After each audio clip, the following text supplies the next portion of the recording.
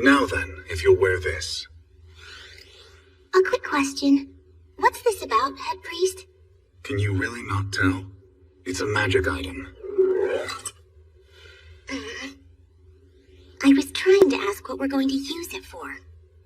Would you please fill me in, sir?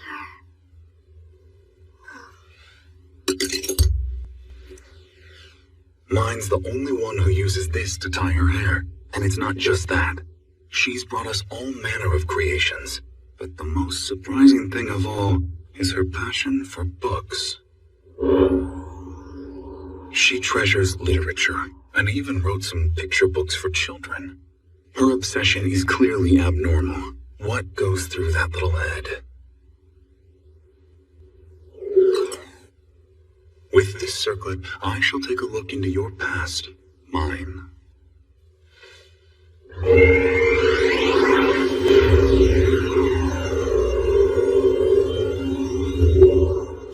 Before I was mine, I lived in a vastly different era as Urano Motosu. Psychology, religion, history, geography, education, folklore, mathematics, physics, geology, chemistry, biology, art, health, language, fiction. Literature was my life. I loved books more than anything. They held the wealth of mankind's knowledge, and the thought of living a life surrounded by them filled me with joy. But then, on the verge of death, I uttered a prayer. Oh God, may my next life once again be filled with all kinds of books. So hot. You breathe. I can't take it anymore. Yes, it's hot. Please help. Yes. Somebody help me. Huh? The voice is fading. No, wait!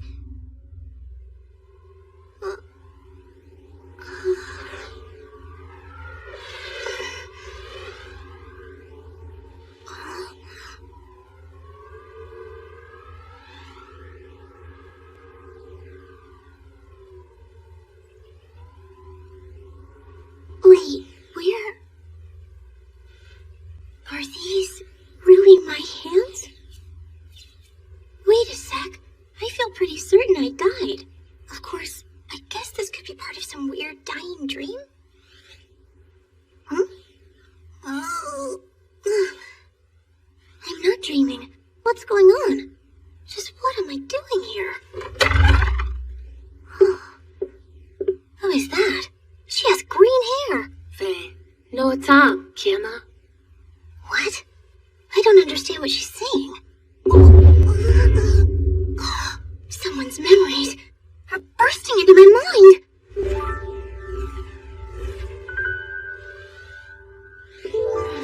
Mine? I'm not mine. My name is Urano Motosu. Mine? Are you alright, dear? I can understand her now. Mine? How are you feeling? My mother. This was the moment Urano Motosu began her life as mine. That was when I suddenly realized. My mother had been just as happy as I was when I landed my librarian job. But now I would never see her again. I'm so sorry. Mom. If only I had a book. That's right. If I have books, I can deal with things no matter where I find myself. I will. I have to. All I need are my books.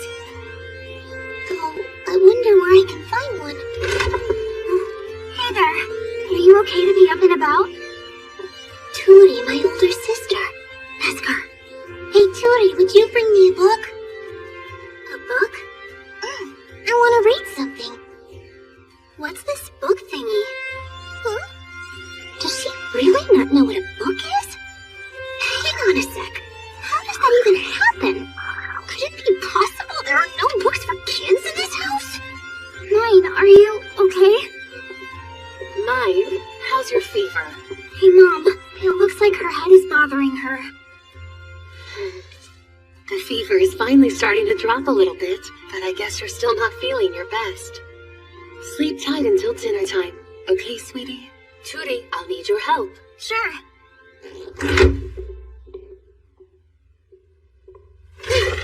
This is my chance to track down some books.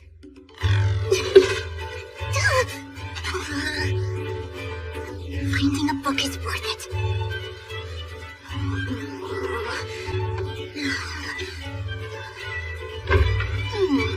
Clues, huh? And whatever this is, it would have been perfect if there were books ready to be found in this room. But I guess that would be too easy. Well, then it's time to check the next room over.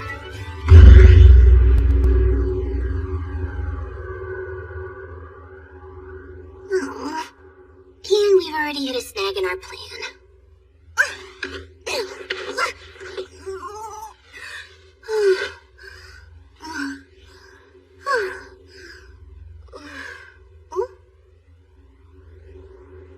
Whatever it takes to find them, books are worth it.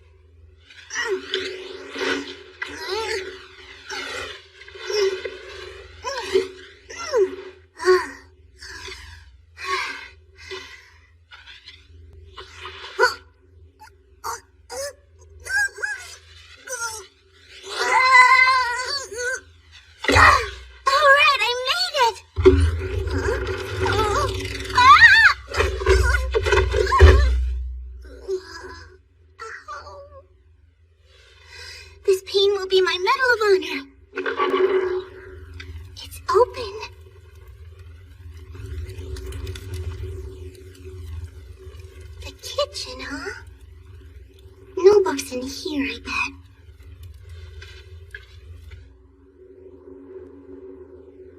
A storeroom? No good. It's locked. I wonder if it leads outside. I looked all over the house and I couldn't find any books at all. But why?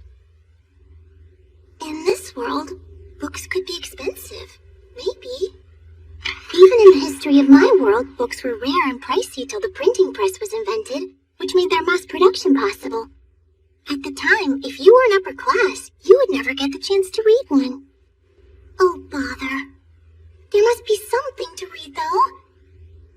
If not books, then newspapers or calendars. Nothing.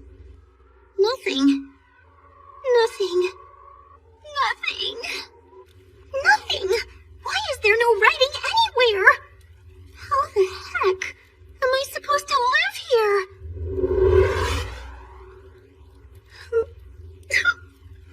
You're back, mine.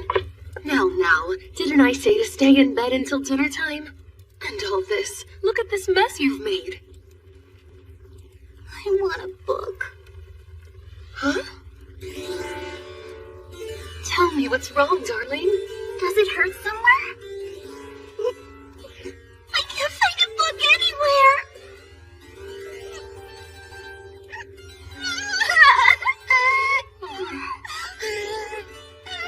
Why? I want to read. That's not asking for much. Who can I talk to that'll understand me? Somebody tell me, please.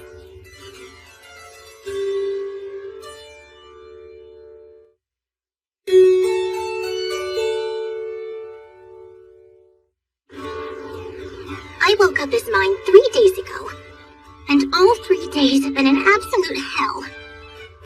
Also, life here totally sucks beyond comparison. The toilet is a bedpan which is dumped out the window, and then Dad, who I barely even know, grabs me to change my clothes. Ah! This place stinks! I have to abandon these things or I'll never survive. Now I've given up struggling, and even get them to wipe me down.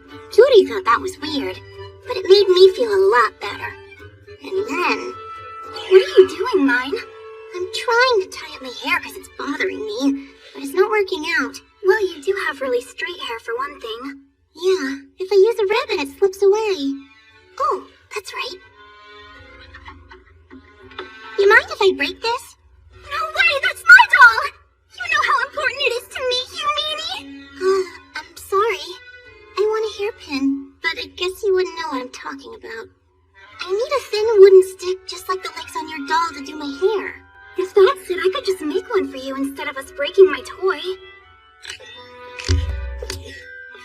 this close enough to what you wanted? Oh yeah, it's perfect, Tootie. So, how does that look? No, you can't do that. Grown-ups are the only ones allowed to wear their hair tied up. I didn't realize. Then would this be okay? Yeah, I think it should be. But from here it looks like you've got a splinter stuck in the back of your head. Oh, that's fine. Now what about washing my hair? It's starting to feel gross and sticky. Mine, how are you feeling? Seems like your fever's gone. Are you still feeling tired? Nope. Great. Do you want to go out shopping with your mom then? Go shopping? I didn't find any books here at home, but there might be a bookstore out there. And if there is one, I won't feel so lonely with books. I'll watch over the house all you want, Mama. You gotta convince her to buy me some. Sure. I want to go with you. Goodness, where'd all this energy come from? I know, it'll be fun. All right, we're ready to head to the market. Cold, scary, stinky. Okay, come hop on. You can't walk to the market on your own, right?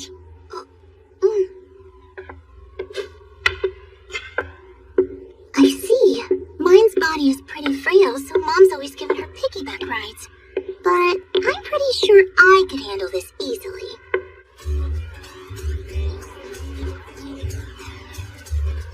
Our building has 5 floors.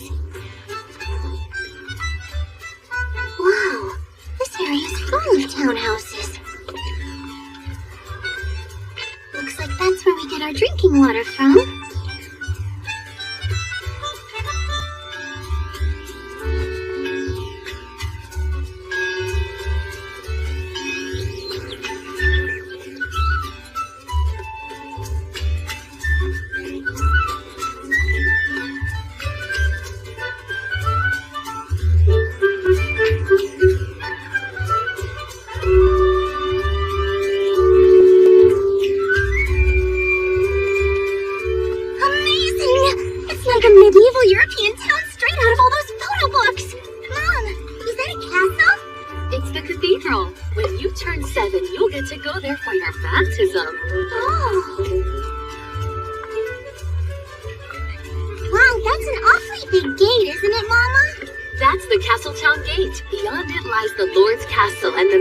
Of the rest of the area's nobility. Though nearby, it's like a different world to the rest of us. What about that wall? That's the city wall, which keeps us safe. Dad's a gatekeeper at the south gate, remember? Huh? Oh, right. Yeah, gatekeeper. But if the Lord's castle is located here and it's surrounded by such great walls, then I think it's safe to assume this place would be considered a big city. And yet, I don't see any writing anywhere in town either. Do these people not have a writing system at all? A thought hadn't even crossed my mind. Mine. We've reached the market. Huh? Can I have 3? Sure thing.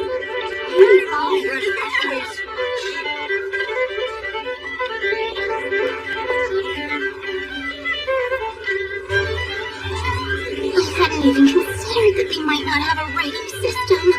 If that's true, then there's no way they're gonna have any books. Oh. Look, Mama! What's that on that plank? Oh, that. It tells us the price, so you know how much you need in order to buy something. Numbers! They have a number system! Wow, so what does this one say, Mom? This is 20 Leon. And that's 23 Leon. Then, is this one 30? That's correct. I can't believe you picked it up so quickly. Aren't you clever? What is this stench?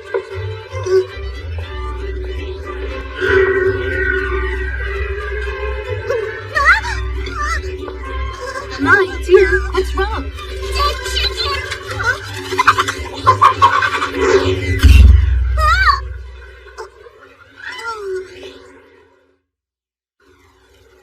Mine? Sweetie, can you hear me? What happened? Well, you fainted and I had no idea what to do. Are you okay, Mine? I'm not feeling so well. Oh, that's a problem. We won't be able to get the shopping done. No, Mom, go ahead. I'll just wait here. But... Pardon. I'm not feeling very well. Do you mind if I wait here for a while? I promise I won't be any trouble. Oh my goodness! Such a polite young lady. I'm impressed. It's not a problem if you'd like to get your shopping done. You don't want her fainting on you again, do you? If you're worried, she's welcome to wait here in the shop for you. Nobody's going to try to kidnap her if she's in the back of the store with us. I'll be a good girl and wait. Thank you very much. I'll be right back. Stay right here, okay? Okay. Thank you again. I'm afraid it's all too much for me to take in. Thanks for having me.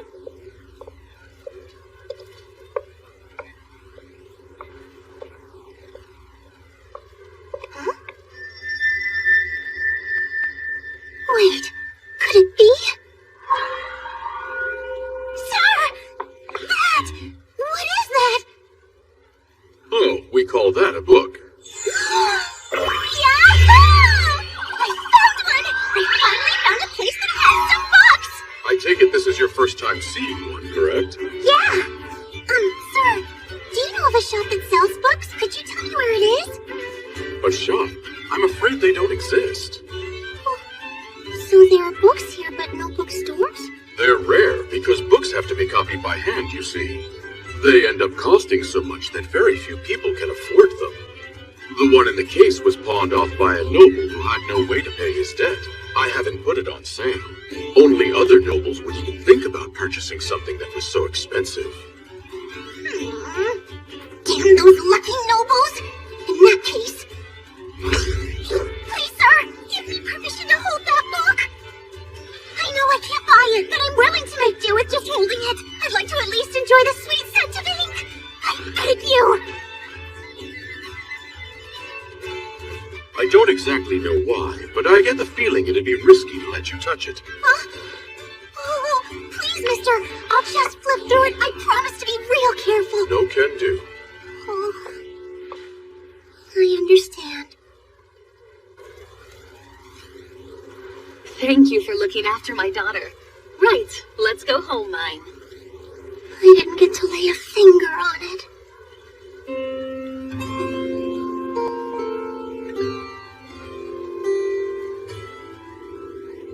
I know it's your favorite, so I got some raffle fruit. Are you still not feeling well? Yeah. They definitely don't have any bookstores in this town. In fact, I might not find them anywhere in this world.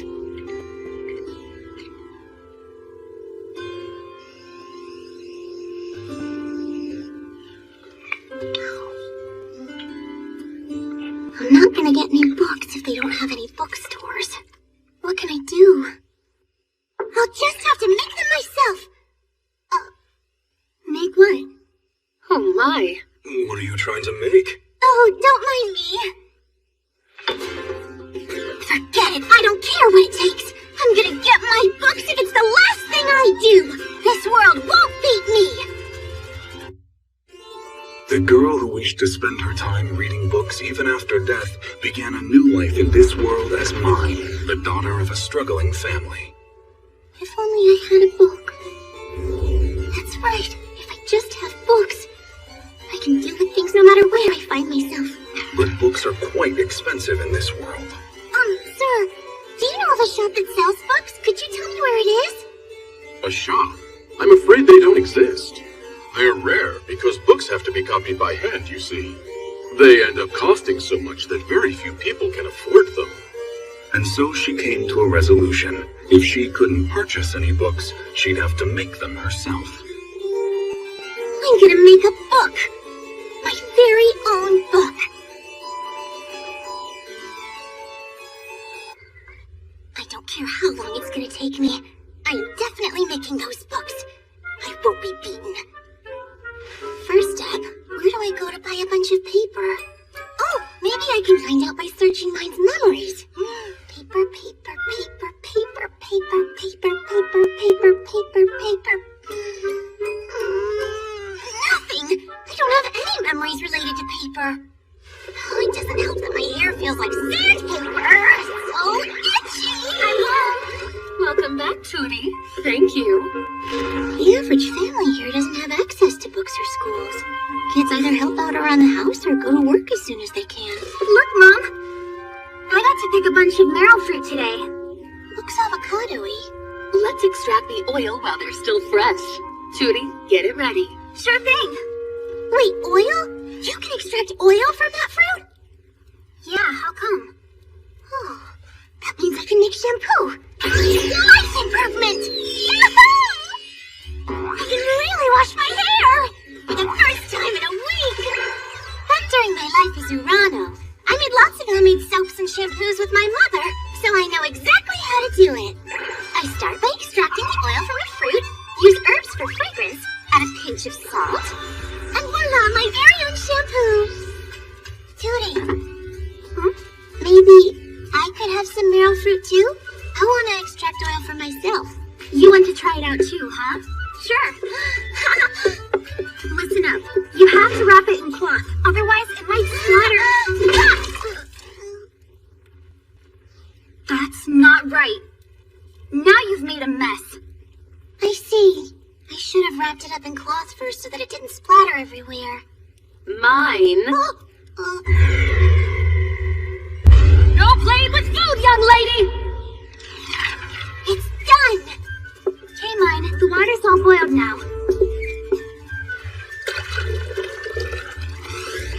That smells great. Huh? What are you doing with it? I'm using it to wash my hair.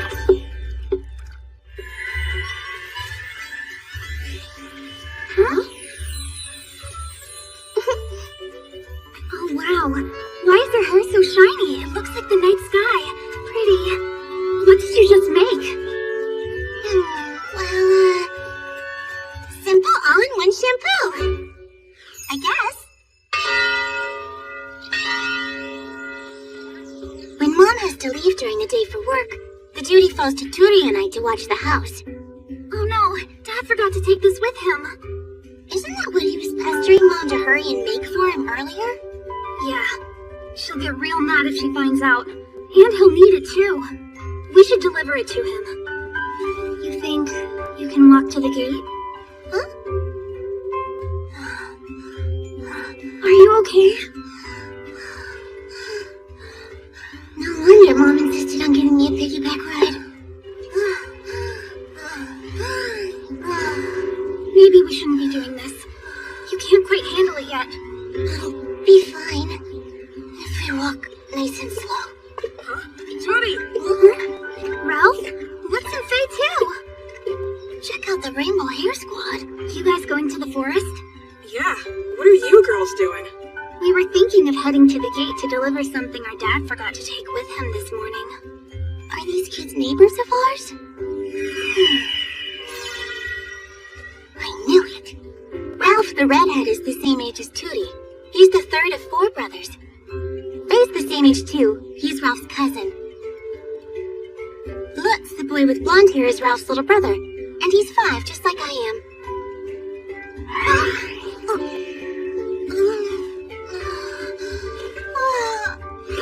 Mine, are you okay? Yeah, I just got a little dizzy. I can't even get up after a fall. This body really is frail. What will I do? Mine, you okay? Huh? We're heading to the gate. I could give you a ride. You would? You can't handle that quite yet. I can too. I'm gonna carry her. Come on. Oh. Thanks for offering to, Lutz. But Ralph's more used to hauling things around, so let him carry her. Yeah, okay.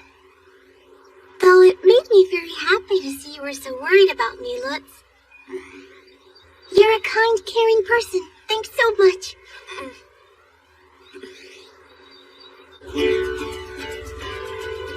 How are you holding up, Ralph?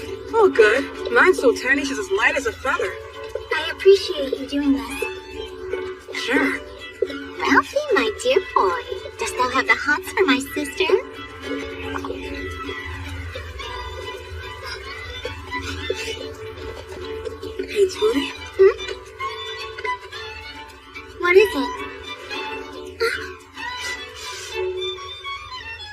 I just noticed it. You smell nice. Huh?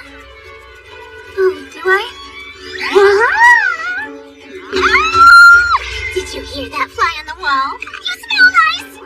Is it your shoujo manga hero? Well, I did wash Turi's hair for her with my homemade shampoo. She looks prettier now, right? My hair is silky smooth now, too. Yeah, and smells great. Okay, time to dump this. Not yet. Sure, Mom. I didn't expect Mom to be so conscious of her appearance, though. Your hair smells nice, too. And also, you look prettier with your hair tied up out of your face.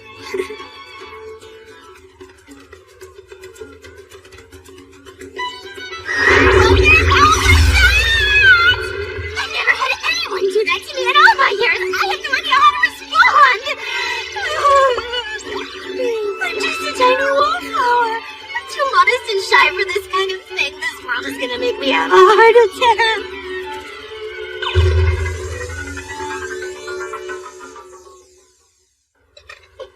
Mine. Look, we've made it to the south gate. Hi, Dad. Turi, what is it? You forgot and left us behind. Oh, yeah. Thanks, honey. Lutz and the others split off and continued to the forest, while we went inside the gate with Dad. They brought you something you forgot at home? Your daughters must be very thoughtful. Aren't they? My daughters are the cutest, smartest, kindest girls in the world. There you go. Bragging about your girls again. I love you two so much.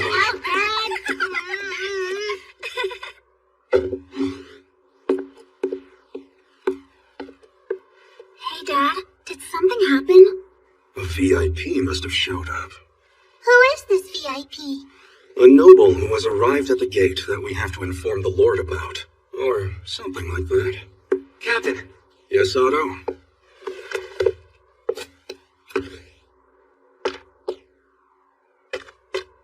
Is that how they salute here? All right. Give me your report. Count Lowenhart has arrived and asked that the gates be opened. What about his seal? It checked out, sir. Very good. Let him through. When Dad's in work mode, he's so cool. Oh, right. Oh.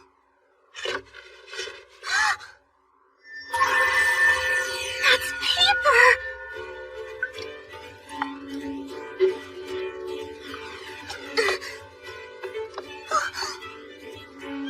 It's raining!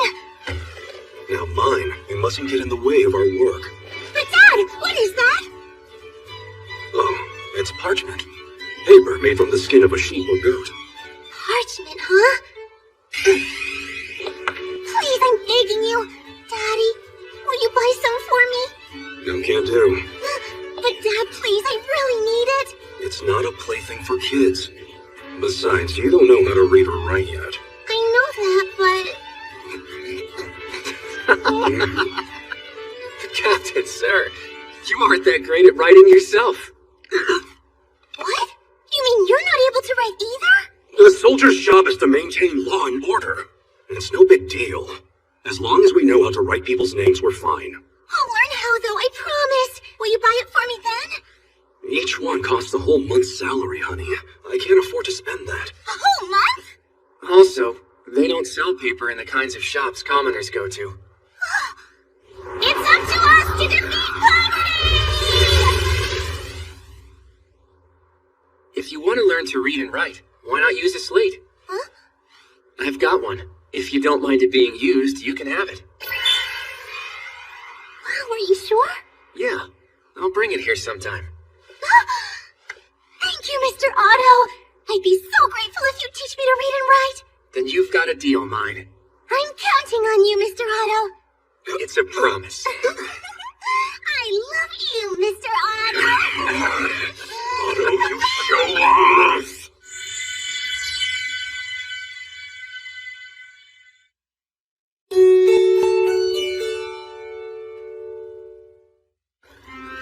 As fall approaches its end, the people here start preparing for the long, hard winter ahead.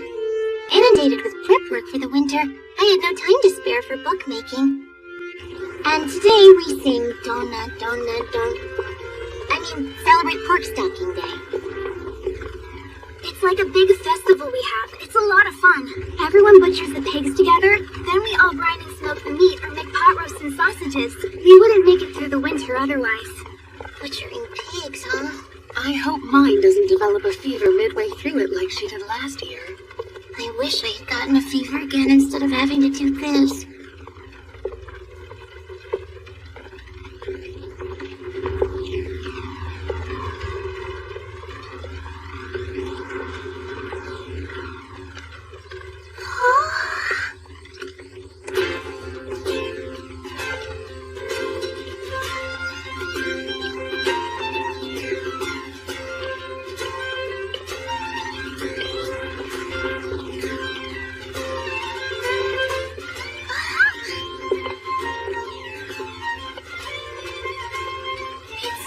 Different out here than in town.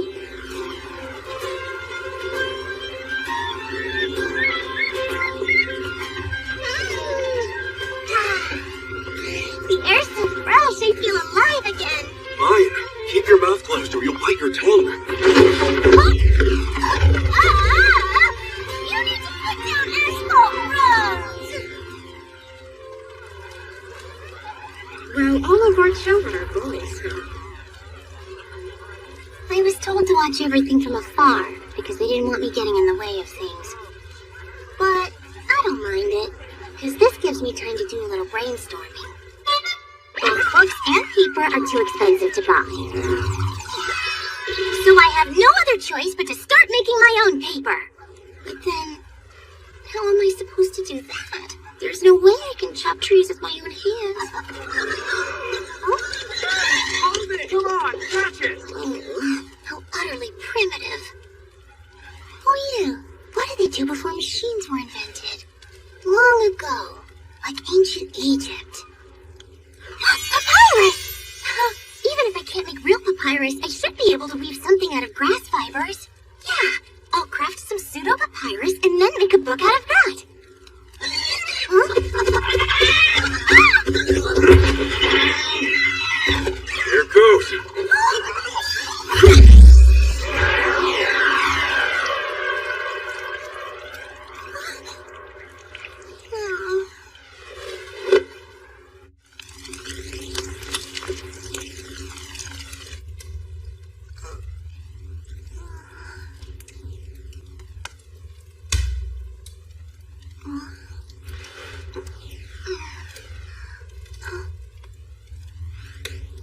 Where am I? Good, you're awake. Mr. Autumn? I didn't expect you to remember me. Yeah, how could I forget?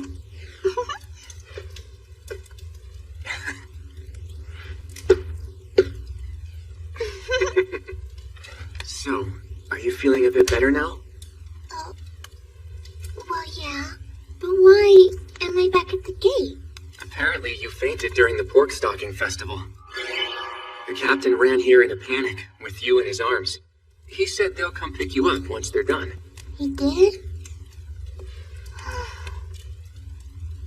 What's wrong? Are you lonely? Oh no, I was just wondering how I should kill time.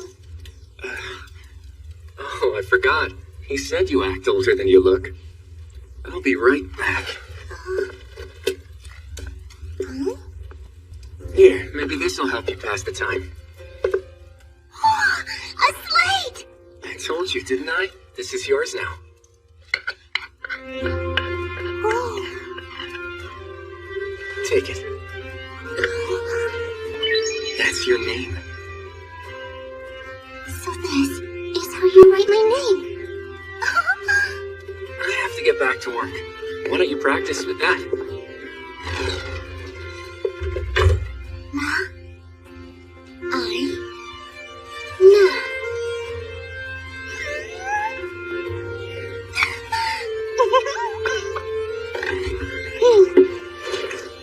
Wow, my heart's racing.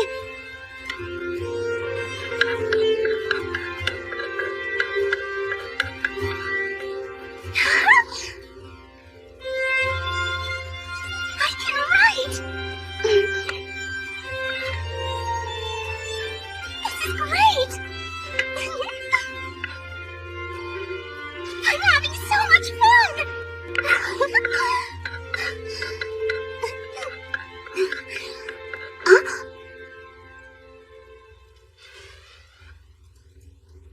Urano Motosu.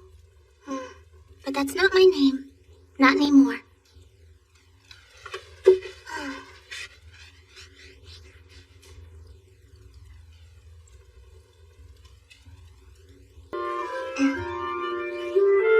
This is great! Judy, this sausage you made is... Hold on. Right before I fainted, I feel like I came up with a great idea during the pork stalking. But what was it? I want to read books. That was the biggest wish for the girl who began a new life in another world. A world where books were prohibitively expensive. If she couldn't get any, she'd have to make them herself. Coming to that resolution, she took the first step toward making her own paper.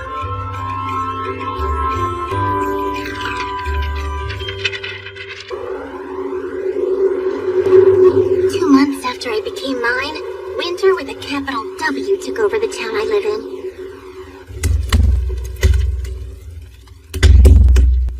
Oh. Why is it so dark in the middle of the day? What do you expect? There's a blizzard.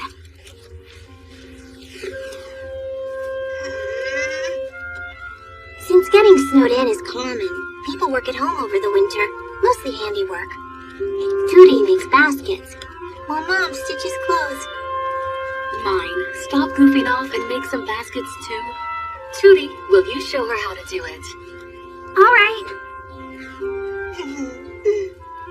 Actually, I already know what I'm making.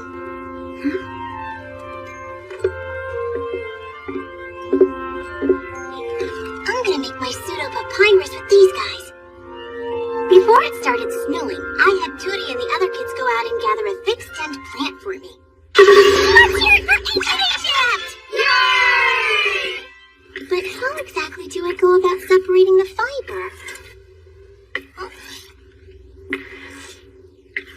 That's neat. Tootie, how do you make this? You strip the skin, wash it in running water, and let it dry. I see. Thanks, Tootie.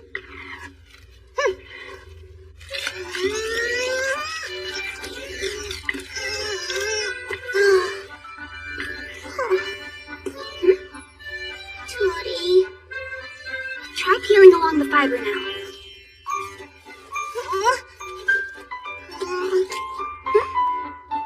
Tootie. I got it! Hey, Tootie, what's wrong?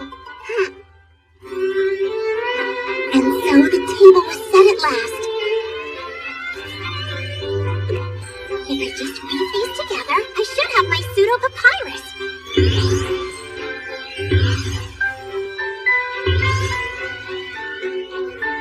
I've been wondering. You've been at this for 3 days, and I still can't tell what it is you're making.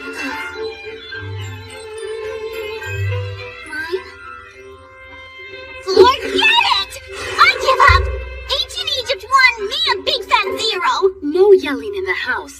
And try making baskets instead of playing with grass. Fine. Don't you worry. I can teach you how to make one. It's okay. I already know how. Huh? Back in my old life as Urano, my mom asked me to help her make baskets out of newspaper leaflets all the time. Now that's impressive. But why are you so much better at it? Huh? I thought I was supposed to be the big sister. Oh. No, I'm not. I just got lucky. You know? You want to be an apprentice seamstress, don't you, Tootie? If you do, you'll need to learn how to weave before your baptism. I'd be glad to teach you, if you'd like me to. Yes! Nice save, Mom! Tootie's turning 7 this summer. In this world, once a kid turns 7, they get baptized and start life as an apprentice. To become an apprentice, you need an adult's referral. As such, most people end up working in the same profession as their parents. You should probably learn to weave too, mine. No thanks, I'll pass. No, you won't. It's an important skill if you want to be a refined lady who makes attractive yet practical clothing for her family. Refined? Uh-huh. Refined ladies must cook and sew for their loved ones. Yeah, but it's not like I want to be a seamstress. Have you thought about being an apprentice craftsman? After all, you make a mean basket. So what are you gonna do? That's easy! I'll make some books! But ancient Egypt wasn't any help at all. Which is why I'll let Mesopotamia be my muse. Okay, I'll make clay tablets in the spring.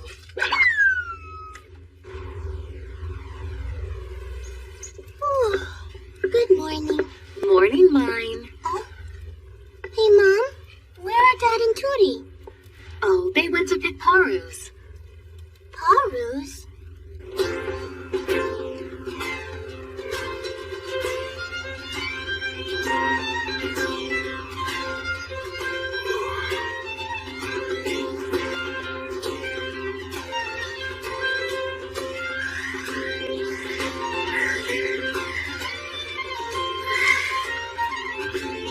Tootie! Are you okay? Yeah, I think I've just about got it. We're back! So this is a Paru fruit. Mine, can you hold the bowl for me? Sure.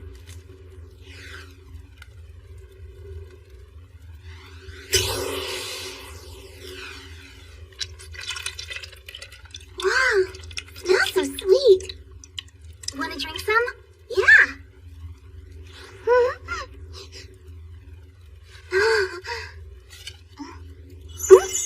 It tastes like rich coconut milk. Such a blissful taste. That was amazing. Tootie, what happened to your hands? They're all red. It always happens whenever we go pick Paru fruit. Huh? You can't do it properly unless you warm up the branches with your bare hands. You do it with bare hands? Sounds cold. Though you'd probably catch a cold immediately. Couldn't you just do it in the afternoon? Wouldn't that make them a lot easier to thaw? Absolutely not. The only time you can get Paru fruits is early in the morning. When exposed to full sunlight, the tree grows rapidly, which sends its fruits flying far away and vanishes. Vanishes? Sounds like a real bizarre tree. Once Dad finished separating the flesh, oil, and pulp from all of the Parus they'd gathered, he left for his night shift.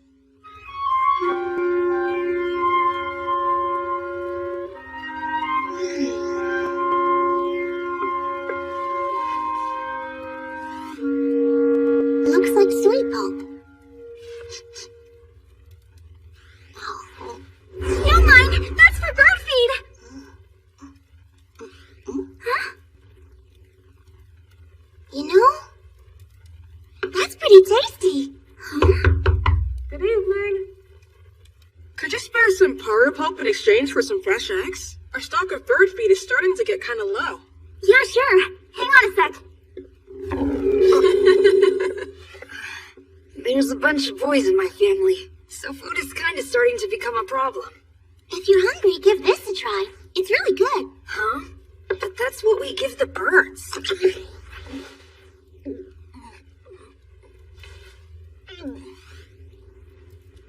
It's good. And I think I know a way to make it taste even better.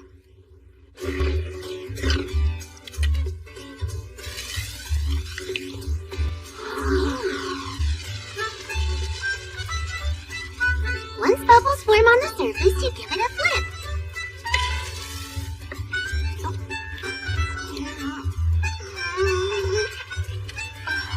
I can't keep watching. Let me do it for you. Here goes.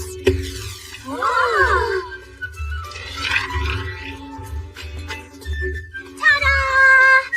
Your simple Paru cake is ready for your bellies.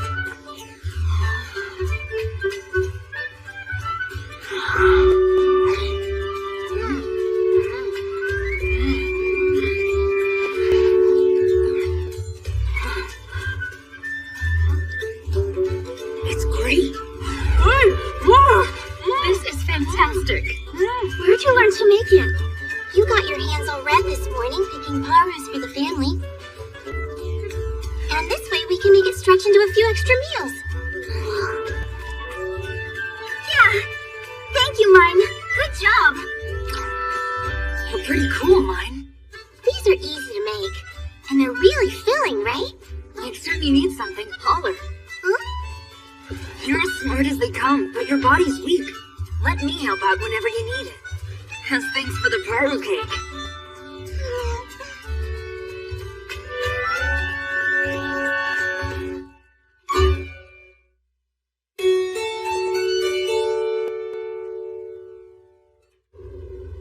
Wow. Mine made these? She calls them Paru cakes. Let's have a bite. Yummy! It's hard to believe they're really made from Paru pulp, isn't it? But between the simple all-in-one shampoo and now the Paru cakes, where'd she learn how to make all this stuff? She also made a very elaborate basket from scratch all by herself earlier. She has been acting strange for the last several weeks. Who cares if she's acting strange? Huh? The poor kid kept having fevers and could have died any time, you know? It makes me happy just seeing how active my youngest has become. Yes, you're right. Uh-huh. My slate pencil's been worked down to a pebble! Are you kidding me? That's no big deal. It is a big deal! Daddy, please take me to the gate. Why do you want to go to the gate? To get more slate pencils from Mr. Otto. And I'll be sure to have him teach me some more letters while I'm at it. So, Mine, you really like Mr. Otto that much, do you? I love him.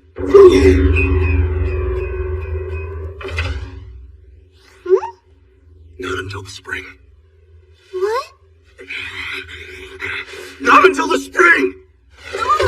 You'll catch a fever if you go outside. You're not taking one step out of the house until spring, understood? Daddy.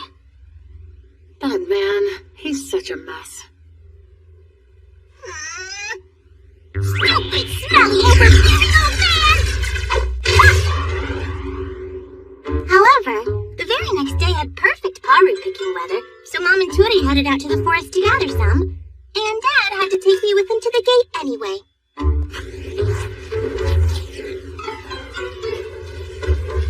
So much snow. Mine, Yes, Dad? What is it?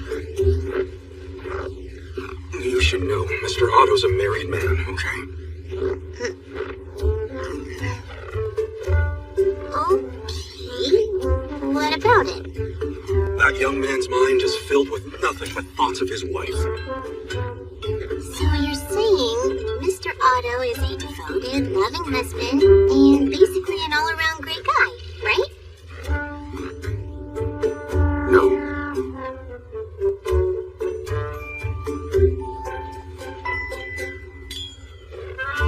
He's such a pain. Mine. It's been a while. Long time no see, Mr. Otto. Eva will come pick her up when she's finished picking Parus. Take care of Mine until then.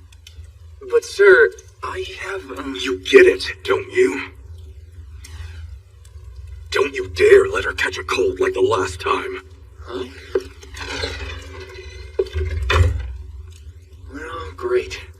I was about to do the accounts and draw up next term's budget, but now... I talked about how great you are, and then you started sulking. Oh, man. But still, I'm happy to see you again, Mine. After that, Otto gave me a fresh pencil for my slate, and then taught me some more letters. I think I've learned a fair few.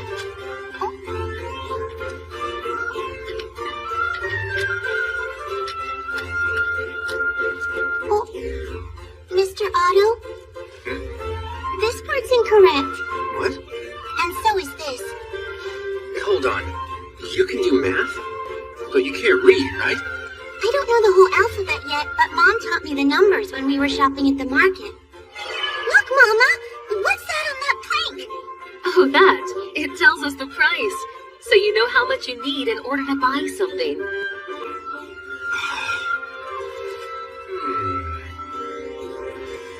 Oh?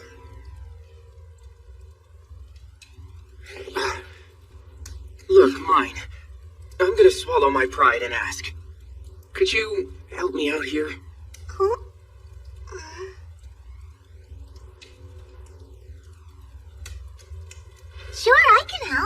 if you agree to supply me with slate pencils and teach me the alphabet. What? I'm not the kind of girl who does a job without some kind of compensation. I forgot how amusing you are. But all you really want are slate pencils? They get worn down so quickly. I understand. Well then, you have yourself a deal.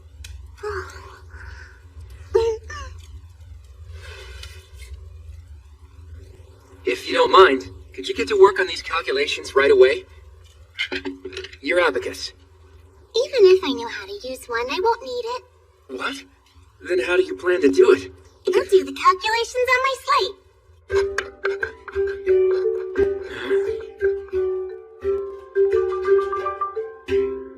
This is amazing. I can't believe you did these kinds of calculations without an abacus. Oh crap! Did I do too much? I'm just happy to be of help, Mr. Otto. You certainly were. Thank you, Mine. Time to go. Oh, Tootie and Mom. And then came one snowy day after another. Okay, all done. This is for your baptism. Isn't it lovely? Thank you, Mom. I see. So we use the free time over the winter to prepare what we need for the summer. Oh, Tootie, what about your hair? Well, I was thinking about picking a few flowers and arranging them as a hair ornament. That's not nearly enough. Huh? I promise to make you look way prettier than that.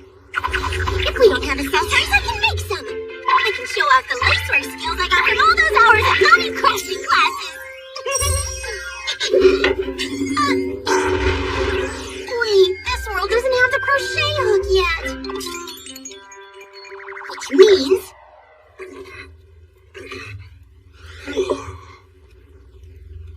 Daddy? Yeah, it was. Yikes. Looks like he's still sulking. It's just that I wanted to ask for a favor. A favor? Uh-huh. I need a needle with a hook to stitch thread. Can you make it? Please, Daddy. Please, Daddy. Please, Daddy. Please, Daddy. Please, Daddy. Now give it a shot! Thanks, Dad. You're the best.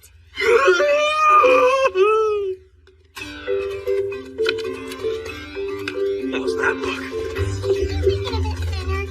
Look, Mom. Dad's in a much better mood now. You're right. What a relief. So how's this? Dad, I love you. This victory is mine, Otto. Mom, can I have some leftover thread? Sure you can. But what will you use it for?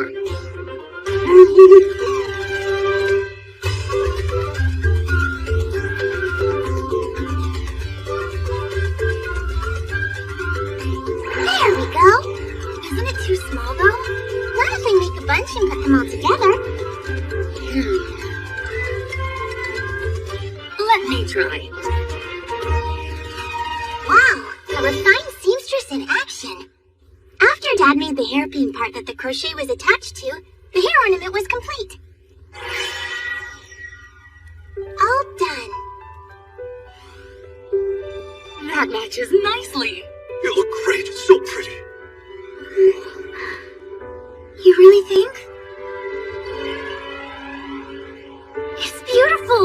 I had to repay you for helping me extract the fiber from the grass. I hope you like it. I do mine. Thank you. This makes me so happy. Dad's really happy too. Mine's a kind-hearted girl who cares for her sister. And Tony's grown into a lovely, caring big sister too. You girls are my pride and joy.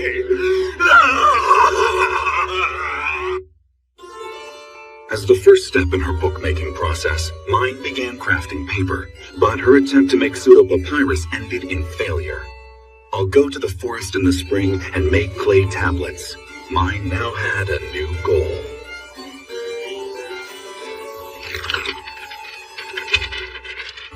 Wow, what a feat!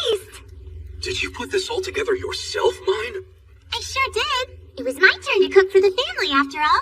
Well, everyone eat up before the food goes cold. I don't know. I've never seen cooking like that before. What are you doing with the water we used to boil the veggies? Don't worry about it. Let's give it a try.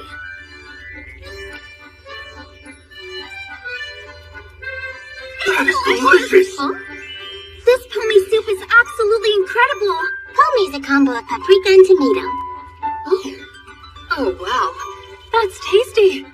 In this world, it's standard practice to dump the water used to boil veggies. The vegetable flavors really pack a punch, don't they? This wine-steamed chicken's fantastic! The carrot cakes you made us were delicious too. You must have a real talent for cooking, Mine. Maybe you could even become a chef when you grow up! Let's find a place to take her as an apprentice. Oh crap! I won't be able to make my books that way! I need to go to the forest and make clay tablets already! Well, a chef, but I already have a goal! Huh?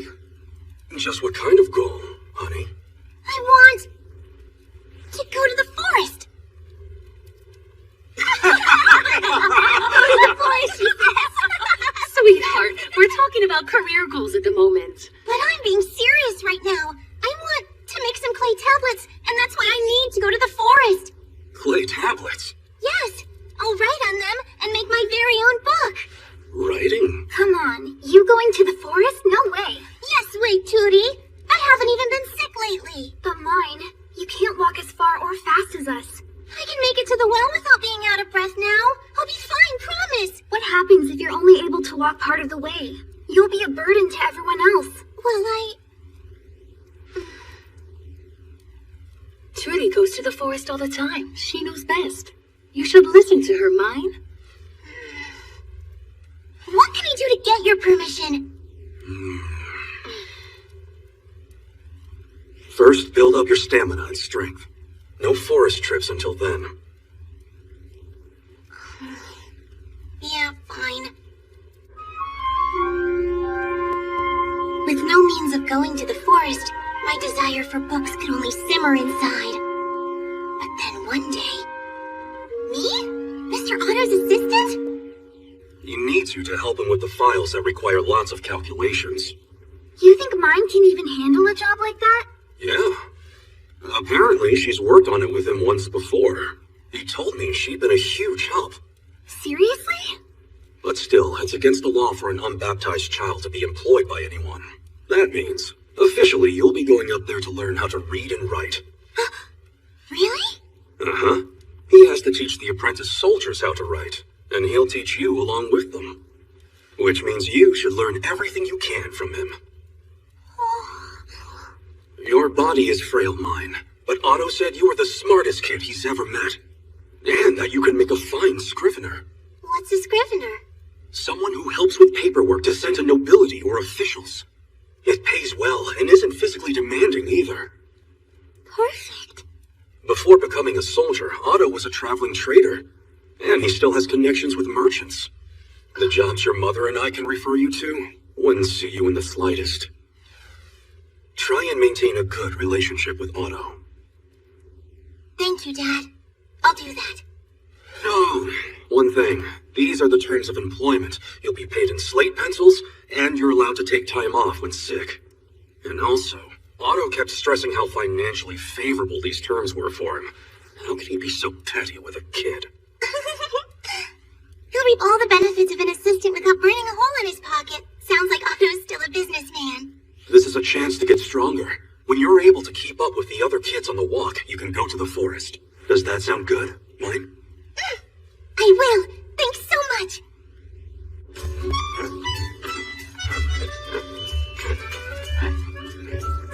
Don't force yourself. Take your time, okay?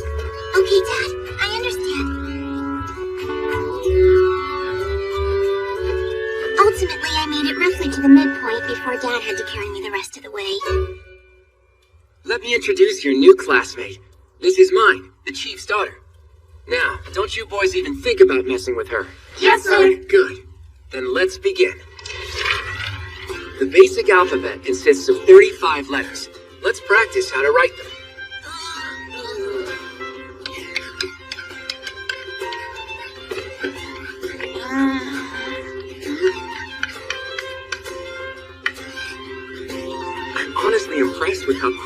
learn these letters.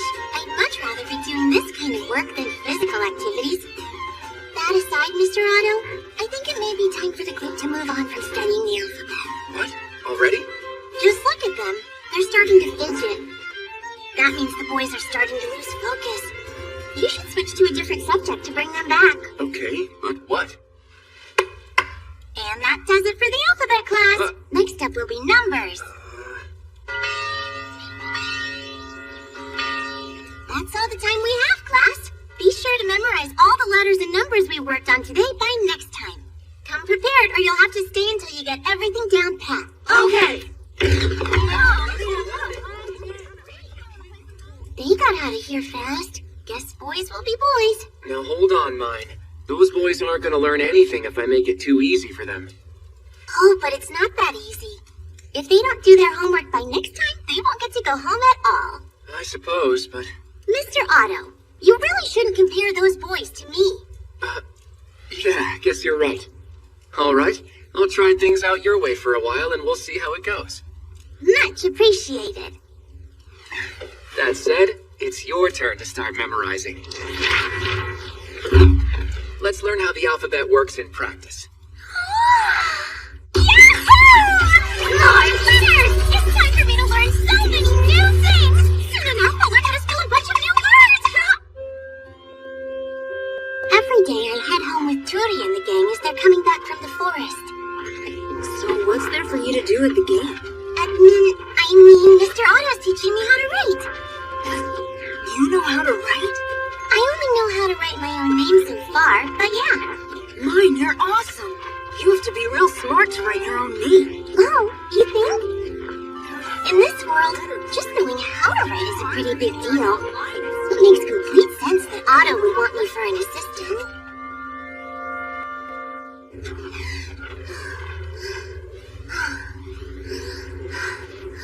You guys, walk way too fast. Take all the time you need, mine. No, I'm fine. Your father and Turi both asked me to take care of you. I'll walk you all the way home, so don't worry. Thank you, Lutz.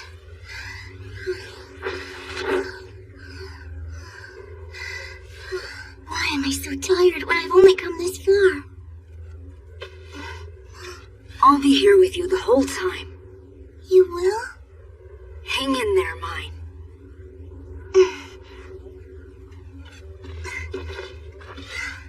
And so, I began commuting to the gate. At first, I'd go one day and spend the next 3 in bed. Later, I could go 3 days and only take 1 off. And finally, I went to the gate 5 straight days this week. Daddy, may I go to the forest? You may. I can't wait! Someone here is on cloud nine. Mercy, she deserves a reward for her efforts.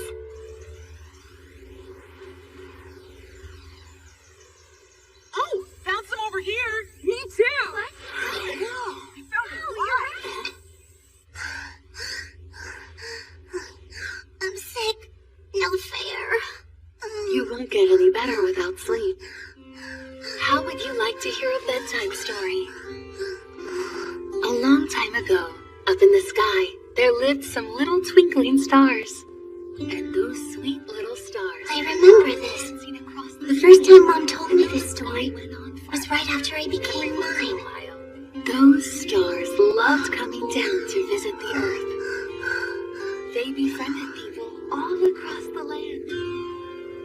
When I finally got to go to the forest, spring was ending.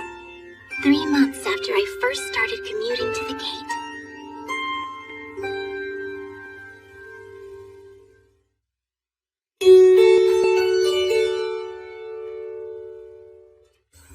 Wow, the forest!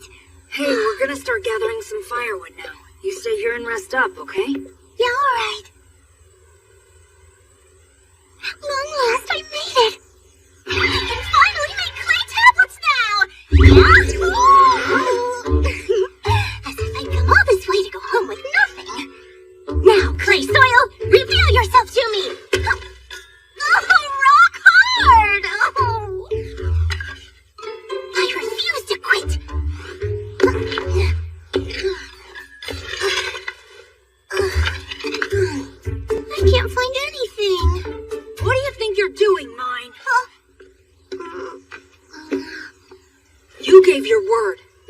promised to your father. Making it to the forest and back is your only goal. When you get there, I want you to rest up and prepare to come back here with the others. You understand? Yeah. My only goal for today will be to go to the forest where I'll get some rest for the journey back home. Yeah, I know that, but you see, I was trying... Bringing that thing along with you tells me you never had any intention of keeping your word. Oh, well, I finally got my chance to come out to the forest, and I just... You just... planned every step. So you told your dad a big fat lie? What your father said, he only asked that out of concern for your health. But look at you. I never would have thought you could be so untrustworthy. Sorry. So tell me, what were you trying to do? Huh? When I told Lutz that I wanted clay soil, he took me to a nearby spot with very little vegetation and poor drainage. Why are you helping me? I thought you were upset about me lying. Over the winter, you discovered Paru cakes. You fed me when I was starving. Ever since, I decided to help you however I could. So that's it? Yeah.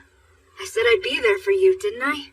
But you need to tell me what you're trying to do here, okay? Just trust me.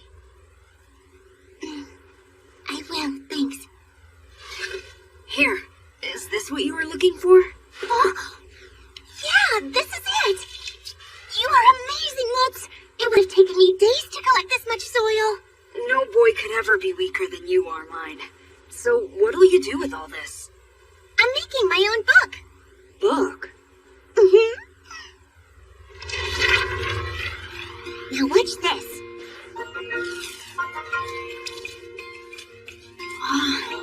Are these letters? That's correct. When you've learned how to write things down, you can use letters to turn momentary things like ideas or events that you'd otherwise forget into words, making them permanent memories which you can then read over all you want. Huh? A book is special. It's something that's filled with writing like that. Yeah? Yeah. With books, you can learn what people in the distant past were actually thinking, and experience so much more than you'd normally be able to over the course of an average lifespan. Don't books sound wonderful?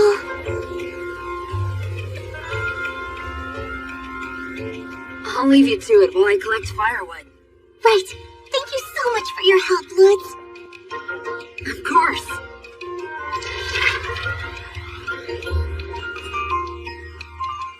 That's it! All my Mesopotamians say yeah!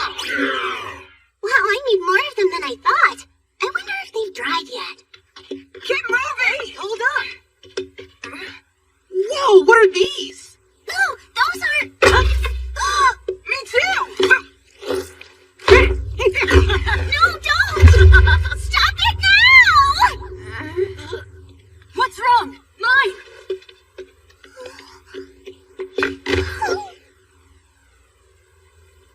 My clay tablets. You ruined them. What? Were those squishy rocks important or something?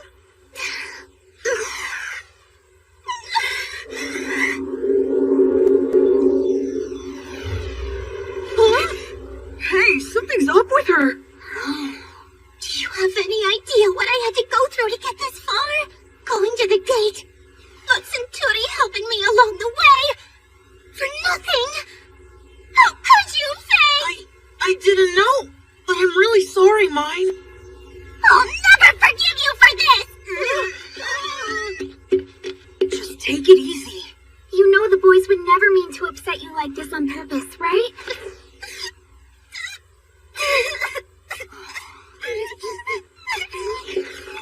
I can see why you're so upset, though.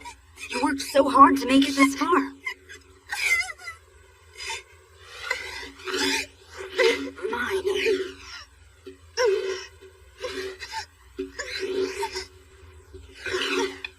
Let's dig up the soil and help her make new ones.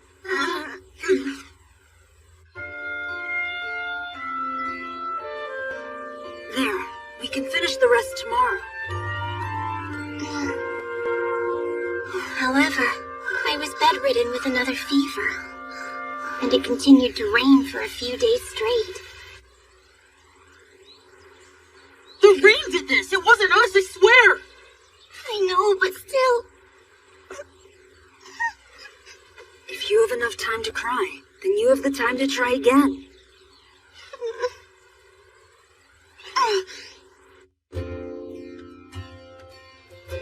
The rest of them went off to gather firewood, but Lutz stayed behind to help me out the whole way.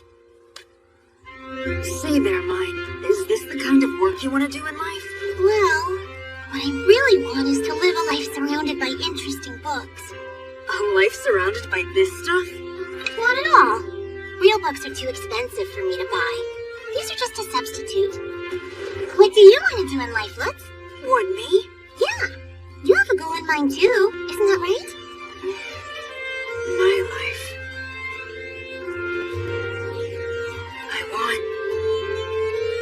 I want to travel to other cities.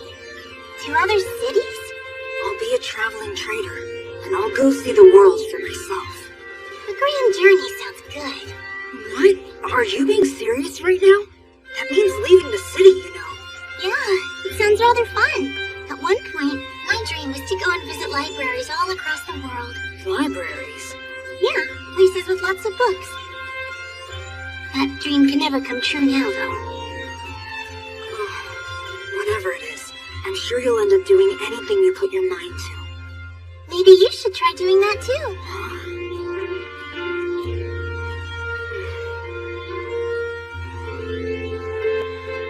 All done.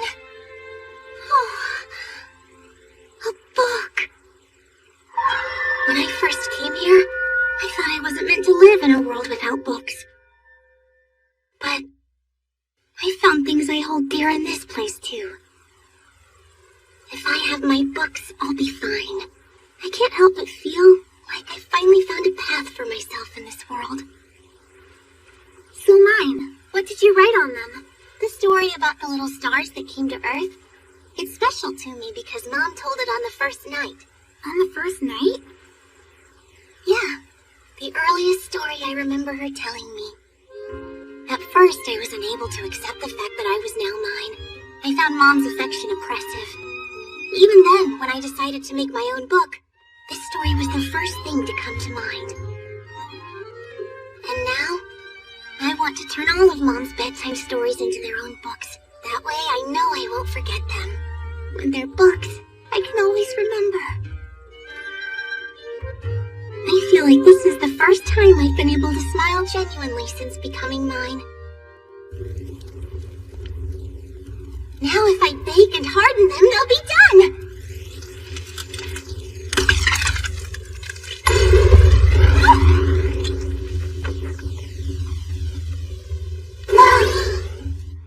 Mine?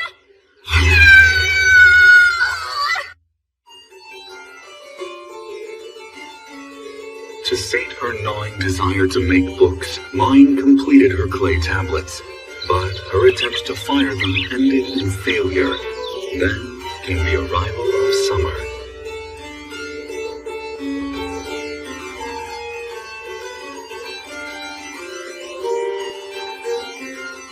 And the day of Tori's baptism.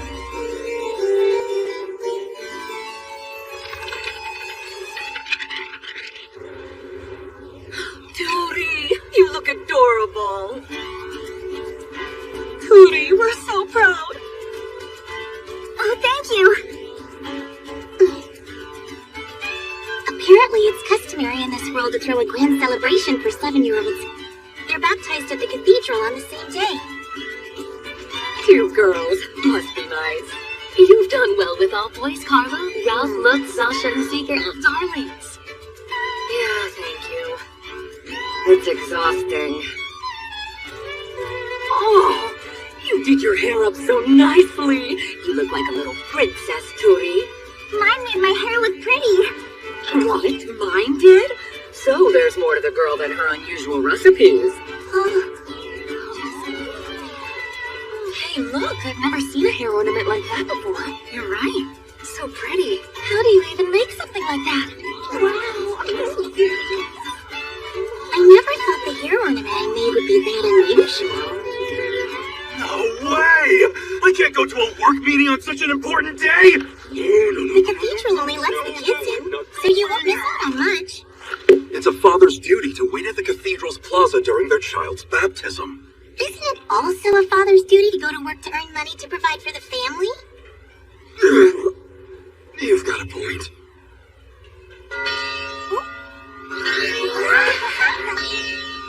Come!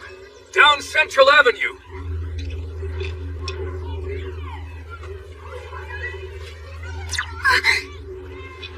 Huh?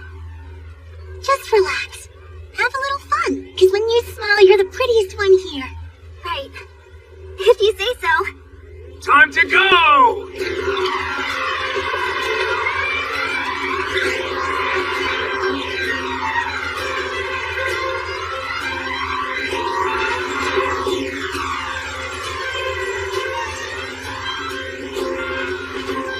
Dad, we gotta go. We won't make it for the meeting if we don't get moving now! Captain, you're late. I told you Well, about Dad the attended the meeting. ago, didn't I was to practice writing. Otto! Mr. Otto's with my dad in some meeting right now. Right, the meeting. It slipped my mind. What do I do now? Would you like me to help you read that? You can read? Yes, ID papers and introductory letters from nobles. Mr. Otto already told me all about those. This one is the latter. Please. He has a referral from Baron Braun and is on his way to visit Baron Grotz. This needs the captain's stamp to process, but he's in a meeting right now. Please escort him to the waiting room for lesser nobles. A merchant with a noble's referral should understand the delay, as long as we're upfront with him and explain the situation we're in. We're going home, mine. Before Otto tries to stop us. No, Dad, please wait! I really need to report something to him. Huh? You're leaving? Mr. Otto! A merchant with a noble's referral arrived earlier. You were in the meeting, so I had him shown to the waiting room for lesser nobles. Please see him immediately! Job well done, mine. That's my assistant. That's my daughter. Easy, Dad. Oh, is that a fact? Also, the cathedral was so big inside and beautiful. It was. Well, that's wonderful. Tootie. Huh? I made something special just for you. What is this? So cute.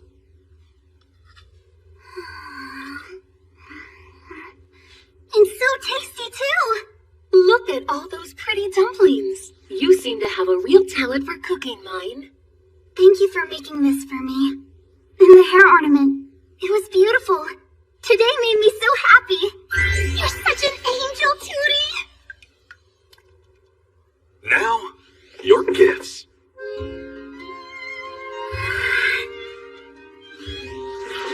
Your own set of work clothes and tools. Take good care of them. I will. Thank you. They're perfect. Good luck being an apprentice seamstress, Tootie. Thanks. Now that she has to learn a trade, does she have to go to work every day? Only for half the week when you first start. For the other half of the week, I still go out to the forest like I always do. I see. Thank goodness. Mine's baptism is coming up next year. Have you thought about it? About what trade you want to learn? I want to train to someday run a bookstore. A bookstore? Oh, right. My job would be selling books. So I'd be a certain type of merchant, I guess? Well, I don't really understand, but it's fine as long as you have a goal. That aside, this is for you. What's that? With Turi working, you're going to have to help out with housework in her place from now on. You'll need this to get firewood and forage in the forest. A knife? Couldn't I use this to make wood tablets? First, I'll chop the wood up into several thin strips. Shave the outside bark until the surface is nice and smooth. And then I'll write on them. And there it is! And if I make a lot, they can substitute for a book. Thanks for all your help, Ancient China! Yahoo!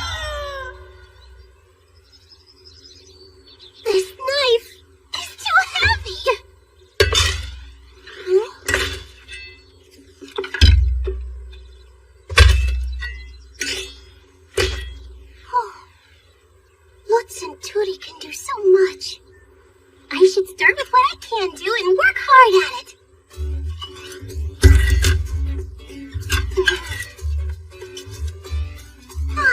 Well, if at first you don't succeed...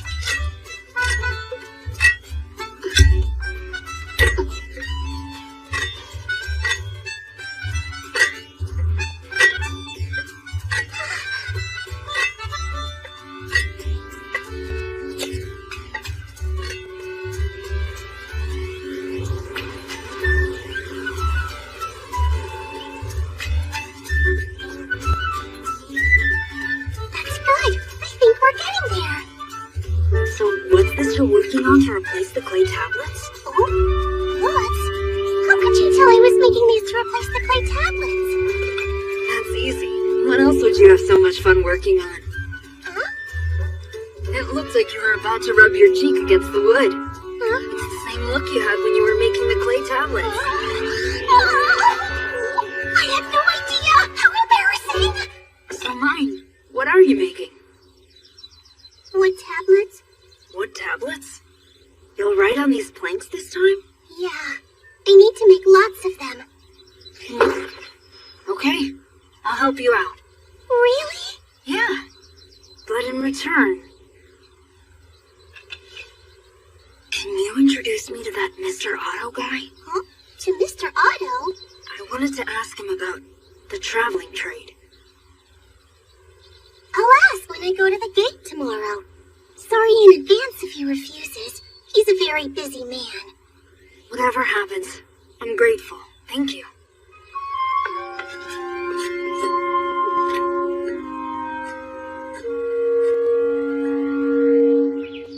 Mr. Otto, how does someone join up with the traveling trade? Huh? Don't tell me you want to be a traveling trader. Wait, is this my fault? The captain's gonna kill me! Don't worry, it's not for me. It's my friend. Oh, I see. Then you should probably tell them it's best not to bother. I knew it. You knew what? From the way he spoke about it, I had a feeling it wasn't a popular profession for people to choose. Well, he'd probably catch a lot of hell from his parents. Also, I thought a life of constant traveling would be hard, especially on a kid who'd spent his entire life living in a big city. If you already know that much, why not tell him your advice? Rather than hear it from another city kid, he'd probably listen if someone of your stature and experience gave him a dose of reality. You do have some ties with various merchants, don't you? If he wants to be one, he'd have to leave town from time to time to stock up on goods. You're acting as a go-between for him, so you must like that kid a lot.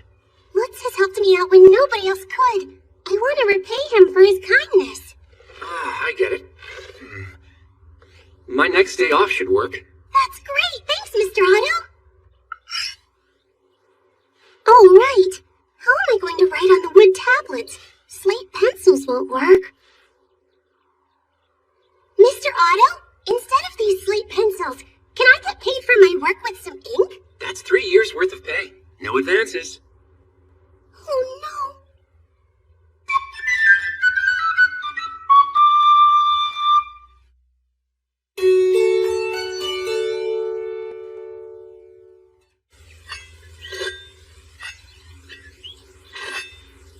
Mr. Otto said he can make some time to see you on his next day off. He said that? Thanks for your help, Mine. I hope it proves to be a good meeting for you. You deserve it, Lutz.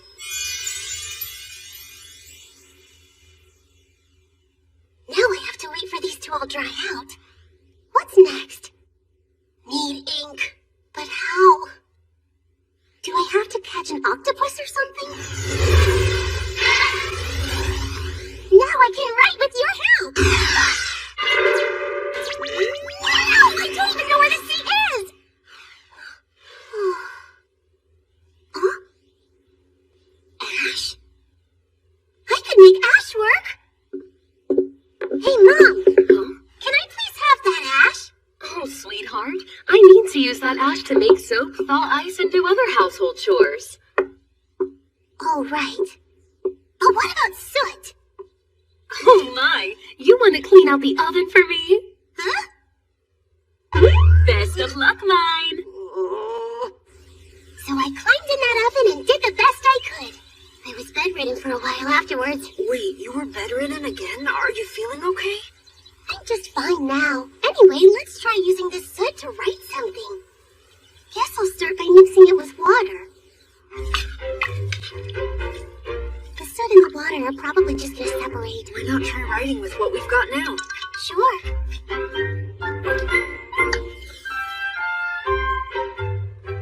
It went all fuzzy. This won't work.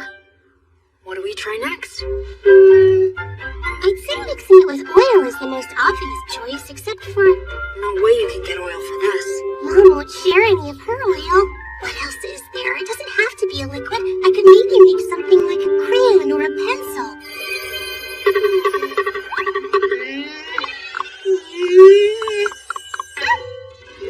That's it! I'll try mixing it with clay. Let's do this!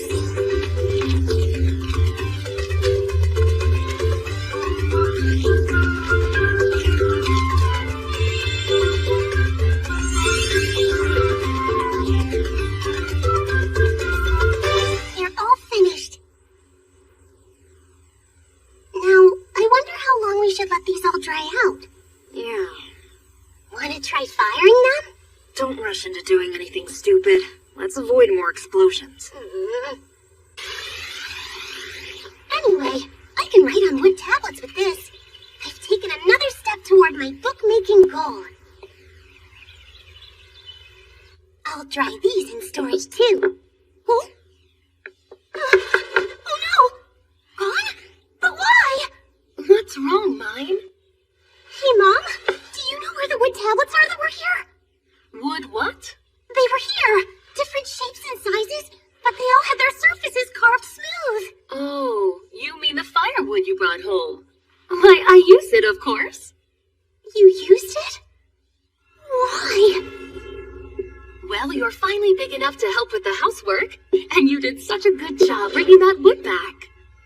I was going to turn your bedtime story about the stars into a book. That's why I gathered those. Oh, if you want me to tell you a bedtime story, it would be my pleasure. No, that's not the point. Mine? What's happening? Mine! Mine!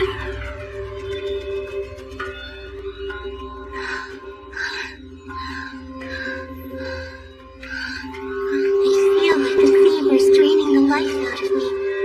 Almost like I'm slowly fading away. Mine! Lutz, Hi, Mine. Are you okay? They say that you collapsed suddenly. if I worried you, I'm sorry. I'll go get your mom.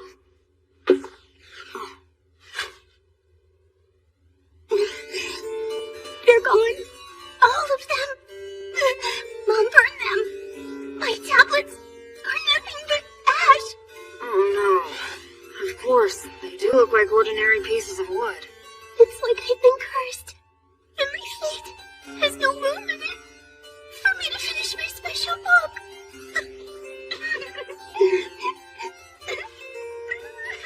Don't beat yourself up. What do I do? Try something else. Maybe a material that doesn't burn easily. You're always so nice to me, Lutz. I still need you to introduce me to Mr. Otto, remember? That's why I'm here, to make sure you get better. Got that? Yeah, I understand. Thank you. But even with the special wood Lutz brought me... What's going on out there? Mom, what was that noise? I thought Lutz brought us a bundle of bomb wood, but apparently I was mistaken. And you burned it? You don't need to worry about any of that. Just get some rest.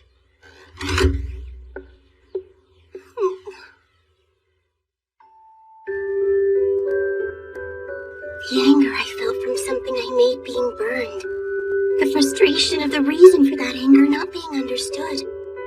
The reality that no matter how many things I try, I can never have my books. I've amount to anything, then I might as well just disappear, right? Mine! I'll help with whatever you want to do. I still need you to introduce me to Mr. Otto, remember? That's why I'm here, to make sure you get better. Got that? That's right. I have a promise to keep. To Lutz. I have to get better and introduce him to Mr. Otto. Huh? It's gone down. The fever in my body seems to be shrinking away. There's something strange about this fever. It attacks me from the inside and keeps changing in severity.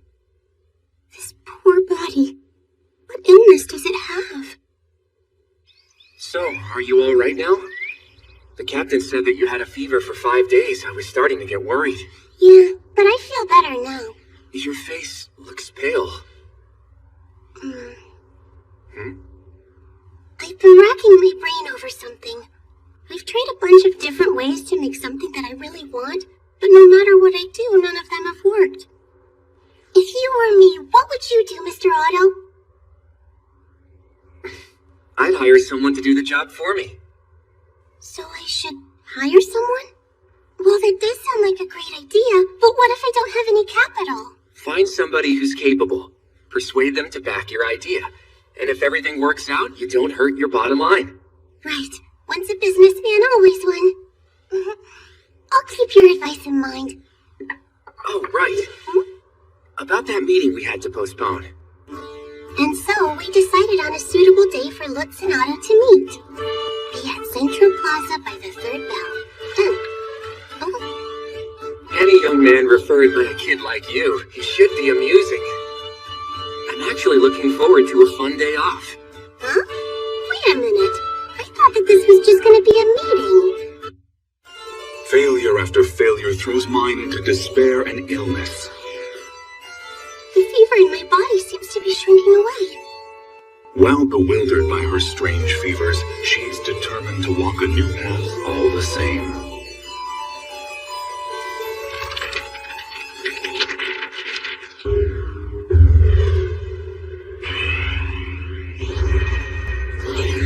Now, Lutz, you will do as I say with no objections.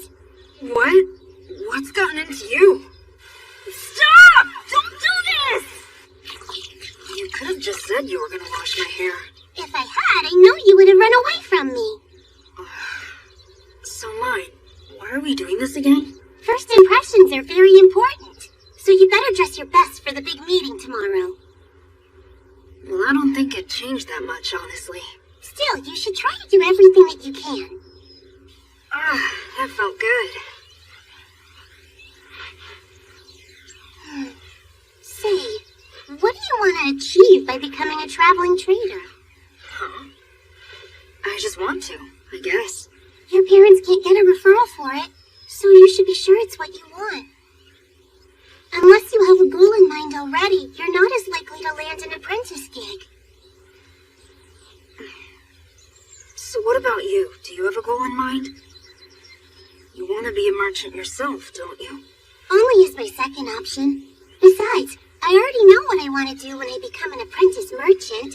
Oh yeah? What's that? I want to sell paper. Paper? But not books? I don't think there's much demand for books around here. For now. But paper is a different story.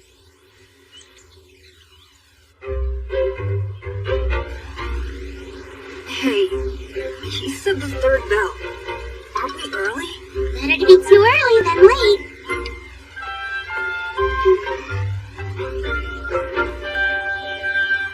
Oh, that's him. Now remember your greetings. Yeah, sure.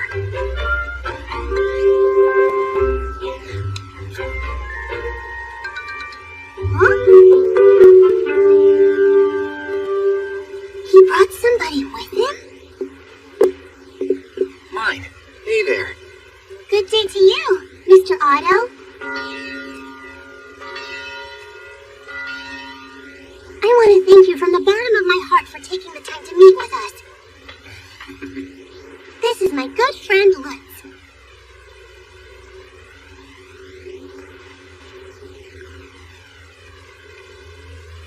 there, sir. I'm Lutz. It's a pleasure to meet you. This is the captain's daughter. She's also my assistant. Right, Mine? You mean that this unbaptized child is your assistant? I'm grooming her for the role by teaching her how to read and write.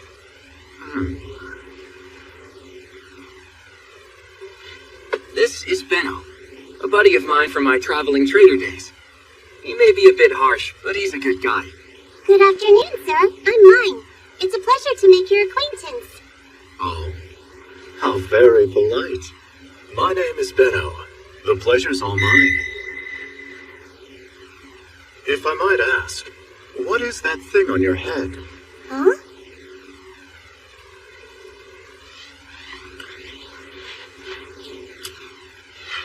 A hair stick. I use it to tie up my hair. It's just a piece of wood. That's right. It's merely a piece of shaved wood. Impressive. Tell me, lass, what did you do to make your hair so shiny? I made a mix using surprisingly common items. The details are confidential. Your hair looks just as good. That's because mine washed it for me.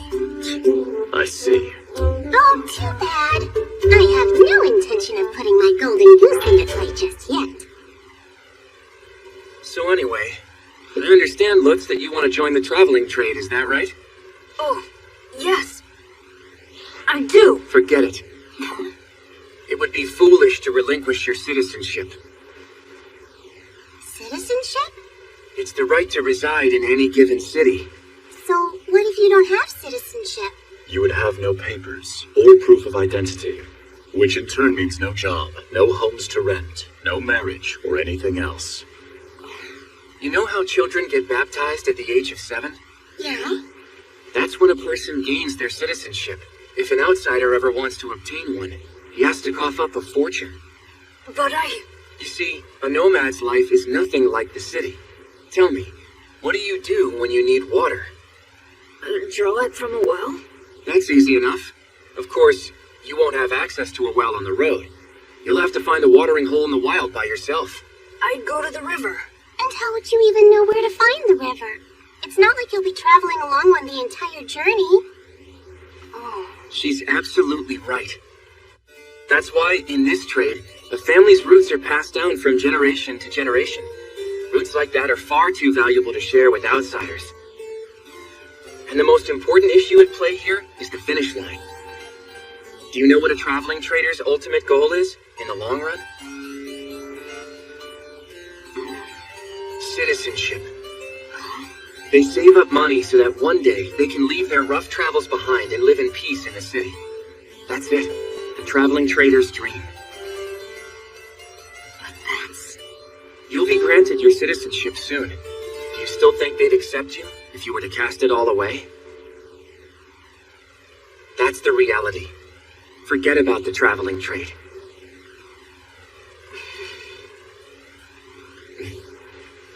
That said, mine proposed an interesting idea. Is becoming an apprentice merchant good enough? Huh? You did? I figured you should hear about it from someone who has experienced that life and made it to the other side. But now, after everything I just heard, even I think the traveling trade's an awful idea.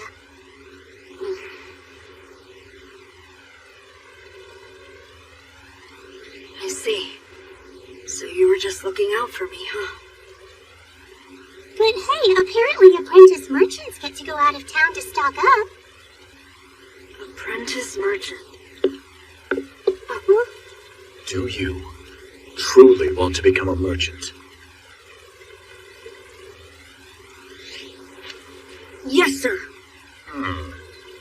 All right, what will you be selling? When you become a merchant, what will your wares be?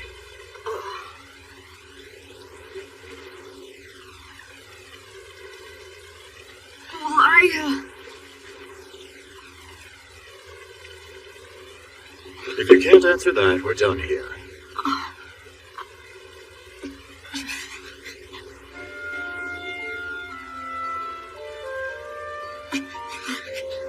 Do you want to make my paper for me?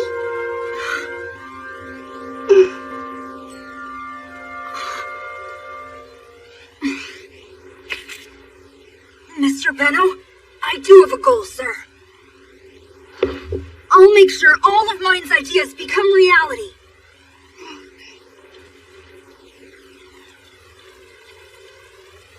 So the girl will think of creations, and you'll make and sell them.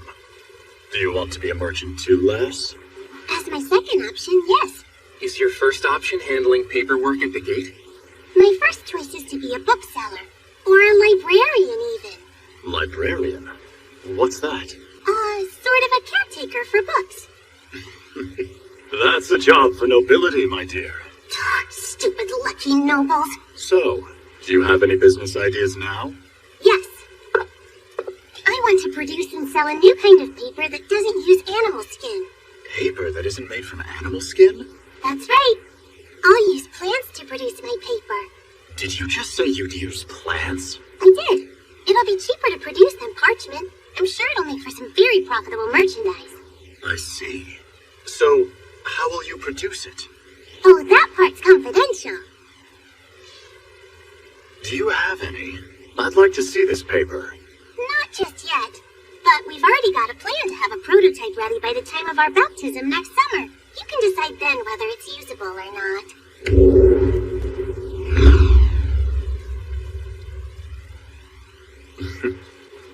Intriguing. Agreed. Ah, that's great. We really did it, Lutz! Let's give it our best shot. Yeah. Mr. Otto, thank you very much for today. It certainly was a fun day off. Be it her conduct or her confidence, nothing about her would indicate she's the unbaptized child of a soldier. The rest of the family's normal. Mine is the odd one out in that bunch. Plant-based paper, eh? If they succeed, it will turn the market on its head. Hey, wait a minute. Are you thinking of making her your apprentice? Of course I am. She's already thought of hair sticks, a way to make hair shine, and plant-based paper. Who knows what other ideas she has up her sleeve? I'm going to offer both of the children an apprenticeship with me. Absolutely not. She's my assistant. I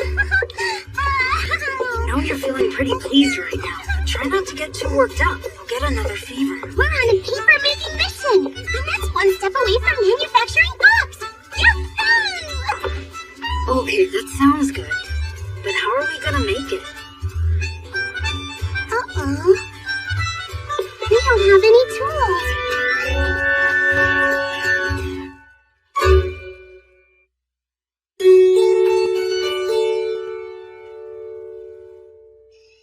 How'd mine's meeting go? Looks like she and Lutz have been accepted to become apprentice merchants. What? Seriously? I felt certain that it wasn't going to happen. It's a conditional arrangement. A steamer, a decal. Paper making in 2 steps. First, extracting the fiber, and second, molding it. First, you chop up wood, steam it, and then skin it. When that's done, once you've separated the useful fiber from everything else, you beat it down and unravel it. After this, you screen a mix of the fiber, water, and starch with the decal. You then couch the paper and press the water out. And once you've let it dry, you're done. If we don't have the tools, we'll make those too. Okay, tomorrow I'll ask Lutz if he thinks we can make all this equipment. I'm home. Welcome back, Dad! I'm home, mine. Oh, welcome back, Dad. Try not to be disappointed. Huh? You can find someone else to apprentice with. Why did all 3 members of my family just assume I had no chance at getting this apprenticeship? I'll have you know I was accepted. What? The acceptance is conditional, though.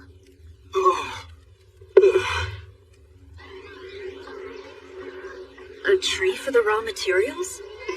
I want you to look for a soft, relatively youngish tree with fibers that are long and sturdy. I'll find someone who knows about trees.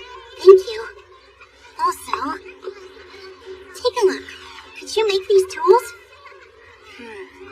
But do you have any nails? I don't. Oh, I can't make anything without them. So yeah, we don't have the equipment to make the equipment we need to make paper. Guess you're gonna have to make the nails first. Hey, this is no laughing matter.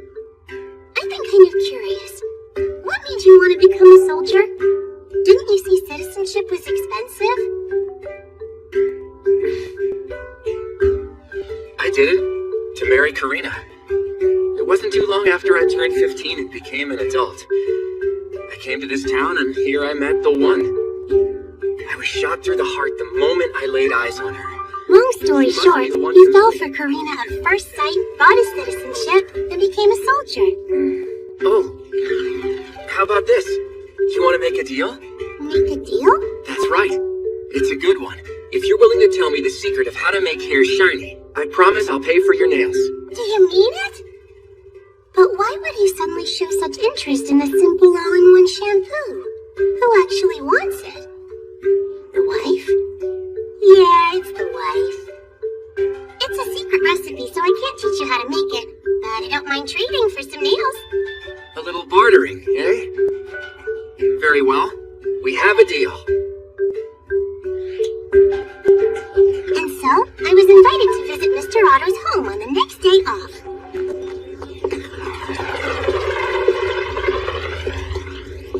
Oh, wow! This place hardly feels like the same town anymore. Oh, is this your first time coming to the north side of the city? Yeah. I thought soldiers weren't very rich, so don't most of them live in the southern part of town? How come you get to live in the north instead? My brother-in-law asked us to live upstairs in the family home. He didn't want to be separated from his sister. Hmm? Here we are. Huh? What? This place? We're on the 3rd floor. I'm amazed he was able to get the green light to marry a girl from such a wealthy family. Welcome. I'm so happy you came. My name's Karina. Otto and I are married. Hello there, Mrs. Karina. I'm mine. I've been looking forward to getting to meet you for a long time. I never expected you to be such a polite young lady. Also, your hair is so pretty. Oh, forgive me. Please, come inside. Karina may be young, but she's already part of the top brass at the Seamstress Guild. Tootie was greener than her hair with envy that I was meeting her idol. All right, I'm ready for you. Okay.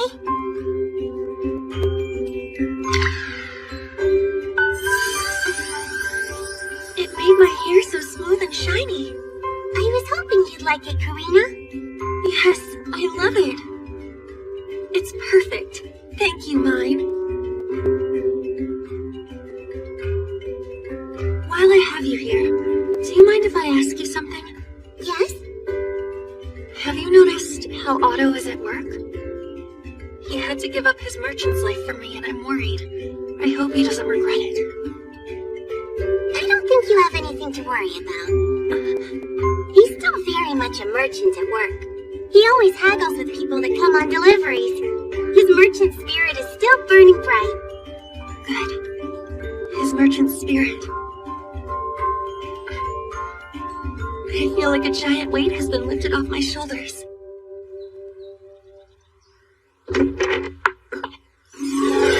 Well, you like it? Great work today, Mine. Don't you have something else you need to do? I might remember something once I have the nails you promised me. Jackpot! Right away, we decided to use the nails to make our very own deco.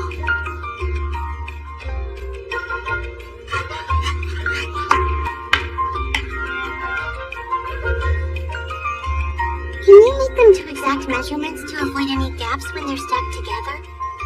Exact measure? I don't have the tools for that unless I ask my dad or brothers. Do you think they'll let you? Hard to say. Merchants are called despicable monsters with no heart. The only thing they care about is money. Why don't you forget about becoming an apprentice merchant and become a craftsman like your father and brothers instead? Really? Felix, you alright? Don't worry, I'll work things out. Oh yeah, I've been asking lumberers about that special tree. Really? Really? They told me about a bunch of soft trees. Mine? Lutz? For you. Hmm?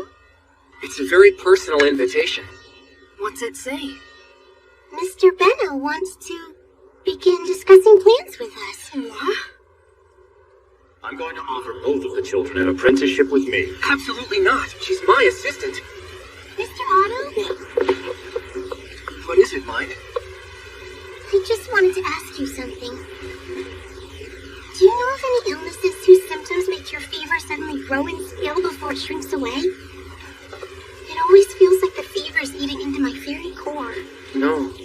I'm sorry, I don't. No idea. Thought I'd ask. Thank you both for your time. Poor kid. Mine is unbelievably frail. She could never work for you. Her illness, it may be the devouring. And if that's the case, she'll die soon. Mine began living a new life as part of a poor soldier's family in a world without books. Wanting to read, she looked to make her own books through trial and error. But she had failed to account for one huge problem. If it's the devouring, she'll die soon.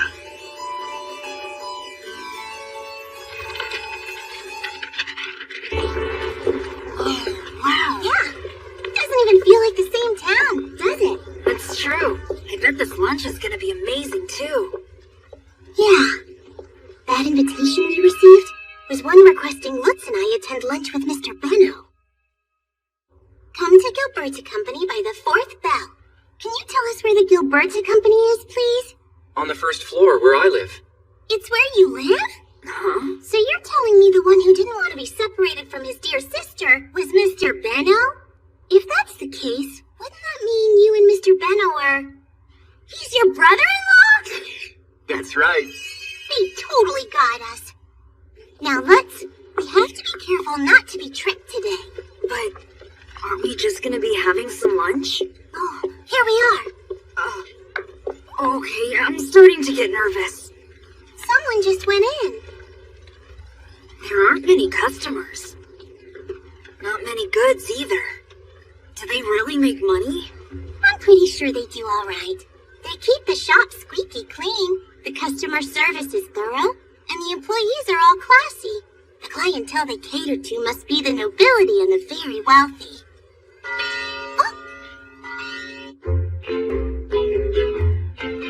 Sorry to give such short notice. Now, let's eat. Thank you. They've thrown all the broth away. The soup at home is way better than this. Is Benno mad at something? What did I do? All right, it's time to talk. He's gonna yell at me! Why did you turn to Otto? Huh? He told me he provided nails for your project. He also mentioned that it was a trade for the liquid that makes hair shine. Oh, the simple all-in-one shampoo? Yeah. Is there some sort of problem with that? Of course. Huh? For things like that, always come to me first. But that's because we've only been conditionally accepted. We're not official apprentices. That's not it. Huh? Now listen. If the plant-based paper you make has the value I expect it will, you'll both be hired as apprentices to this company. The paper, when finished, will belong exclusively to the Gilberta Company. Therefore, you will be talking to me first about everything. Understood? I'm sorry, sir.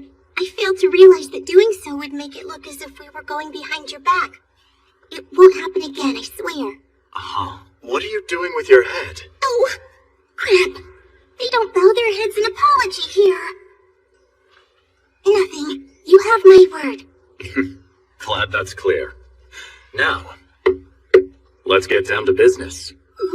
I'll provide you with everything you need to make your paper. But isn't figuring out how to make the paper part of our apprenticeship test? Are you sure that you want to help us with it? In order to assess you fairly, you'll need the right environment. Besides, without capital investment, it's hard to get a new business up and running. That's true, but still. Of course, I'm not doing it out of kindness. Huh? You see, I want the recipe for the liquid that makes hair shine fair. I see. You want the formula formula instead of collateral, isn't that right? Now, how exactly do you know that word? Collateral? It's when you lend money to someone for security's sake. You'd want to make sure you got your money back, wouldn't you? Of course, a recipe can't serve as collateral, so I'll just purchase the formula outright. I'd say that sounds like an excellent deal. Is everything we need limited to tools and equipment? Or can we ask for materials as well? That's fine. I've already heard that Lutz here has been talking to lumberers. What? So, you're looking for a tree with soft wood? So this is a merchant's connections at work. How long can we expect your backing to last? Until your baptism. Then we'll buy all the paper you've produced. Once we deduct the material costs and commission, the rest of the money is yours. And after our baptism? The paper will be sold through us. 10% of the paper profits will be added to your pay as royalties. Instead of those royalties, I want to reserve the right to produce the paper. And Lutz will be given exclusive rights to sell our product. What do you mean by that? Royalties added to our pay will mean nothing if our employment has been terminated. I'd rather not be cast aside as soon as you have the product in hand. In other words, you'd prefer job security rather than short-term profits, right? Right. Is that a problem? Ha! You know how to protect your interests. I'll admit I'm impressed. You've only mentioned the rights to the paper, but there's the liquid. Simple all-in-one shampoo. Don't you want to reserve the rights to that too? No, that's fine. Because I'm selling the formula for it to you. Great. Very well. Then I suppose that'll be that. Go ahead and make your order forms. Wait, how am I supposed to do that? Pardon me. Huh? I am Mark.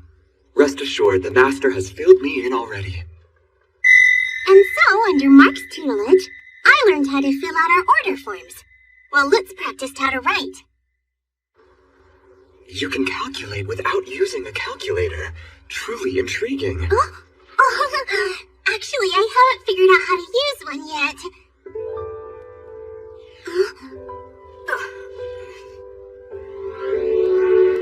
What's wrong? Are you okay? Yeah. I'm done writing out the order forms. Now, Mark, please prepare the contract magic. Sir. Huh? Contract magic? Did he just say magic? So is this a fantasy world? I wonder if one day I'll get to use magic too! As I'm sure you already know, only the nobles have mana. Huh? First the books and now mana? Darn those lucky nobles. Contract magic. Its creation was born of necessity, as a way of curbing high-handed nobles. Once it's been signed, the terms are binding, and it can't be cancelled without the consent of all parties. This is the paper and the special ink we use for contract magic. These magical items are only granted to merchants that cater to the nobility. That's a strange ink pot. The ink is blue, too. It's a very expensive resource, so it's only used for deals that are considered highly profitable. What, the simple all-in-one shampoo? I let it go too easily.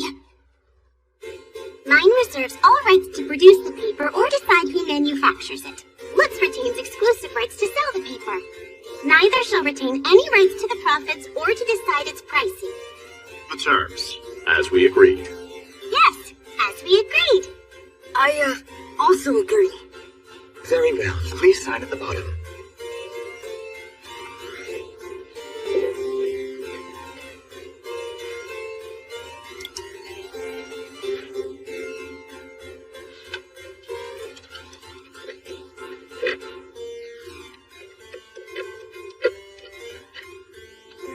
The knife?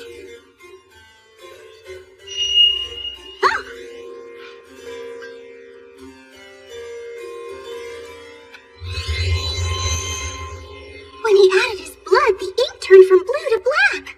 Mine is sealed. Now it's your turn. What? I can't.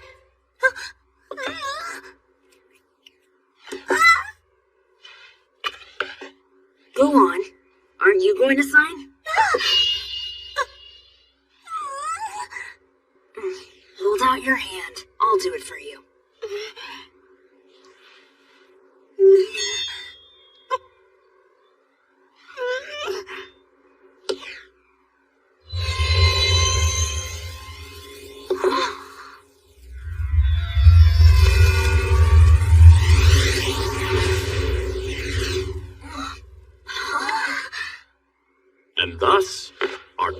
It's signed and sealed. I didn't expect to spend so much time there. I was happy to see that you managed to write your name perfectly the first try. I was taught how to write it before. Yes, but you didn't forget. Now all that's left is to make the paper. Yeah. Hey, come on. What's the matter? Hey, Lutz!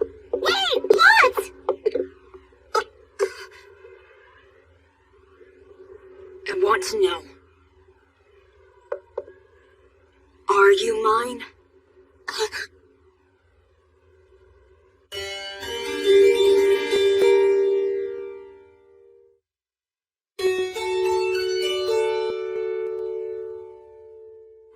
If you are, how did you have that conversation? What conversation? What you and the boss were talking about. I couldn't follow what you were saying. Talking to an adult like an equal about stuff I don't know. It's strange. Tell me, are you the real mine? So what you mean is that I seem like somebody else to you? Sorry. That was a weird thing to say. I'm just surprised by all the complicated stuff you were talking about.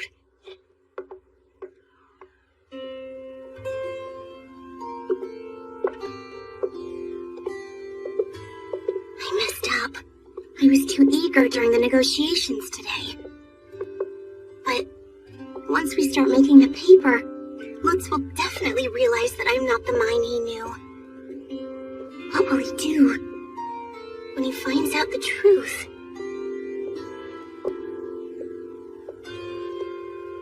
Don't go.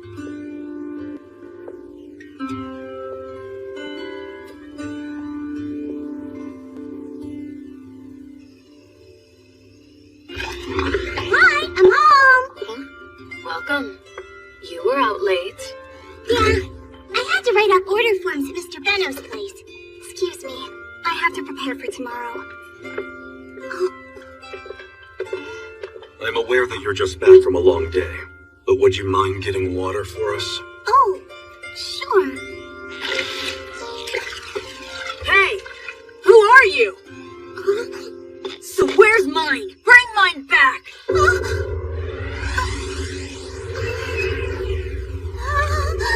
Someone help! Who are you? Who are you? Who are you? Who are you? Who are you? Who are you? What's wrong? Did you have a bad dream? I'm fine now. Then go back to sleep. If they ever find out that I'm not actually mine,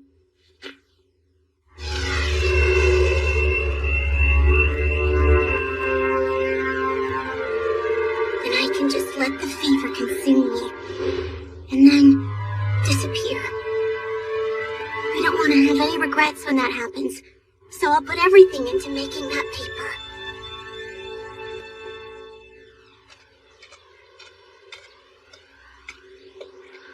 Facing Lutz is a little awkward now, though. Good morning. I have to go to the forest today, so I can't come with you to Mr. Benno's. I see. I should try to conduct all of my dealings with adults while Lutz isn't around over here. That way I'll avoid any more suspicion. Nice. Shall we go place our orders then? Yes, thank you. Mr. Mark, I think it would be a good idea to have a workshop to store all of our equipment. A workshop, you say? I will have to talk to the master about it. Any particular requirements? We'll be going to the forest regularly, so something near the south gate would be nice. Understood. I'll start looking around.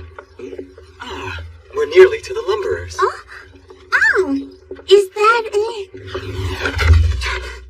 It's mine!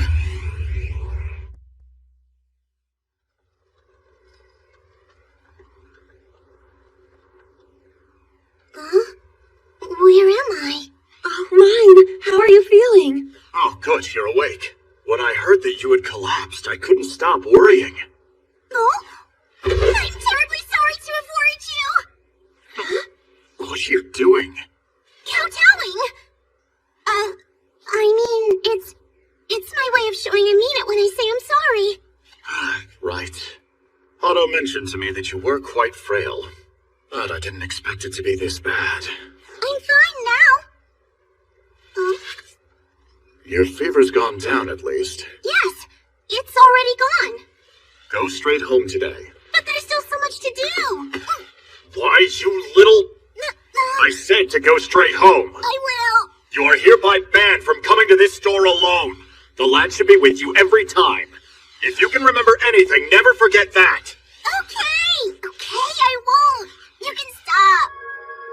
And so after that, I was forcibly brought home, where Mom gave me a real earful, and I was bedridden again. That lass. It's possible she does have the devouring. You had mentioned the devouring to me last time. What'll it do to her exactly? It manifests in commoners who are born with mana. I thought only nobles could possess mana. Besides the fact, I've never heard of this disease before. It's unknown, because it occurs in children. Most of those kids don't live to see their baptism. What? Don't live to see their baptism? Yeah. As they grow, so does their mana. But if it grows too much, it'll devour them from the inside. And the more mana they possess, the sooner they'll die. Is there any way to survive it? There is, but it requires magical items that can extract the excess mana from the person's body. But then, without those special items, mine will... We don't know that for sure yet, but if it is the devouring, she'll likely die soon. That would destroy the captain.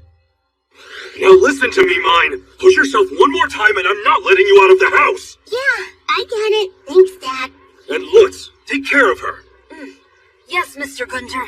Also, every time she has to go to kill Berta, you are to accompany her. Mr. Benno said I was banned from coming to the shop without you. The boss banned you?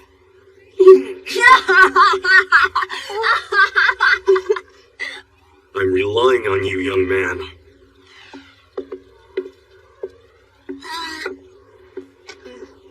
I was really upset, you know? When I saw you work and talking about all that really complicated stuff. I was starting to feel like you didn't need me around. You did? That's why I lashed out after. I apologize. I see. You were upset. I was just afraid that you really hated me. Thank goodness. Oh? Oh. I don't hate you. Come on, it's time to go. Now, lad, looking after the young lass is your #1 priority. Do you understand? Know that it's a vital mission that only you can handle, okay? Only I can handle it? That's right. Do you think anyone other than yourself or her family could stand a chance at keeping this reckless young lass reined in? I don't. Do you think anyone here could do it?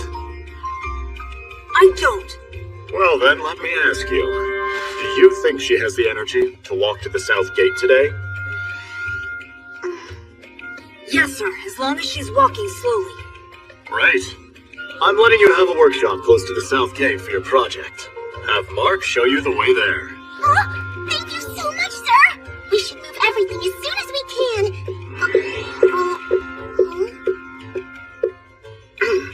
Don't do anything stupid. Behave yourself or else. I'll do all the heavy lifting, so you don't have to end up back in bed. Remember to take care of your health, young lady.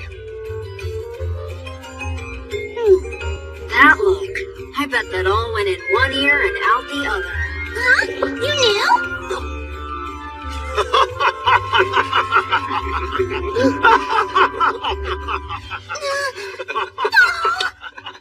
I hadn't noticed it yet, but that was the point when Lutz completely stopped calling me mine.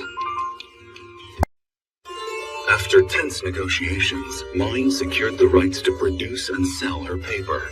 However, that made Lutz suspicious of her. With his unspoken doubts still up in the air, the two were about to dive headlong into the process of papermaking.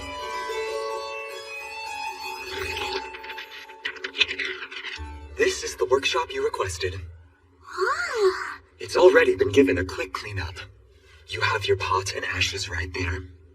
And we'll have your materials brought here when we receive them. Yes, thank you very much, Mr. Mark.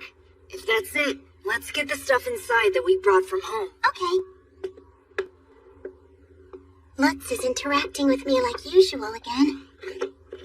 I was worried that he'd figured out that I wasn't really mine. I'm just glad we've made up. If you'll excuse me, I have to return to the store. Here is the workshop key. Be sure to lock up when you're done and return the key to us every day. Understood. Thank you for helping us with everything. So, what do you want to work on today? Let's see. We can determine the size of the steamer and look at the order forms again. Oh, we also need to make bamboo sticks.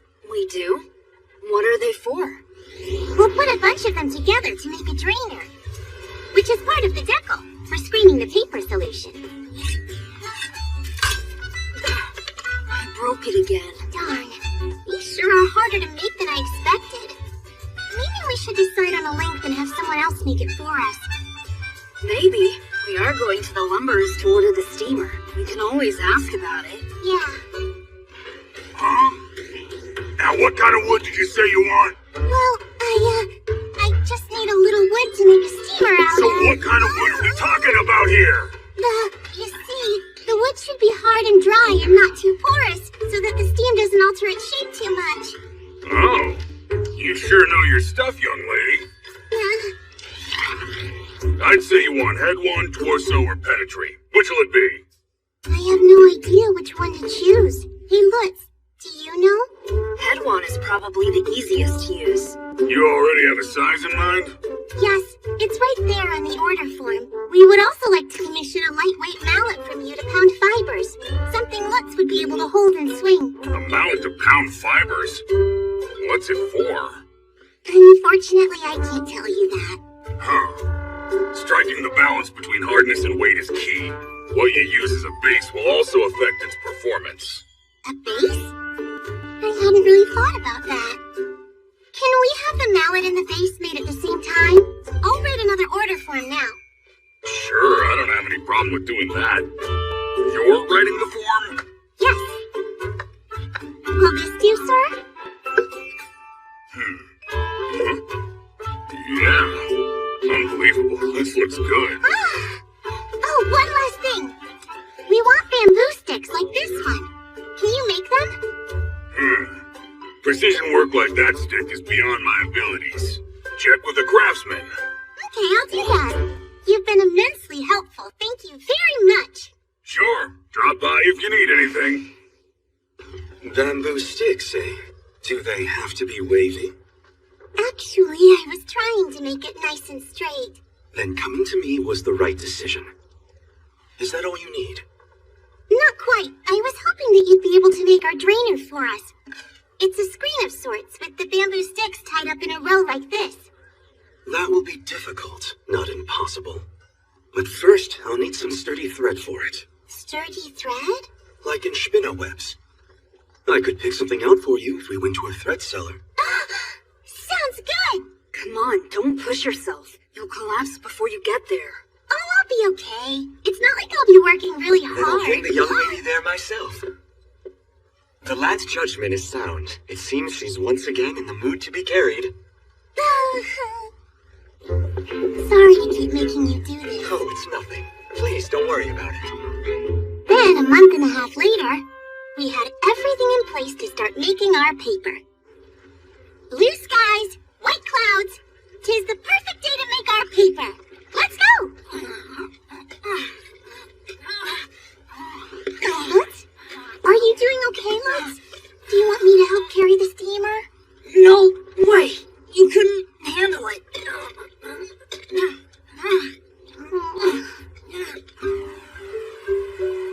Lutz, maybe you should take a break. Nah. Once we start steaming, we'll have to sit around and wait a while. That could be my break. Okay, I'm gonna go and chop some more wood. You stay here and rest up, and keep an eye on the pot. But you need the rest more than I do right now. I don't want want you to get sick before we finish our first batch of paper. You can pick up twigs or whatever is nearby, but don't push yourself. And if anything goes wrong, just let out a big yell, okay? Understood.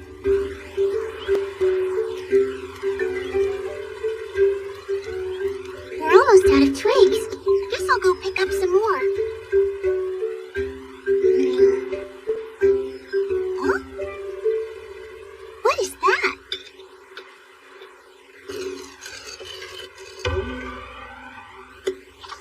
A weird red fruit.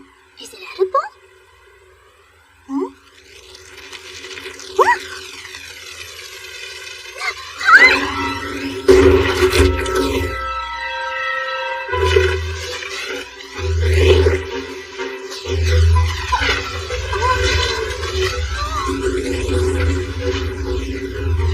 That grew quick. What's with this scary sprouting thing? Oh, hey, let's help! What's wrong? What is that? A tromba! Tromba? What is that? I'll explain things later. What's up? What's the matter, Lutz? It's a tromba! Run, get out of here! Okay, I will.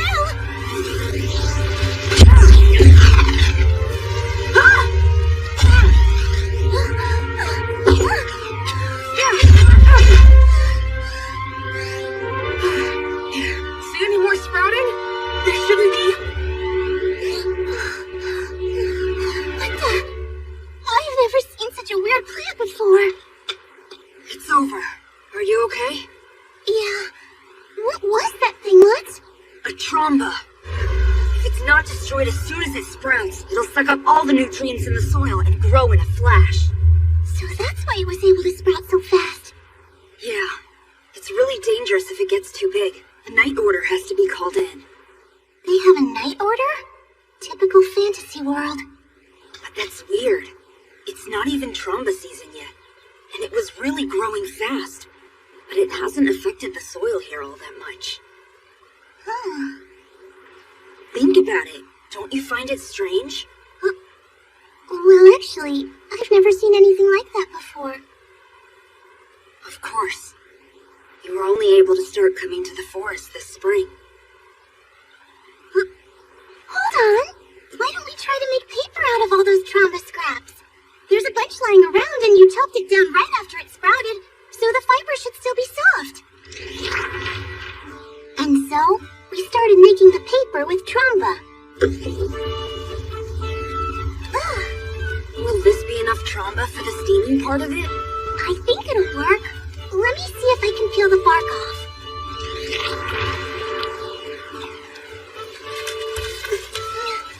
Oh, wow! It came off! This might be the perfect material for paper. So you can tell. Right. What do we do next? We stretch it out and let the fibers dry. When it's fully dry, we wash it in the stream again. Hey. What is it?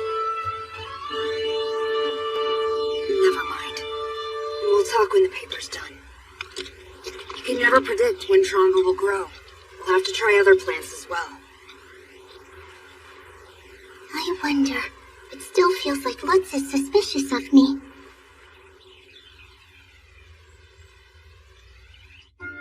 The paper-making process continued to go smoothly, but all throughout, I couldn't tell what was on Lutz's mind. Today we boil the dried bark. We just have to let it boil for a bit, right? Yeah, but we also need to be stirring it. Oh! I just remembered another thing we're missing! What is it? Okay, can you make me 2 long sticks I can use to stir the plant? Bamboo would be nice if possible. Will this do? Yeah, those are perfect, Lutz.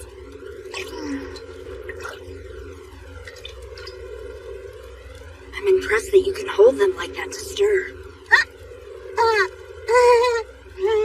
Aren't I cool?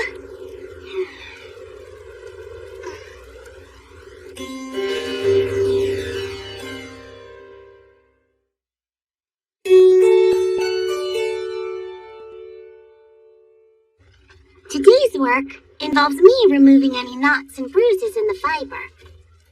And Lutz beating the fiber down. Once the adil fruit gets mixed in water, it produces a sticky starch. We mix the fiber in it, completing the paper solution. We finally got to a stage I'm familiar with. You see, back when I was Urano, I made paper out of milk cartons. Are you really familiar with it? I've done this before. I can handle it. When? And where? It's a girly secret. Gotta stop crying.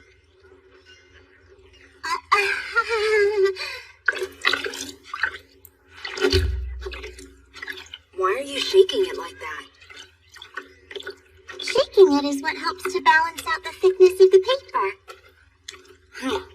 And you know that because you've done it before?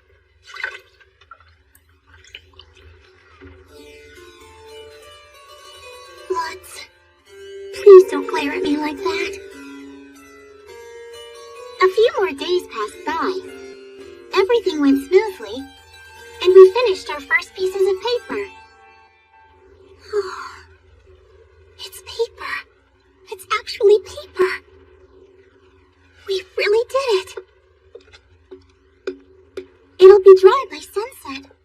Once it's dried, we have to peel it off carefully so it doesn't tear, and we'll be all done. So it's as good as finished, right? Remember I said we'd talk when we finished the paper? Do you want to do this out here, or inside the workshop?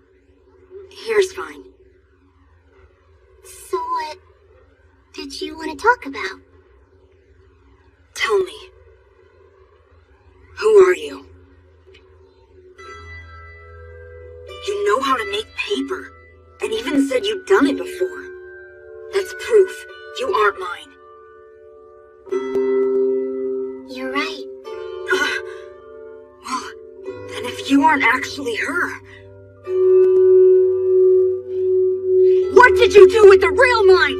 Give her back, right now!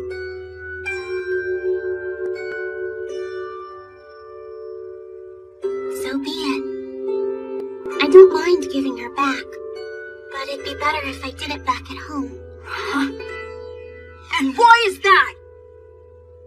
Because I'm pretty sure that once I'm gone, a corpse will be all that remains. No! Wait, what do you mean by that? Are you saying the real mine's gone forever? She's never coming back? I think so.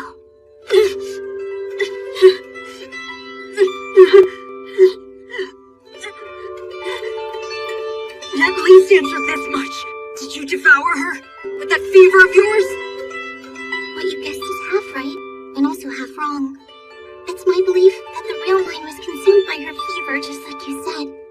But I didn't come with the fever. I mean, hell, the same fever is eating away at me, too. What's that supposed to mean? Isn't this all you're doing? Didn't mine disappear because of you? Tell me I'm right! You know, it's not like I wanted to be mine. I didn't ask for this. I lived and died in a different world, but then suddenly I woke up and found that I'd inhabited some random child. And if I had the choice, I'd never choose such a sickly body to inhabit. You mean you didn't intend to take mine's place? Would you want to if given the choice? Her body is so frail. Just a little walking leaves it bedridden.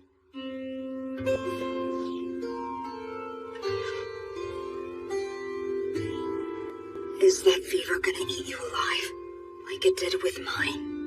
Yeah, it probably will. And if you want me gone, all you have to do is say so. I'll go away anytime. Why are you telling me that? Because I would have been long gone already if it wasn't for you. I fell ill when Mom found all my wood tablets and used them as firewood. At the time, I didn't mind if the fever swallowed me whole. Try as I might, I was never getting my books, so I didn't care anymore. But then, I saw your smiling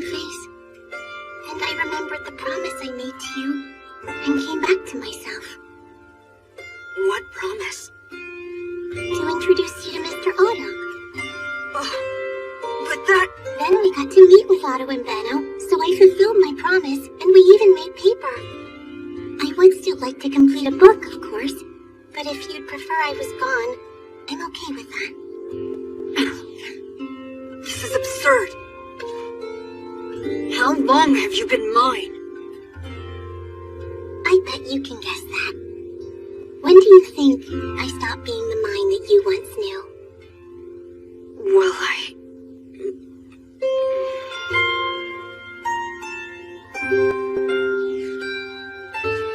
Was it when you started wearing that thing? Yeah, that's correct. That's almost a whole year ago. The family hasn't realized? Well, they've definitely noticed there's something weird about me, but I don't think they've ever considered that I'm not mine. Besides, Dad was saying he was just happy to see how active I'd become. I see.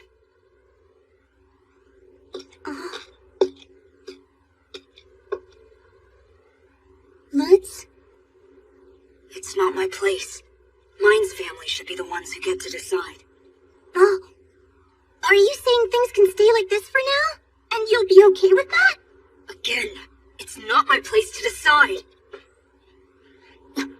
Are you certain that deep down you don't want me gone? I'm not the mine you used to know.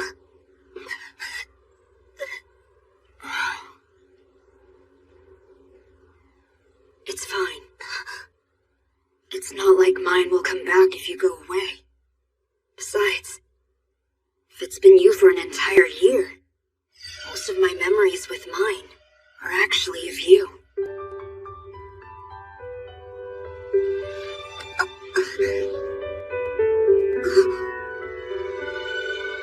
To me, you'll still be mine.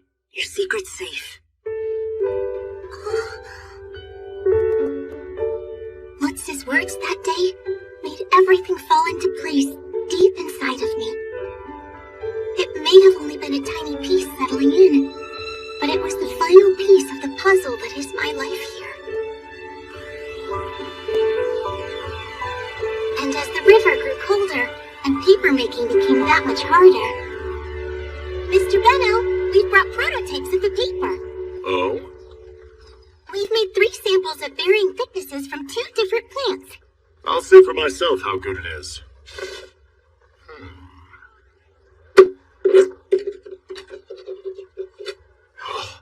Wow, it works. It's easier to write on than parchment, but it does blot the ink a little.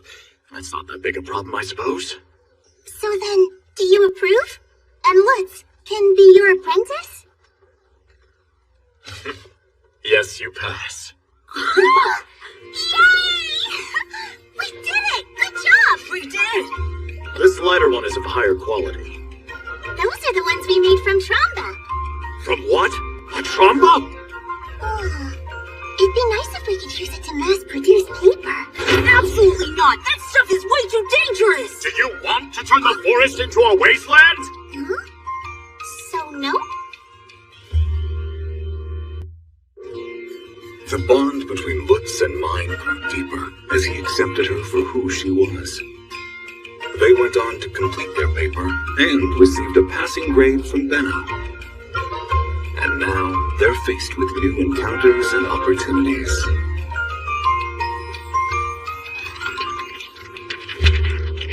Oh, wow! I've never seen so much money in one place before. I feel kind of lost. I've never actually bought anything myself, so I can't tell how much each coin is worth. You're joking. She could collapse any time. That's why she never gets sent out to run errands. Well, Mark, teach her about the denominations of currency. It would be my pleasure, Master Benno. 1 small bronze coin is worth 10 leon. 10 small bronzes are 100 leon, equal to 1 medium bronze coin. 10 medium bronzes are 1,000 leon, equal to 1 large bronze coin. So 10 large bronzes are 10,000 leon, which is equal to 1 small silver coin. 10 small silvers make 100,000 leon, or 1 large silver. 10 large silvers add up to 1 million, equal to 1 small gold coin. 10 small golds, or 10 million, equal to 1 large gold coin. Correct. Very well done. Now, let's discuss the payment for the paper prototype. Your shares come out to be 1 small silver coin and 8 large bronzes each. See that? We earned it with all our hard work. It hardly even feels real, does it? When spring comes, we'll switch to mass production. You'll be able to make a small gold coin in no time with this. Oh, speaking of making money, would this make a decent product? You were involved in that item as well? Huh? Oh, nothing. Tell me, do you make these all by yourself, lass? I come up with creations and Lutz makes them. So, not quite. I make the floral decorations, but Lutz is the one that makes the pin. Right? Huh? Oh, yeah. In fact, we were planning on making that our winter project. Great idea. Now a question. If you have the time today, there is someone I'd like you to meet. Huh? This is the Merchant Guild. Merchant Guild, you say? Anybody who does any kind of business must register themselves with the guild. Unless you do, you can't sell paper or even scraps of it. If you do business without registering, you'll be severely punished. The 3 of us are going upstairs. Your card, if you please.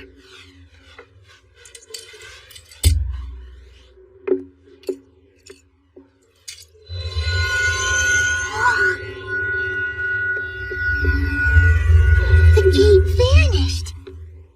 Is that a magical item too? Yes. This place has links to the nobility.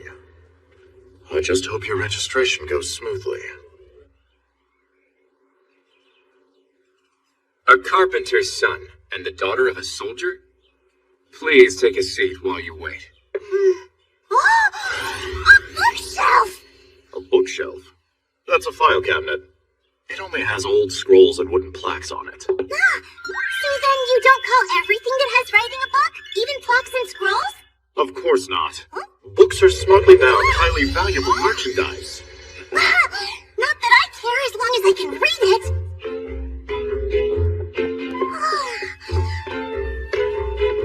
I should have guessed. Knowing that stingy old fart, he's going to find some aspect of this to complain about. Stingy old fart? Mercantile law, noble almanacs. What's that? A map! This is Ehrenfest. Ehrenfest? Yeah. Towns tend to be named after their respective lords. And where does the lord of the town live? In the noble quarters, to the north. To the east is the highway, where you'll find lots of travelers. Farming villages in the forest to the south, and a small town. The river lies to the west. Cross it and you'll reach the neighboring domain. The 2 lords are friends, so it's a busy route. You'll eventually go there to stock up on goods one day. Really? Yes, that's if we can get you registered. What do you mean? Is it really that difficult to get registered? Mr. Benno, the guildmaster would like to see you. Let's go. Thank you for coming. That must be the old fart. Well then, Benno, let's get right to it. Temporary registrations are typically intended for unbaptized children who are needed to help with their family's business. I can't permit them for kids who aren't even related to you. I'm shocked you'd ask. There's a first time for everything. What if I told you it's for a clear objective? What are you saying? In other words, you're sure to change your tune when you see what they're up to. What could these kids have? This. Mine? Show our guildmaster the product you made. Here you are. Oh, is that your product? Weren't you looking for a hair ornament just like this? At least that's what I thought I heard you say. I'm starting to see the big picture here. This is about that hair ornament. Find out who made it! That's the next big thing! If this is the item you were looking for, they plan to produce more of them over the winter. But since they've been refused their temporary registrations, then they can't sell, which is regrettable considering their talent. Oh, truly a crying shame. Temporary registration, is approved. Ha! Thank you very much. And so, Lutz and I were issued IDs, official guild cards.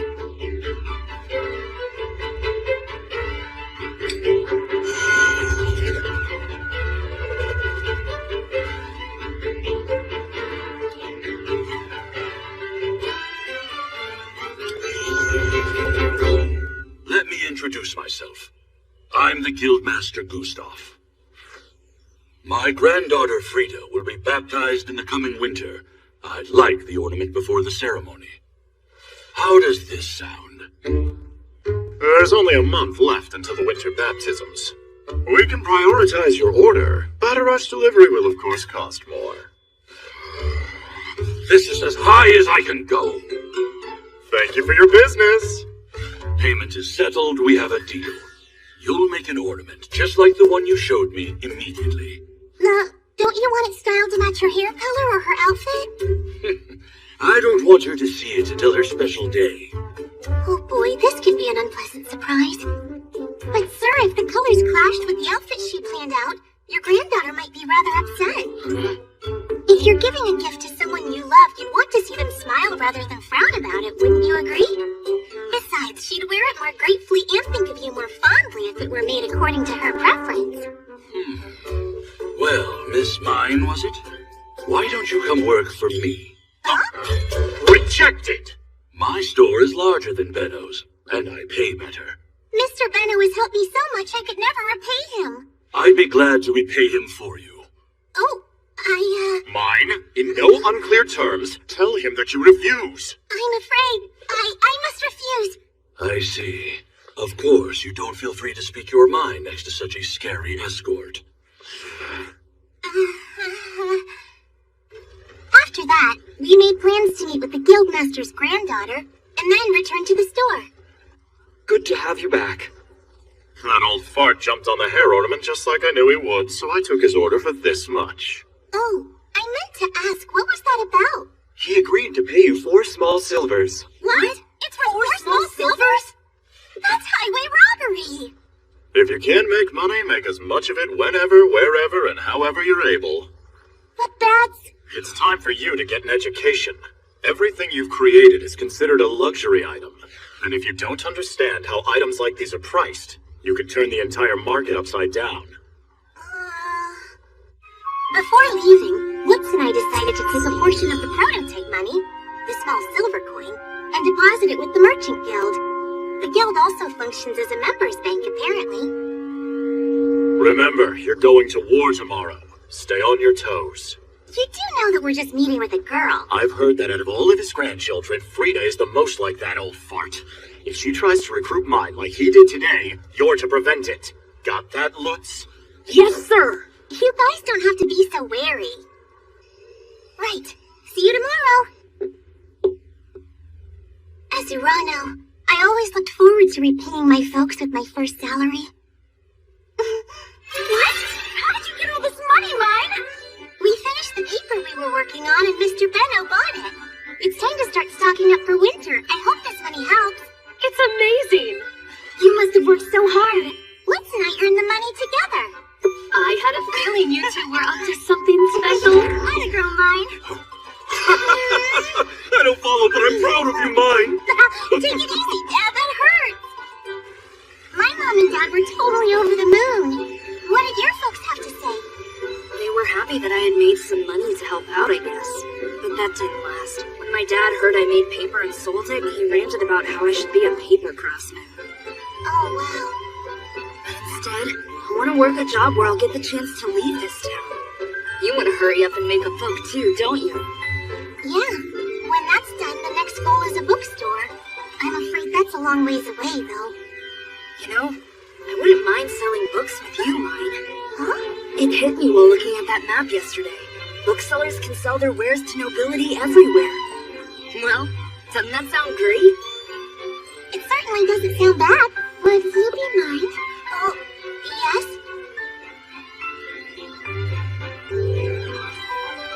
My name is Frida. Pleased to meet you.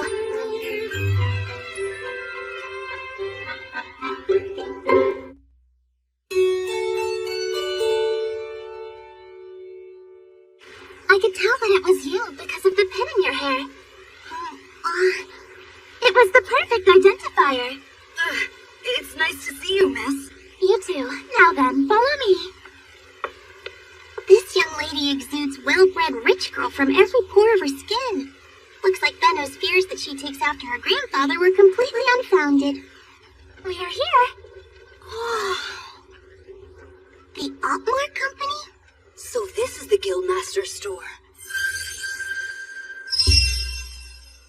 He must be really loaded.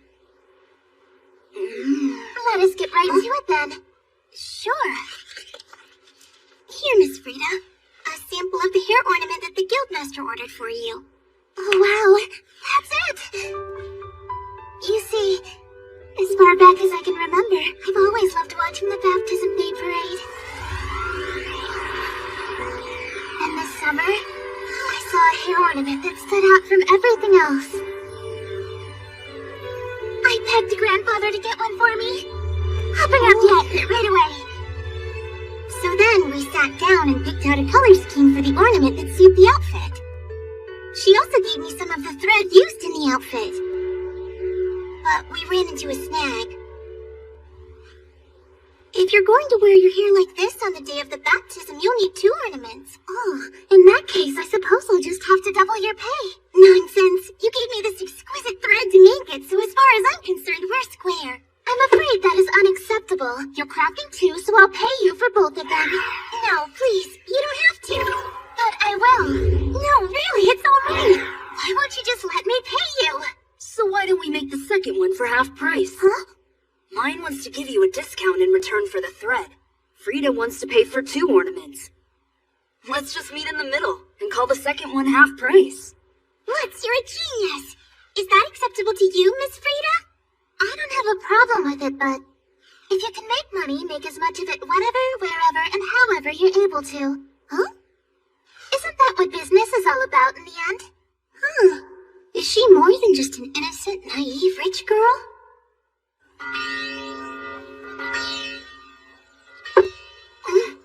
Kobe water. It's a drink made by mixing Kobe juice with honey and then diluting it with water. Oh, that's the fruit that looks like raspberries? Oh, so sweet! That's tasty and refreshing. Miss Frida, did you mix this up? Oh no, our cook made up a big batch. I guess with a cook you don't end up in the kitchen very often. How do you usually spend your time, Miss Frida? Huh? So I have to choose my favorite pastime, huh? I guess it would be counting my money. No? Not just counting it, but also piling or stacking it. Feeling the weight of the bag full of coins brings me indescribable joy, and the sound of those coins scraping together is the most delightful thing. Right, my piggy bank growing heavier used to make me really happy too, so I guess I get it. You mean you understand my hobby? Huh? Say mine, why don't you come and work at our store? Not a chance. Our business is bigger than Mr. Benno's, and the pay will be better than what he can offer you. Mr. Benno's helped me so much I could never repay him. That's not a problem. I'd be more than happy to repay him for you. Mine! Remember, just say no. Wow, deja vu. This happened yesterday. You still haven't been baptized, so that means you're not officially Mr. Benno's apprentice just yet. Well, you love all of our sweet treats, right? I respectfully decline. That's a shame. But I imagine we'll start seeing plenty of each other from now on up at the guild. I can hardly wait. Right. What? You made the second one half price? Are you an idiot? What if people find out and start demanding the second one be free? I told you, if you When we can't got make back money, to the make as store, much of it Mr. whenever, Benno gave us a wherever, and real however you're earful. able to. Well, as long as you charge something worthwhile for the second one. So, tell me, how was the old fart's granddaughter? She's a cut above even the guildmaster. I thought she was kinda like mine. What? In what way? Because of how she looks when she's talking about money. It's almost exactly the same way you look when you're talking about books. Both of you are the same in terms of being cute, but also totally weird. Huh? 1 month later. Hi, how wonderful. Am I allowed to try them on? Sure. Allow me. Oh, but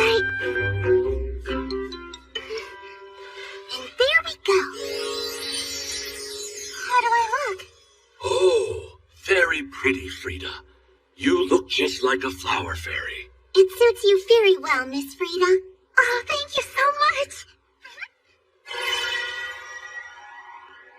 The guildmaster and Benno left the room to discuss business. Miss Frida paid for the ornaments herself. Well then, our job here is done. Good doing business with you, Miss Frida. Oh, mine. You and I are friends now, so please forget the formalities and feel free to call me Frida. Oh? We're really friends?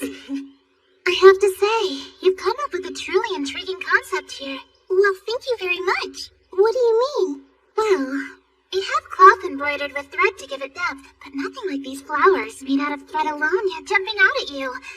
This could be revolutionary. Oh, so this is what Benno was talking about. I'm afraid I might have just made a huge mistake. Alright, it's time for us to leave. Huh? Oh, I'm frail, and unfortunately I fall ill quite often. Lutz is just monitoring my condition for me. Huh? You don't have a devouring, do you? Devouring? Right. It feels like you have a fever that's eating away at you deep inside. I can't believe you know about my illness. I do know it well. Because I have it too. Can't you see how tiny I am? I was thinking you were pretty small yourself, mine. How can this disease be cured? The devouring can't be cured. It's not a disease exactly. There are ways that you can control the fever, but it all costs quite a lot of money. Money. The devouring won't do anything as long as you keep yourself properly motivated. Be careful. It'll come back to bite you again if you're ever aimless or lose the drive in your heart. Is that so? Thank you very much for giving that information to us, Miss Frida. Mine? Please reconsider coming to work for our business, okay? We'll make loads and loads of money while figuring out interesting new products to sell. Come on, sounds good, right? I can't, Miss Frida. Call me Frida. Frida.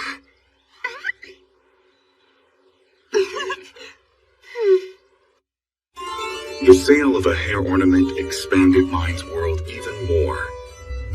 Meanwhile, the illness known as the devouring was threatening to ravage her body.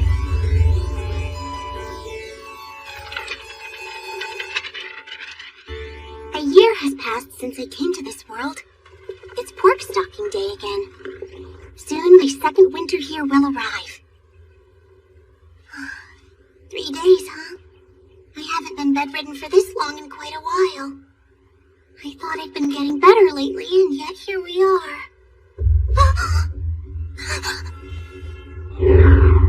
Stay away, devouring fever! Stuff it in a box, and then shut the lid on it, and we're good! It's so strange. A little anxiety was all it took to return. The devouring won't do anything as long as you keep yourself properly motivated. That's right. I'm supposed to distract myself. Benno gave me this list and told me I needed to go over it. What's it about? We're home! Mine, see this? Oh, bacon! I'll start making you some soup right away. Thanks, Tootie. Hey, you're up. You came? Tootie told me your fever's gone down, so I stopped by to check in on you. Looks like you missed out on pork stocking this year, too. I'm actually rather glad I did. I was worried because your fever lasted so long. Well, you don't have to worry, because it's gone now. I don't know anything about what Frida mentioned. The devouring thing? I didn't do a good enough job when it came to monitoring your condition. No, you were perfect. It's thanks to you that I finally stopped collapsing in public. Glad to hear I was able to help. I can go to the store tomorrow. By the way, take a look. Rule 1. Smarten up your appearance and learn how to greet people. Rule 2. Learn how to read and write basic words and numbers. Rule 3. Learn how to use a calculator. It's the training process for new apprentices. Listen up! See to it these get done over the winter! All of this stuff over the winter? There's no way! The biggest issue is the part about appearance. Not cheap. Has your fever gone down now? Yes. Sorry to have caused you trouble. I appreciate you letting me look over this. Question, what exactly did you intend by smarten up our appearance? Wardrobe, to begin with. You'll need work clothing and footwear. To look presentable, 10 small silvers should be enough. Wait, 10 small silvers? I don't have money like that. Don't forget about those silvers we deposited with the guild bank. We can use that for your clothes. Oh, now I understand why we need to save money. And as startup capital for when we begin development on a new product. Remember when we were stuck needing nails? Basically, you need money set aside for anything that might arise. I see. I always thought you were supposed to share your earnings with your family, so I felt guilty if I didn't. Saving up money you made for yourself should never make you feel guilty. It's actually responsible. Oh, that makes me feel much better. Thanks a lot for that, Mine. That should take care of the issue with your appearance. The next step, you need to learn some manners, Lutz. You can't serve customers talking like you do now. For starters, it'd be nice if you occasionally added please and thank you to your sentences. That's if you don't mind, please. I guess so. Oh, please. Mr. Benno?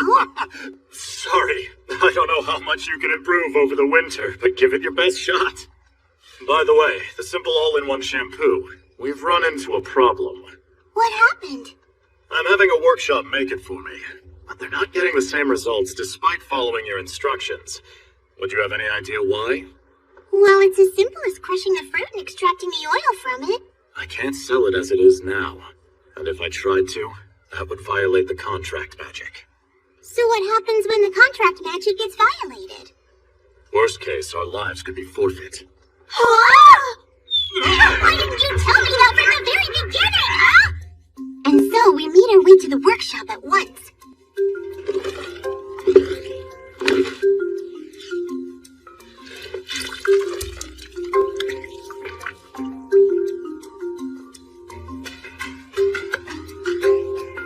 Oh, I get it now. Huh? What was it? So what was the problem, miss?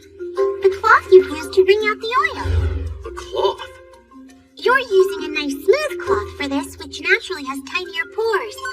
But the cheap rough cloth back home is way more porous. Wringing the oil out with the rough cloth leaves bits of fruit fiber and seed pieces in the oil.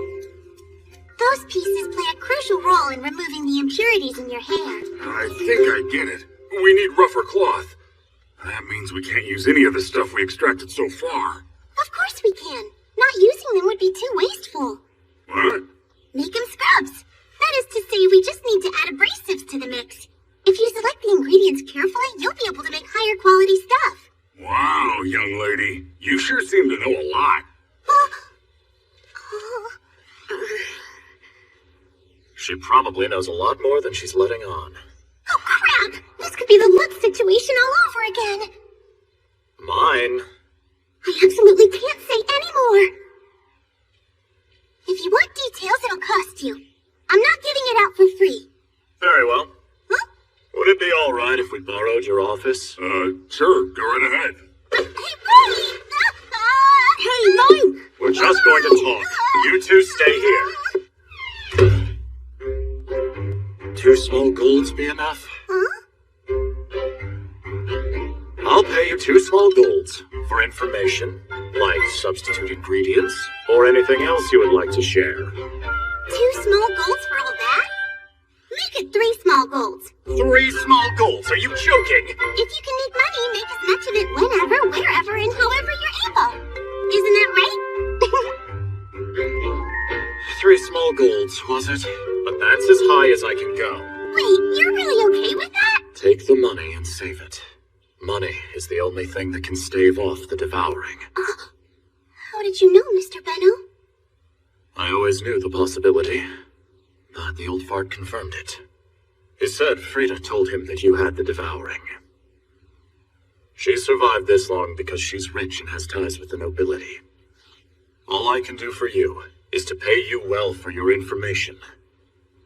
Mr. Benno. Sit down. Even if you have to sell everything you know, do it and save up the money for when the time comes. What do you mean by that? When your fever can't be suppressed. When there's nothing left to do. I see. I thought the fever had been growing more active lately. I wasn't just imagining it. It took so much work to get this far. I don't want to die yet. I want to. No, I will survive. I understand. I'll accept the 3 small golds you offered. I sold the methods to improve the simple all-in-one shampoo to Mr. Benno, including how salt can act as an abrasive, and how citrus makes it a lot easier to remove impurities. Huh. Did you try all of this out for yourself? I couldn't. The ingredients are too valuable for my family to afford. You couldn't try, yet you know they'll work. Just who the devil are you?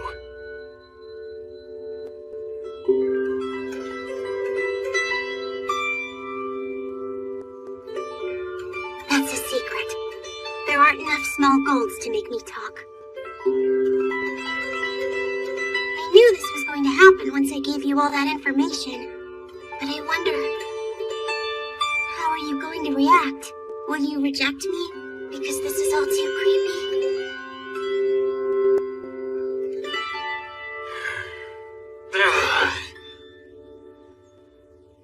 No way. You're profitable, so I'll try even harder to ensure no one gets their hands on you. This is business, after all. Mr. Benno.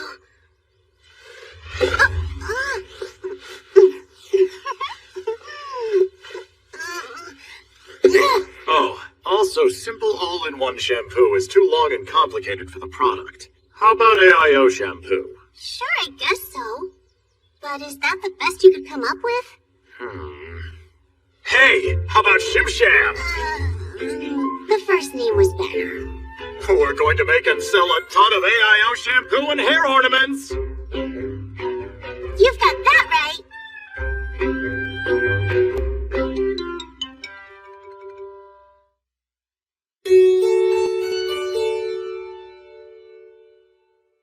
What? You have more hair ornaments to make? Yeah. People heard about the ones we made for Frida, and they decided to order some for themselves. So you're asking us to move up our winter handiwork schedule?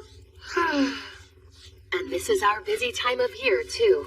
That's why I made sure we were given in advance. 2 medium bronzes for each flowery decoration made. 2 medium bronzes each?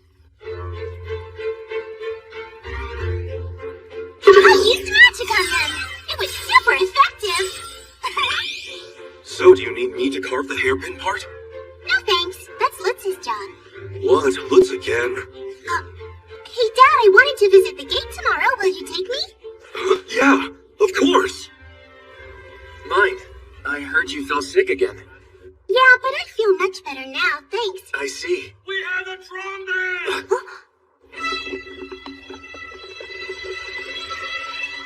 Everyone says trombas are dangerous.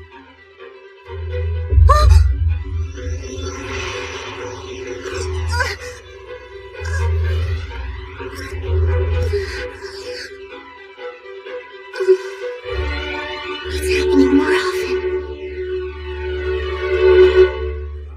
That tromba they fought sure dropped a lot of branches. I didn't expect us to be making paper again so soon. Just think how Mr. Benno would yell at us if we let all this tromba go to waste.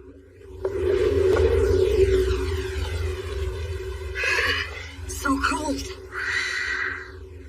A piping hot buttered potato would be perfect now. But we'd need butter for that. You want me to go into the river when it's this cold? Let's try working with well water tomorrow instead. Oh, if we could, that'd be great. Yeah, just don't forget the butter. Butter? What for? You know, for the potatoes. By the way, did the extra handiwork go well? Yep. Dad wanted to join, and I didn't know how to decline. How about over at your place? I tried asking Ralph and the other guys for help making the hairpins, but they didn't want to. You should just cast a magic spell on them, then they'll help. Yeah, but I don't know how to do that.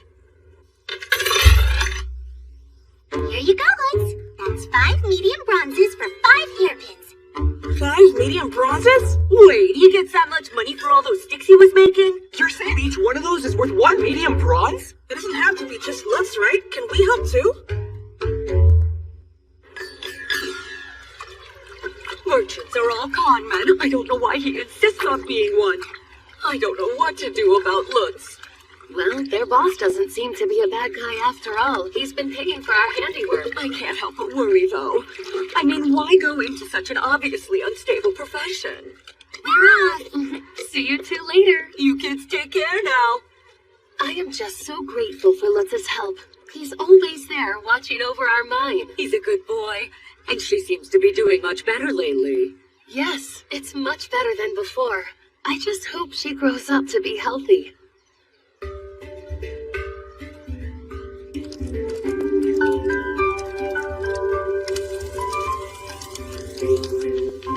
Careful, huh? Yeah, don't you want it?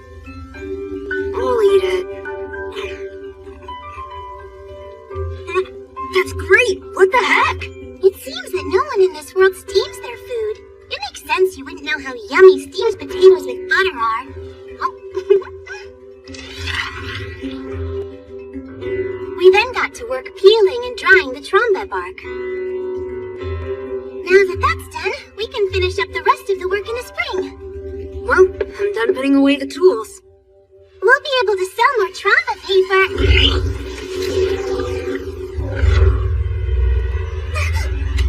Why is it hitting me right now? I wasn't anxious, let alone losing heart. Hey, Mine, what's going on? You're burning up! This fever came out of nowhere. Mine, are you okay?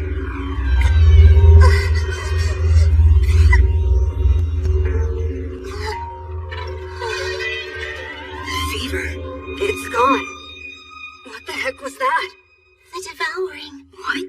But you didn't show any signs that your condition was getting that bad.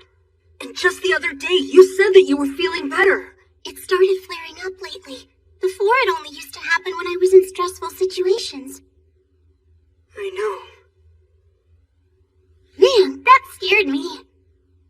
Can't we do anything? Remember what Frida told us? It costs a lot of money. Mr. Bennu said the same.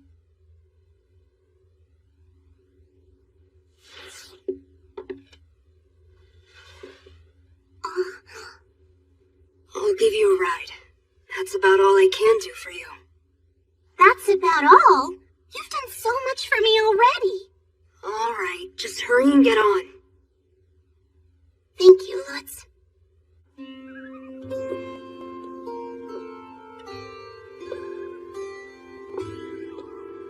Wouldn't you know it? With all the books I've read, I just can't find the right words to say to him right now. How ironic. Lutz is just too damn nice. I know I can be a burden, but he continues standing by me. And he accepted me even after finding out I wasn't the real mine. Hey, Lutz, even if I do collapse, you don't have to feel responsible for what happens from this point on, okay? That said, I'm not gonna give in, because I haven't finished any books yet.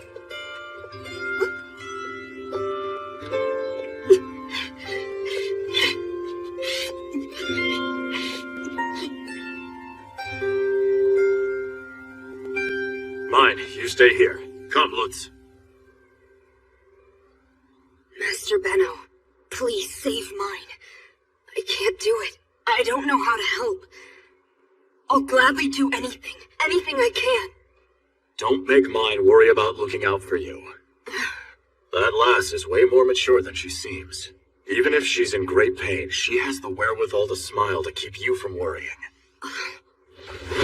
If you're a man, make sure Mine doesn't have to worry about you.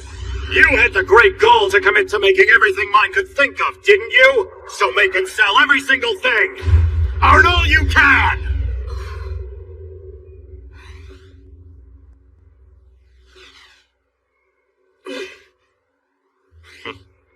Now that is the look of a determined young man.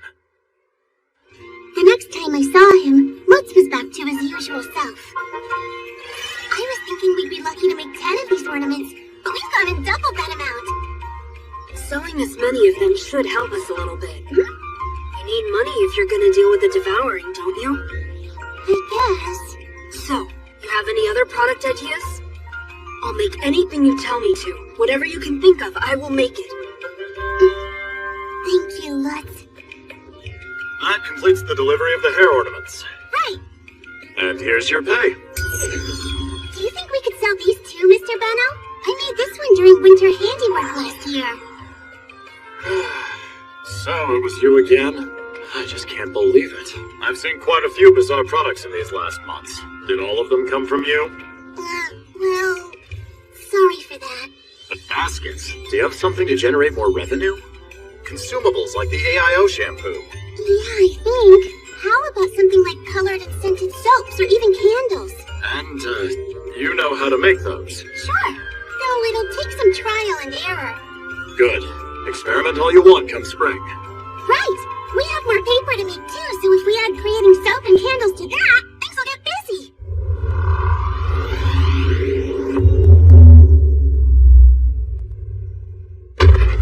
Oh no! Mine! You okay? It's bad. Hurry! Call for the carriage!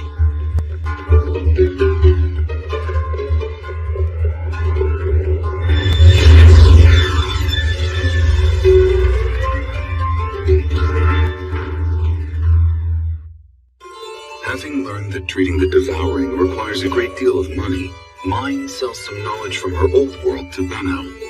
However, while discussing business with him, she suddenly collapses and falls unconscious. Mr. Benno, I got in touch with the guild master. Let's go! Let's... Mine's social circle comes together in a bid to save her.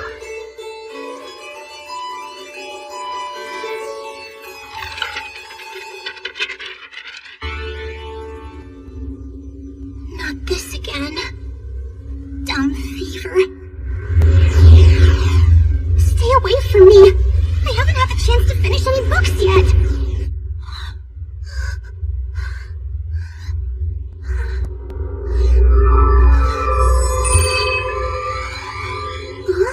What's that ball of light? It's sucking up the raging fever. Whatever. Take it all away from me.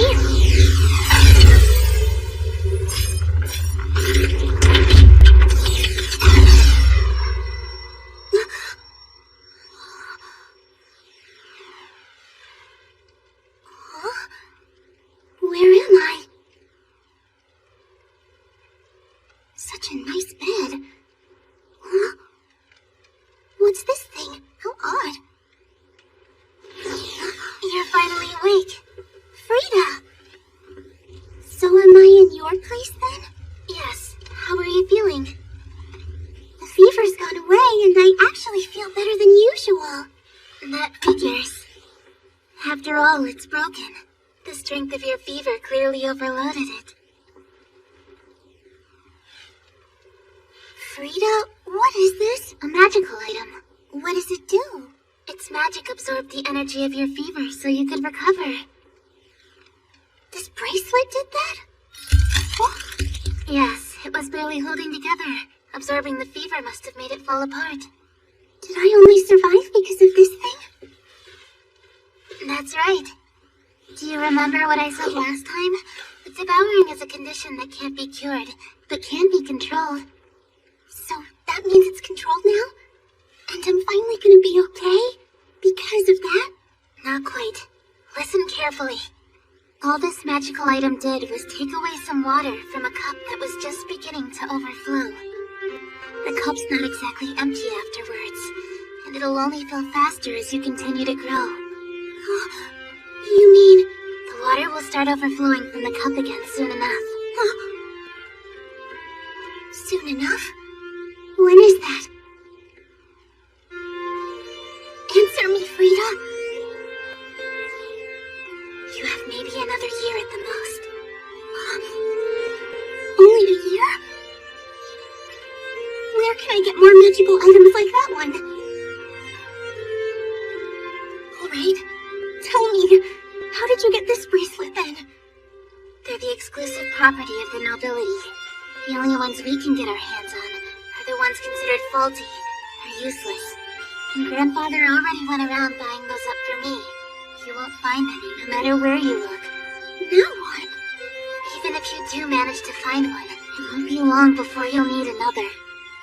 Those with the devouring can't live without these items.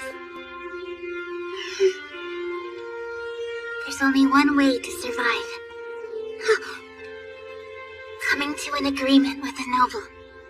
An agreement? Yes. In return for having them buy you magical items, you will agree to work exclusively for them. Just as I have done.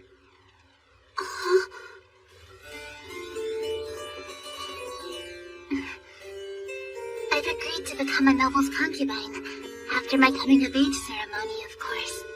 Wait a sec, concubine? Does that mean that you've agreed to become his mistress? Yes. As master of the Merchants Guild, Grandfather does frequent business with the nobility. Several offered to take me, in hopes of gaining his backing, and he chose to deal with the noble who made the best offer. Honestly, I'm amazed you'd agree to that. If you're a commoner with the devouring, it's the only way to survive. I'm sorry, I just can't. That means you're choosing to die instead. Consider this. The decision is a serious one. Will you live life chained to a noble, or will you perish by your family's side?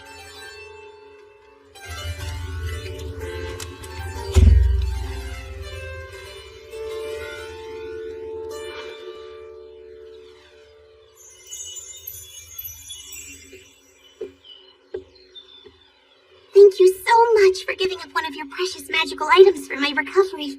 You misunderstood. Benno assured me that you would be responsible for payment. He seemed to think you were good for it. Huh? He asked me for a favor, that if it came down to it, I'd lend you a magical item to help you survive. Oh, I didn't realize. I see. Okay, I'll pay. I'll need 3 small gold coins. Wait, 3 small gold coins? You can't afford to pay. No, sir, I can. I was just surprised by the price. Hold on. You can pay? You mean it's a problem if I'm able to cover the cost? I'm afraid it is. The agreement we had was that I would be registering you as my apprentice if you were unable to pay me back. What? Well, looks like we missed out. Luckily, I had the foresight to sell the AIO shampoo improvements for 3 small golds. Good job, me! Hi, Mom. Dad, Mom, Tootie, it's so good to see you. Eventually, my family and Lutz came to check up on me. It seems Frida had let them know I was better. I'm so glad you finally woke up. How are you feeling? When Lutz came and told us that you had suddenly collapsed, I felt my heart stop from worry. I'm so sorry that I worried you, but I'm fine now. Everything's okay. That's good. Then can you come back home with us? I'd be glad to keep an eye on her for tonight. At this point, she's not completely stable. Oh, really? I can tell because I have the same illness. Sorry to impose on you. Thanks for taking care of her. I'll go and tell Master Benno how mine is doing. Really, thanks for everything. Bye, Lutz. We can rest easy if that young lady's helping. So I guess Frida has the devouring too? The what? The devouring. That's what mine's got. She told me about it recently. Honestly, I've never even heard of that illness. I couldn't care less what they call it. I'm just relieved that mine is finally cured.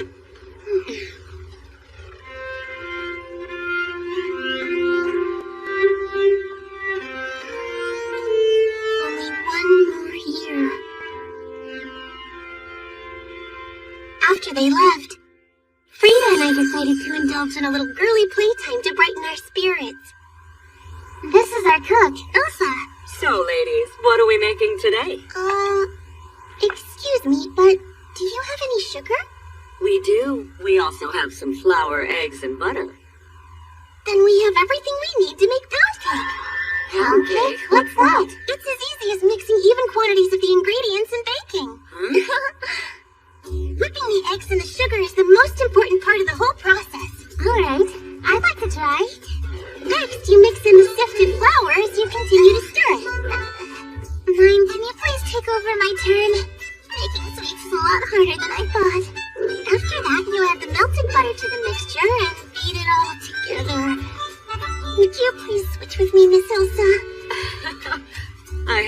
idea the two of you were so frail.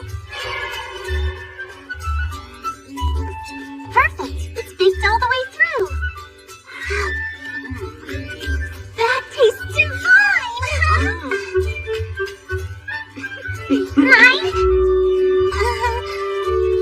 I managed to shake off the intense gazes that followed, and Frida and I continued our girly playtime.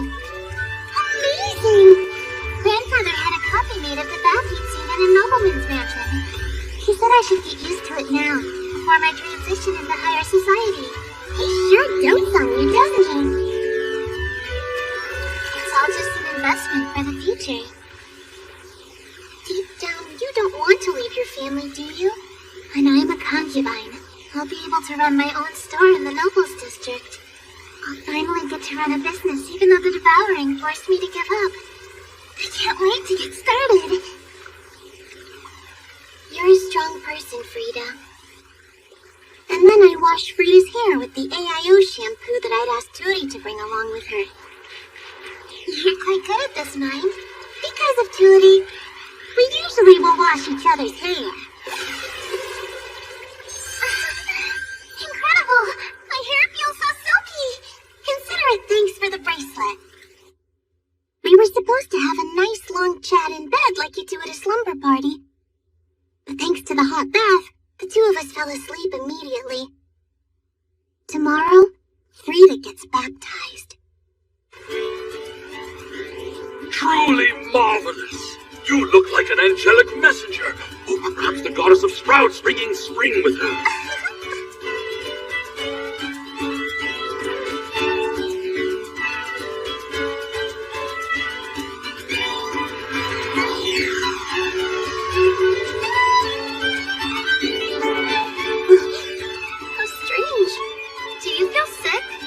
Help you? No. Just looking at Frida, it suddenly gave me the desire to see my family again. Hey, Mine. I'm sure you missed me. Your dear old dad sure missed you. Now, dear, you're going to embarrass her. I missed you too. Just a little. I see. You really did miss me. Huh? Since you're all here, Grandfather asked me to invite you. So will you join us for dinner? Actually, I want to eat your cooking because I haven't had it in a few days. I was looking forward to eating rich people food. I'm sorry, Tootie. Well, your mom's cooking is the best in the world. And there he goes. Dad's singing Mom's praises again.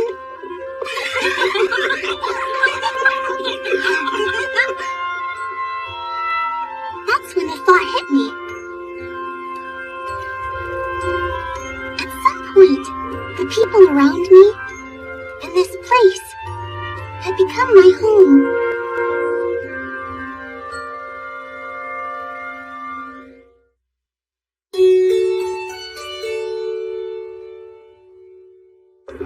Master Benno, he was really worried about you the whole time you were recovering at the Guildmaster's place.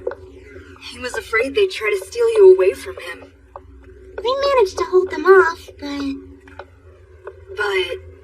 I'll get yelled at if I say. You can tell me. No way, I'm not going to say a word. Wait, Mine. What is it? Honestly, I was just thinking about how grateful I am to know you. Is that so?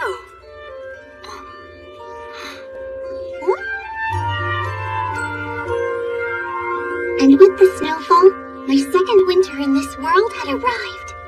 He charged you 3 small golds for it? That rotten old fart. He told me it was only going to cost 2 small golds. So that's why. They were both pretty shocked when I was able to pay the debt. Really? As long as you pulled one over on them, you're still ahead. I'd like to thank you for everything you've done. By the way, Mr. Benno. Oh? I was wondering... You made a snack using sugar? Is sugar really that rare of a commodity? Yes, it began being imported here just recently. It's been gaining popularity among the noble class. So they got their hands on the whole recipe. And everyone knows the nobles will pay a high price for that. Those people are treacherous hyenas! Why would you poke your head out of hiding?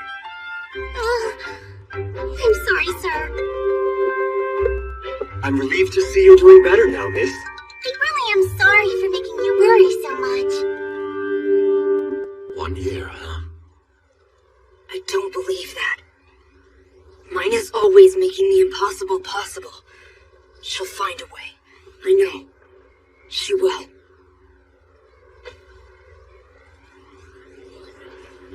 Business is thriving, isn't it? It's winter, our busiest time of the year. You'd be surprised at how willing people are to splurge on things that'll keep them occupied. There's not much else to do when you're snowed in.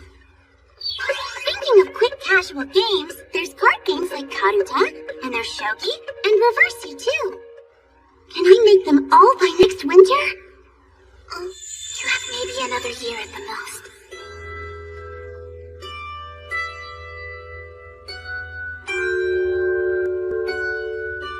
Will you live your life chained to a noble, or do you choose to perish by your family's side?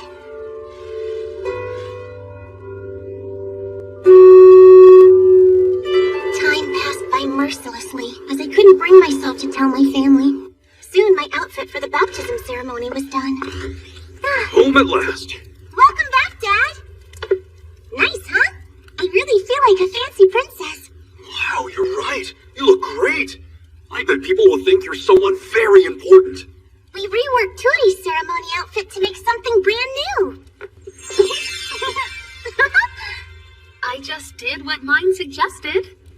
And now she looks like a rich girl, doesn't she? Why? Because I'm just that cute? Oh no, it's because I'm just that good at sewing.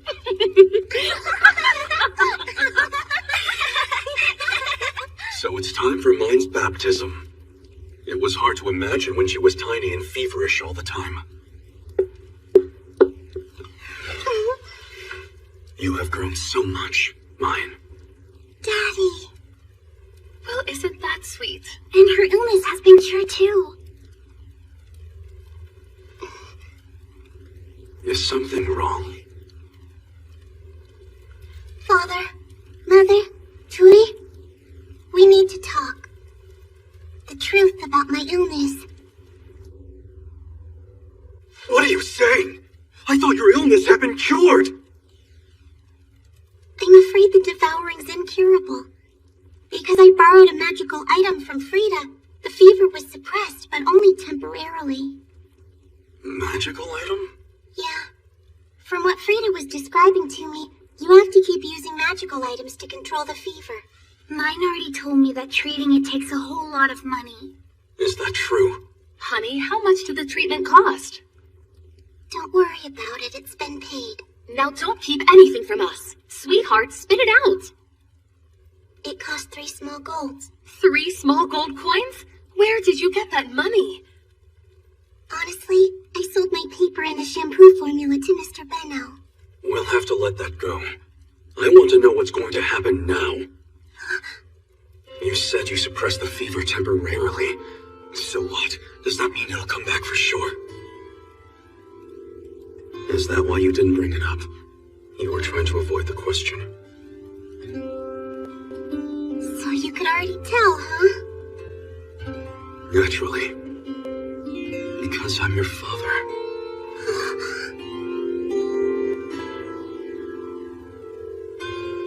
I'll only survive another year at the most. But that isn't fair, Mine.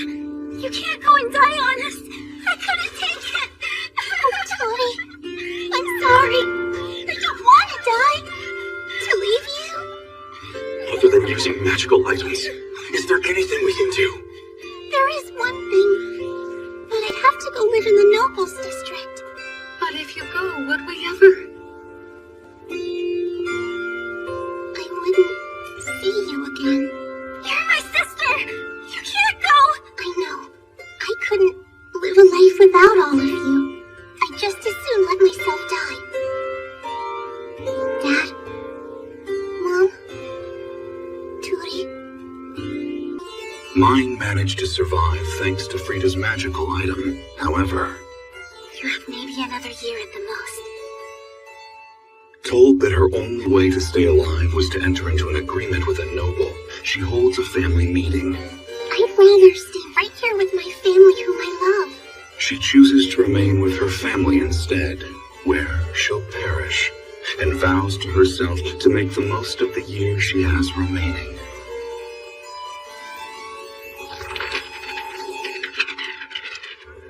So, you decided you're not gonna work for Master Benno after all? Uh-huh. When I spoke to Otto, he told me... Since you'll be bringing massive profits to the company, you'll be paid more than people who've been working there for over a decade. Which is bound to cause all sorts of issues, I'm sure. Not to mention, I can only go to work when I'm feeling healthy. He said that'd cause a lot of friction as well. It makes sense. He's right, you know. I'm sorry. Looks like I can't work with you, Lutz. I think we made a pretty good team.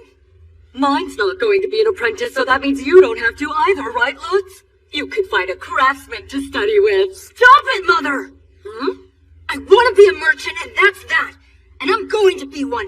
With or without mine. Young man. Do you really think you can do it when both your father and I are so opposed to it? I sure do. I'll be a living apprentice if I have to.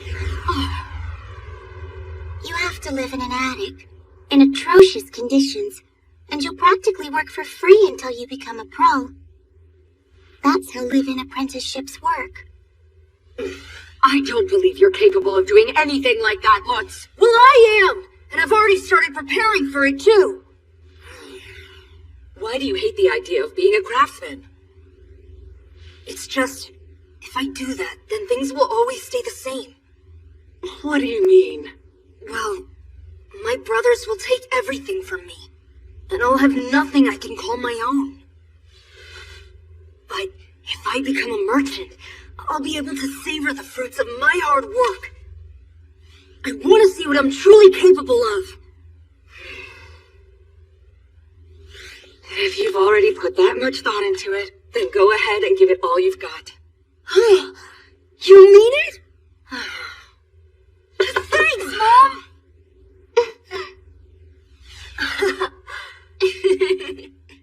And so, by the time spring rolled in, Lutz and I had our plans set in stone. Blessed be the melting of the snow. May the goddess of spring's boundless magnanimity grace you both. What was that? A celebratory spring greeting among merchants. Blessed be the melting of the snow. May the goddess of spring's boundless... something? May the goddess of spring's boundless magnanimity grace you, Master Benno. For your first attempt, that was perfect. Thank you. I meant Lutz. The time had come for me to break the news to Mr. Benno. Very well. I'll cancel your apprenticeship, Mom.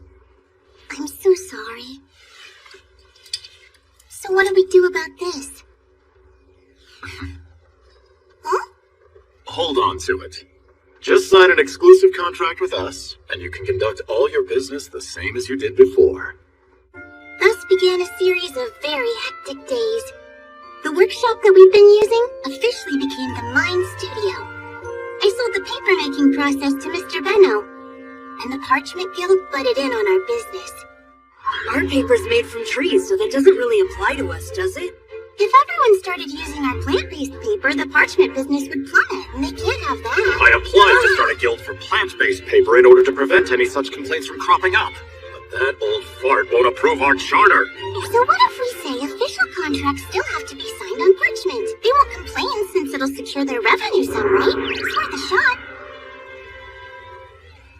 So how about that? The guildmaster finally gave us his approval. Yeah, we need to build ourselves a new factory. Oh, Dad!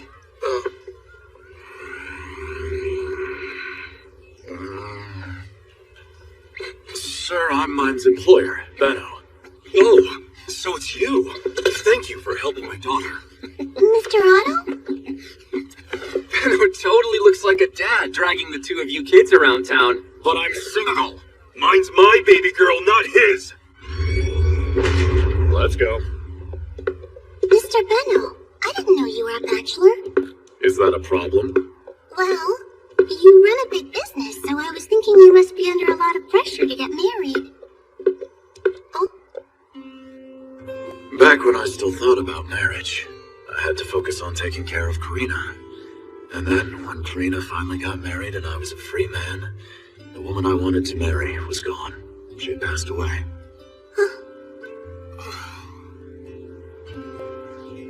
I'm not getting married because I haven't found a woman better than her. And that's that.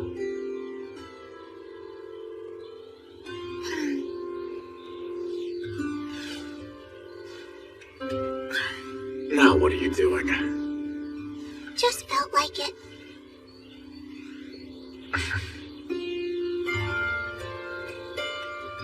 And while I got to work teaching Benno how to make paper, getting the mine studio up and running, and helping Lutz prepare for his apprenticeship, the seasons warmed up into summer. Welcome back, Mine. I whipped up a fresh pound cake for you. Oh, thank you, Miss Elsa. I'd love to know what you think about it. The pound cake was already way more delicious than before, but I traded information on how to improve the recipe for a bag of sugar anyway.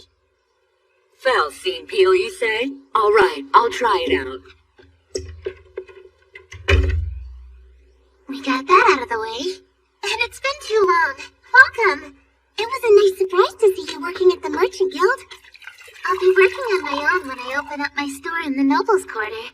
So I've been apprenticing over there to learn everything I possibly can. You are so interesting. It's amazing how you can plan so far ahead. You need to be thinking long-term, too. Common sense dictates that you should jump ship and join our organization. Otto, someone I know said the same, that I should work for the Guildmaster if I want to establish important ties with nobility. Then why haven't you come to us for work? I've been waiting for you to ask. Mine, summer is almost upon us. Please tell me that you have a plan.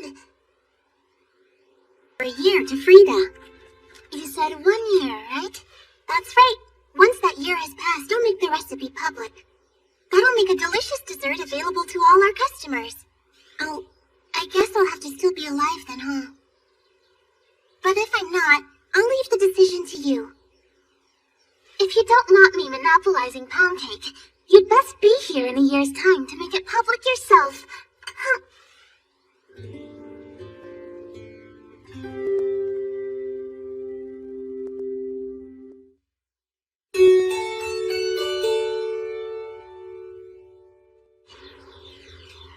How lovely. You really do look like a rich girl. And it seems to me you've grown, too. The skirt is looking like it's the perfect length now. People are always calling me tiny, but I guess I have been growing a little bit. Your swaying hair ornament is really pretty, too. Thanks for helping me make it, Tootie. Mine is going to be the prettiest little girl at the ceremony today. But, Dad, you said the same thing at Tootie's baptism. Of course. My daughters are the cutest in the world.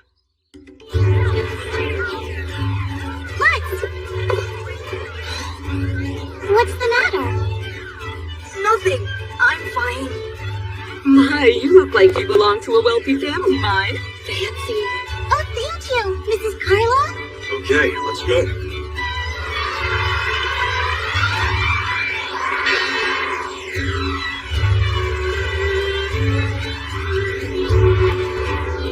Mine!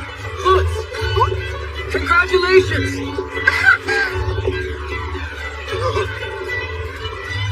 New hair ornament design?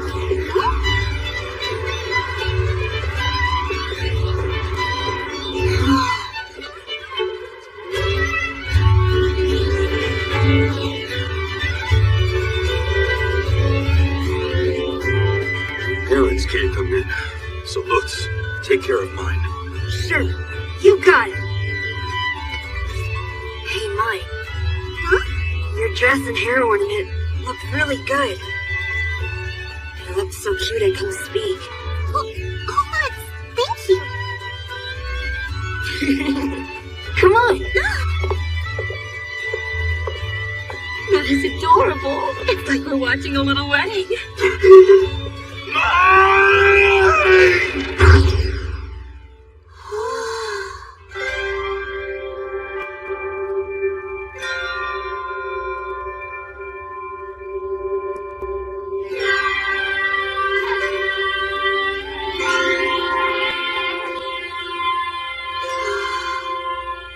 Oh, they're doing the thing you hate. Huh? We have to sign with our blood. Great. Looks like we're being registered for something. Citizenship. Next, come forth. Hold out your hand with your palm facing upward. Great.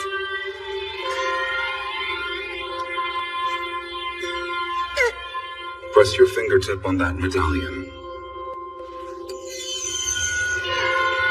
You're all set. Mine! Over here!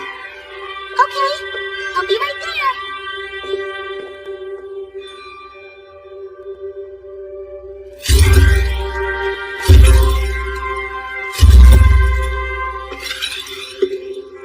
The High Priest is here.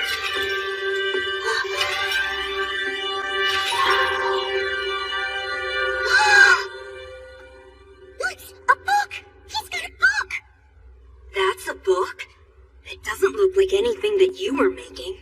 It seems really expensive. It's a book.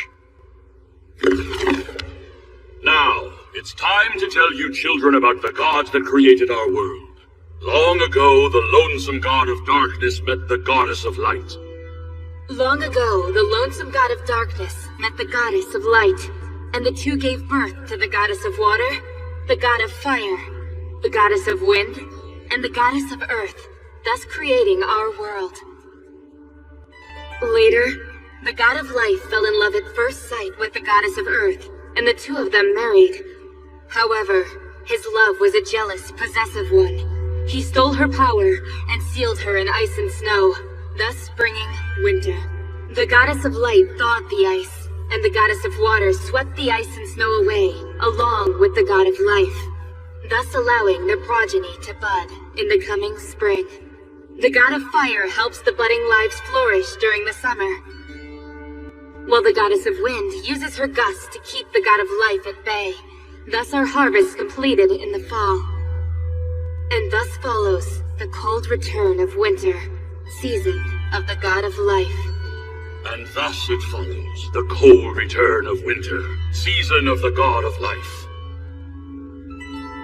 The god of fire rules over summer and bestows divine protection through development and guidance. I so want to read this myself. We shall now demonstrate the right way to worship. Watch us carefully, children. Huh? We lift prayers to the gods. It's the Glico Running Man pose. Put into a countdown? Oh my gosh, that's hilarious. Now, stand up and join us. Huh? We lift prayers to the gods. We lift prayers to the gods. No way. I can't. Now, mine! You should have said you weren't feeling well. You okay? It's not that. I'm fine. What's the matter? I don't think she's feeling well. She suddenly collapsed. We'll have her rest at once.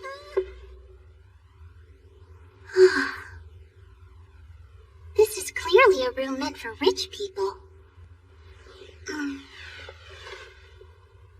I bet it's because of my outfit. I can't be expected to wait in this room forever. I'm gonna miss the ceremony.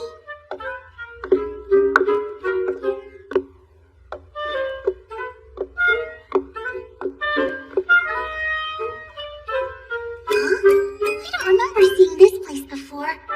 No, this isn't the right way.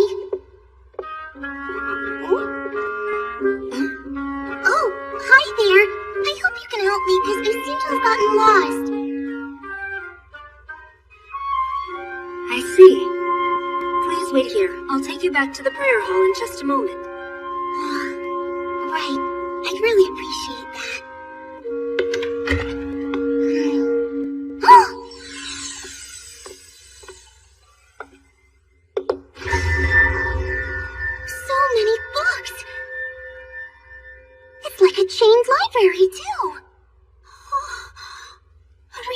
library. I pray to the gods! I offer the gods my thanks. Now then, if you don't mind. Ow! What is this? An invisible barrier? But the books are right there! No fair! Let me in! Someone help me get to the other side! I can't help. I want to read the books, but I can't get in there! Only cathedral staff have permission to enter the library. You mean I can read these books if I'm part of the cathedral staff? I'll do it! I want to! How do I join? Oh. Now then, could you tell me why you want to become an apprentice priestess? Because this place has a library! A library? You seem to be misunderstanding something, young lady.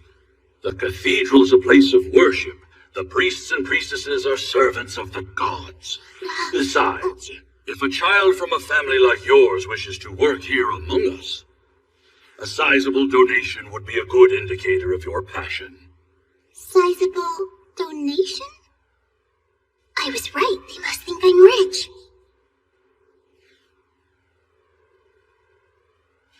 One large gold is the most I can offer. A large gold coin? I hope that'll be enough. Unfortunately, it's all I can spend at this time.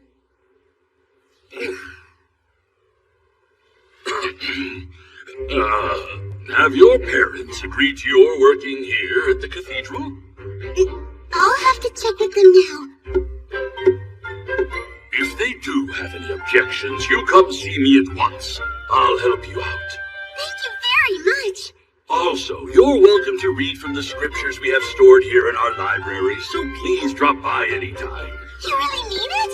Thank you! I offer prayers to the gods!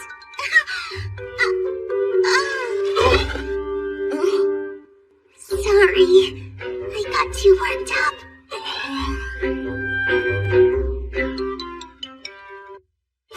The day of Mine's baptism, she went to the cathedral, where she got lost and stumbled upon a library. So many books! It's like a chained library, too!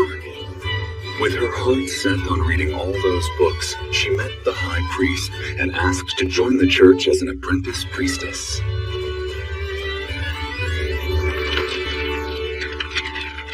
Out with it. What did you do? Well, I went looking for water, got lost, and then I collapsed. You gonna tell me the whole story? I found a library and got too excited. A library? A library! A God-given paradise on Earth! Heaven! A room with all those books to enjoy! Never mind. I get what happened. You left out the most important part. Huh? In order to read, she said she was willing to become an apprentice priestess. She collapsed while talking to the high priest about it. What's wrong with you, moron? Sorry. We're getting out of here before you do more stupid stuff. Fine. Even I know I should have been more rational in how I reacted. But now I know how to become a priestess.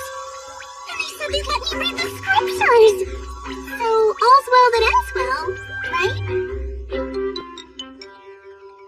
Was today fun? You really stood out in the march. Only natural. She's so cute. Dad, listen. Yes? You see, today made me think about being an apprentice priestess at the cathedral.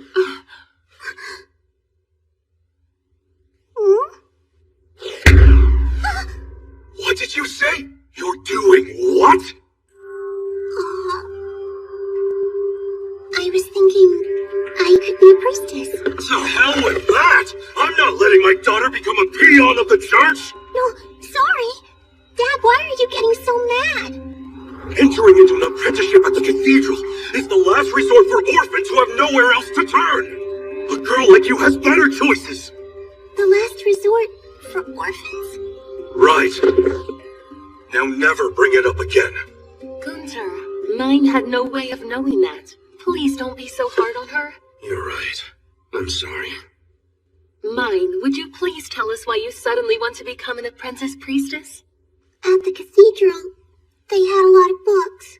So that's what gave you the idea of working for the church, huh?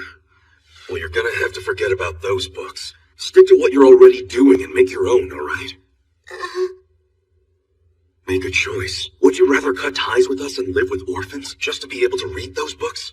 Or remain here with your whole family like you said you wanted? Cut ties with my family? What for? Apprentice priestesses have to live at the cathedral and get worked to the bone on a daily basis. You can't handle that kind of labor when you already faint at the drop of a hat. Besides, books are priceless. Do you really think becoming an apprentice will guarantee that you'll get to read them? Do you really want to be a priestess that badly? Didn't you promise you'd stay with us? I just wanted to find a way to be allowed to read those beautiful books. I don't want to be a priestess if it means I have to leave you. Thank goodness! That means you're going to stay with us, doesn't it? Yeah. I'll turn down the high priest as soon as I start feeling better. I'm so happy you understand. You're my little girl after all. I'm not letting the church have you. She's starting to develop a fever. She must have gotten worked up over your heated conversation. Time for bed. Okay. In my Urano days, books took priority over everything. I guess I've grown to love my family too much for that now. And yet, I finally found a library. So many books to read. It wasn't until 2 days later that the fever got back under control. Master Benno said he wants to have a word with you, but you still look kind of pale. I'll visit the cathedral tomorrow and then go see Mr. Benno. Will you come with me? Yeah, okay. Why the cathedral? I want a chance to read the scriptures. And priestess thing. I see. That's a relief, because it's obvious you really aren't cut out for that kind of life.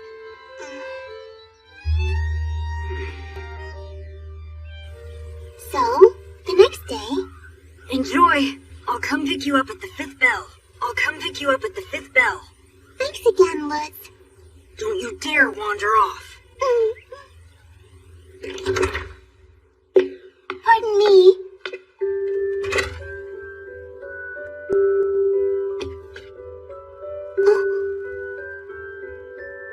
I take it you're mine? Yes. I'm the head priest here. The high priest has told me about you.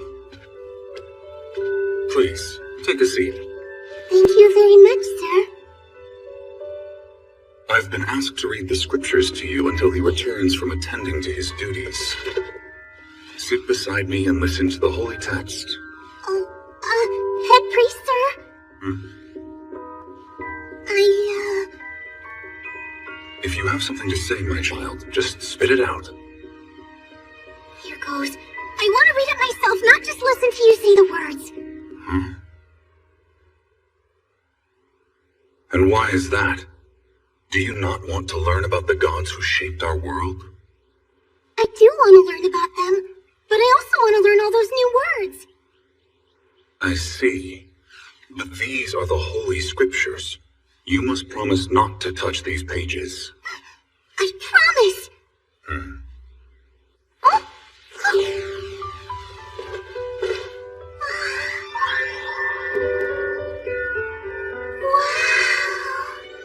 Thank you so very much!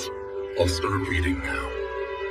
In the time before time, I finally get to read a book myself! Unimaginably alone. One day he noticed something different. Across the expanse was the goddess. Head priest, sir? Does that scripture there say goddess of light? That's right. And this is god of darkness, right? That's correct. You picked up on that quickly. Teaching such a fast learner will be a pleasure. Hello there. I hope you didn't mind waiting. The head priest allowed me to read the scriptures along with him, so I really ended up enjoying myself, Your Grace. I truly appreciate it. Oh, that's good to hear. Thank you for reading with me, head priest. then, what did your parents have to say? My dad yelled. He said becoming a priestess is only for orphans. It's not only orphans, there are nobles too. Orphans are the majority, but that's because they have nobody to take care of them or refer them to other means of employment. You don't have to be an orphan to be a priestess. I want you to understand that. But I'm frail and always getting sick too. I'm afraid that any kind of live-in apprenticeship would be impossible for me. What happened to you the other day? You didn't collapse because you were unwell, but because you were sickly by nature. Right. I suffer from the devouring. The devouring? Yes, right. So you know what it is? Go on, fetch it, quickly. Yes, of course. Huh? What's going on? I offer prayers to the gods! Wait, what is happening? Try placing your hand upon this grail. Huh? Are you sure it's alright for me to touch it? Yes, hurry.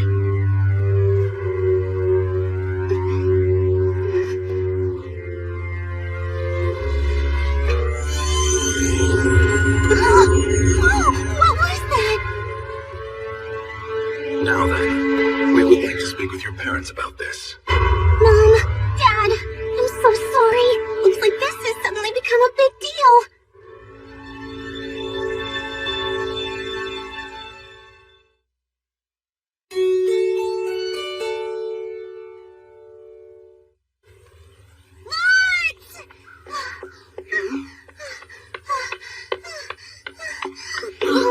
Hey, what's wrong?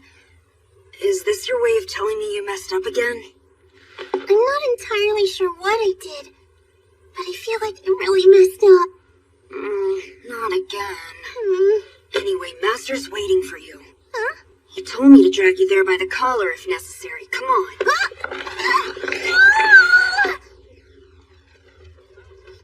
So, it's been a while, right, mine?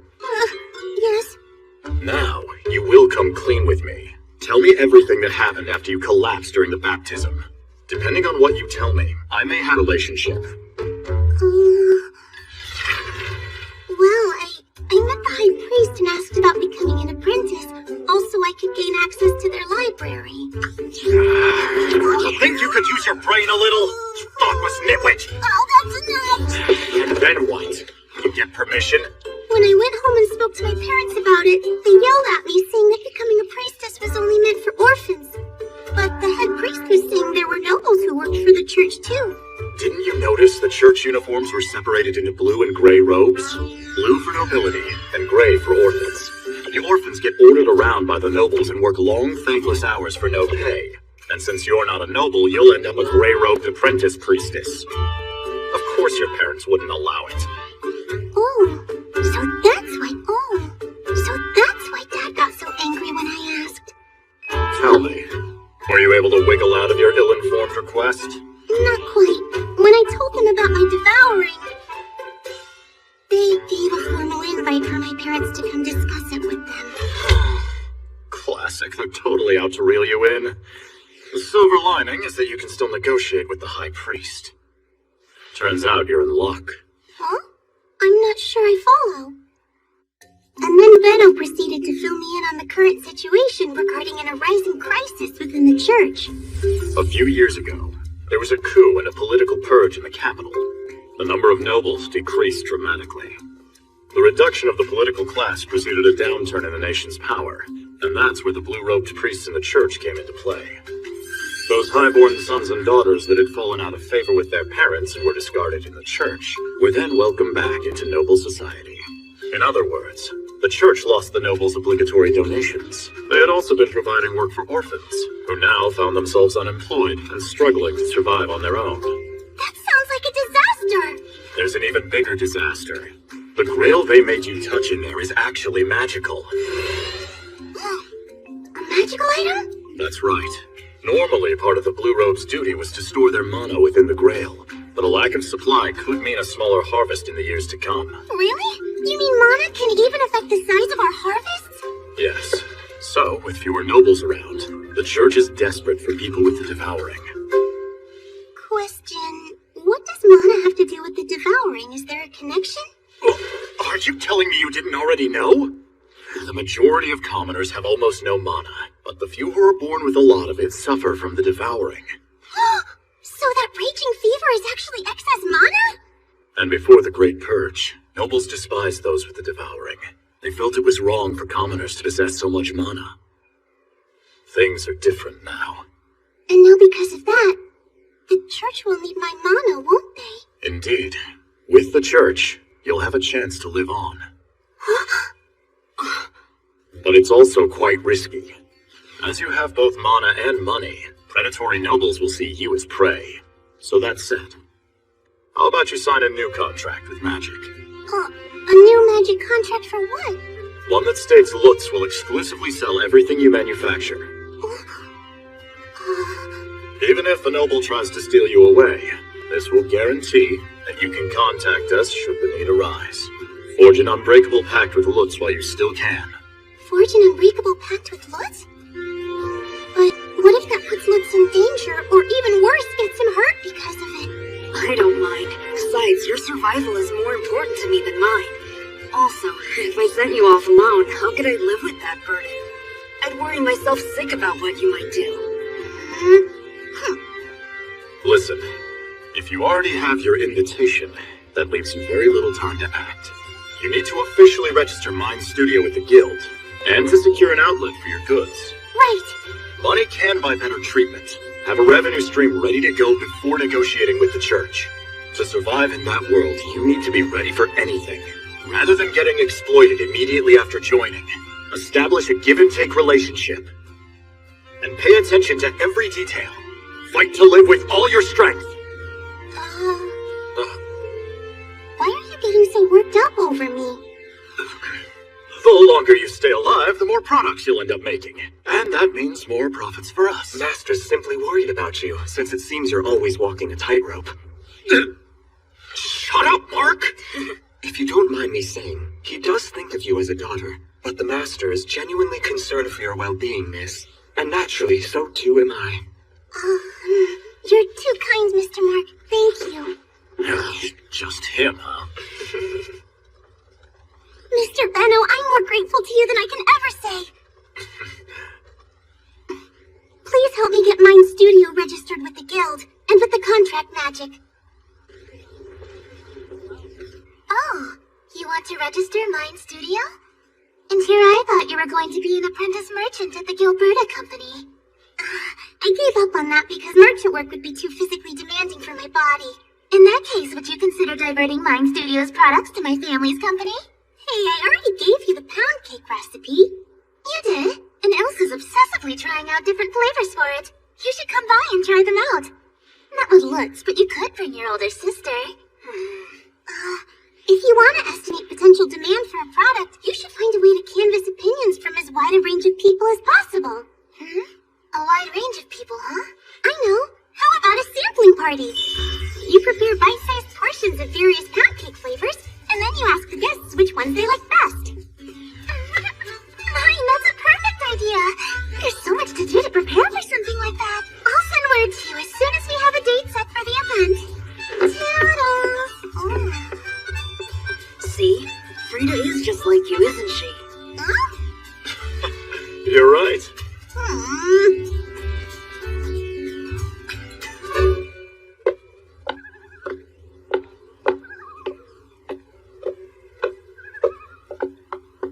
You stopped. What's up? I want to know, are you really planning to join the church? Yeah, probably. I see. Lutz, come on. If you have something to say, then out with it. I don't want to. It'll sound lame. Oh, I see. You told a lie. You promised that we'd make and sell our books together. Lutz, I'm really sorry. You don't have to apologize. I've come to accept that I can't do anything for you. But it still hurts. You said that you'd run a bookstore with me, and I really wanted to make books with you. I did too.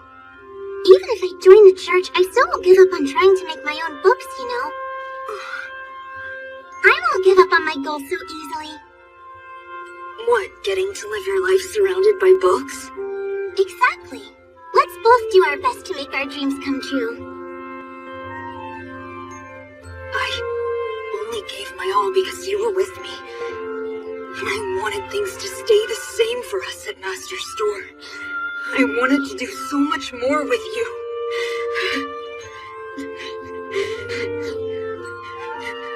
Don't worry. Nothing will change if I join the church. When I have a new idea, whenever I want to make something and need some help, you'll be the first person I ask. But everyone already knows that everything you create is really valuable. They'll all be lining up to help. Well, even if I do work with somebody else, I get the distinct feeling it won't go smoothly. And that in the end, they'll still call you up for your expertise anyway. So will you help me? You're gonna help me turn all my ideas into realities, aren't you, Lutz? Yeah. I promise to make everything that you can dream up.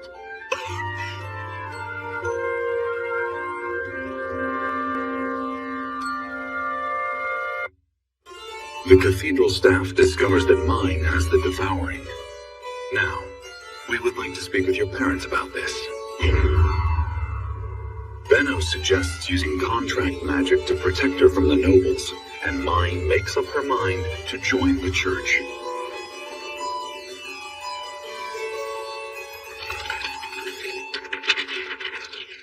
Mine? Tell us, what happened to you up at the cathedral? Well, I asked the high priest to forget about my apprenticeship like we discussed, but once they knew I had the devouring, they said it was important that they speak with my parents, and gave me this invitation for you. The meeting's in 2 days at Third Bell. Mine? What the hell did you do now? They brought in a grail and told me to touch it. When it shone, they asked to see you. After that, I went to see Mr. Benno, and he told me some things about nobles and the devouring. The devouring's fever is actually just mana. Mana? He said that because the Shining Grail had exposed to the priests that I possessed mana, I could no longer avoid being noticed by the church or the nobility. What do we do? First off, the church has access to magical items, so I can live on if I join. Is that true? But mine, that means you wouldn't be able to keep living here with us if you join, right? If things stay the same, yes. The last thing I want is to give you up to the church. I could never bear to send you there alone. Dad, have you heard? Do you know what's been going on in the capital? Like, were you aware that there was a purge that drastically changed the situation with the nobles? What do their problems have to do with us? Actually, since the nobles have dwindled in number, it seems the church is in desperate need of people with mana. That's why they're so interested in me joining.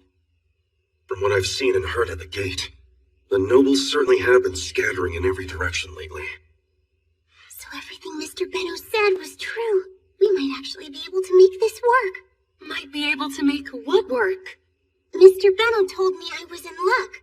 That with careful negotiating, I could secure treatment close to that of a noble apprentice. What? Tell us everything. First of all, try to envision the most ideal result you could imagine. The next step, what concessions do you need from them to achieve it? And what can you offer to sweeten the deal? What do they want that you're able to provide? Figure all that out. What do I want that they have? I want permission to enter the library and have access to their books. I'm speechless. How can you be so single-minded? No, it's just the ideal result. If I'm being totally greedy, you know? What I can offer them is mana and money. Correct. As long as you don't sell yourself short, you can secure better conditions. If things go well, you could even get accepted as a blue-robed apprentice priestess. To ensure this, it would be wise to register the Mine Studio, securing a revenue stream for the immediate future. By the way, I've heard that you can't join the church as an apprentice if you've already registered with the Merchants Guild. Do you think I can actually register myself as head of a studio? The High Priest said he'd meet with the Guildmaster to negotiate these things on my behalf, so I'm not... Why would you leave your fate in somebody else's hands? If they won't accept that you're already registered, then try throwing some money around until they allow your studio business.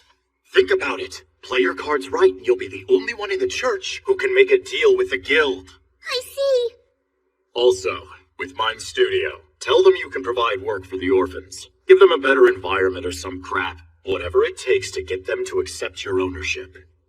Finally, sell the fact that you're physically frail, and try to secure the best treatment possible. Don't care about how it looks. Fight to live! All right, Benno. That's what I'll do. There's the long and short of it. So you're saying there's room to negotiate? Sounds like it. That's why Benno shared that information and told me to fight to live. Fight to live sounds good to me. In other words, you could say there's hope for us. Don't you agree? What we can offer is mana and money. Then we have to emphasize my frailty and secure the kind of treatment the nobles receive. As well as getting permission for me to run my studio. And finally, I want to continue living at home. If they agree to these 3 demands, then it's safe to say we have won. I'm with you. After all, I became a soldier to protect my family from harm.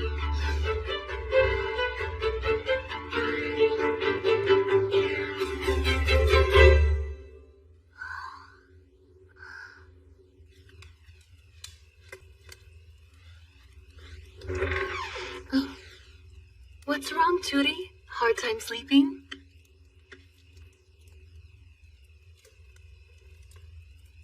What's the matter, dear? Is it possible to negotiate with these nobles? Haven't they killed normal people just for talking back to them? If anything happened to you, I just...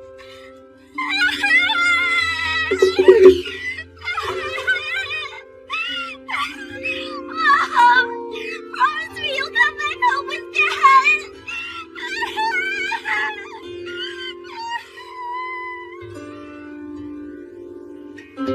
2 days later, it was time for the negotiations at the cathedral.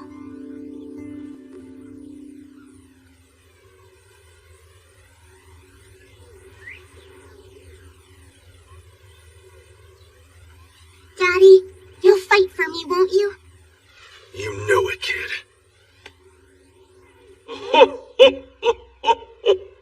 Surely this must be the will of the gods. Mine is here with her parents. Good afternoon, High Priest, sir. Hello, my dear. Good to see you again. Huh?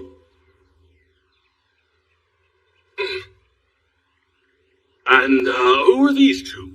They're my parents. Hold on. These are your parents? Tell me, what sort of work do they do? Father's a soldier, and my mother's at a textile workshop. A soldier? What? I never thought they'd be poor. What a massive waste of time. Now then, please take your seats. No need. They can stand. Why is his attitude suddenly so different? Well, let's just try to get this all over with quickly. As far as I can tell, mine wants to be an apprentice priestess, but her parents are against it. Yes, that's right. I don't feel like giving my daughter over to live the rest of her life like an orphan. But she has the devouring. She can't live on without access to our magical items. The church is graciously taking her in to save her life. Mine is far too frail to survive if she's forced to live like the others. I ask that you not put her to work as a gray robe priestess. It's true. Even without the devouring, she's a very frail girl. She couldn't survive at the cathedral. Please, sir. Please let her live at home. You knaves! How dare you reject such a compassionate offer! Now shut up and hand over your daughter! What? This is what nobles are like? I must refuse, sir. I will never throw my child into a life of misery. What father would? He's right. Please have a heart, Your Grace. How dare you! Hold these insolent parents down and then take mine away and lock her up!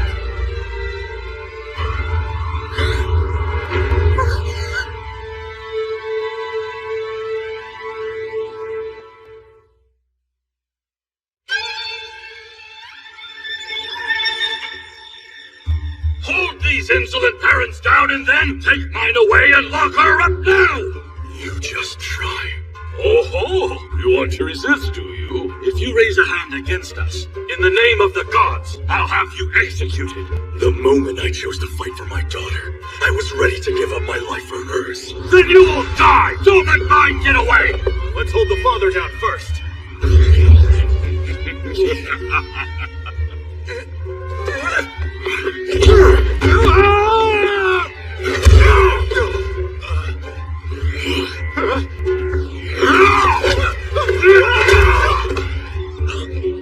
Why, you? You could take down a couple clearly, but how long will you last against so many? A mere commoner thinks he can defy the church to the guillotine with you. You will die a dog's death, you peasant scum. Seize him!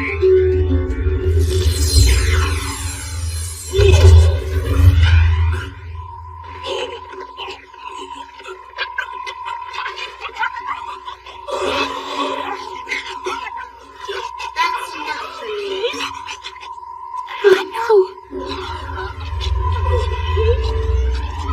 Don't you dare lay a finger on my parents. I won't allow it.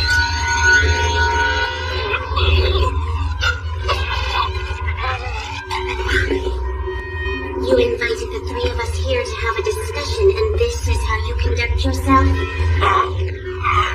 Help me! Calm down. Your mana's surging. Control your emotions.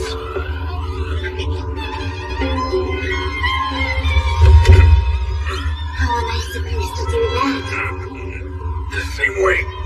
I'm sure that you always do. Do you expect me to quell my rage when the man before me is threatening to execute my father?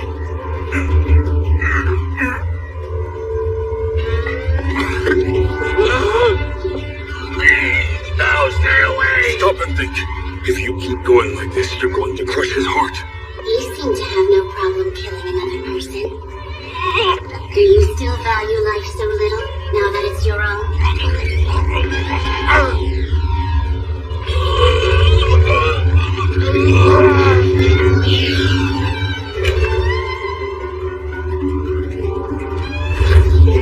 Mine, stop! Move aside. Try to calm down. We can still talk things out. We can talk things out. Using brute force, or maybe using mana.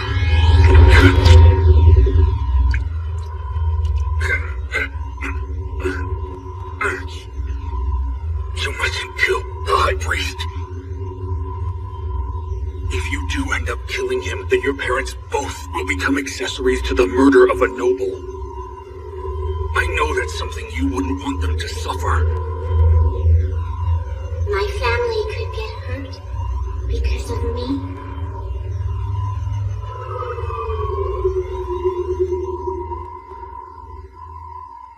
I see you've returned to your senses. You came here to bargain. I'm ready to have that discussion. You mean you're willing to accept all my demands, Head Priest? Yes. But before that, you must get your mana under control. Can you do that? I have to trap it inside, the same way I always do.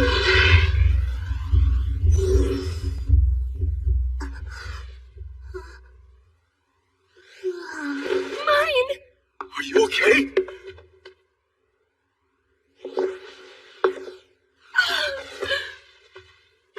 I'm fine, Mom. I'm used to it, and I'm in control of myself again. What do you mean you're you're used to it. Since when? Well, it actually used to happen pretty often, but never as extreme as we just experienced. I didn't know. Are you going to be okay, Head Priest? The gods determined that this would be my punishment. A retribution I clearly deserved for allowing the High Priest to antagonize you.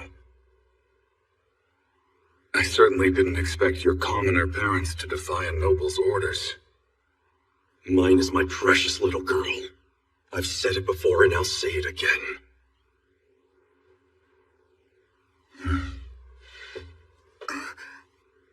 Mine.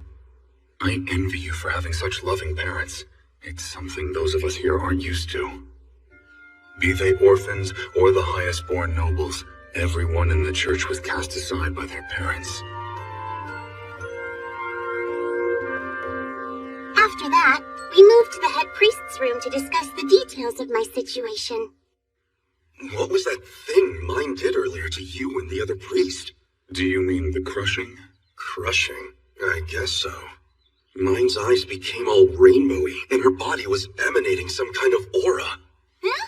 What the heck? I didn't know I turned into some kind of out-of-control monster! It happens when one with the devouring lets their emotions go out of control.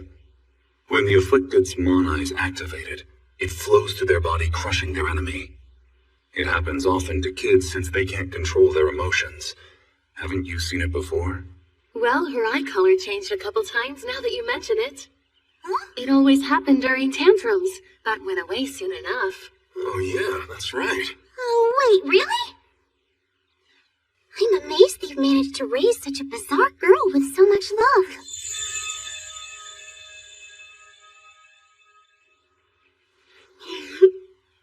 I know those with the devouring have lots of mana, but I never foresaw that you could push the High Priest to the brink of death. I have a question. How are you still alive? The stronger your mana, the stronger your will needs to be in order to control it. I can't believe you're able to contain all that mana. I almost died a year ago, but some kind people allowed me to use one of their magical items. These kind friends of yours, didn't you try to form an agreement with a noble through them? Living my whole life chained to a noble would be a heartbreaking existence. I wanted to remain with my family. I wanted to make my books. If I'm unable to live my life the way I want, then there's no point.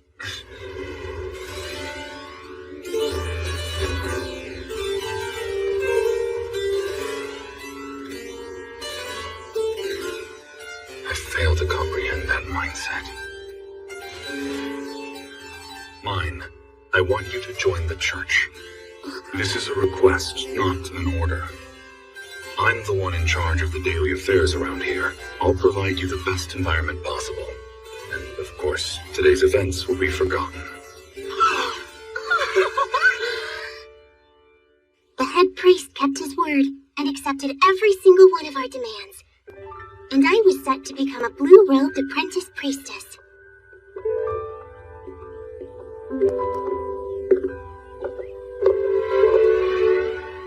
Well, it's over. Yeah. Daddy, Mommy, thank you for fighting for me. Hey, you're the one who saved our lives with that crushing thing. My fever just got out of control because I was so angry. I don't remember much of what happened.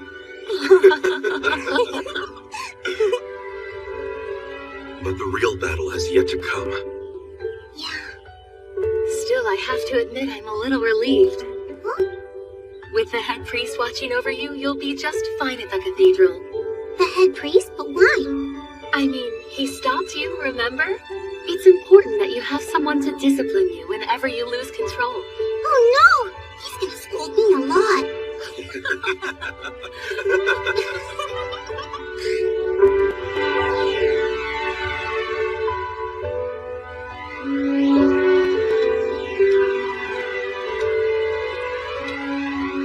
Mine's gonna be alright, no doubt.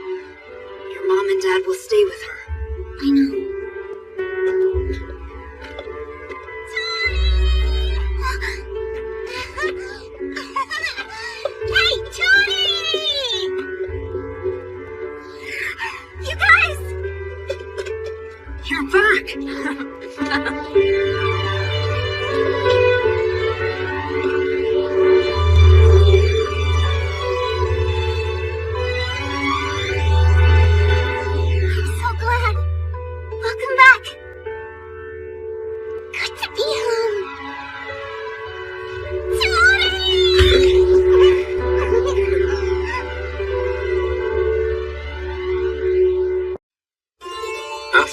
Discovering it could provide the means to save her life, Mine decided to join the church, but the negotiations with the High Priest ended in failure. Don't you dare lay a finger on my parents. I won't allow it. As a result, while she was allowed to join on her terms, many trials and tribulations lay ahead for her.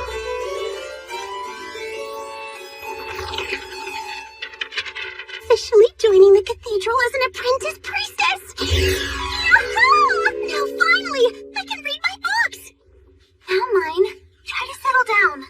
You're going to get feverish again. Right. I can't have that. There's still time until you actually join them. While my apprenticeship was confirmed, it seems that various preparations need to be made, meaning it'll be a while yet before I officially start as a priestess. You're going to see Mr. Benno tomorrow, aren't you? Yeah, I need to fill him in on how the negotiations went. Good morning! Welcome to our store. Good, but you should always welcome customers with a smile. Now, miss, what might you be looking for today? I've heard you sell the loveliest hair ornaments. They're right over here. Hey, Lutz, give me a hand. Excuse me. Thanks, Mine. Lutz needs to work on his customer service. That was good practice. Of course. I see he's trying his best. Unlike me, Lutz has already begun his apprenticeship and is off to a great start. I know he feels overwhelmed by everything he has to learn, but he's still smiling. Now then, your negotiations went well? Tell me. Long story short, they were successful. I'm joining as a blue-robed priestess, and I can keep living at home. If you need Mine's mana that badly, we have to insist that she be treated like nobility. Don't force her to do gray-robed apprentice work. So be it. She'll be granted blue robes as an exception. Any other requests? We're too worried to let her live here, where we can't keep an eye on her. We'd like you to let her continue living at home. Yes, Mine is frail, so each morning we need to determine if she's strong enough to go to work. No problem. She isn't an orphan, so she can stay at home. And if she isn't feeling well, she doesn't need to push herself. Even when I feel okay, I can't make it here without Lutz. Really? Yeah, sometimes I just collapse out of nowhere, so he monitors my condition. So, you're saying you'll need a personal retainer? Every blue-robed priestess has a few to serve her, so that's fine. A retainer? Anything else? Oh, I'm the owner of a small business that's been registered with the Merchant Guild. Is it okay if I keep running my studio? A servant of the gods has no need for such things. Yes, that's what the High Priest would say. But sir, it's an important source of income for my family. I can hire several of the orphans here, paying them well for their work, or I could even donate a portion of the revenue. I'm sure we can find a middle ground somehow. How much does this kid know? Hmm? Oh, I was just talking to myself. I'm lacking quite a lot of information. We'll come back to that later. What else? That's it. Good. She'll be a custodian then, of all magical items and the library as she requested. What, the library? I thought you were uptight, but you're a really nice guy. Thank you for your time. So, in summation, they baited you with the books. A bit, but only after he accepted all our terms. Yeah, I have no complaints on that end. This priest seems reasonable. If you ever need help over there, he's the one to go to. Right, I'll do that.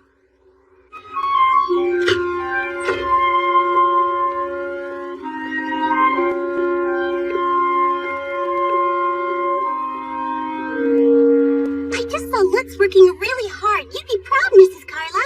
Really? That's good. I was worried about how he was doing. By the way, what did you end up deciding to do about that career of yours, since you declined the merchant apprenticeship? I don't think I'm strong enough to handle working outside, so I'll be with my dad and Otto up at the gate.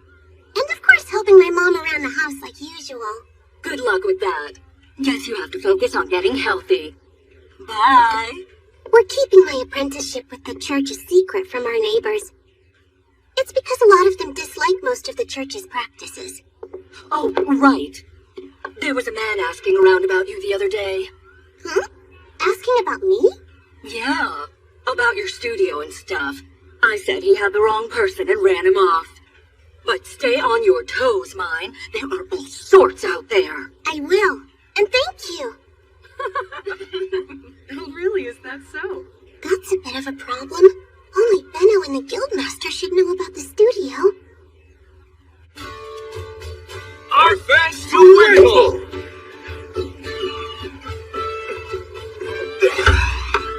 Really? You're going to be a father, huh? Yeah. So wait, why are you resigning from your post when you have a little one on the way? It's mine's fault, if I'm being honest. All of the products that she came up with are just flying off the shelves. Because of that, they need extra hands around the store, and Benno asked me to help out. Really? The stuff my girl made. The gods seem to love mine as much as I do. She is Benno's fruit trainer, after all. That's the water one? And you must be beside yourself. I'm glad you found a way for mine to survive. Have your feelings changed? Are you okay with her joining the church now? How could I be okay with it? They say they're gonna treat her like a noble. But knowing them, that ain't happening. Even then, it's better than her dying. You never know, Captain. Maybe this is why the gods made you a soldier. What do you mean by that? Your daughter possesses mana, and is able to make a lot of money. Which also means she's at risk of being abducted by outsiders. Being abducted, you say? Shh. It's your duty to prevent that from happening to her. Huh? As gatekeeper, you'll see every visiting noble, which means it's the perfect job to have if you're trying to protect mine. Yeah, you've got a point there. And I'll help you out too, sir. Promise. Thanks. I'll keep my family safe while working to protect our town.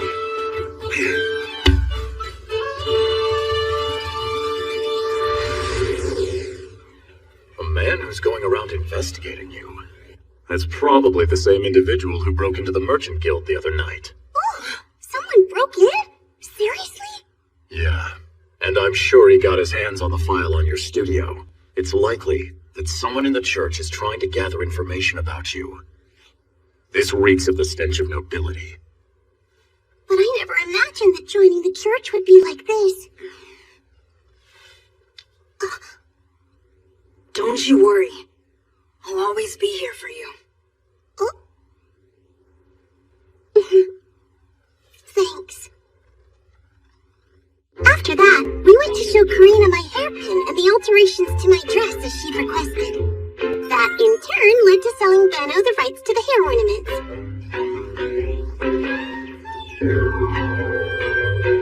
Mr. Benno, welcome to the pound cake tasting. Do you have rocks in your head? What are you doing here? Just helping out. Ow, ow, ow, ow, ow. I've been suppressing any information about you only to find you goofing off. You're being way too careless, young lady. Go get changed now. Okay.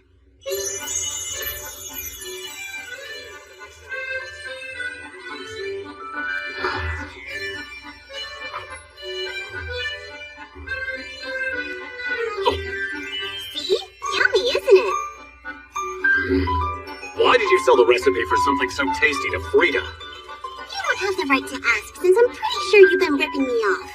Frida told me that purchasing the rights to new products starts at one large gold coin and goes up from there. Besides, how are you planning to make it without access to sugar and a chef? Most of the snack recipes I know are ones that rely heavily on sugar. Then all I need is a cook and sugar? Well, not just any old cook will do. They must be professional enough to serve the nobility, and they need unlimited access to a professional oven. No. Surely you realize I'll have thought up all of mine's recipes before you put any of that together. But thanks for stopping by, Mr. Benno. And don't you worry. You better believe I'm going to perfect any recipe mine can come up with. You sure will, Miss Ilsa. Hang on a second. All I need is a cook, an oven, sugar, and creativity, right? Why do you ask? You once said if you couldn't get books, you'd make your own. With that in mind, what can I do if I don't have a cook? I suppose you could just train new ones yourself. That's what I thought. Benno's gung-ho attitude is perfect as far as I'm concerned. Having a dedicated oven will open the door to so many dishes. Like pizza, au gratin, lasagna. Asian pie will be on the menu too. We should just open an Italian restaurant. What in the world is she going on about this time? I hope she's going to be okay, because she has to start going to the cathedral tomorrow. From my investigation into mine, I've learned that she's a workshop owner registered with the Merchant Guild. A servant of the almighty gods running a workshop? Yes, and yet, if it means periodic income for the church coffers, then I believe allowing her to continue would be the prudent decision. Now then, the retainers will be assigning to mine. I'm planning to assign her one of my own, and he will, in turn, report back to me. Oh, now that you mention it, I think I shall also send one of my own. And for the last one, let the biggest problem child of all the orphans give her a headache. We'll drain all the money and mana out of that annoying little wretch. After all, that she-devil isn't good for anything else. I understand, sir.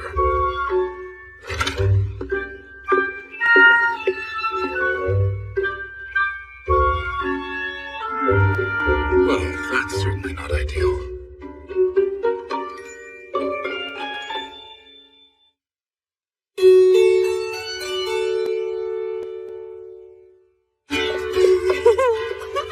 Mine, try to stay calm. Yeah, I'm trying, but I can finally read books now, you know? Oh look, you've nearly made it. Oh, someone's waiting. Oh, I bid you good morning, Lady Mine. Lady Mine, he said. What a joke. hey, quit it! It's not that funny, look. Sorry, I'll stop. Right, I'll pick you up by Fifth Bell. See ya. Look, I'm sorry if what he was laughing about made you feel uncomfortable. There is no need for you to apologize to me, I assure you. Huh? The head priest is waiting for you. Ooh.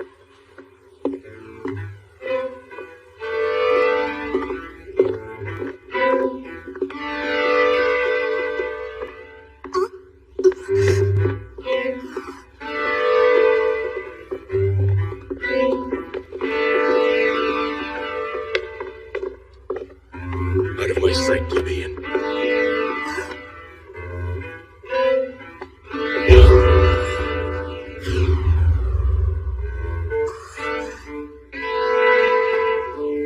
It is a class-based society. Wow.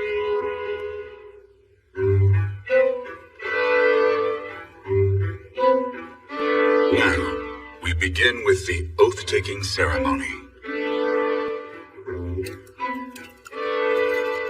Springtime is green, the color of fresh life, overcoming the harshness of winter. Summertime is blue, the color of the vast, ever-stretching skies toward which life grows. Autumn is yellow, the color of fat and ripened wheat ready for harvesting. And winter is red, the color of a fireplace that thwarts the cold and bestows hope. Now, take your oath. Mine, if you're ready, just repeat after me.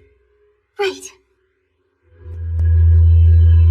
Hear my words, glorious rulers of the heavens.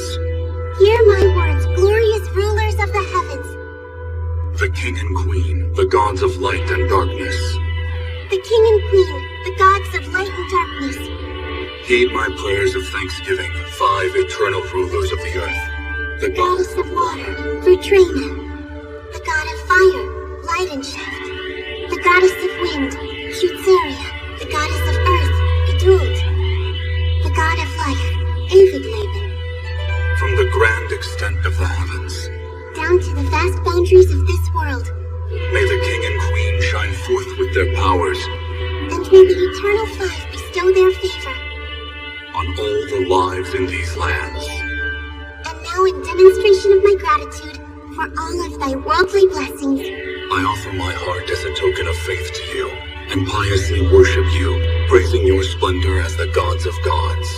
to all of the wonderful deities of nature, I vow that I shall pray to you, give you thanks, and to your glorious service.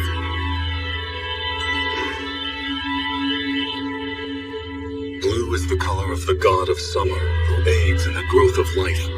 The color of infinite skies above, the god's domain. Those who vow to worship them and continually improve as the emissaries of the gods are granted these blue robes.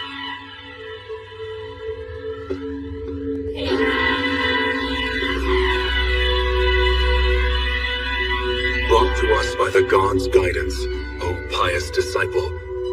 With open arms we do welcome you. From the bottom of my heart, Head Priest, I'd like to thank you for welcoming me. Fine, then pray. I offer prayers to the gods!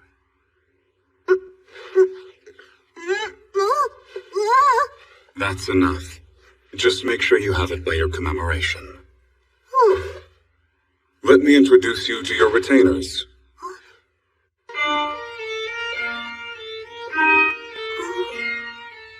I am Fran. Pleased to meet you. Hello, Fran. The pleasure is all mine. No, mine. You're a blue-robed priestess now, remember. You aren't to humble yourself before gray robes again. I'm sorry. I'll keep that in mind. My name's Delia. I'm 8. As fellow girls, let's look after each other. Wow, she's stunning. Wait, you're my master? How stupid! You're just a baby! Huh? Name's Gil, and I'm 10. Gil is your retainer now. Whenever he starts misbehaving, you have a duty to discipline him. I have to? So, Gil, do you think you could not be so rude? What are you, stupid? Actually, Head Priest, I've never worked with retainers before in my life. I don't think I'm gonna need them. No, mine. Every blue robe is duty-bound to have retainers serve under them. Is that a fact? As their master, you have one job, to show them the true way with your example. Can someone show me? I'm kinda lost. Head Priest, a word with you, please? What is it, Arno? All right. I'll return in just a few minutes.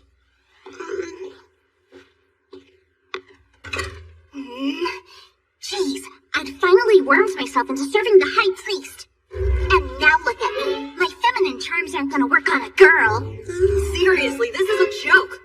And you're just a commoner, right? You're not a noble at all. Enough. Watch your mouth, Gil. And Lady Mine, the head priest just told you to discipline any misbehavior, so surely something has to be done about him. I have to show them the way, do I? Hey, shape up, or I'll have the two of you replaced. Yes, nailed it.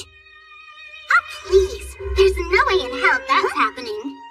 The High Priest assigned me to serve under you because he wanted me to give you a headache. The High Priest did? Yep. Soon enough, he'll recognize my wiles and make me his concubine. Wait a sec, you want to be the High Priest's concubine? Girls sure have it easy. You really think that's something to brag about? Well, yes, naturally. I'm aiming for the position any woman would want most. That's common knowledge. How didn't you know that? You must really be an idiot. What's wrong with you religious nuts has nothing in common with my business plans or my previous life as Urano.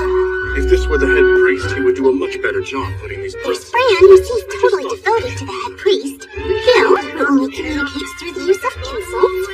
And Delia, the openly declared spy and future concubine. It's starting to look like I've set foot in a world I want absolutely no part of in this life. Mine is now a blue-robed apprentice priestess at the cathedral. However... The High Priest assigned me to serve under you because he wanted me to give you a headache. And you're just a commoner, right? You're not a noble at all. The head priest just told you to discipline any misbehavior, so surely something has to be done about him. The church's class system and her retainer's rebellious attitudes left her bewildered.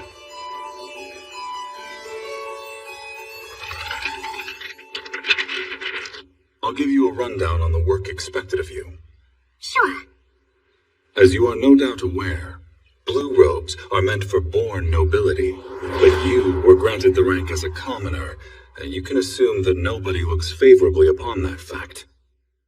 The High Priest himself refused to administer your oath-taking, As such, it has fallen upon me to see to your supervision myself. So it doesn't bother you that I'm not a noble, but still have blue robes? Merit is the only metric that matters to me. Especially now, with the blue robes dwindling in number, and most of the work coming my way. For example, I'm confident I can count on you to handle paperwork without issue, and I'd never have to worry about it. Did he investigate the work I was doing at the gate, too? I'll do my very best, head priest.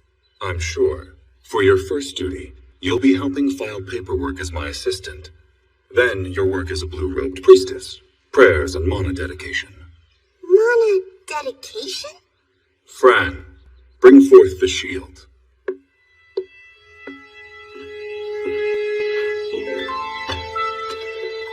Mine. Touch the magic crystal in the center. Try to imagine sending your mana into it.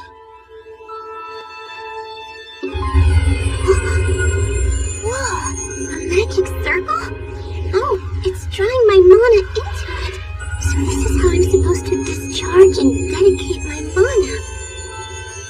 They're lighting up? My, that was 7 small crystals worth.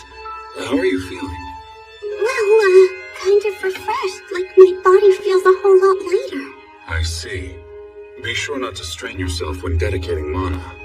Well, the mana offering doesn't seem like too much hard work. Your final task is to read the Holy Scriptures and memorize them. You've got it! I'll head over to the library right away! Before that, I'd like to discuss your donation. Arno, the ledger. I get it, this is important, but I don't care! Right now, all I care about is getting to the library!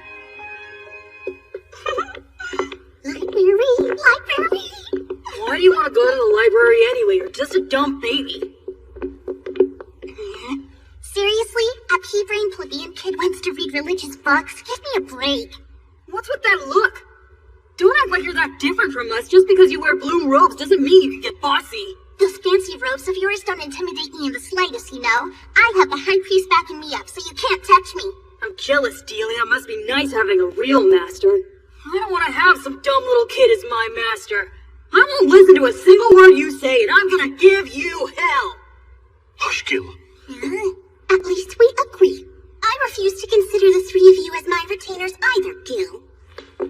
Lady mine, I'll have to tell the head priest about this. Feel free. I assume that was your job. You can't just dump 3 strangers on me and expect me to suddenly trust them.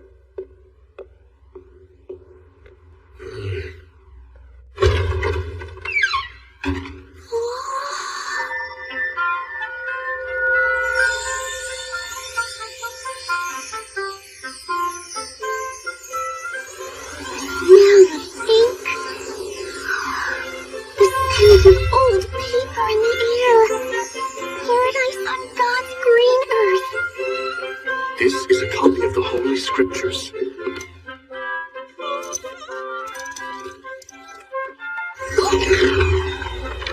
Whoa! It's like the book wants me to read it. How long has it been since I last read a book?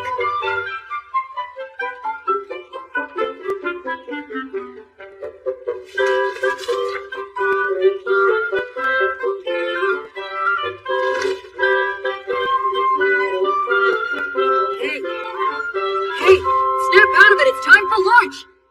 I don't need any. Huh? Who doesn't need lunch? Go ahead and eat without me. I'm not your master anyway, right? What the hell are you talking about, you idiot? Retainers have to be blessed by their masters. Enough. Leave me be.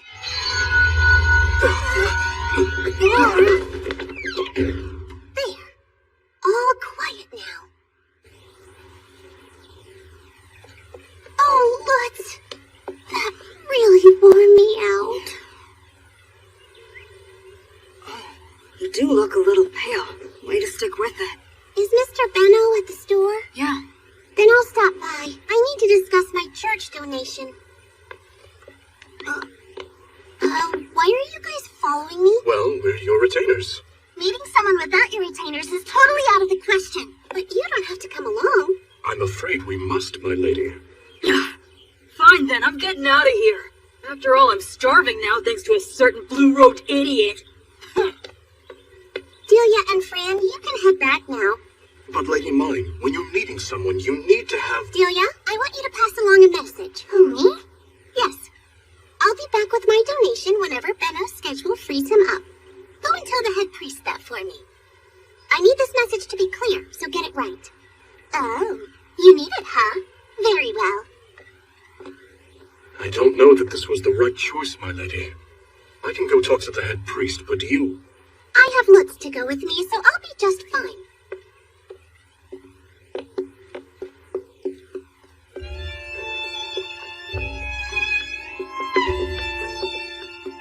Are you sure? Yeah, it seems like Fran would prefer to serve the head priest rather than me anyway. Maybe Fran's attitude will start to change if I become a better master than the head priest was. But what are the odds of that happening? None. You have zero gravity and far from a commanding presence. Say that again. Why, you complete and utter moron! Don't tell me you walked all the way here from the cathedral dressed like that! I'm afraid I did. What's the problem with that? The whole thing's a problem! You're wearing the robes of a blue priestess. Blue robes are normally nobles, and nobles travel around in carriages. Do you know why that is? It's because sometimes they get kidnapped for ransom! Wait, kidnapped? You are to never wear that outside the cathedral again! Right, got it! After I had changed, I told Benno that I had been asked to bring in my donation. Well, sounds like you should do that then. But it's a lot of money. I'm scared of taking it up there by myself. I was hoping you'd be able to come up to the cathedral with me. Why don't you have your retainers take care of it? Come to think of it, where are your personal retainers, miss? I haven't seen them anywhere. I can't trust them with something like this. For someone who's typically clueless, you're being surprisingly careful. I must have assigned you some awful servants. Awful doesn't begin to describe them. Entirely predictable. I imagine they think you're a nuisance. Yeah, well, as long as I can read, I don't care. Sorry to intrude, Mr. Mark. Not a problem, Lutz. How can I help you? I have a question about this product. Oh, Lutz. He's a good lad. He's putting everything he's got into learning to be a merchant. He asks questions about what he doesn't understand, and he's been picking up on what's common knowledge in the trade. How about you, Mine? Are you trying to grow in this new role of yours, as a priestess? All I've done is complain the whole time. Never forget you chose this path. If you want to read in peace, you will have to command your retainers, and learn to conduct yourself in a manner expected of nobility. Got it.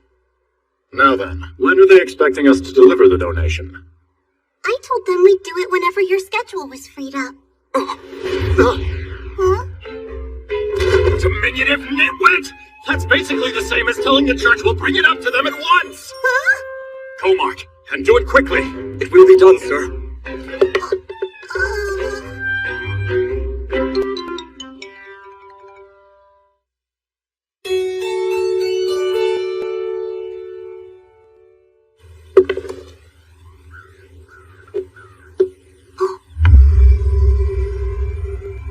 What the heck? I've never seen this place. Wait, is this the front entrance? Lady Mine? Oh, hey, Fran. Oh, that's right. I need to act like a noble. Now, Mr. Benno, allow me to introduce my retainer, Fran. Fran, if the head priest is ready, may we go see him now? Everything is prepared for you. Oh. Fran seemed to respond positively to that. I guess speech and mannerisms really do play a big part in this.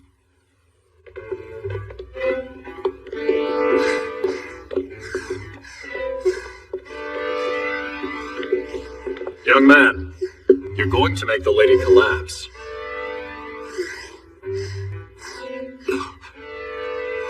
My apologies.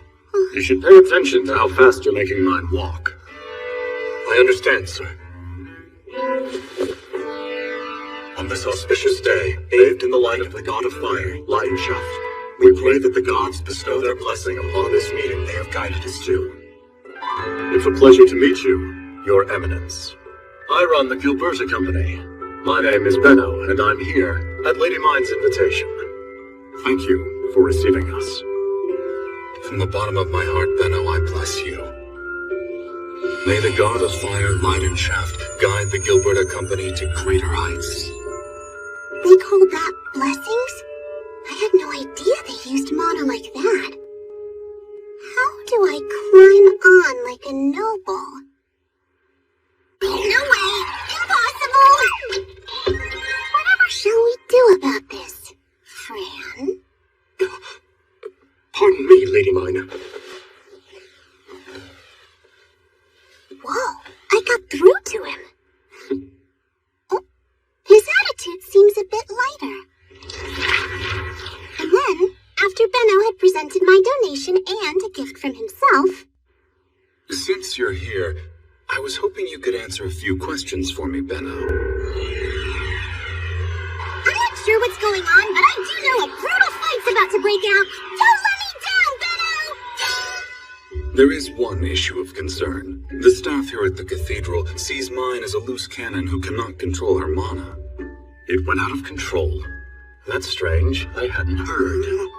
Benno, I've been told you're a man of particularly keen insight who discovered mine's exceptional talents. I want your opinion on what kind of person she is, and please be frank with your answer. I am but a lowly merchant, Your Eminence. I don't know much about things like mana, but Lady Mine is without a doubt a genius, at least when it comes to product ideas. However, she fails to realize that. Working with her, I found her to be an easygoing person, as well as magnanimous. I didn't know he felt that way. He usually calls me things like careless oaf and thoughtless imbecile. Magnanimous? That's not what I'd call such a loose cannon. Yes. She holds family, friends, and books dear. And on those fronts is truly steadfast. Don't mess with those and you'll find she's magnanimous. Or at least she is indifferent. Yes, indeed. Any other factors that could make her mana go berserk? Not that I know. However, there is another point. Something about the lass that needs to be brought to your attention, Head Priest. Now Benno's going in for the terror attack! The thing is, the young lady is incredibly frail, as well as being unbelievably sickly. Sickly? That's right. She mentioned she needed someone to monitor her condition. Yes. For the time being, one of our apprentices at Gilberta Company seems to be the best man for the job. And this apprentice is a boy named Lutz, right? Right. Can you do it, Fran? It shames me to admit it, but not yet, sir. It's impossible to learn so quickly. But we can't have that. Make sure you're able before the Knight orders convocation. Understood? Certainly. I promise to learn by fall. Another thing, Head Priest. The young lady is highly intelligent, but with little social experience. No knowledge of the church, its values, or the etiquette of noble society. If you please... Yes, I'm aware. That's why I assigned Fran to her. He is one of the finest retainers in my service. She can ask him about anything she doesn't understand. Hold on a second. Did Fran not realize why he'd been assigned to me? Did he think he was being punished? Meanwhile, Benno, could you clarify something? I've heard it said that mine is your Frutrena. Please explain your relationship with mine. I want to know exactly how you see her. We do business. I don't know what else to say. I myself have no idea where people are getting such nasty ideas about my protege and me. Yikes! Benno's reeling! That can't be good! Frutrena? The goddess of water? What is it, mine? I hate to interrupt, but what exactly does Frutrena mean in this particular context? Fran, are you able to tell me? Oh, well, it's, you see... It's a sweetheart, a lover, one who moves their heart. That's the common usage of the goddess's name. Huh? No way! There's not even a chance! Well, that is completely ludicrous. We could be father and daughter, for heaven's sake. just like the lady says. It's absurd. That sort of age difference isn't exactly uncommon, though, now is it? Well, now that you mention it, one of my retainers said that she wants to be the High Priest's concubine, which you may be used to, but it's not a thing downtown.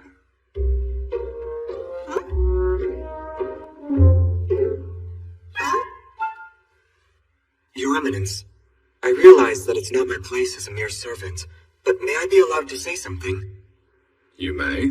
Go on. This needs to be stated to defend the good name of my master. The colloquial usage of Goddess of Water doesn't apply in this case. Do explain. Lady Mine opens doors, leading miraculously from one great business venture to another. Thus, she is our Goddess of Water, for she brings great changes to the Gilberta Company. Thank you, I understand. And finally, I'd like to discuss Mine Studios' earnings. Mr.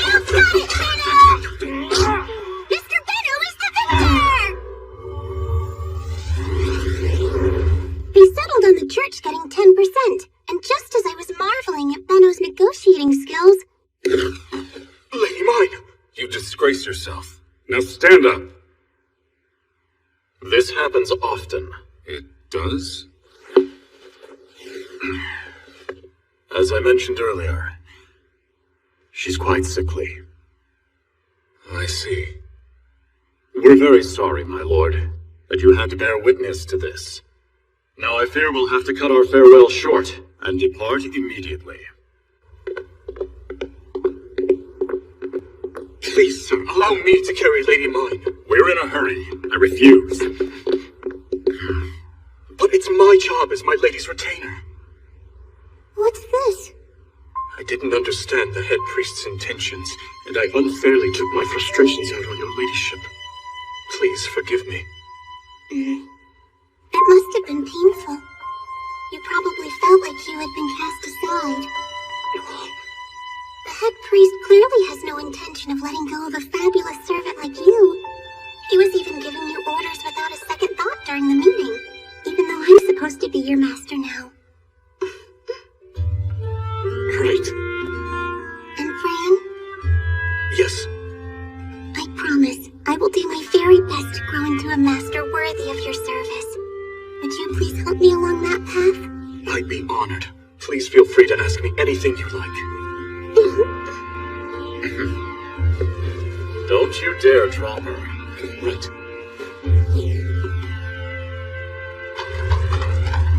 While I was bonding with Fran, elsewhere my retainers were... Oh, they're bringing in the donation, are they? Yes, that is correct. You've done very well. Keep bringing me information about that she-devil, Delia. I will, High Priest. Look, Gil, you have a master now. Why don't you ask her to feed you? I can't eat anything now thanks to that clueless idiot baby! That stupid short moron! Damn it, I'm so hungry. Even at the cathedral, it was her way or the highway for Mine. But then, she saw Lutz doing his very best as an apprentice merchant and realized her folly in not adapting to the church's ways. This approach led to her finally winning Fran's trust. But...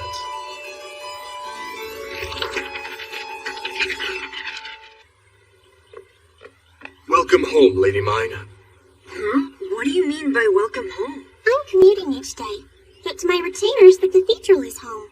That's it, right, Fran? Correct, my lady. Makes sense. You didn't already know that?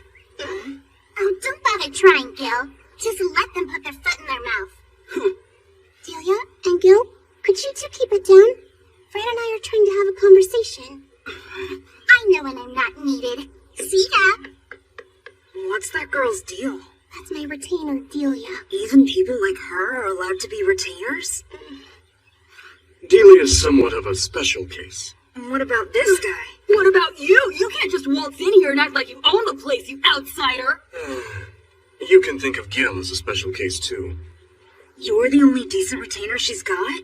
Fran's an excellent retainer. He comes with the head priest's recommendation. I'm Lutz of the Gilberta Company. I was told to come by and share my tricks for keeping an eye on Mine's health. Thank you for coming, Lutz. Hold it, Runt! You haven't told us a thing about this guy! Don't just ignore me!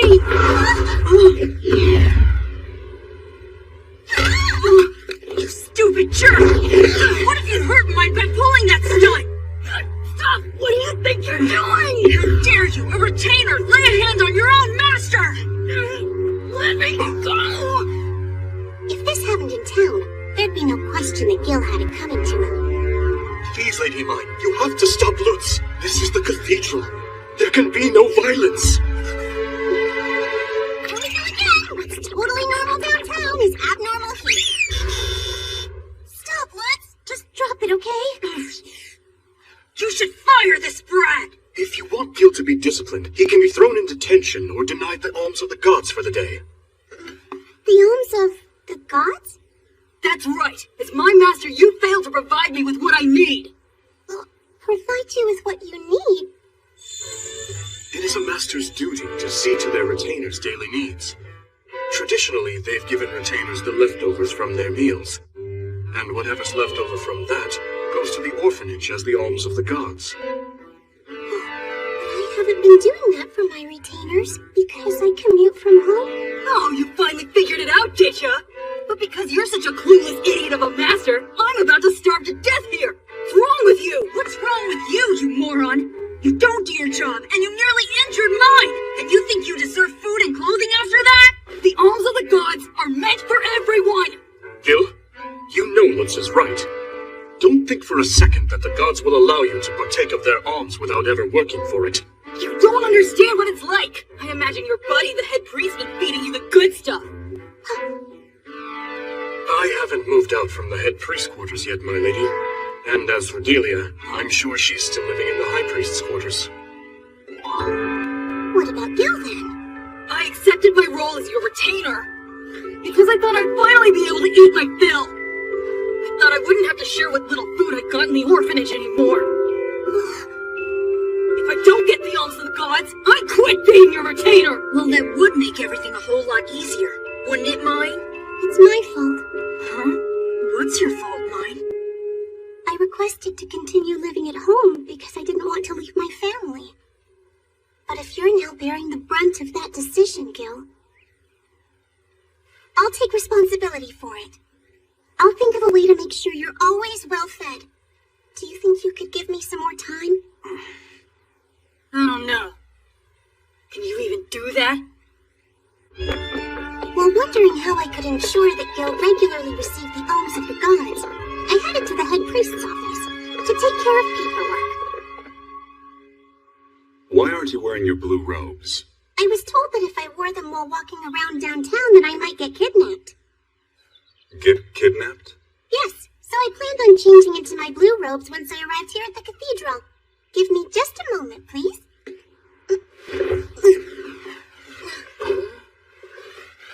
Mine don't. You should be changing in your own quarters. So you're going to give me my own quarters? Oh, right. I take that back. We preferred to have you living at home, rather than in the noble wing with the rest of us, which is why your request to commute was eventually approved. We can't afford to give you quarters. Oh, is that so? Head priest, how about the orphanage director's office? It's quite far away from the noble wing. And since it was always intended for blue robes, it's fit to receive guests. Very well.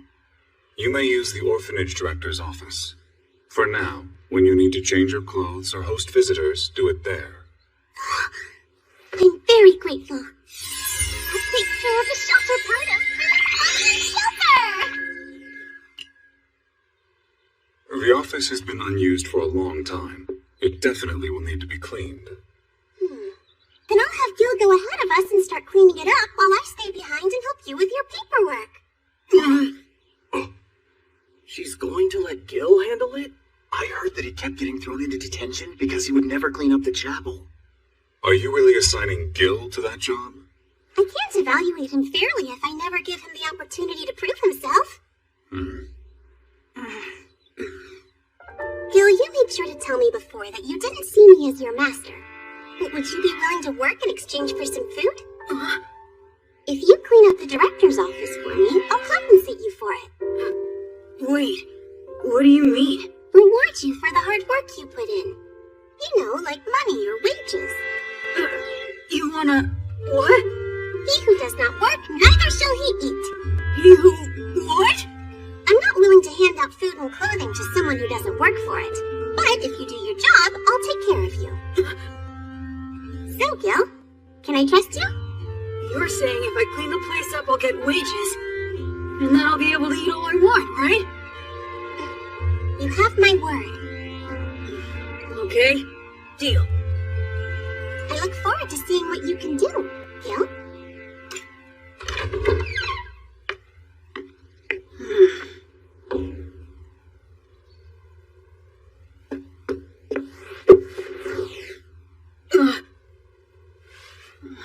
Gross.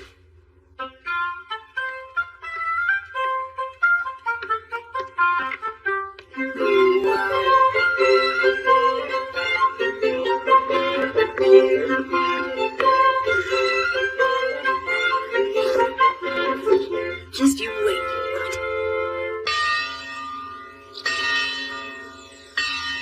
The orphanage lies on either side of the main chapel, split into boys' and girls' wings. The director's office lies to the left, in the boys' wing. Allow me to take you there.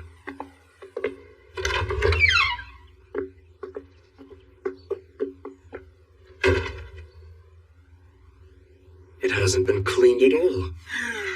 I had a feeling it was too much to expect from him. I haven't started on the first floor yet. What part have you been cleaning up instead? I've been working on cleaning your room. Huh? I have a room? Yes, it's upstairs. It's shining. The staircase appears to have been cleaned. Just get up here already. There, how do you like that?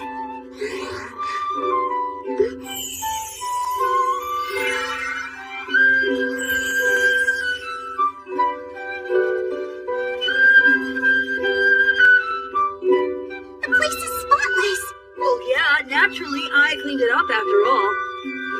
Great work. Thank you.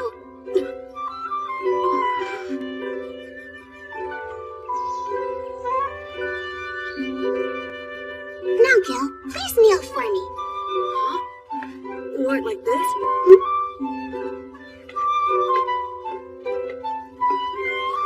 You made me proud. I know, you're really a good boy deep down, aren't you?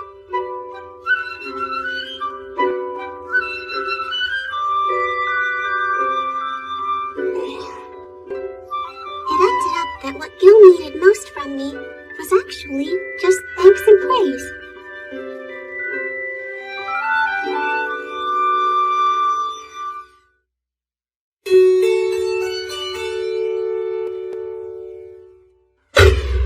This is utterly unacceptable. How dare he make a decision on this without running it by me? Who the hell does that head priest think he is?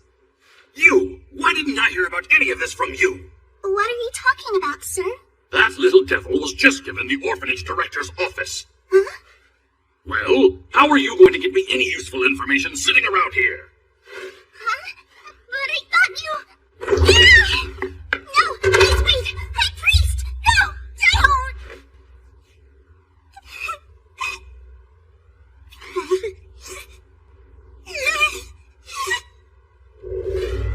This is all her fault. Whoa! We're doing this! My lady, you even prepared outfits for each of us? It's my duty to provide clothing to my retainers. And since Mr. Benno told me I shouldn't walk around wearing my blue robes anymore, you both can wear these whenever you join me on my trips downtown. Right. Great! Now let's go grab some lunch.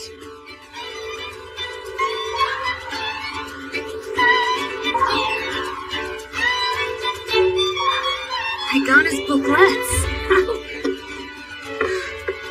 Now time to dig in!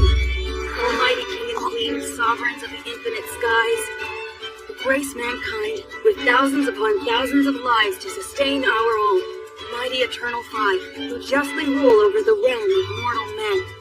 I offer thanks and prayers to thee, and do gratefully take part in the meal so graciously provided. That's the prayer we say before a meal. Is that what it was? It's new to me. Oh, I see. And at some point, I'm going to have to learn it, aren't I, Fran? I can help you with it. That would be great. For now, lunch. Aren't you going to eat?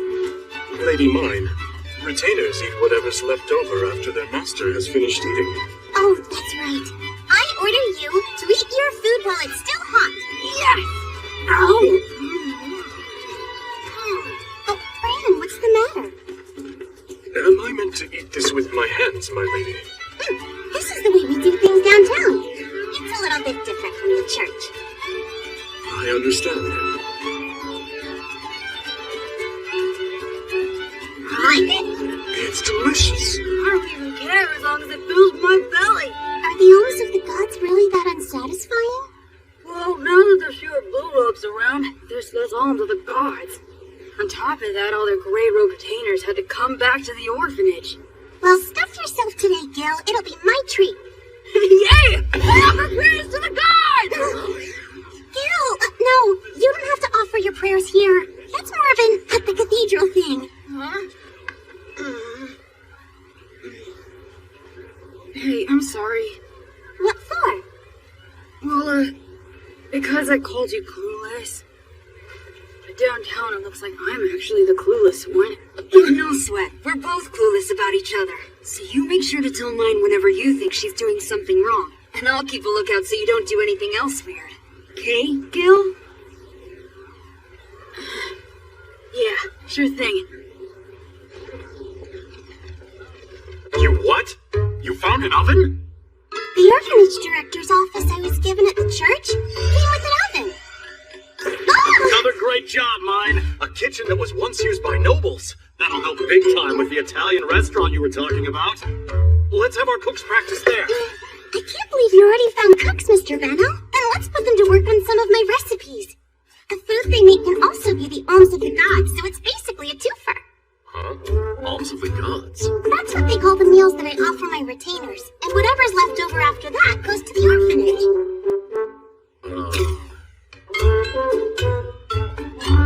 And that's how I came to meet Hugo the cook and his assistant, Ella. Put the used vegetable water in the stew instead of throwing it away?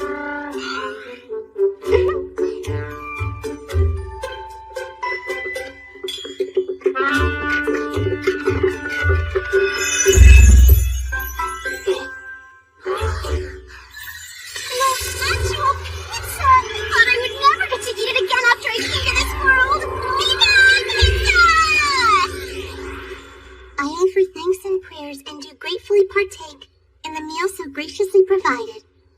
Thanks for the food. Oh. Oh, that's so good! Do you like it, Mr. Benno? It's even better than I expected. I can hardly believe it.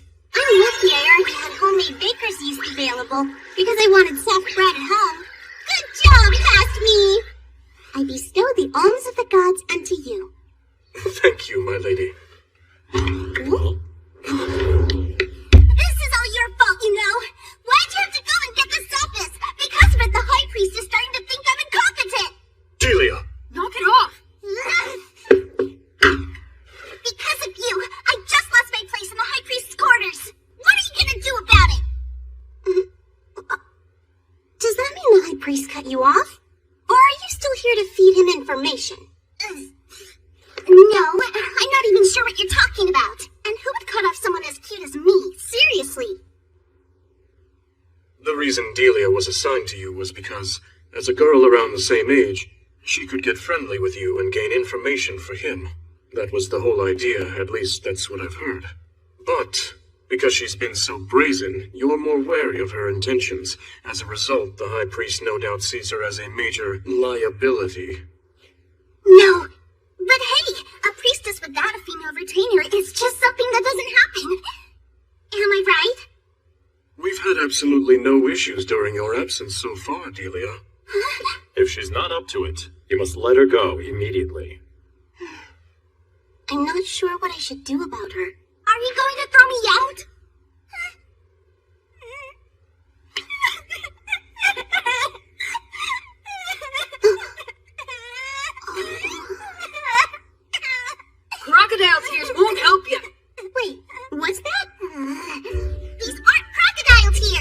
She who does not work, neither shall she eat. Huh? Nobody gets any food or shelter or clothing, unless, of course, they work for it. Right, your ladyship? Yes, Gil is absolutely right. I'm afraid I have nothing to offer a retainer who has no desire to put in their fair share of work. Fine, whatever. You just want me to work, right?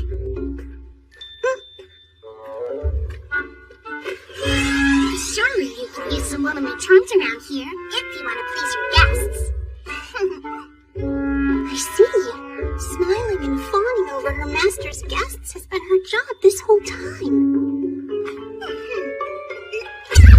I don't require any of that. Are you kidding me? How is that even possible? If not that, what am I supposed to do then? I can clean and do the laundry for everyone if you like. I can even tidy this whole room for you. I'll do my job from now on, I swear. Just please, don't throw me out. Anything, please. Not back to the orphanage.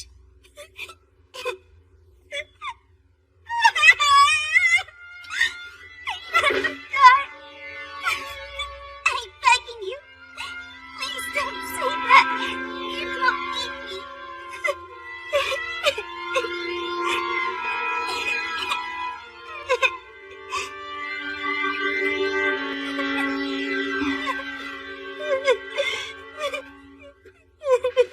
Delia?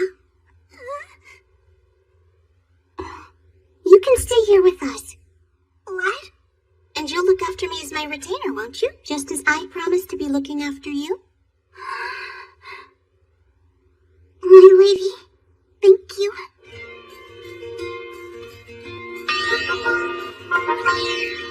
What's this I hear about you changing in front of the head priest? How immodest! You're going to ruin yourself as a woman.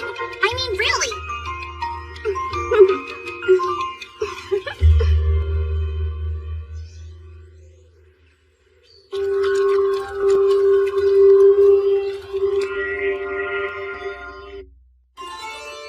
After Fran, Mine managed to win over the hostile Gil and manipulative Delia as well.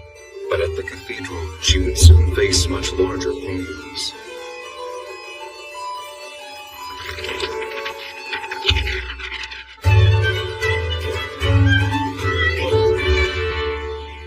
Well, Lady Mine, I'll take the alms of the gods to the orphanage now. Yes, please do so. Huh? Fran left. We have all this bread left over. The alms of the gods are probably running low now, right? Why don't you take the bread to the orphanage? Good idea! Hey, Gil? Can I ask a favor? I just wanted a chance to see what the orphanage is really like. Well, I can take you there. And I even know a shortcut. Everyone eats together in the girls' wing? Yeah. Food's handed out to gray robes, apprentices, and then unbaptized kids in that order. We're here. The basement? Yeah. This is where they keep all the unbaptized kids and the gray-robed priestesses. Oh. What's that?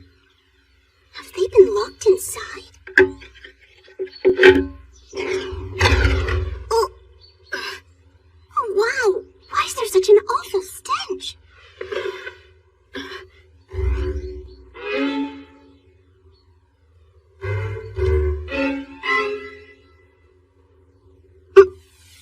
Alms of the gods.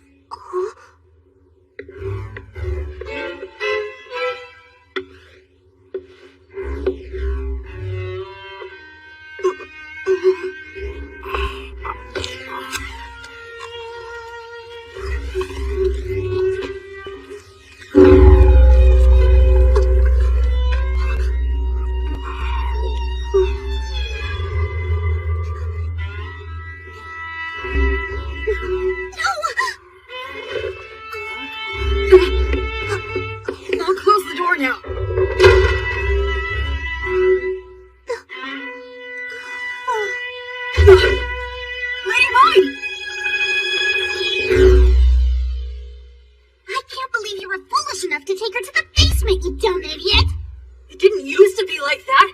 I supposed to know it turned so bad? Lady Mine, you're awake! Thank goodness. I'm sorry. Gil didn't know any better, my lady. I'm sorry that you had to witness that. That's the orphanage? That horrible mess? When I lived there, it was never as bad as what we saw today. Then they got rid of the gray-robed priestesses. That doesn't make sense. Yeah, and once those priestesses were gone, there was nobody left who cared enough to take care of the kids. Then with the drop in blue-robed priests, there weren't enough alms of the gods to go around. The youngest kids slowly started dying off. And all of that happened over a year ago. I imagine it's much worse now. Lady Mine, you have to help those kids. Please help. You must not get involved in this matter, Lady Mine. What are you saying? But why not? Tell me. Life downtown is different from life in the church. You know this. You've already run into trouble over it. It's risky to carelessly stick your nose into this. Come on, Delia. You want to help them, don't you?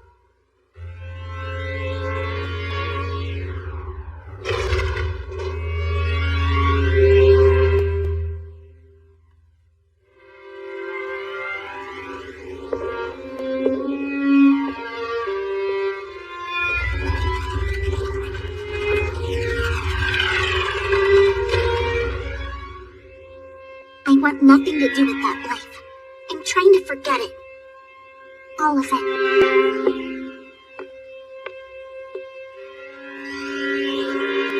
Please, not back to the orphanage.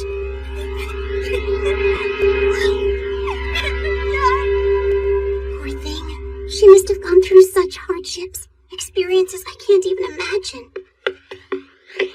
Oh? Lady Mine, please help them.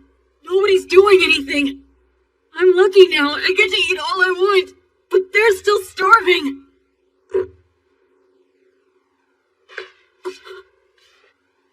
Please forgive me, Gil. I'm afraid Fran is right. It would be too risky for me to make a move. Basically, there's not a lot I can do here. But my lady... So instead, I'm gonna ask the head priest to do whatever he can for the orphanage, to see if we can improve its conditions. But Lady Mine... Fran, could you quickly set up a time for me to meet with the head priest? Yes, certainly. I have to turn down your request. There's no need for improvement. But sir, really young children are starving and on the brink of death as we speak. We don't have money to spend on unbaptized orphans. You must understand, the church will not recognize them as individuals. What? Are you actually saying it doesn't matter if they die? If they do, it is because the gods willed it. What's the orphanage even for, then? Is it not to raise and care for children who don't have families of their own? It is not. It's a place to raise servants, and by the grace of nobility let them ascend from the depths. A well-trained gray-robed priest can fetch a pretty penny from a noble.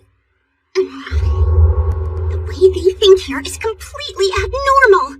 If you want to help the orphans end their suffering, then do it yourself. So you're saying there is something I can do to help? You can take on the unwanted role of orphanage director, and take personal responsibility for the children's well-being. Huh? Can you bear that duty? No, I can't. But don't you have the money? If you buy the food to feed them, you won't have to see them starve to death. There's my studio's capital, but I don't have anything left in my personal funds to use. So you can't take responsibility for them or give money. If you can't help, then keep your mouth shut. This isn't a matter to meddle with out of a half-hearted sense of morality.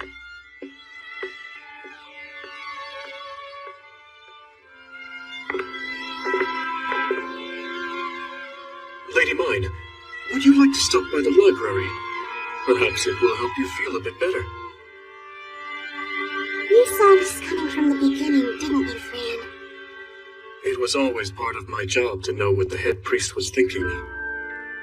You must try to forget about the orphanage, my lady.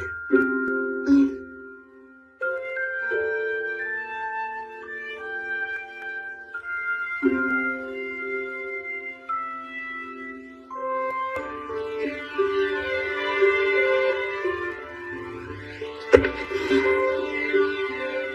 am I supposed to forget about it? I can't even enjoy reading like this. Lady Mine, how'd it go? The head priest flat out denied my request. What? Why? Gil, stay calm. This is why it's pointless to expect anything. Gil, I'm so sorry. You're going to have to learn that too. Fretting about it isn't going to help anything, so you might as well forget it. If you can't help, then keep your mouth shut. It's not like I can't do anything. I could use the capital from Mine Studio to improve the conditions here. Can you bear that duty?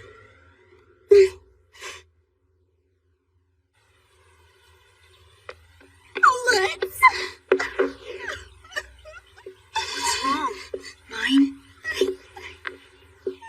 What's going on? Huh? The orphans. Kids are on the verge of dying? Yeah, that stings. All I want is to help the orphans have enough food to eat so they wouldn't have to starve anymore.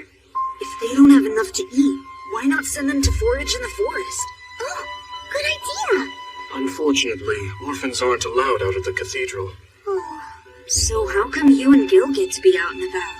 Retainers are often sent to run errands for nobles, so they'd be the exception. Then just make all the kids in the orphanage your retainers. That way they can go outside, right? That's true. All right. You just have them start pulling their own weight, and they can start gathering foodstuff from the forest. He who does not work, neither shall he eat. Wait, but what about winter? And it would be terrible if the orphanage were allowed to revert back to its sorry state after I'm gone. Slow down, Lady Mine. You shouldn't rush to decide everything right now. Tell me, I'm allowed to send retainers out on errands, aren't I? You can, yes. Then I can send my new retainers into the forest and they can gather the wood I need to make my paper. Orphanage branch of the Mine Studio? Uh-huh. If the orphanage becomes a new branch of my studio, then the orphan kids will finally have a chance to earn their keep. And no one at the orphanage will ever have to starve again, even after I'm gone. Right. Great idea. And I do say so myself. I agree that it's a wonderful idea, but it's far removed from the church's established practices. Should things go wrong, the orphanage director will be held responsible. Are you prepared for that? You won't get anywhere worrying about that kind of stuff. Yeah, but... Mine. What's worse, being held responsible or watching kids die without doing a thing? I'd be scared if I were doing it alone. But if you're in this with me, I'll be fine. Great, then that's that. We'll help the orphans together. In that case, you should keep an eye on Delia. She still works for the High Priest, after all. Friend? I hope you'll allow me to assist you, my lady.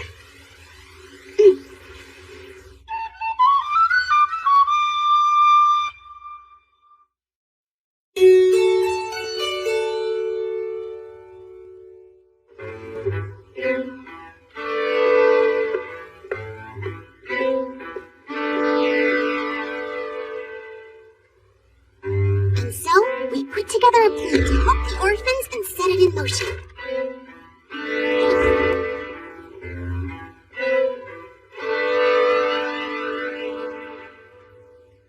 An orphanage branch of Mine Studio? Why cause yourself the headache?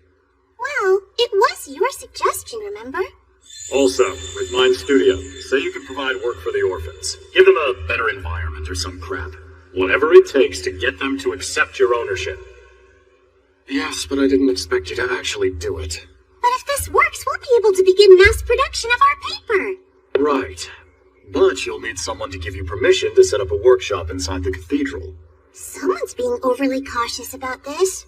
But I understand. I'll be sure to ask the head priest for permission as soon as possible. No, you blockhead. Don't just jump straight in. When facing nobility, you need to prepare to lay the groundwork, even if you feel it's a roundabout way to do things. It could be the most decisive factor. What groundwork? Mr. Benno is absolutely right, my lady. You always try to jump straight into talks as soon as you've made up your mind. But that goes against noble etiquette. Well, normally, you would set up an appointment with a noble beforehand, and then state your purpose. An appointment just to talk? Yes, one should never be hasty when dealing with nobility. You must take the time to prepare into the talks with the upper hand. To do anything less would be inadvisable. Sounds like corporate politicking to me. Please allow me to handle this part, Lady Mine. It's complicated. Your distaste for the state of the orphanage and the treatment of the Grey Robes is something the head priest shares as well. What? Really? There's no need for improvement. Well, that's funny. Didn't seem that way to me at all. The head priest finds it's more prudent to keep his true feelings hidden. Therefore, the high priest can't find fault with him, so it's rather hard to tell. But he is frustrated by the present state of the church. He really feels that way? As a noble, one must be careful to never allow his emotions to display outwardly. Stupid noble pride. After this discussion, I decided to accept the post of Orphanage Director for the cathedral. And Fran immediately went to work to make it happen. And as things stand right now, it seems I'll be appointed to the post following a meeting with the head priest. We will talk here for now. In bed? But Master... Come along now. No, okay.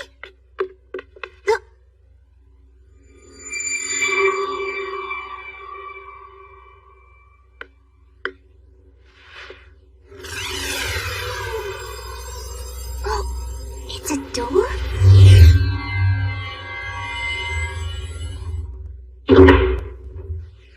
Through here.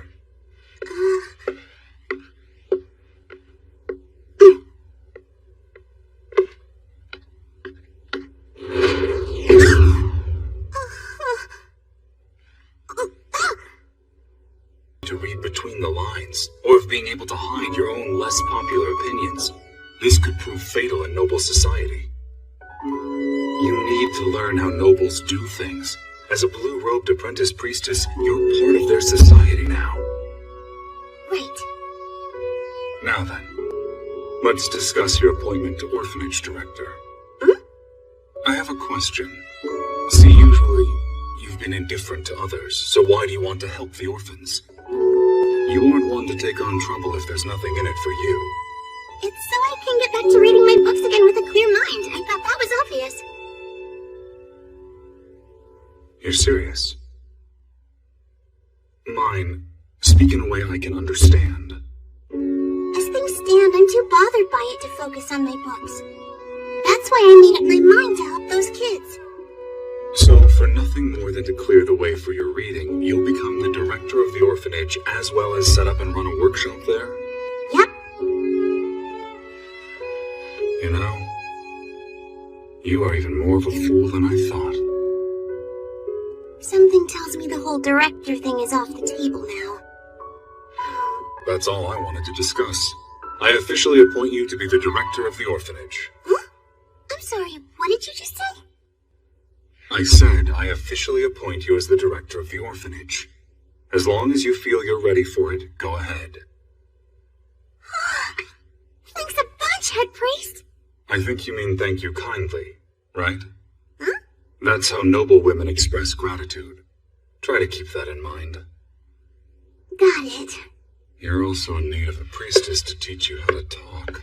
Wait, head priest, do you mind if I ask you a question too? What is it? Why are you so different from all the other priests here at the cathedral? Because like you, I was raised outside the church before joining. Huh?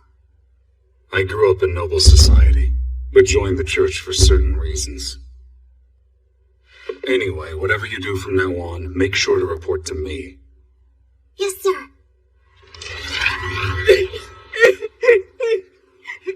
Thank you so much, Lady Mine! Now, let's bring the kids the alms of the gods. Yes! Oh? Delia.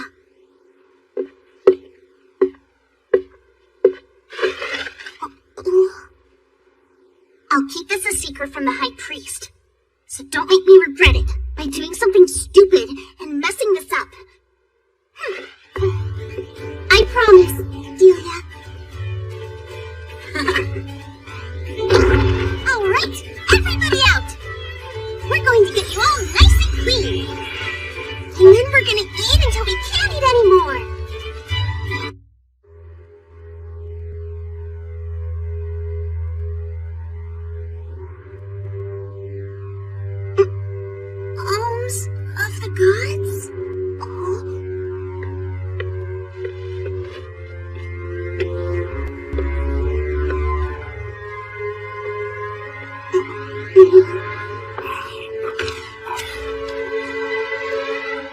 sorry state of the orphanage shocked mine to her core. I have a question. See, usually, you've been indifferent to others, so why do you want to help the orphans? You aren't one to take on trouble if there's nothing in it for you. It's so I can get back to reading my books again with a clear mind. I thought that was obvious.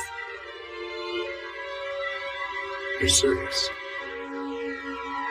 Mine, speak in a way I can understand. As things stand, I'm too bothered by it to focus on my books. That's why I made up my mind to help those kids. So, for nothing more than to clear the way for your reading, you'll become the director of the orphanage, as well as set up and run a workshop there? Yep. You know, you are even more of a fool than I thought. Something tells me the whole director thing is off the table now. That's all I wanted to discuss. I officially appoint you to be the director of the orphanage. Huh? I'm sorry, what did you just say? I said I officially appoint you as the director of the orphanage. As long as you feel you're ready for it, go ahead. Thanks a bunch, head priest. Thus, with the head priest's blessing, she took the post of orphanage director. And now, the orphanage is on the verge of undergoing a rebirth.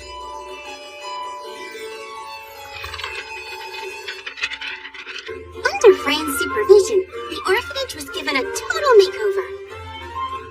It was all done under the pretext of cleaning things up for my first official visit as orphanage director. I also decided to hand out some rewards to kids who put in extra effort in the cleanup. So how are the kids? Any ill or overly tired? No, there are no health concerns at all. It must be because Gil is bringing them plenty of food on a regular basis. I'm glad. That's a relief.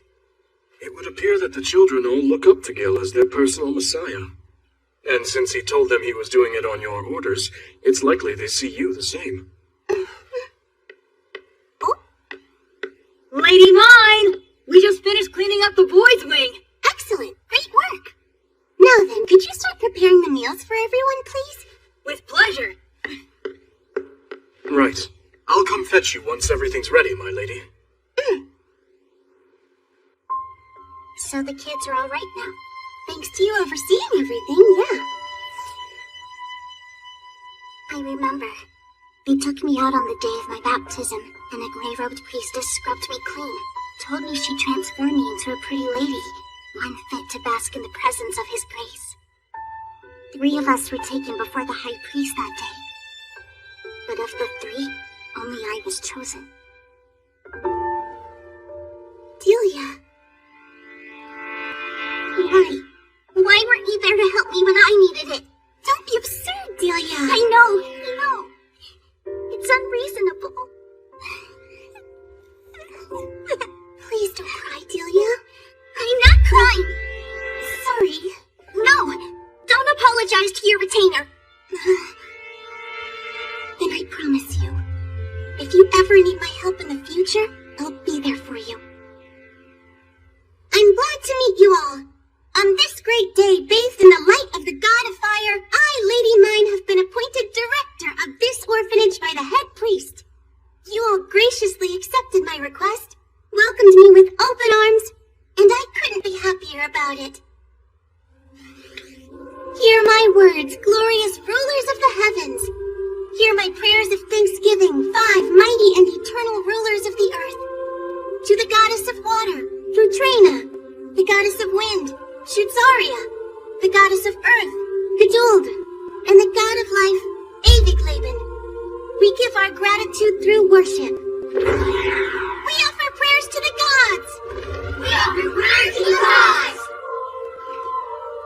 Now, you've worked hard to make the orphanage spotlessly clean for my first visit as director, and for that effort, I bring you rewards. Whoever has their name called, would you please step forward with your plate? Vilna. Yes? I heard that you were the first one to take the initiative and give the younger children a bath, so thank you. Wait, why just Vilna? The alms of the gods are for us all! But what I gave her wasn't the alms of the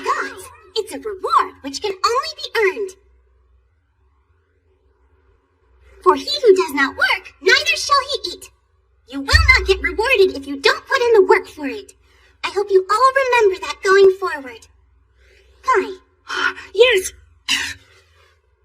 I've been told that you're a very efficient worker. Lutz had high praise for you.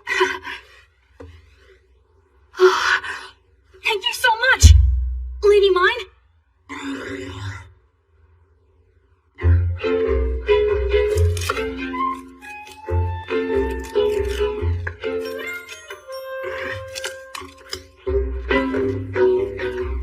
And thus, the orphanage resumed normal operations.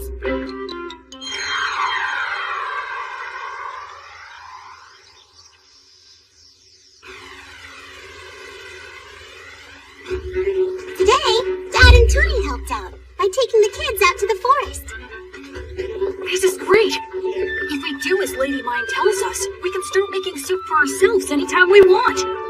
Only Lady Mine would say something like that. If you want to have it, sometimes you gotta make it yourselves. You kidding? Right? Now that Lady Mine's been made director, I'm glad. Hey, Gil, you've changed. Just a couple of days ago, you were whining about having to serve as retainer to some dumb commoner runt. It's because she's not like all those other blue robers. Lady Mine rewards those who do their part. Right, so work hard and make lots of paper for Lady... Seems the head priest was left to repent over his choice to lock me up. Mine put in real effort to improve living conditions for all the orphans. However, after the Star Festival debacle, she developed a fever and was put in detention for a day. Meanwhile... You fool! Why can't you just accept it, Father? I've had enough.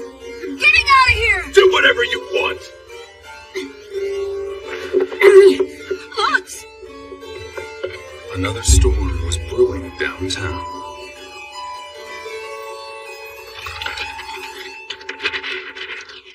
Big trouble, Mine.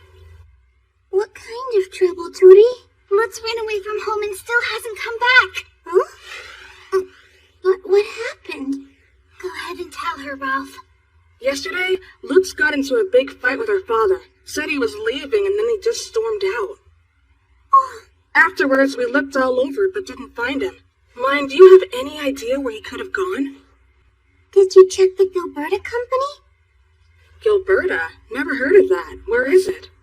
Seriously, Ralph? You really don't know where your little brother works? That's shameful. Tootie, can you take Ralph up to the store? Sure.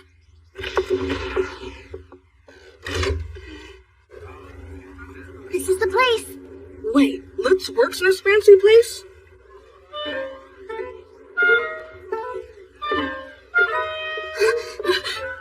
Wait, Ralph! Hey, Lutz! Blockhead? What's wrong with you? What's going on? Don't bother me while I'm working. You brat! I'm sick and tired of your nonsense. We're going back home. Knock it off. Let me go. Hurry up! All right. That's the idea. Hey, stop pulling! Give it a rest, Lutz. You think you can just do whatever you want? You're causing trouble for everybody with your crap. We should leave, Ralph. Now we know where Lutz is and that he's okay. Right? Hey, Lutz! Look at me! So you found him at the shop? Yeah, he was working like nothing happened. He and Ralph got into a little scuffle, though. Mine, I know you're worried and want to help, but you have to get better first. Yeah, I know I do. But my fever just refused to go away. Give our brother back!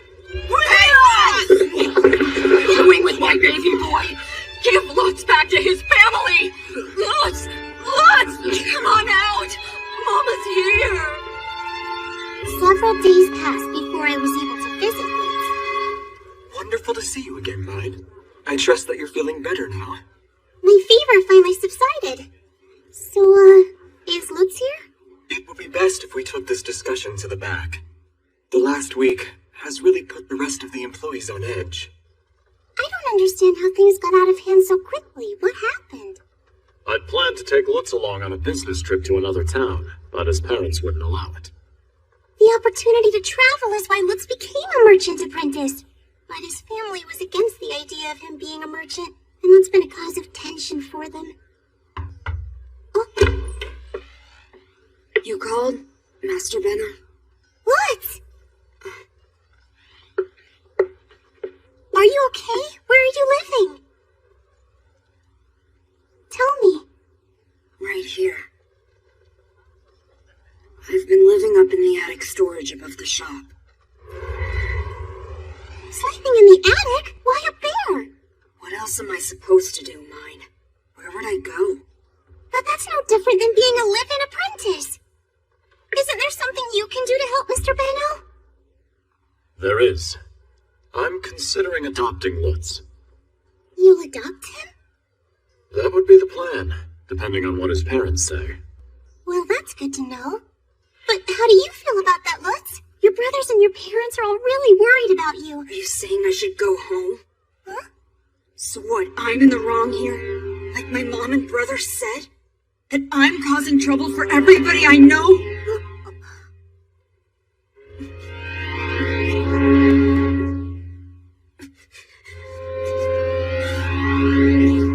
No, Lutz. I'm not saying anything like that at all. I would never think that. I know just how hard you've worked to come this far. I know how much you've sacrificed to make it. And I'll always be on your side, no matter what. You can lean on me whenever you need. I'm sorry. But if I were to lean on you, you'd just collapse under my weight. But still, there must be something I can do for Lutz. Even going through with the adoption, he'll have to get his parents to agree. But as things stand now, he's suffering as a live-in apprentice. You know... Huh? I'm sorry, what, head priest? You're not making any progress on your work here. Oh, I'm terribly sorry, sir.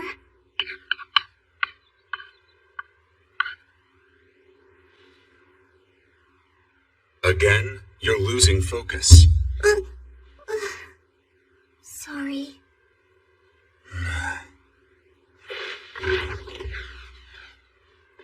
Mine. Come to the hidden room. Huh? But head priest, don't you want me to get this work done? The calculator needs repair first. Calculator? Huh? Is he calling me a calculator? So tell me what's on your mind. Please forgive me, sir. But this issue of mine is none of your concern. I'll switch gears and work hard again. If the work isn't getting done, it becomes my concern.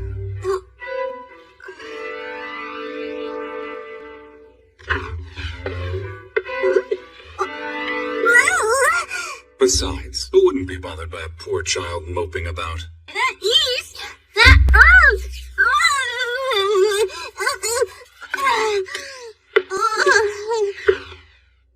Wait a second. Does this mean that you're actually worried about me, head priest? Of course not. You see, I don't know what to do about Lutz. Should he keep staying with Benno or go back home? Lutz and Benno are both extremely important to you, aren't they? Tell me everything. Okay. I see. So what it boils down to is you want to improve Lutz's living conditions. Reconciling with his family would be best. But by your judgment, Benno adopting him is also a beneficial solution. Did I get anything wrong so far? No, sir. If Lutz feels that being adopted by Benno is the best option available, then there's a way. Huh? Can we really make it work? Lutz can be placed into the care of our orphanage, if we can determine he was abandoned by both of his parents. Once that is settled, the orphanage director becomes his guardian, and is able to sign adoption papers. So, you're saying I can sign off on his paperwork for him? Actually, you're still a minor. I would need to sign for you as your supervisor. If that's something that can help Lutz right away, could we please get started? But still, I don't want his family to be torn apart any more than it already has been. I can't make a judgment after hearing one viewpoint. I'll need to hear from Lutz's parents as well, to be fair. Huh? But to them? I will just summon them to appear before me. Whoa! Summon them? I'll have them lay out all of their issues for me. If adoption is the answer, I'll see that it moves forward without a hitch. This is suddenly becoming a big deal.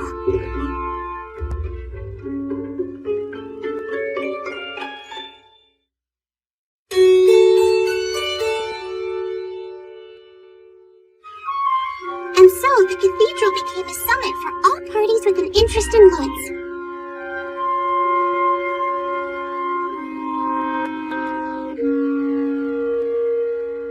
During the meeting, I want you to hold on to this. But what is that, head priest? A magical item that prevents eavesdropping. While you're holding this, your voice will only be heard by someone who has another one. In this instance, me. Wow, this is kind of a niche item, wouldn't you say? Hang on a second, is this your way of saying you want me to just shut up and watch the meeting? Yes, precisely. But if I'm already sitting in on the session, I should be able to help Lutz out in any way I can. Each of the participants needs an opportunity to make their intentions perfectly clear. Your meddling would only cloud things.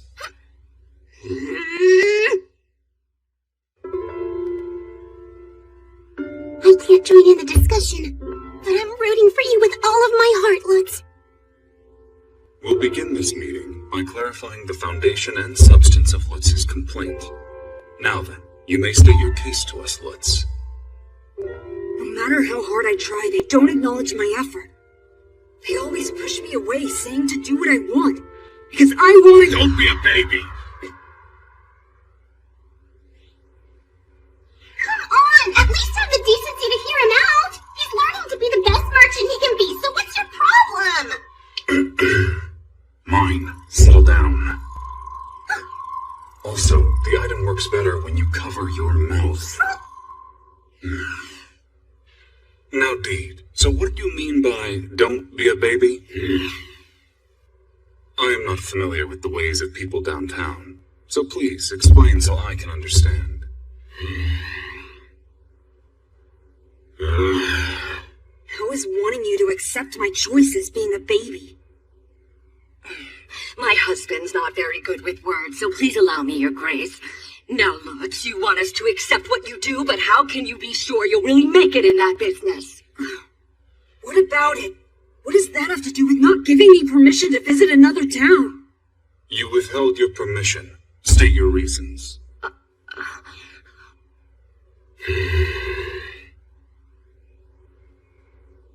It's too dangerous. That's right. There are beasts outside the city walls, and bandits, too.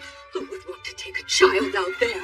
If I may, we would be making the trip by carriage, and the town is half a day away, tops. Well, that's encouraging. Surely a carriage ride would reassure you.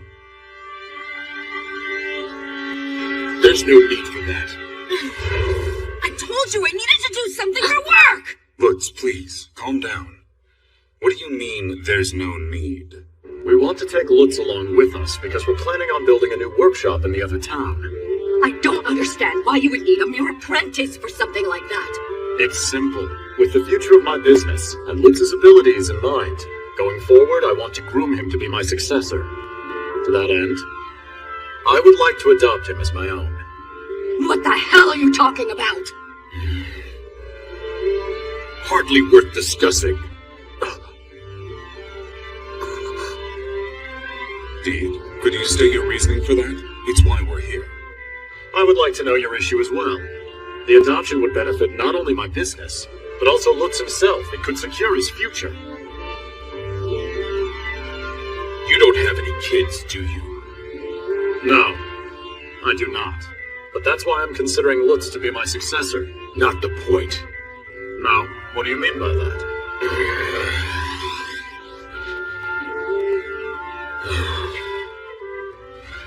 You may be an excellent merchant, I've no doubt of that. But you can't be his father. Why not? Please explain your position.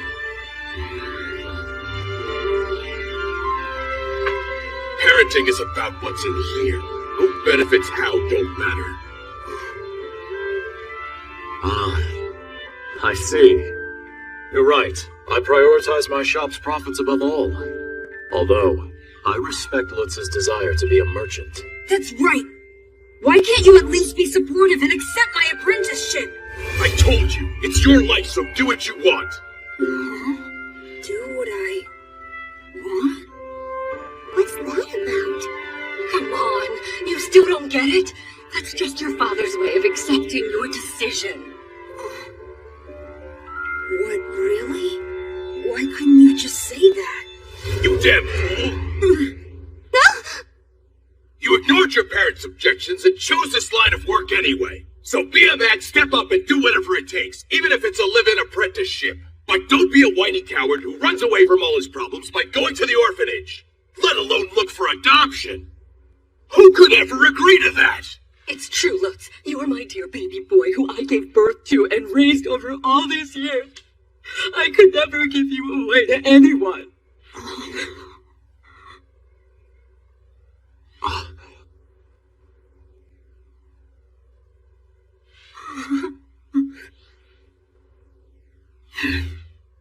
Now then, apologize. Deed, could you try to be clearer? Who should he apologize to, and why? I have to explain again? Alright, you wasted the time of everyone here because you couldn't control yourself. Say you're sorry. What? What?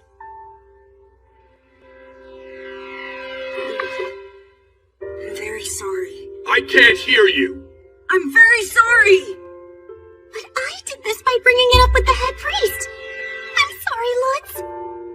Well then, based upon what his parents are saying, I cannot let the adoption proceed in good faith. Benno, suggestions? I still put great value on Lutz's talents. Instead of adopting him, I would like to offer him a Doppler contract for management training. Would that be acceptable to you? Aren't you being hasty, mister?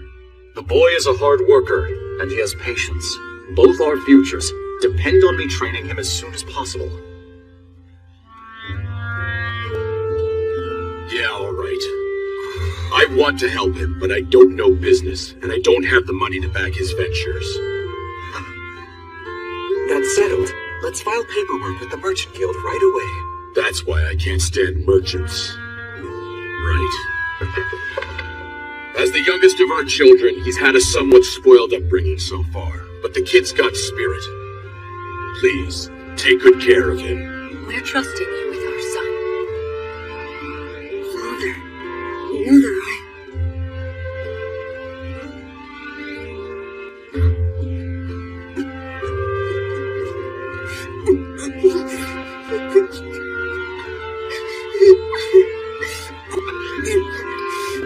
I promised to become a merchant who needs no introduction!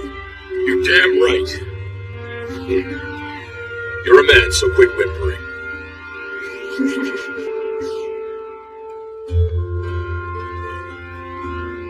Head priest, we're grateful. Thank you kindly for your help today. Come on, we're going home, dummy. Ow! Lutz, I'm so glad. Oh, Mom, cut it out! Don't do that here! Don't be shy, sweetheart. Looks like I wasn't making myself clear, so, thank you, sir. Sure. Hey, Mom, I'm feeling kinda hungry. What's that? Don't you need to visit the Merchant Guild first? Well, yeah, I do. Lutz! Hey, guys! You had us all pretty worried there, you little punk. Sorry. Did you learn your lesson? Stop it. Wait a minute. Why was mine here at the cathedral anyway? Please keep what you saw here today a secret. Sometimes ignorance can be a gift. Forget about it. I'm not meddling in the affairs of nobility. Besides, I'm sure she has her own reasons. Understand? Getting one's... From the stitching on his handkerchief, that the head priest was named Ferdinand. Mine was able to help Lutz resolve his family issues, but very soon she'll have to pay attention to developments in her own home. What's wrong? Are you still not feeling well, Mom? Are you sick? Well, Huh? it's like this. Mama has a baby in her belly. Oh? You're going to be a big sister. That's great! I'll make a picture book for the little one. Just you wait and see. A book? Yeah, for kids.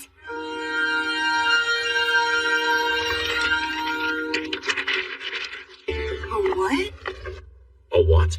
What is a picture book? This is the third time in a row. They're books for children with pictures on each page. Books are expensive enough as it is, and you want to make them for babies who can't read. What gave you such a preposterous idea? Because I'm gonna be a big sis. It seems Lady Mine's family is expecting a child, Your Grace. She means for it to serve as a present for the baby. Understood. Thank you, Fran. Now, that in mind, I need Vilma. Vilma. To make a picture book, an artist is required. Lady Mine has found an artistic gray-robed priestess she'd like to make her personal retainer. When I first had the idea, I wanted to draw it myself. For someone with such lovely writing, your art's trash. Please, head priest, can I have her? That baby will prove to be a huge weakness for you going forward. Why would you say something like that out of the blue? Every member of the clergy knows how dearly you hold your family. You proved that beyond the shadow of a doubt when you took on the high priest to save them. Who knows what he'll do when he learns of the baby's arrival? You understand that this can't be laughed off by saying you have a hard time hiding your emotions. Yes, I understand. Might I suggest you use this chance to acquaint yourself with noble mannerisms and culture? Culture? Yes, like music.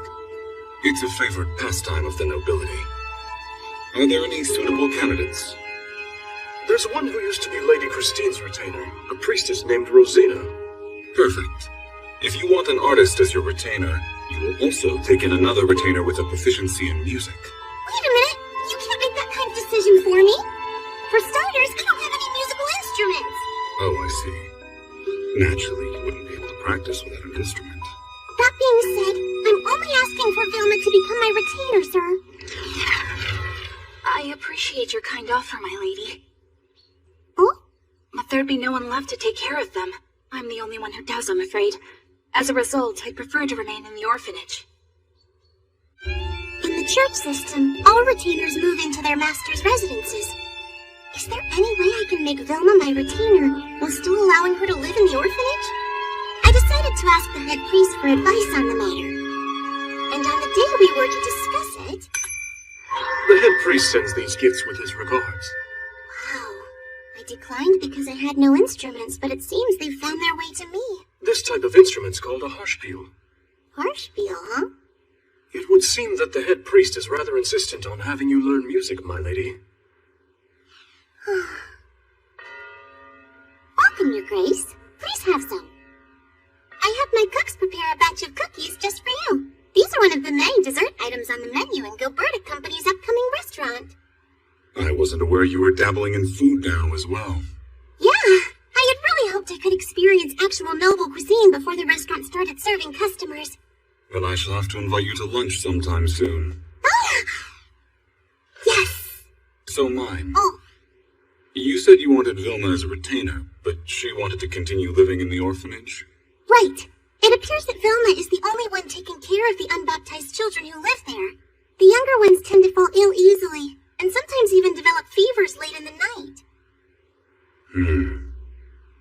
If Vilma chooses to keep living at the orphanage, then that's all the more reason to take in Rosina. I gave you instruments. You should have no objections now.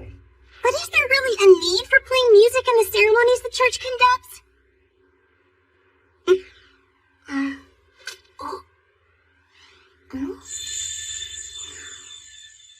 Here we go again with that magical whisper item.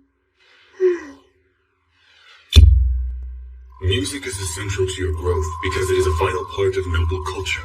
You said the same thing when we talked the other day, but you have to remember that I'm not a noble. But you will most definitely be a part of noble society as you get older. What do you mean? I have no intention whatsoever of leaving my family. According to what the head priest told me, when nobles or those with the devouring get married, their partner has to have a similar mana level, or else they can't have kids. Also, a child is more likely to inherit its mother's mana capacity. with their numbers low and dwindling, it's apparently a guarantee that young nobles will begin flocking to me the moment I come of age. Beware. They'll only see you as a tool that connects them to high society. So in other words, a convenient baby maker? That choice is up to you. Up to me? How? Well, whether or not you're only seen as a tool to produce highborn heirs will depend entirely on how well you can conduct yourself as a noble. Learn their ways in order to protect yourself. I understand. I'll also make Rosina my retainer and learn everything I possibly can from her. After discussing business, I asked the head priest to show me the importance of music in noble society, so he played the harpsichord for me. He's so good. The minstrels around the East Gate aren't even worthy of lacing the man's boots for him. 青く高い空降り注ぐ日は来電車ふとの恵み若葉光風香る命をゆる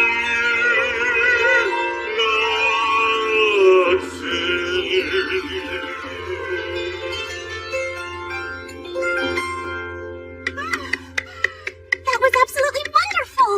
If you were to sing love songs with that voice, women everywhere would be falling for you. What exactly are you trying to say? It was a compliment, I swear. Anyway, it's your turn to try. What? You mean right now?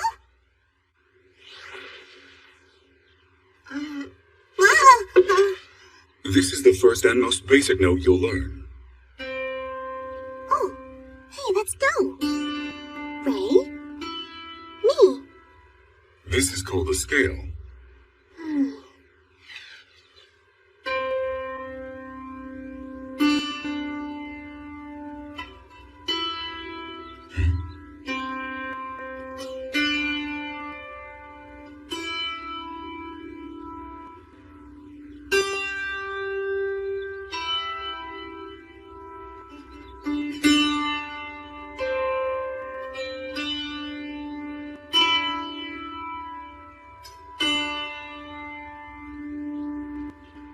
That's a surprise. I never imagined a commoner having such a sensitive ear for music, but it seems you'll be picking it up soon enough. Yikes! I can't believe I just made things harder for myself. Now it's very important to make sure you practice every day. Perhaps I could take time out of helping you with paperwork and squeeze in some harpsichord rehearsal? Maybe spend less time reading! I will defend that time with every fiber of my being! In the end, he agreed that we should reduce the amount of time I spent helping him. Yes! The head priest granted permission, so I'm making you my retainer, Velma. I promise to do my very best to serve you, Lady Mine. By the way, is Rosina in there? I'll get her for you.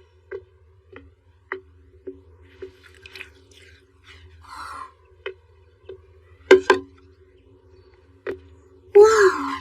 She absolutely radiates delicate femininity. I assume this is how the head priest expects me to start conducting myself. Oh, Lady Mine, Vilma says you wish to speak to me? Yes, I'm making you my retainer, based on the personal recommendation of the head priest. To begin with, your primary job will be instructing me in the art of playing the harpsichord. So aside from that task, I will expect you to share in the workload of the rest of my retainers. Any objections? Oh, no objections whatsoever.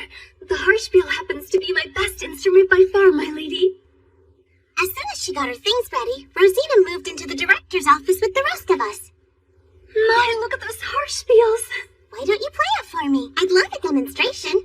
Really, may I? Of course, that's why you're here. Then please bring me my harpsichord.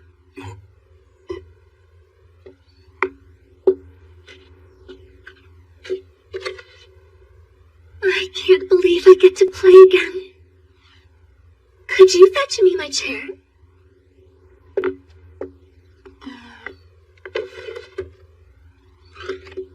Something here seems off. What is it?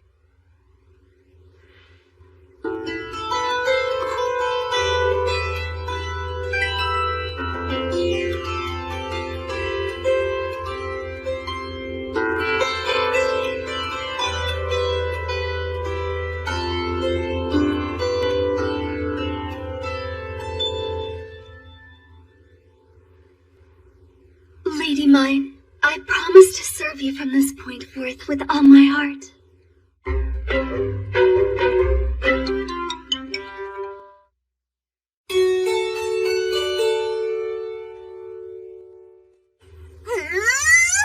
Hey, Lady Mine! Yes, Delia? What's wrong? Rosina hasn't been doing any of her share of the work. My, accusing me of not working is a rather rude thing to do.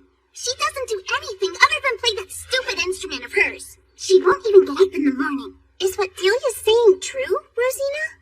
My job is to teach you to play the harpspiel, one I do joyfully every day. Now then, are you ready to practice, milady? Delia, I have to have my harpspiel practice now, but I promise I'm going to hear you out afterwards. Oh, all right then.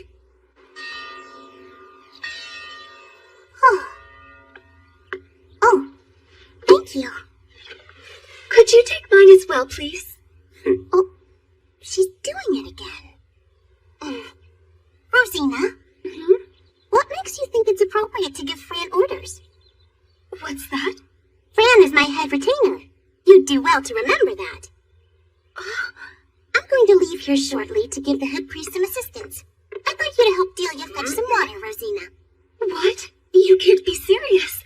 Isn't that gray-robed priestess work, my lady? Huh?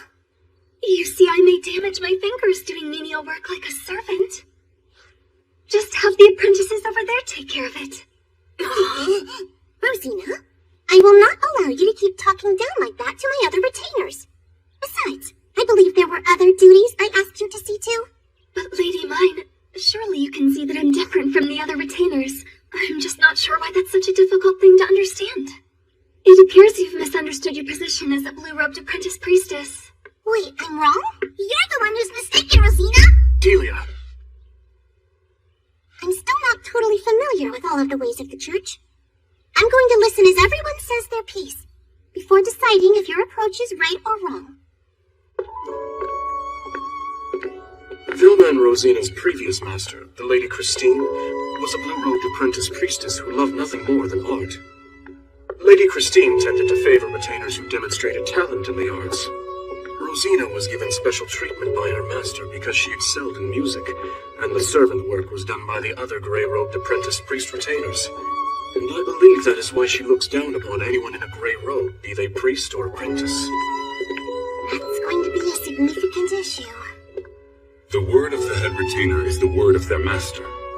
You do not need retainers who refuse to understand. Return her to the orphanage. But then, how would I be able to practice the harpspiel without a tutor, sir? We simply find you someone else.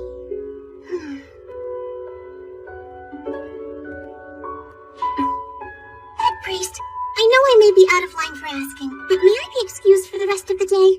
I'd like to hear what all of my retainers have to say, so I'd like a chance to have a discussion with them. You want my opinion, my lady? Yes, I heard that under Lady Christine, the servant work was done only by the gray-robed priests and apprentices. Would you say that statement is correct? After Lady Christine returned to her life as a noble, and I resumed living inside the orphanage, that was when I realized I had been given special treatment while serving her that others had not. I see. So it's just Rosina. Lady Mine, if it's not asking too much, please give Rosina time to reflect upon her new situation. I hear you loud and clear, Vilma. Thank you.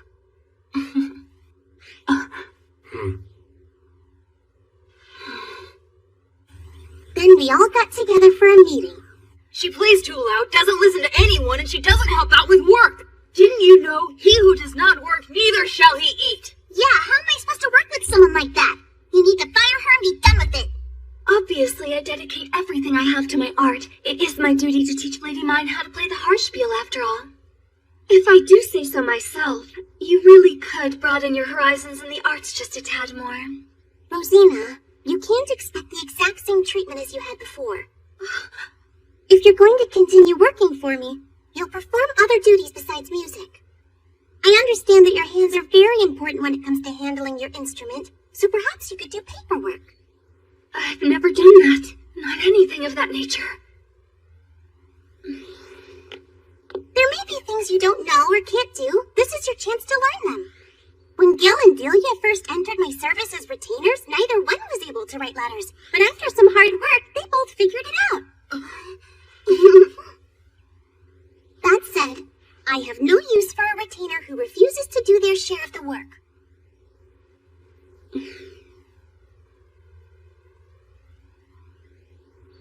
Rosina, I am not Lady Christine. I'm your new master. Either you accept that, or go back and live at the orphanage. I'll give you till tomorrow to decide.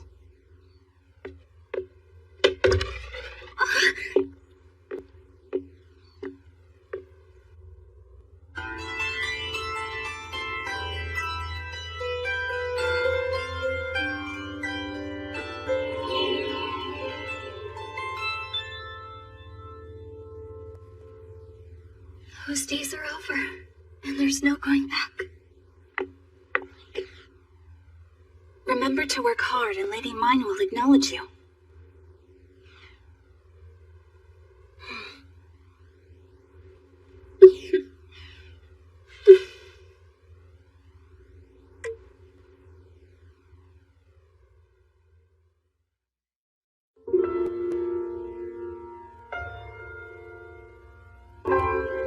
I would like to serve as your retainer, if you will still have me. Oh? So does that mean you're allowing her to remain in your service? Yes, sir. She'll be assisting me with taking care of paperwork. Although, I'm sure her desire to play Hartspiel led her to this decision. Well, that works out in our favor.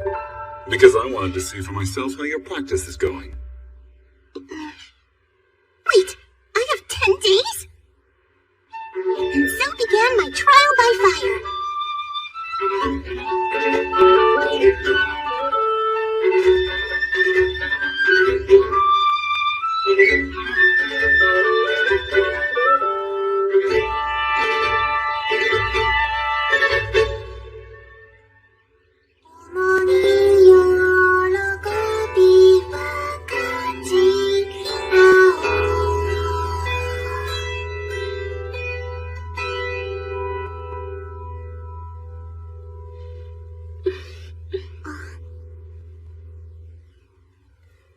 That was exquisite.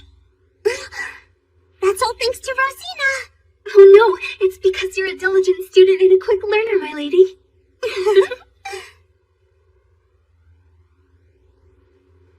What?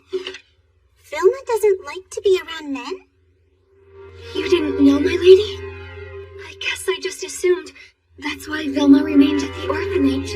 I thought that was by design. I wonder why she feels that way. A blue-robed priest made promises and tricked Vilma, forcing her to offer her flower to him. Thankfully, no other harm befell her. But she has been afraid of men ever since that day. Mine accepted 2 new retainers, Vilma and Rosina. Soon enough, Rosina's aversion to labor left the rest of the retainers feeling somewhat cross. But after witnessing Mine's diligence firsthand, Rosina changed her attitude. That allowed Mine to focus all of her energy on putting together her picture book.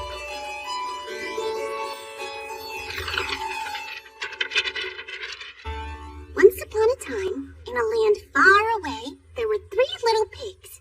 One day, they decided it was time for them to leave home and seek their fortunes. The first little pig built his house out of straw. The second built a house of sticks. Meanwhile, the third little pig built his house out of bricks. One night, a big bad wolf came along, and he huffed and he puffed, and blew the first little pig's house made of straw completely away. The first little pig ran as fast as he could to the second little pig's house, which was made of sticks. Suddenly, the wolf was there, huffing and puffing. The house of sticks was blown away easily, too. The first 2 little pigs then ran to the house made of bricks that the third little pig had built. And naturally, the big bad wolf followed. And again, he huffed and he puffed.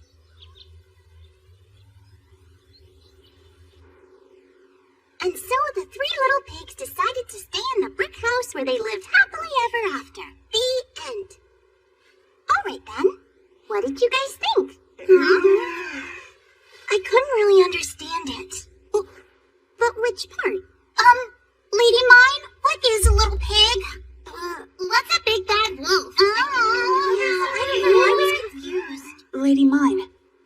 going to make a picture book out of that story? Well, that's what I was planning on. I don't know about wolves, and what are those pigs you spoke of? I've never seen either one, so I might have a hard time drawing them. You've got a point there. That feedback was helpful, thank you. I'll come back to you with a different story soon.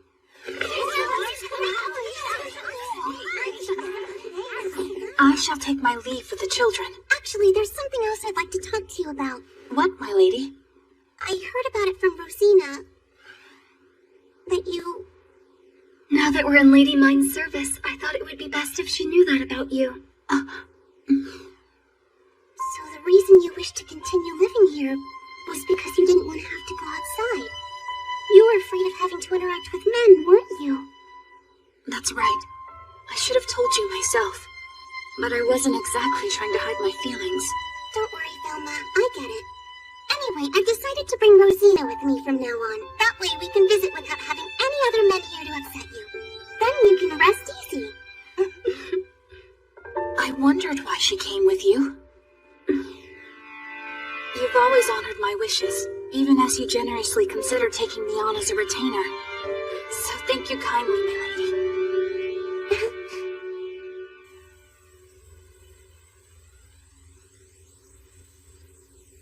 Bring on the sprouty thing!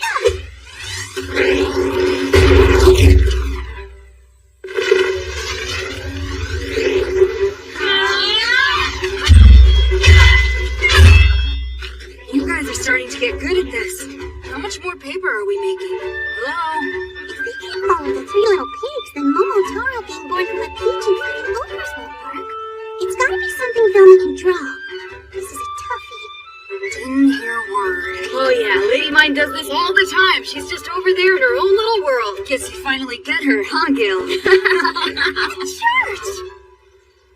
Wait, what's that about the church, Mine? I figured out what I want Velma to draw. So you've decided? Yeah, we'll do a kid's version of the Holy Scriptures. And it's 2 birds with 1 stone because it'll teach kids the alphabet. In that case, we'll need to make one for each kid. But how now? It's not like there are any copiers or printers around. Oh, I learned how to do block printing in arts and crafts. We'll use wood block printing to increase production. Some ink? Right. I need ink so I can make my picture book. Oh, you talked about that last time. Uh-huh. How much do you need? Now, ink is expensive. I assume you've already taken the cost into account?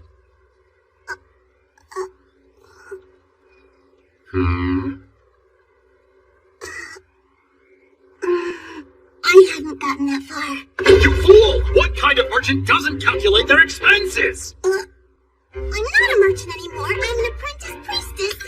That hurts. Later, we swung by a carpenter's workshop to order the printing book.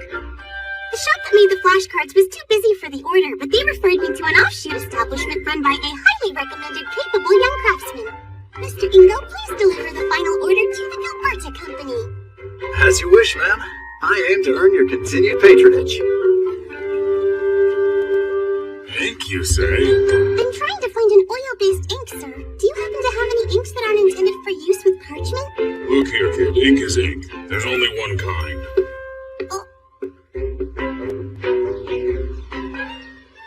Do I have to put together my own batch of special purpose ink? What shall I use as the colorant? Perhaps I can use soot, or maybe an oil paint. Hey, Lutz, do you know what she's rambling on about? Her thoughts leak out of her mouth like a water bucket with a hole in it. Well, when will it end? I would like to discuss the restaurant with her. I'll just have to wait for her to find the answer. I'll just start making as many different kinds as I can and use the best one of those to print the book. How's that sound, Lutz? What? Why me? Because whenever I have an idea... I'll make it happen. Then our first order of business is to find soot.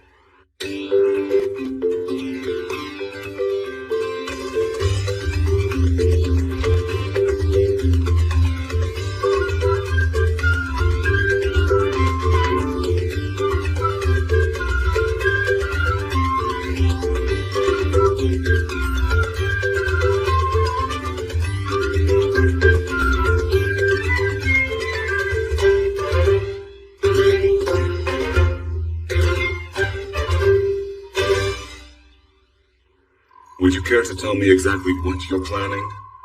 Whatever do you mean, head priest? The gray-robed priests have been keeping busy, cleaning fireplaces and chimneys, yet it's awfully early in the year for that.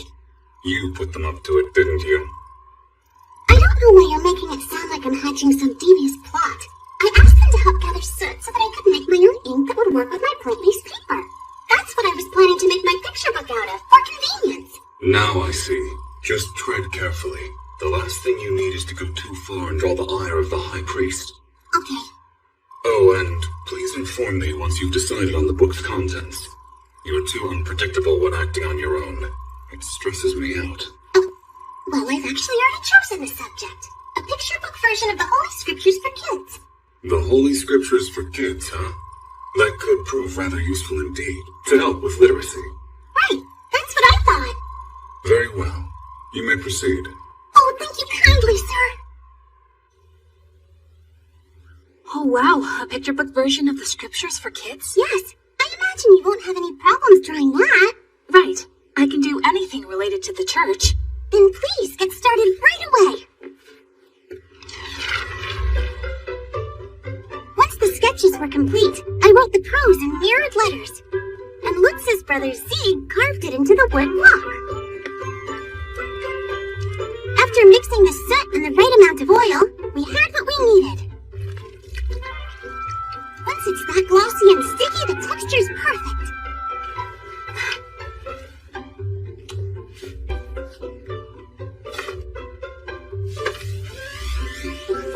I made the disc like Aaron myself. Whoa, it's like a painting! The blue was black, the left white lines on it! It looks so cool!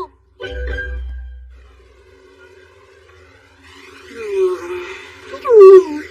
It's not what I'd look for in a picture book. Yeah, you're right. The text is a bit hard to read, too. What do we do now? Hi, Vilma, we're back! It was so amazing! What was amazing, my dear? They put ink on a board, and then your drawing was on paper. My drawing, huh? Lady Mine requested that I draw a sketch on a wooden board a while back. Was that it? Yeah, it looked really beautiful. You should come with us next time. No!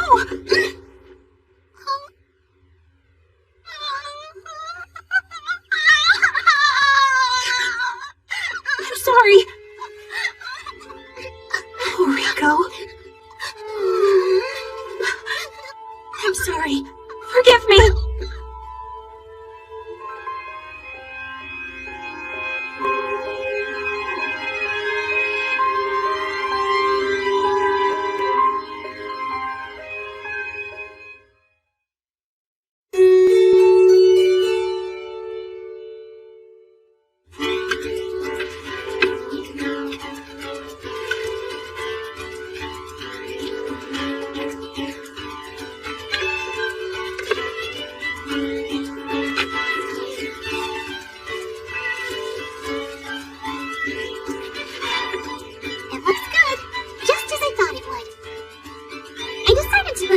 book scriptures on hold and switched focus to the baby book. I knew precisely what kind of book it'd be. The only thing left to get was the tools. I ordered what I needed from Johann. Oh, you've got to be that girl from the Gilberta Company, aren't you? Johann is always precise with his work, and I adore him for it. Lady Mine, what's that you got there? A page from a baby's picture book. Huh?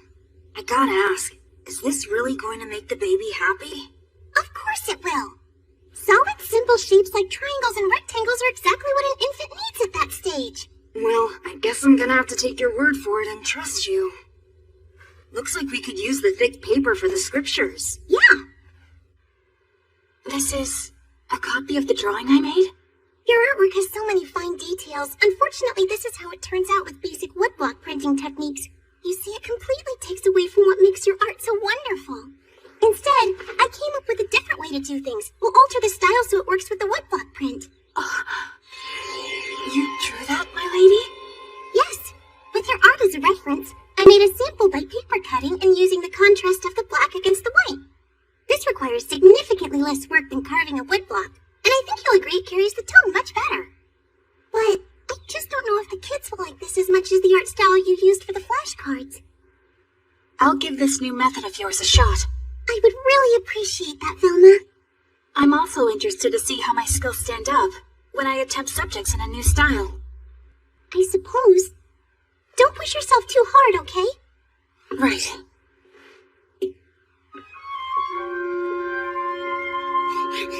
Wait for us, Lady Mine! We need to tell you something! Huh? Vilna's been acting strange, you say? Yeah, ever since I asked her to come to the studio with us and she ran away. She's seemed kind of sad ever since then. Lady Mine, can you please help her? We don't want her to be so sad. You children must both love Vilma with all your hearts, huh? Uh-huh. But I'm afraid we'll have to wait for time to heal her wounds. What? Isn't there something we can do to help her? It's hard to say. But if she sees you doing your best, she might start wanting to join you on your excursions. While Vilma was busy drawing the new panel, I asked the head priest to go over the text for the picture book version of the scriptures. What? Not another lecture. All right. Would you tell me where you received such a broad education? I'm not sure I understand your question, sir. I'm afraid your prose is too perfect. The scriptures are laden with complicated phrasing. Editing them into simple, concise prose kids can digest is unfortunately not a simple task. My estimation? These words should be over the head of the girl I read to, who at the time couldn't even grasp the terms and phrases used. It's almost as though you were educated in a foreign land, and were merely unfamiliar with our ways and the language that is spoken here. Head priest, I was born and raised here in this very town. My investigation into you confirmed that. You are a native of this burg. It makes no sense.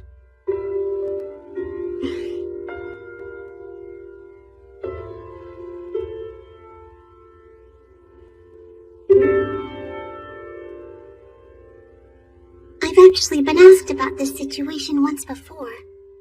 May I ask, where did you really come from, my dear? And where did you get all these lovely recipes? Well then, what did you say in response to her question? In my dreams, sir. In your dreams? Yes, a dreamlike world. So different from this one and a place I can never go back to. That was my answer.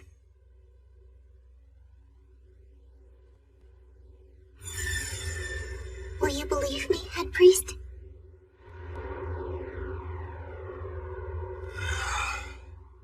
Well, that's an absurd explanation, but it proves certain suspicions I've held to be right. You're terrible at lying and keeping secrets, I'll have you know. However, it is rather confusing. I'll need some time to think this over. Meanwhile, as I was getting the required equipment together, Vilma finished her drawing. I hope this is close to what you want. Vilma! It's perfect, Vilma! I'll have it printed immediately. Please go and tell Gil to get things ready. Of course, my lady. Lady Mine? If it's not a bother, do you think it would be alright if I accompanied you to the studio? But I thought you were scared. Trying my hand at this new art style for you gave me courage, at least a bit. And so...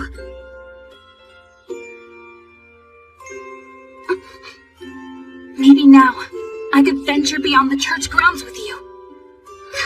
You mean it? As long as you'll be by my side, I'll feel safe enough to do it.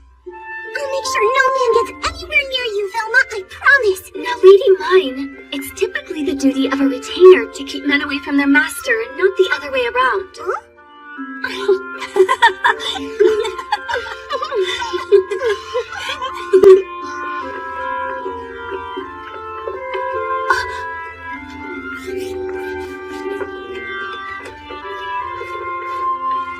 Velma, are you okay?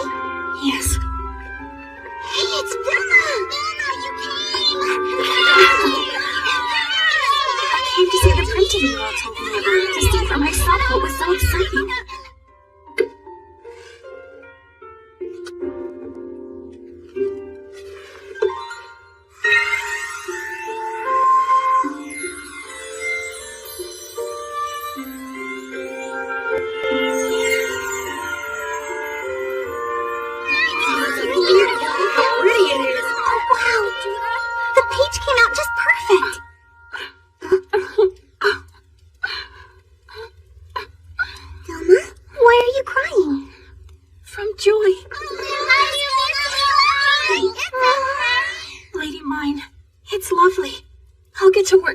next one. Velma. Good. I can't wait. From there, each time Vilma finished a drawing, we got to work printing it. Tori, come take a look. We just finished printing our first book. Wow, great job. All it needs is binding. Do you think you could help me out with that? Who, me? Yeah, I need you to use your skills, Tootie.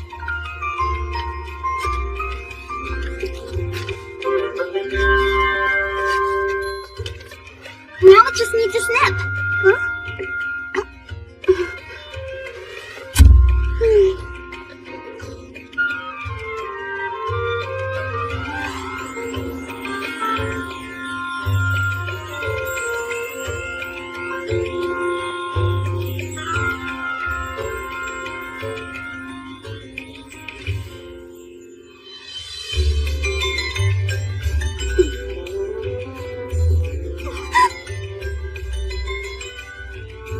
At long last. 2 years later. You did it, Mine. I couldn't have done this without you two. Thank you so much. It's just the beginning. Keep going, Mine. You gotta make as many books as possible, so no one will ever finish reading them. Yeah? Why not? Sure. They'll have to build libraries to hold them all. Sounds like we've got some work to do, don't we, Lutz? Oh yeah, there's nothing like the sweet scent of ink.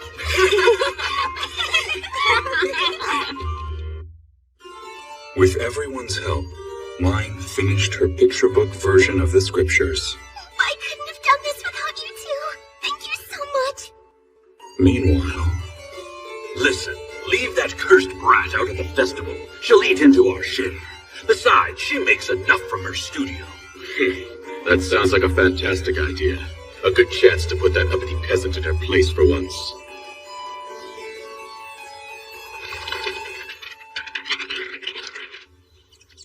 It's been a while since we visited the library, huh, Fran? Yes. You've been rather busy of late manufacturing your picture book. I can't wait to get there. I'll read to my heart's content. Carriages? What's that all about? They're here to transport the blue robes to the Harvest Festival. Harvest Festival? I'm not familiar with it. It's a ritual held in the farming settlements. Our resident plebeian is as ignorant as expected.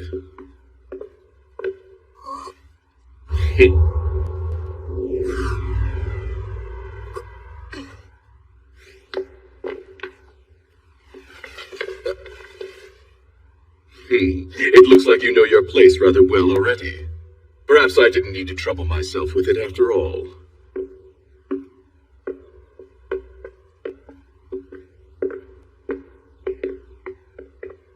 Lady Mine, you need not kneel before any other blue-robed priest.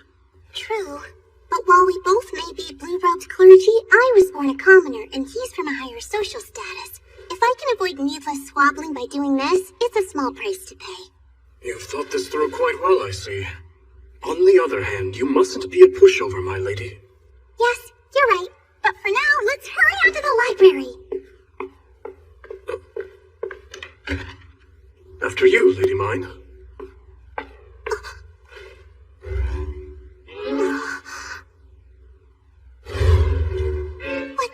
What happened in here? Who could have done this? Perhaps I didn't need to trouble myself with it after all.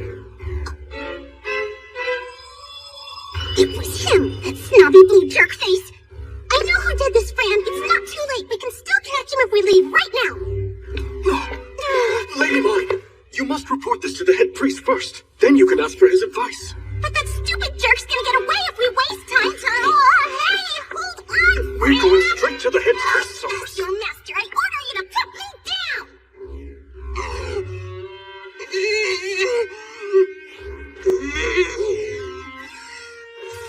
what's this all about? Well, sir, it seems somebody trashed the library. Lady Mine thinks she knows who's responsible and wanted to track him down. I brought her here instead. Very good. A wise decision. Now then, let's speak in the hidden room. Tell me what you saw when you found the library. Sure. Both of the big bookshelves were completely empty. The books that were on them are all over the floor. You can't set foot in there without stepping on them. Curious. Who do you suspect? I don't actually know his name, but the blue-robed priest from the hallway had said said, perhaps I didn't need to trouble myself with it after all. There's no doubt at all he's the one who did it. And if he did, what are you planning to do? Simple. I shall hold a bloody carnival right here in town. Bloody carnival! Let's take this town red. Raiding the library is a declaration of war. This aggression will not stand. Get the guillotine ready! Stop right there. Huh? What do you mean by that? You appear to be having some rather unsavory ideas. Your face gave it away. It's also worth mentioning that the blue-robed priests have already departed for the Harvest Festival, and they won't be returning for another 10 days. 10 days? Our priests will be holding the ritual in settlements all across the domain. While there, they collect tributes to the gods in the form of taxes and produce. It's possible the library was attacked, both as a way to keep you from the harvest and to send a message. They damaged all those books just for that? Well then, so be it. Challenge accepted. I'll personally see to cleaning up the library. All of the tomes kept in there were ordered by acquisition date. That isn't a job you can handle. Then I guess I'll just have to come up with my own way to sort them, won't I? Oh! Of course!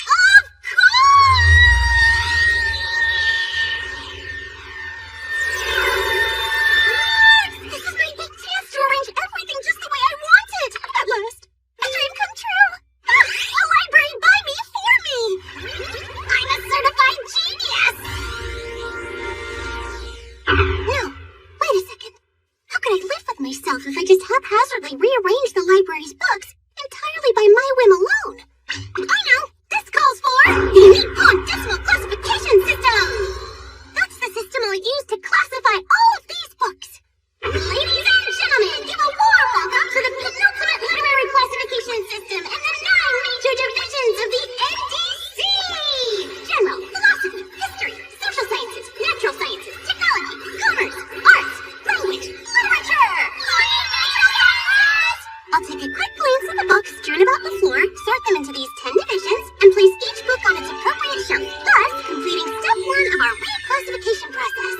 For the second step, I'll need to take a much closer look, classifying the books into several subcategories.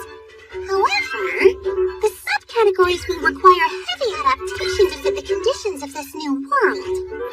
Which means one thing, creating a whole new classification system.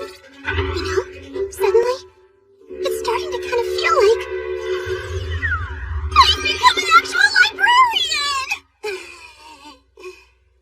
You can leave the library restoration part to me! The suddenness and severity of your mood swing is rather unsettling. But go ahead. You may handle the cleanup effort. Thank you! Here's a list of the books I donated to the library. I hope you'll find it helpful. Thank you very much. Wow, the head priest donated dozens of books. Who was he before he came here? What the hell happened to this place? I can't believe it! Who would do this? If Lady Mine sees this, you know she's just gonna flip her lid.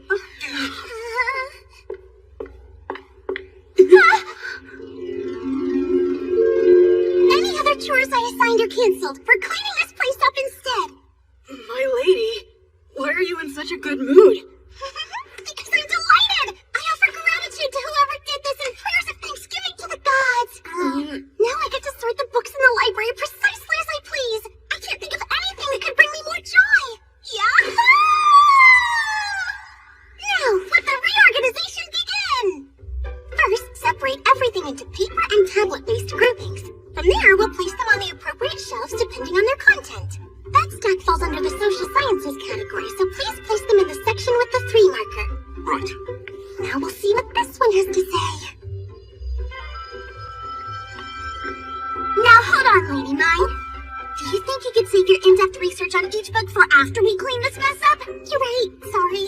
I may have gotten a little carried away. Gil, that book belongs on the shelf above. You have it in the incorrect place. Oh, I'm sorry. I already have a plan for what's going to go there. According to the head priest catalog, those books only exist in a fantasy world.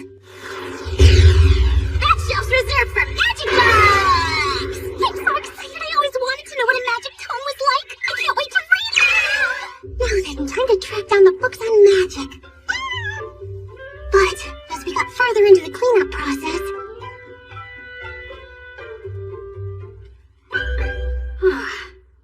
Looks like our work is finished. That didn't take as long as I thought it would. You still seem troubled, Lady Mine. All of the books on magic the head priest donated are missing. Are you finished with the cleanup yet? For the most part.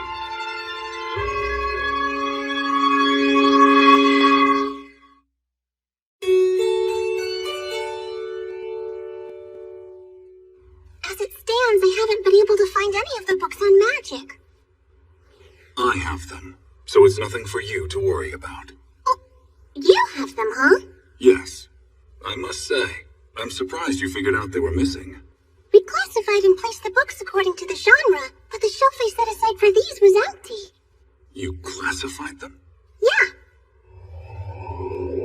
We'll discuss this further in my room. There's a system. It's called the Nippon Decimal Classification, based off of Melville Dewey's decimal system, which is a way to organize the various reading materials found in a library. Melville Dewey? Dewey is a name whose greatness is etched forever in the history of libraries. History lesson time! Melville Dewey was an American librarian, educator, and inventor of the clever Dewey Decimal System, which influenced library cataloging across the world. A man who left his mark on culture as we know it.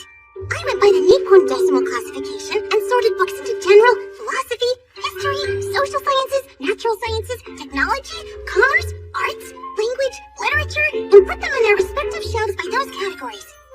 Since I know next to nothing about them, I couldn't decide whether to classify all the magic books as natural sciences or technology. So I'd like to read them before I make my ultimate call. That being said, how would you classify them under that criteria?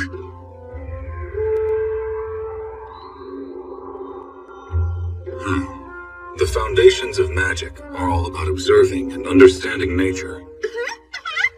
However, as for magical items, they're a different story altogether. Oh, is that a fact? Okay, so what would you pick? Which heading? I'm quite curious about these classification systems, but classifying books on magic is not to be a concern of yours. Huh? Why not, head priest? Because they aren't the type of books that will ever line the shelves of our libraries. Why not? Magic is the exclusive domain of the nobility. Blue robes have no right to peruse these books freely. But I understood that blue-robed priests were nobles. Well, blue robes are those of noble birth who possess mana. Those are the requirements. But nobles aren't recognized as such, unless they've graduated from the Nobles Academy. What is that? A school for the children of noble families. You mean you all have to complete an education there to be a noble? That's an even harsher criteria than I imagined. Nobles are expected to channel the power of magic. With that said, the privilege of peerage is granted to those who've shown they can control it. They're exclusive. I have no intention of letting you see them. Please, head priest! Just let me read them! Do I have to beg you? I said no and meant no. I really want to see them, pretty please! Oh. Lady Mine, is something troubling you? The magic books. I couldn't convince him to let me read them. Lutz and Tony are visiting the orphanage today, and they're teaching the children how to bind books. That's good. Now push the needle through the hoop and just pull it out the other side. Like this? Yeah, you've got it. Then you put the leftover thread into the hoop and cover it up, and now you're finished. Wow, look what I did! Great work. How's this, Lutz? Will you teach me next? I want to do it again. Well, I really don't have any specific complaints, but I will say, it could be much better. Go ahead. How exactly? Like they say, practice makes perfect. Sure. Rough going. Most of them have never used needles before. Looks like we'll only get through about half of what we had planned. I should come by here and teach them how to sew sometime. That way they'll learn what they need to know to patch up their own clothing. Great idea! It'd be really beneficial if you had the time to teach them. Here's some copies for the people who helped us. Oh, thank you! I know! Why don't we go give Benno his copy tomorrow? Yeah! Ta-da! picture book version of the scriptures for kids is finally done. Oh? It's rare to see a book without a leather cover. That's a nice flower watermark. Was this bound with thread alone? You haven't used any glue? Yep, that's right. Oh. This art is amazing. Velma really outdid herself this time. Hell of a job. Thanks. So, how much were you thinking of charging for one of these? Huh? These aren't for sale. I made them so we could use them as textbooks in the orphanage. What? You aren't planning to sell any? Have you forgotten everything I taught you? Well, I expected you to have a heart, Mr. Benno. These are going to be free textbooks for our underserved orphans. Good products should be sold. Give it away!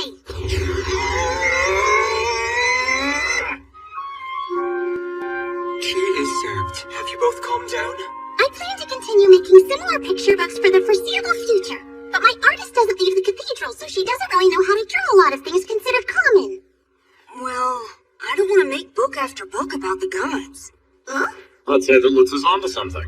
Weren't you planning on making books that customers would want to buy and read? Oh, of course! I'm definitely going to make some for the general public eventually. And books that are nothing but prose. Then do it today, not eventually. Life isn't a game. You don't have to tell me! But to do what I really want, I'll need to get my hands on some serious hardware first. Like what? Stencil paper for a mimeograph. Either that, or metal types for a letterpress. Stencils and types? Yes, with those I can efficiently and cost-effectively mass-produce books. That said, I can't make either process work without lots and lots of capital. So just pull another product idea out of your hat. What if we tried playing cards? What's a playing card? They're similar to the flashcards that I made. Adults can play with them too. So the kind of things nobles are sure to love. Can you please swing by and visit Karina before you head back home? Sure, for what? She's ready to get you fitted for your ceremonial garb. And so, my ceremonial outfit was specially tailored, just before diving headlong into winter prep. Wait, you just came from visiting Mrs. Karina? Yeah, her belly's gotten so much bigger since I last saw her. That baby's coming over the winter. Ours won't be till springtime. You think it's going to be a boy or another girl? Which would you like, Dad? A boy would be nice. I wouldn't mind having another man around the house. But if it's another sweet little girl, I'll be happy. Same here. I know I'll love them either way. I can barely wait. Don't worry, Mom. I'll be sure to help out around the house as much as I can over the winter. Oh, I appreciate that, but The last thing we want is you working too hard and falling sick, okay? So, mine. Looks like you're planning to stay at home with us through the whole winter, right?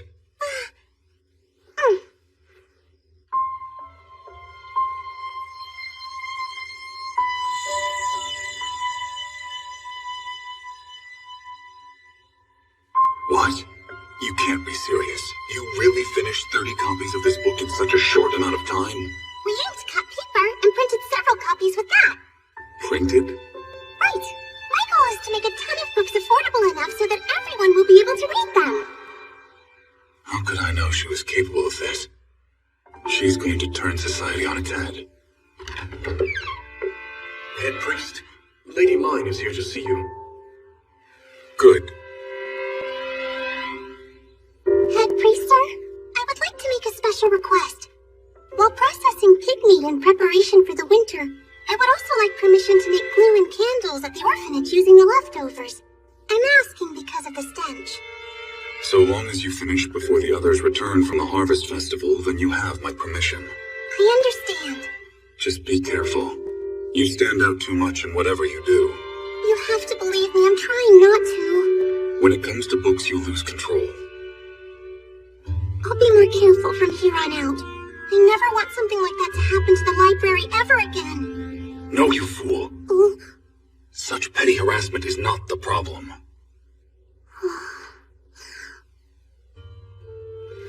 Now, the most pressing issue at hand is your winter work. I was planning on preparing for winter with my family at home. Then clearly you aren't aware. The dedication ceremony's in winter.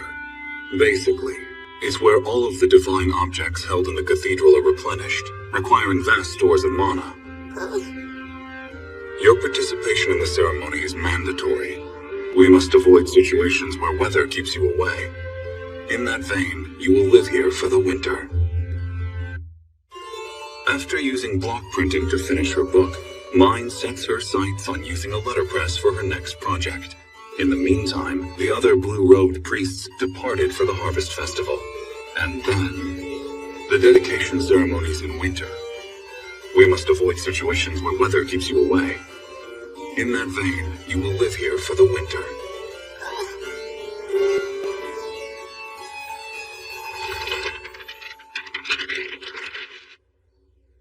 I'd have to stay the whole winter? You're afforded treatment befitting a blue-robed priestess, because the church needs your mana for such ceremonies. Have you forgotten? No, I absolutely understand where you're coming from. But my family is going to be worried sick about me. I tend to get feverish much more often over the winter. Due to your condition, your family will be allowed to come check in on you while you're here. But that's as far as I'm willing to compromise on the issue.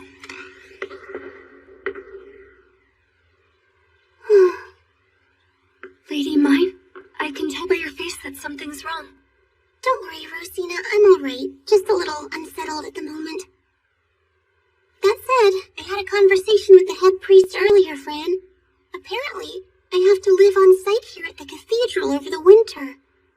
If that was the head priest's final decision, then there's not much we can do. Well, yes, I'm aware of that. However, It's getting cool. Hey, do you know what we're gonna have for dinner tonight? That's right. As Orphanage director, they need my help.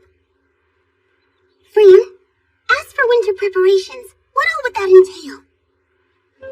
Are you gonna be okay? Having to live in the cathedral the entire winter? Mr. Gunter is gonna be livid. I know, that's what worries me the most. Well, not much you can do about it if it's for work. Besides, I think you're gonna be way better off in the cathedral. Better how? I'm not trying to be rude, but your chambers there will keep you much warmer than you'd be back at home, so less chance of getting sick. And I think it's worth mentioning, Fran's getting much better at monitoring your health. You're right. I can use that as a bargaining chip to persuade my family. Your assessment of my condition always carries more weight with them than mine. Best of luck. Thanks.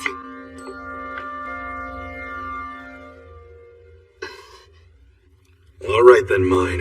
What do you want to discuss? Well, the thing is, there's apparently an important ceremony during the winter, so I've been asked to start living in the cathedral once the snow begins to fall. What are they thinking? The deal was that you would live here with us. Yes, but once it starts snowing, I won't be able to go. And they said that I'm needed for an important ceremony. Mine, the only thing that matters here is you get the care you need. Fran's gotten so good at monitoring my health that even Lutz gave him a seal of approval. Not to mention, the head priest said it would be fine if you all came to check on me during the There's no way I'm letting you live there all by yourself. You could drop dead, Mine. Well, I won't allow it.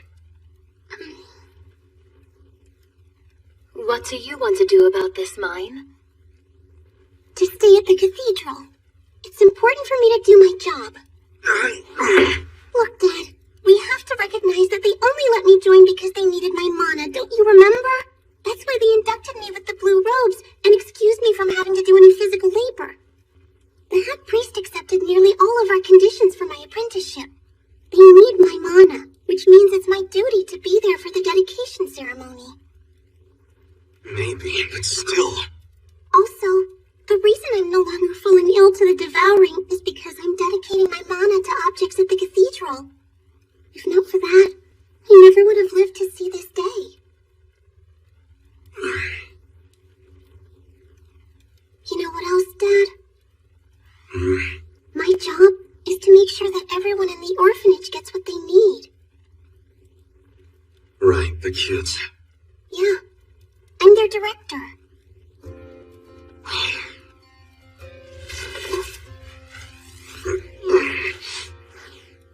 We will be allowed to come and see how you're doing there, won't we? Uh-huh. There's no use fighting you when your mind's made up. Do the best job you can and make us all proud. I will, I promise. But mine, dear, what'll you do if you happen to get sick? I have a bed and personal quarters, plus my retainers will be there for me. Oh yeah, that bed was nice. It looks super soft. You know, now that you mention it, it's probably a good idea to tell Fran what to do when I come down with a fever. Then I think I'll have to come up for a visit soon. If they're going to take care of you all winter, I have to say thank you. Yeah, me too. And I'll be sure to come check on you as often as I can. Great. I will miss you, Tootie, so come anytime. Alright? Besides, I said I'd teach the kids how to sew, and I still want to learn how to read, too. I don't understand why you always turn to Tootie in times like these. You can lean on me too, you know. Yeah. I could absolutely use your help getting the orphanage's pork stocking dealt with. Nobody there has the first idea how to do it. Of course. You can count on me. Mr. Dean helped us too. He wanted to repay the head priest for repairing his relationship with Lutz. Hello, we're back! Welcome back home. And did they teach you how to process lots of meat? They sure did, just look. Hey, mine. We brought all the pigskin here, like you asked. Thank you for doing that, Lutz. Now we can start making our own glue.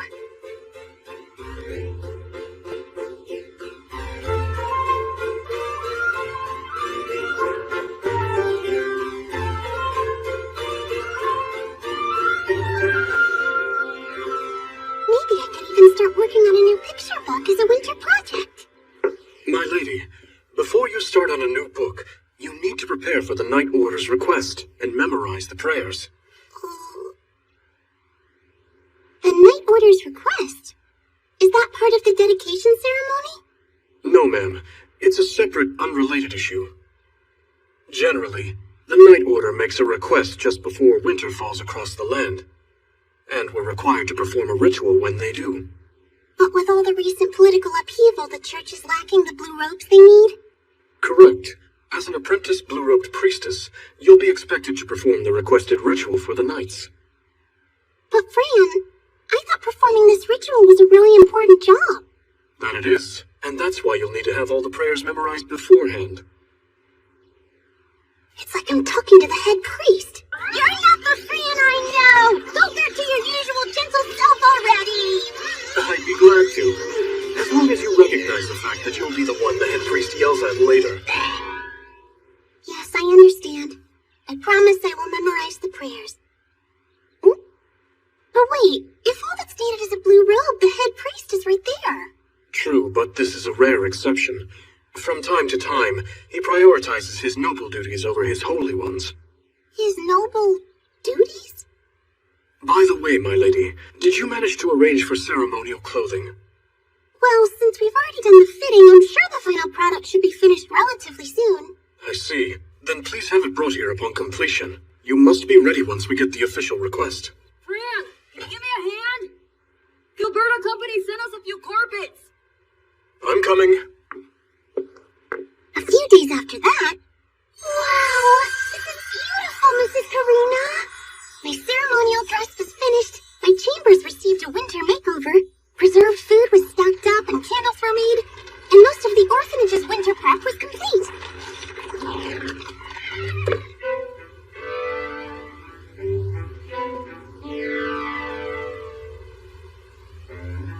Ah, yes. The Holy Eve of Shitzaria. The Night Order's request will arrive soon.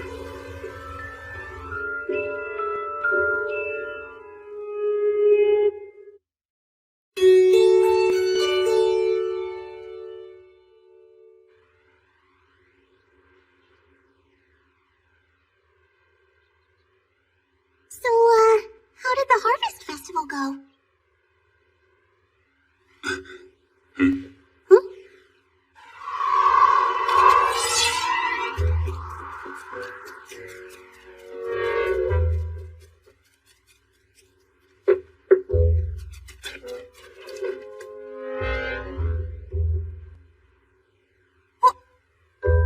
What is this? Be quiet. You need to listen to this. Sir Ferdinand, this is Karsten. We request assistance with a raid, and we will need a priest to perform a ritual. Please make arrangements at once. Sir Ferdinand, this is Karsten. We request assistance with a raid, and we will need a priest to perform a ritual. Please make arrangements at once.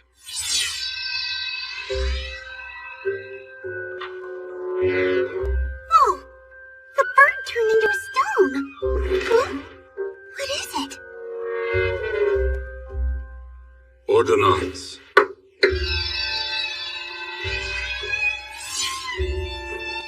Huh? Understood.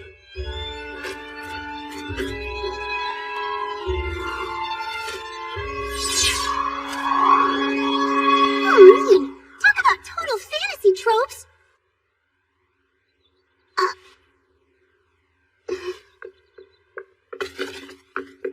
Excuse me, Head Priest. What just happened? Surely you heard the message. The Night Order has called on us. What? Ah! Go change into your ceremonial garb at once, and report to the Gate of Nobles. Sure. But first, could you tell me where I can find the Gate of Nobles? I can show you there, my lady.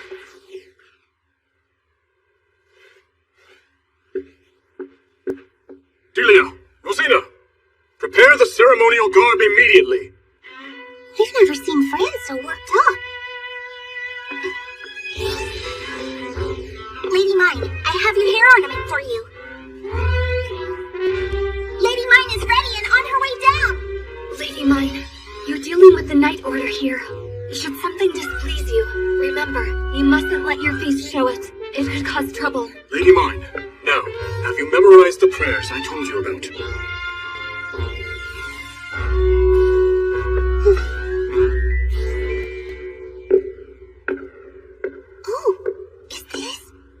The Gate of Nobles lies in between the offices of the head priest and the high priest. Is that so? Huh? What? Is that really the head priest? Apologies for the delay. Head priest, sir. What's with the getup? Oh, today I'll set aside my priestly duties and participate as a knight instead. The noble duties you mentioned. Is that your ceremonial garb?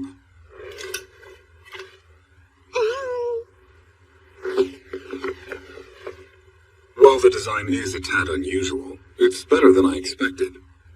What is that crest? This is the Mine Studios insignia. Yes, I see. Arno. Mine, you were born in the summer, weren't you? That is for you to borrow.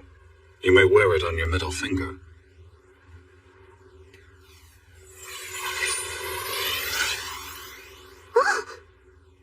And try not to gawk over every little thing. Well, that's easy for you to say. The fact that he's lending me this magical ring must mean we're entering a fantasy world, where everything I thought I knew will be challenged.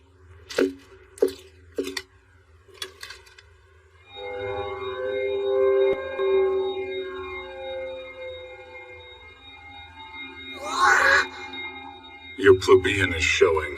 Keep your mouth shut at least. My mistake. Here we go.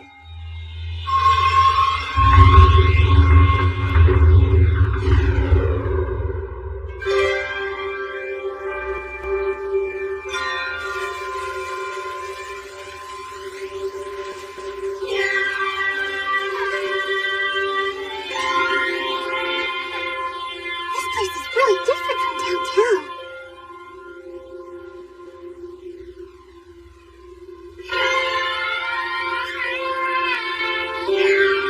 This is the Noble District. Now, Lady Mine, while we are here, act like a noble.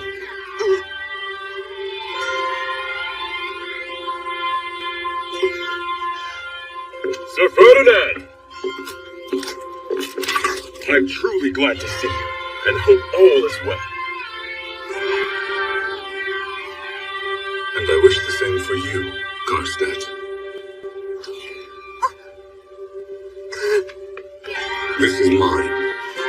apprentice priestess today, who will be conducting the ritual for us. Greetings, Sir Karstead.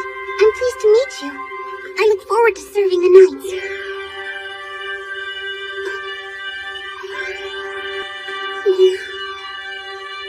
Yes, likewise, apprentice priestess. Let us depart then. Right.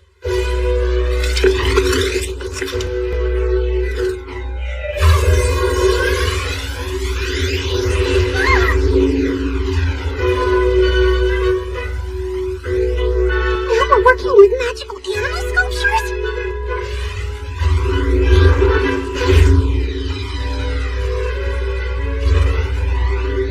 Karstead, some of the knights will need to let our retainers ride with them. Mine, you're with me. That's understood, sir. Priest, what is this creature? Magic crystal transformed into a loyal mount. So long as it's supplied with mana, it can take you anywhere. Really? How? Let's go. Ah! The magic lion started moving!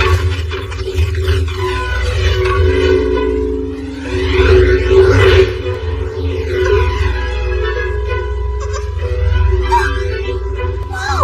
Those are clouds! So high! Hey, that's downtown! And the forest by the gate! Come now. Try to settle down. It's disgraceful to prattle on. Now hush.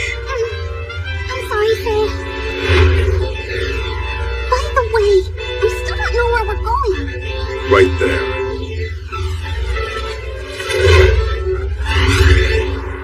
That thing is huge. What is it? A magical tree called the Tromba. What? The creepy little frowny thing?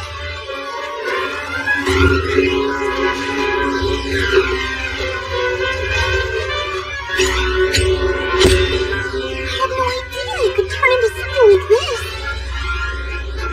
It seems pretty dangerous. And it falls to the Knight Order to destroy the Tromba.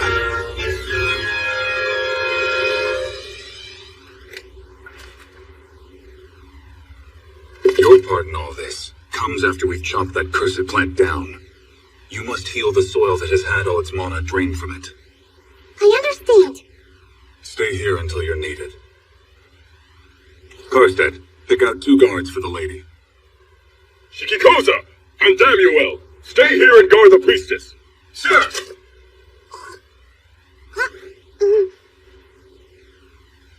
Sorry, I forgot. I gotta be elegant. You're such a handful. Make sure the priestess receives nary a scratch. I'm counting on you two. Sir!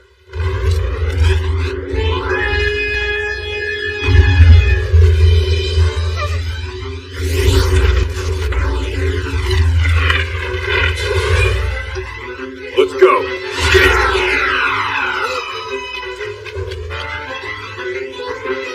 Head priest, sir, and men of the Night Order, I pray for your safety and success. May Angrith, disciple of Leidenschaft and god of war, offer you his divine protection in battle. Oh, something started absorbing my mana.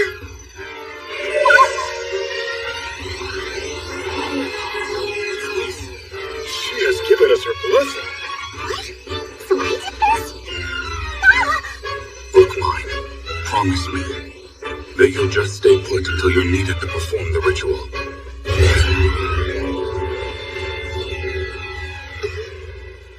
Those blessings were utterly meaningless.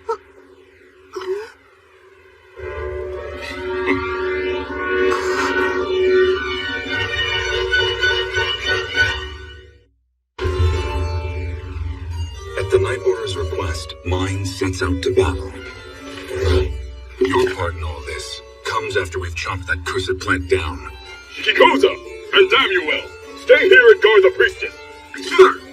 Head priest, sir, and men of the Night Order, I pray for your safety and success. Those blessings were utterly meaningless.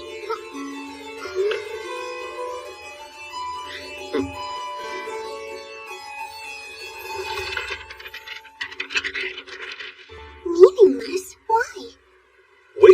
time and mana on needless blessings, when both happen to be in such short supply at present, is nothing but a gross act of folly.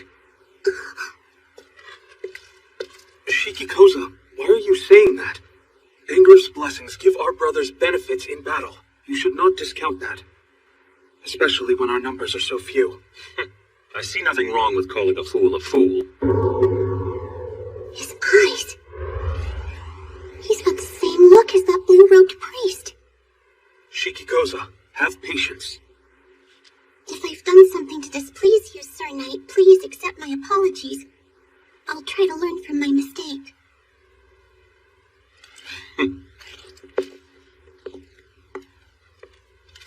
I hope you don't take his words to heart, Priestess. Given our numbers, all your blessings and the mana they provide for us are fortuitous. Shall we begin? Father of the whole wide world, heed the call of thy humble servant, and grant unto me unholy power. Rend the unholy evil force asunder. Take its power back under your dominion. Grant my weapon thy blessings. Grant thy blessings. Their weapons turned black. Do you know what's happening, Fran? I don't. This situation is a first for me as well, my lady. Apologies. I'm happy to explain.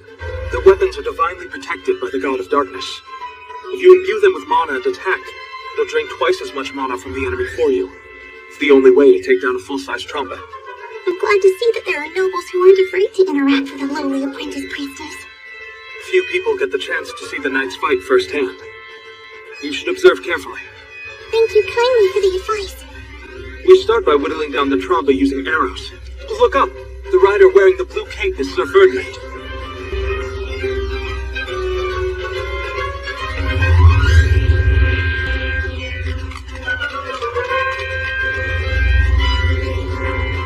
Whoa! He's like a horseback archer!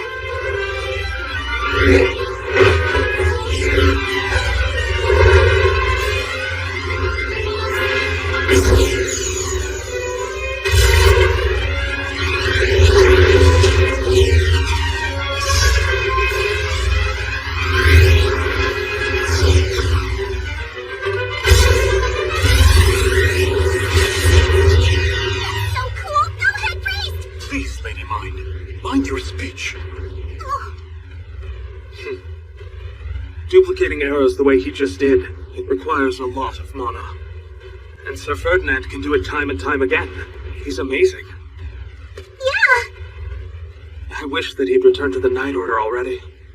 What do you mean return? Please don't repeat that to anyone. I understand perfectly. Since he's so slender, high-strung, and perfectly suited to desk work, I never would have imagined he was actually a former knight. But I guess this goes to show, the head priest can really do it all. They're finally making headway. If you look closely, you can see the trumpet turned black. Yes, you're right. Oh, it fell off.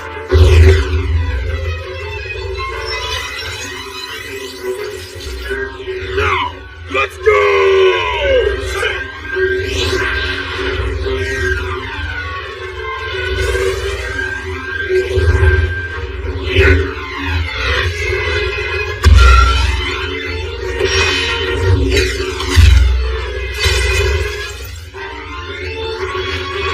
We've filled enough of its limbs for now.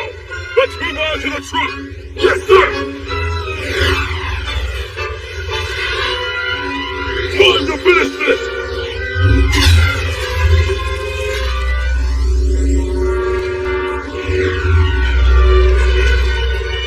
It's pretty much over now. I hate to admit it, but when I saw that thing, I was really worried the knights wouldn't be able to take it down. I'm relieved to see that we've endured with almost no casualties as well. It seems that by Sir Ferdinand's presence alone, it was easier to deal with the limbs. Damuel, why are you being so friendly with a lowly plebeian? What's that? Didn't you know? She's a dirty commoner. And as a commoner, she has the audacity to wear the blue robes meant for the nobility. Someone needs to teach this fool her place. I know the nobles have been dwindling in number, but that doesn't justify giving a plebeian blue robes. I can't begin to understand what Sir Ferdinand was thinking. Now hold on.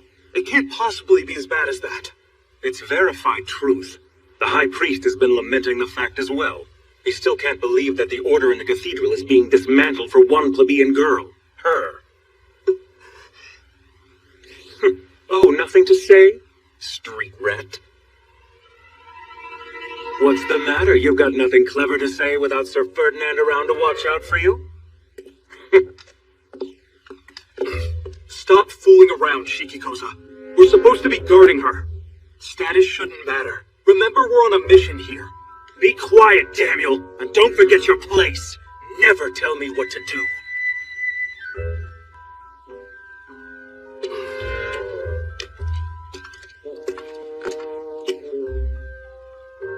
I'm scared.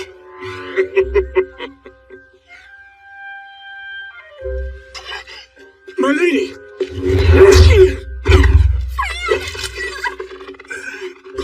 Lady mine! No, Fred, please, you mustn't do anything. We were told. We have to endure it, come what may. We shouldn't do anything that will escalate this any further. Let me teach you something, plebeian. In circumstances like these, you're meant to apologize for your retainer's misconduct.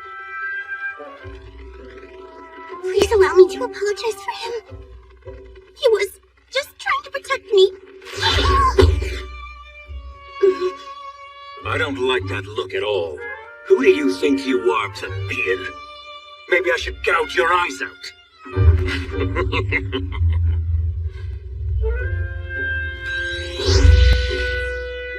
For Mesa. Shikikoza, you can't! We're meant to protect the apprentice priestess so she can conduct the ritual. That's enough! You don't get to order me around, lesser noble.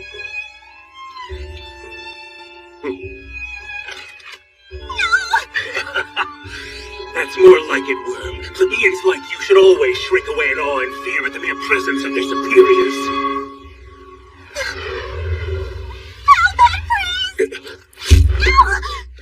That's what happens when you flail around, you clumsy fool.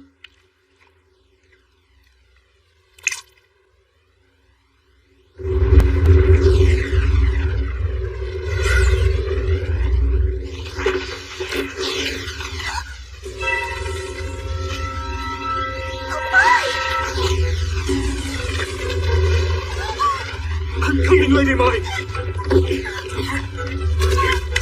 Where's this trauma coming from? It's your own fault for standing up so quickly. Hold on. I'll help you.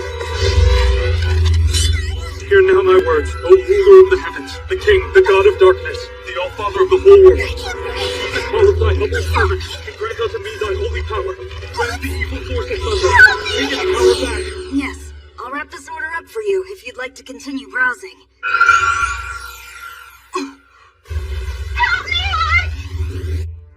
Mine?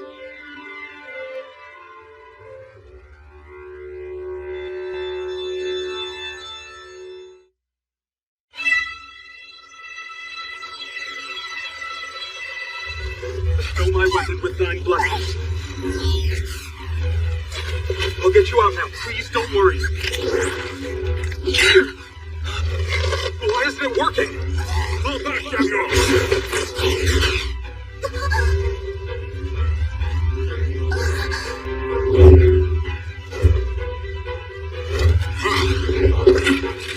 Now then, Mine, you must tell me what's happened here. My blood dripped. And this grew. You were dripping blood? Unbelievable. Your one job was to guard her. Imbeciles! I apologize for failing you. There's no point in attacking it, as long as the wound remains open. Schnelle Entwaffnung. Lichtstrahl. Make sure that you don't cry, all right? The mana in your tears would make this worse.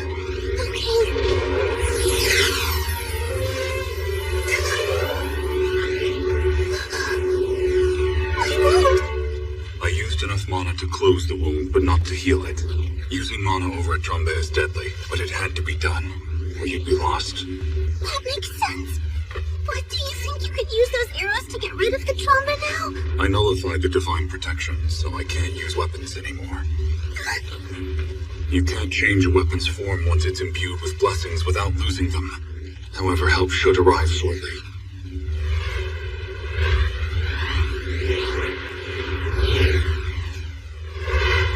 Sir Ferdinand! What's wrong? Why did you send the distress signal? You're late. What happened here? Karstedt, the incompetent guards you chose allowed this to happen. You must save mine at once. Hurry! Sir! Come on, men! Form up! Yes, sir! Let's chop it down! Wait, Karstedt. Be careful not to scratch the priestess. It's been feeding off her blood. Right!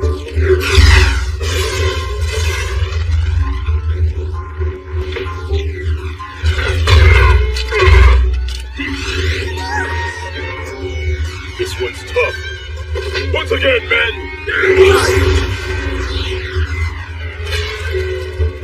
You're the only one with a knife brandished ready to go.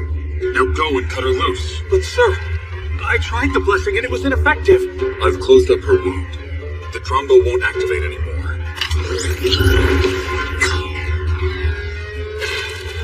It worked this time. Cut carefully, Damuel. Now, Damuel, priestess, how did this happen? Never before have I seen Sir Ferdinand as livid as he is now. Really?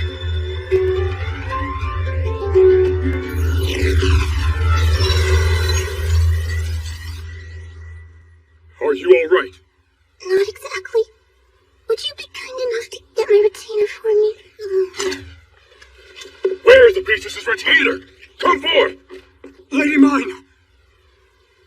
She's growing feverish, Your Grace. Not surprising. She was wholly entwined by the limbs of the Tromba.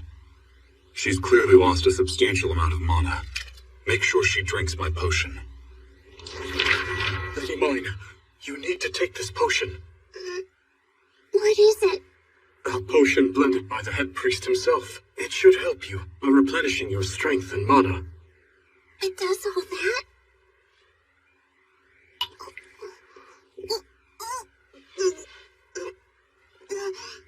How are you feeling now? Any better? I am. My fever's fading away. Shikikoza, Damuel. If you have anything to say for yourselves, I suggest you speak up now. I'm sorry, sir. I see no reason for me to have to defend myself. She's a plebeian. In the end, that's the only thing that matters. And you, Damuel? Well, We need information to settle this, so speak your mind.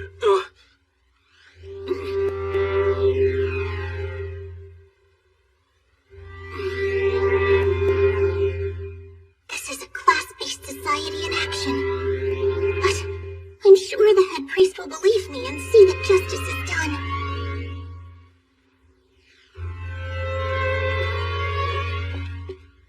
Sir Ferdinand and Sir Karstedt. Priestess, what is it? Were I to tell you what transpired here, would you then guarantee my safety? I'm not sure what you mean. Should I tell you what happened and things become inconvenient for a particular noble, I would hope to avoid getting dragged around by the hair a second time, or having to listen to him threaten to gouge my eyes out again. What is this? Did you do those things to her? A groundless accusation. The stupid commoner stood when she shouldn't have, and into my readied weapon. Damuel, you saw what happened, didn't you? I want to hear the truth. I don't think he saw it, did you, Damuel?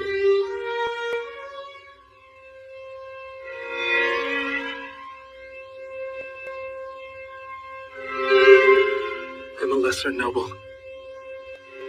And Shikikoza told me I needed to remember my place.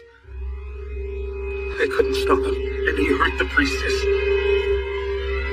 With all of my heart, I'm sorry.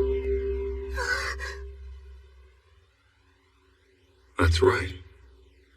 You must never forget who ranks above you.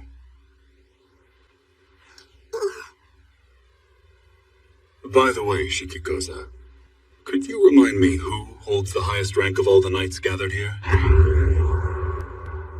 That would be you, Sir Ferdinand. Indeed. And I remember giving you a specific order. Make sure the priestess receives nary a scratch. What part of that did you fail to understand?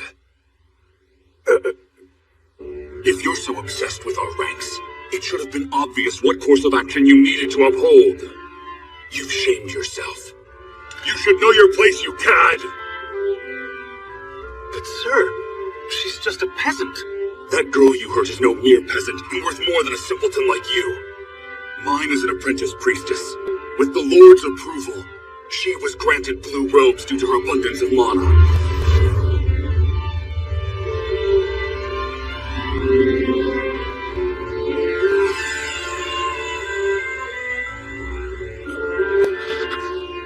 Know that voicing any complaints with that choice would be dissent against the Lord himself, breaking your oath as a knight. Not only did you two disobey orders, but you abandoned your duties by hurting the one placed in your charge, and brought disgrace to the Knight Order. It is foolish to think you'll get off lightly. In due time, the Lord will sentence you accordingly. And Karstedt, you chose incompetent men to serve as her bodyguards, and have failed to properly discipline these two recruits. You're responsible as commander of the Knight Order. You'll be punished in due time, too. I understand, sir. This mess has exposed my lack of leadership and the need for more training in the Knight Order. Sir Ferdinand, I apologize for causing you the trouble of having to step in. On my honor, I will make up for this. Hurry. We need you to finish the ritual while the potion is still effective. All right. Let's go.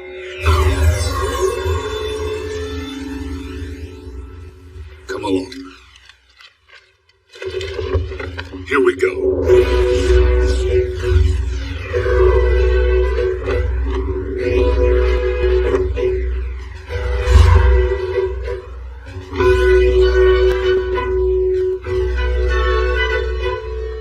Listen well, Mon. This is your chance to show them you're truly worthy of wearing those blue robes. So take it. If the knights recognize your importance, that will act as a shield for you in the future. But I've never done anything like what you're asking me to do. I'm not sure if this ritual will even work. There's no need for you to worry about that. I have something in mind to assist you. I've made a habit of not fighting battles I can't win.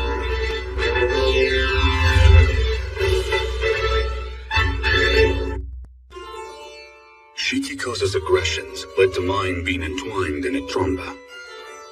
You've shamed yourself. You should know your place, you cad.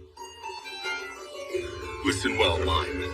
This is your chance to show them you're truly worthy of wearing those blue robes. So take it. It is your duty to replenish this parched land with your mana. Right.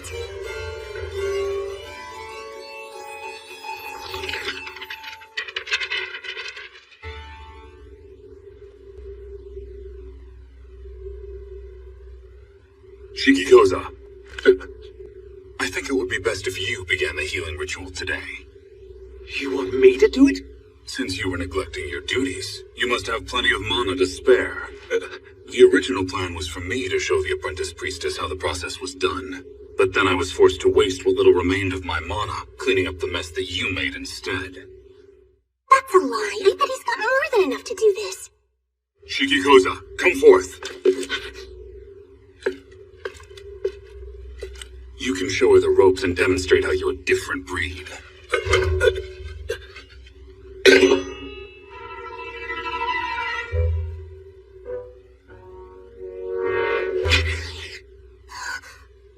O fruit train, bringer of healing and upheaval, goddess of water, and the 12 righteous disciples in her service. hear your worldly servant's prayer and grant me your holy powers.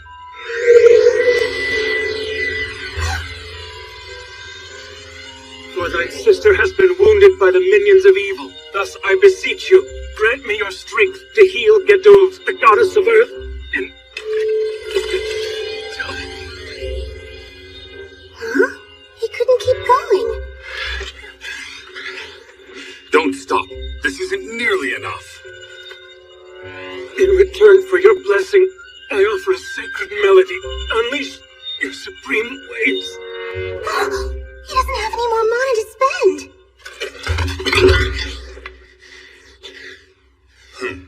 After all that blustering, this is all you've got? Now I see how depleted the Night Order's roster has become.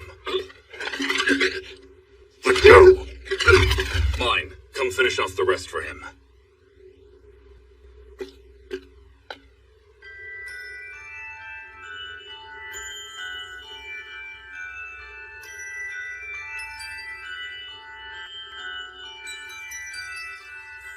O fruit train, bringer of healing and upheaval, the goddess of water, and the 12 righteous disciples in her service.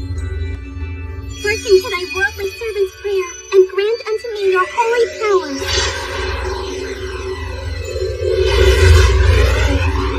For thine sister has been wounded by the minions of evil. Thus I beseech you, grant me your strength, that I may heal Gedove, the goddess of earth. In return for your blessing, I offer a sacred melody. Unleash your supreme waves, and bestow your pure protection. For as far as I may seek, cover these lands in your hues.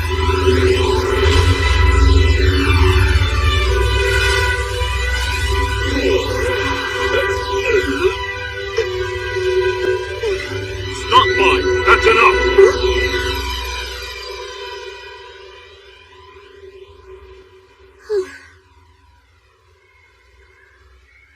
Alright then, Head Priest, is that all you needed me to do?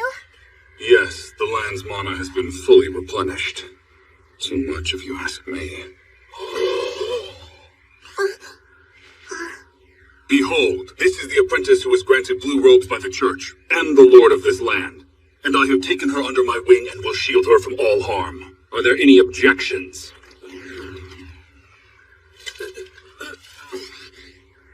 It appears there are none. So be it. It's time to return home.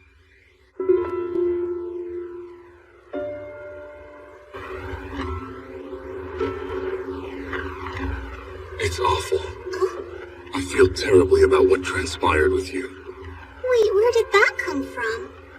The last thing I ever wanted was for you to be hurt, or be exposed to such petty maliciousness.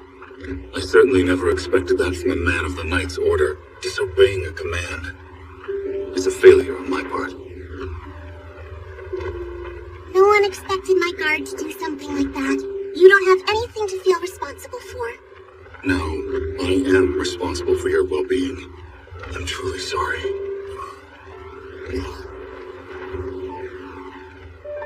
Head Priest, you're so conscientious.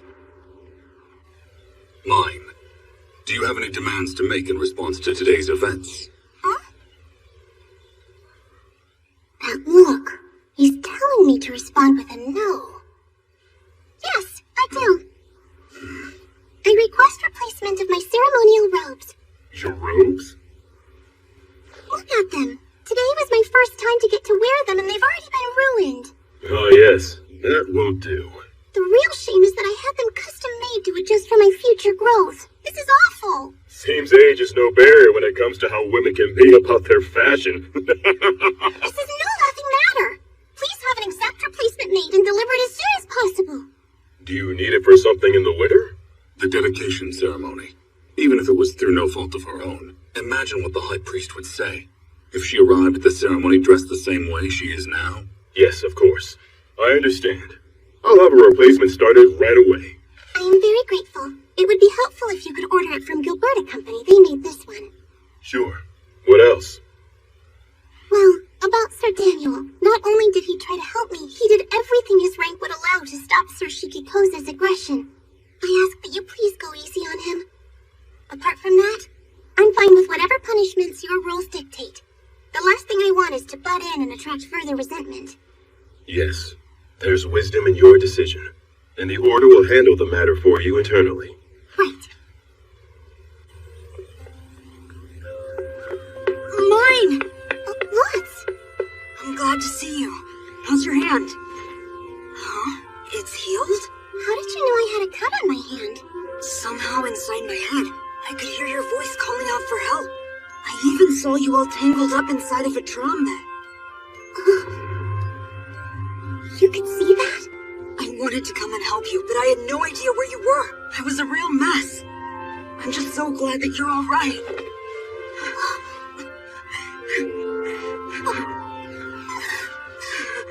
Noble society is terrifying.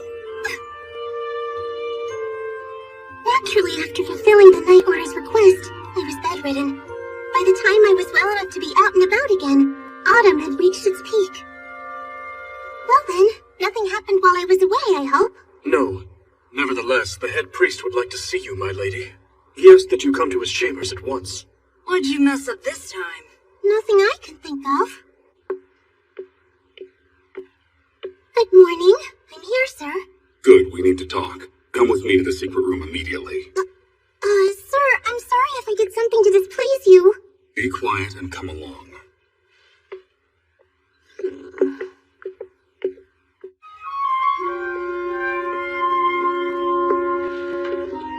Here, have this drink. Huh? He's not gonna yell at me?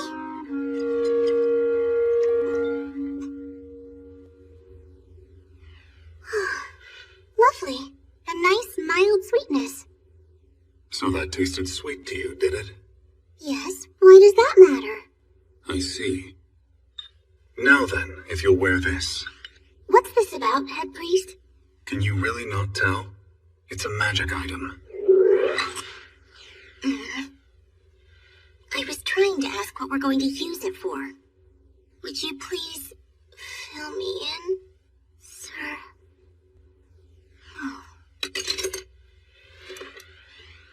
Mine's the only one who uses this to tie her hair. And it's not just that. She's brought us all manner of creations. But the most surprising thing of all is her passion for books. She treasures literature and even wrote some picture books for children. Her obsession is clearly abnormal. What goes through that little head? Perhaps by looking into your past mind, I'll know.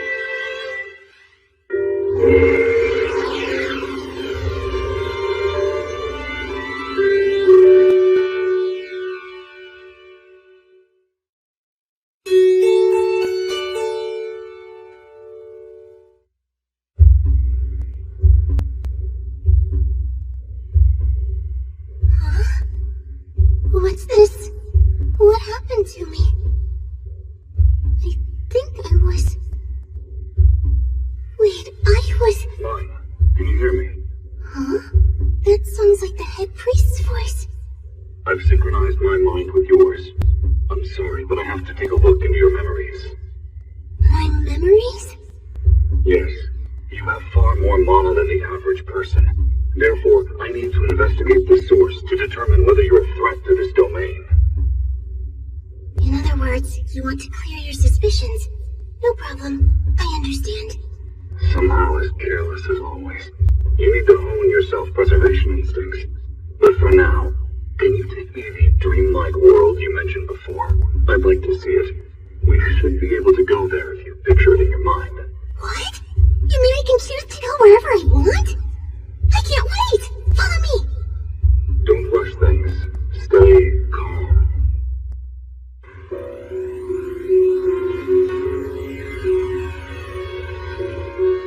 What is this place? It looks like the Noble District in a foreign land. That takes me back. This is Japan. Japan? Where I lived before I began my life as mine. Before you were mine?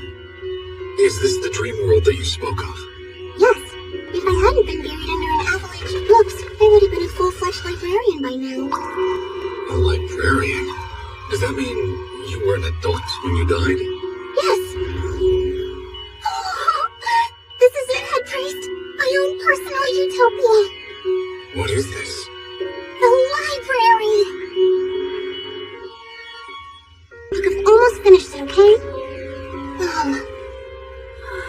At least clean up after yourself, okay? Fine. Now leave me alone.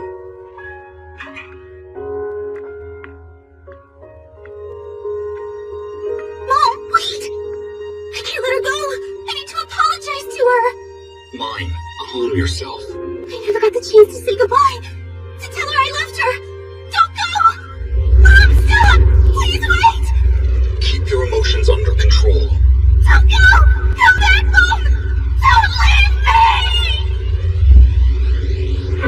Enough! No more!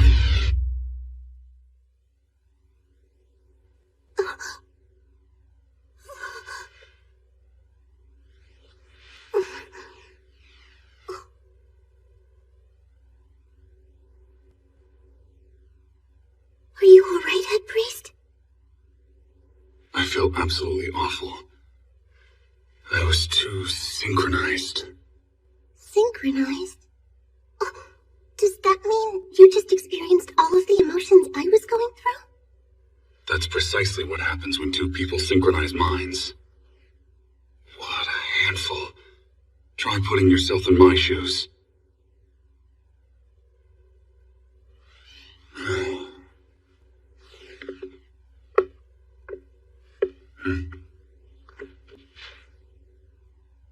What is it? Go on. Mine, what are you doing? Giving you a hug. Hugs can help you calm down.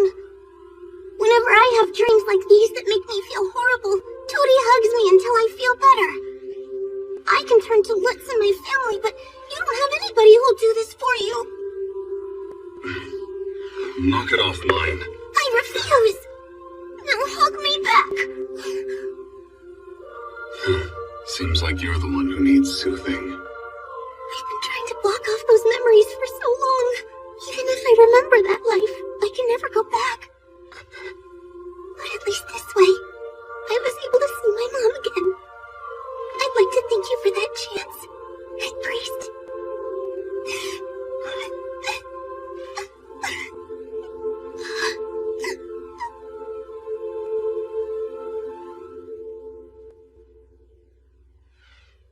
Hey, you know what?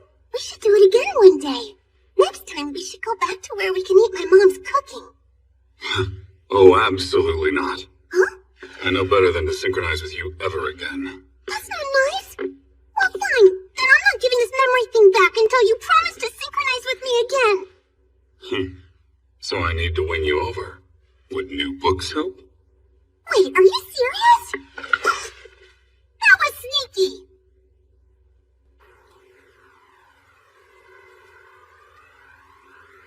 Master Karstead, Sir Ferdinand is here to see you. I got the answers I needed. You may return these. Will do. Tell me, did you discover anything? Nothing but books. No trace of malicious intent. So, it appears your concerns were ungrounded. Correct. And yet... Yet what? Her memories were of living in a grand city in a world far more advanced than our own. And it had been the life of an adult woman, no less. Really? How could that be? I know it's hard to believe, and yet it's the truth. If Mind's knowledge and memories are properly utilized, she can bring Ehrenfest unprecedented prosperity. However, she really has nothing but books on her mind, so it's up to the people around her to help her use her knowledge for good. You seem to have taken quite a liking to that girl, Your Grace. I can assure you that is not the case here. I believe she can be a great resource. Yes, of course. She does have an immense amount of mana, after all. Speaking of which, it would seem Shikikoza's case has taken a rather complicated turn of late. So his mother's causing a fuss, complaining to anyone she can think of, right? I received a complaint from the High Priest as well. What are you planning to do?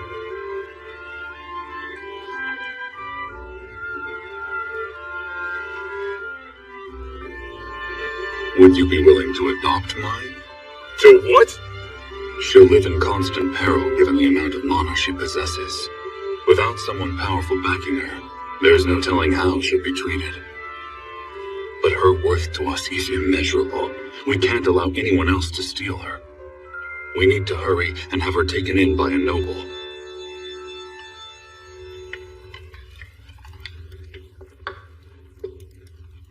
That's good. You really are a fantastic cook, honey. This is one of the recipes Mine came up with, isn't it? Right, and I think I've gotten pretty good at making this strange dish. What do you say, Mine?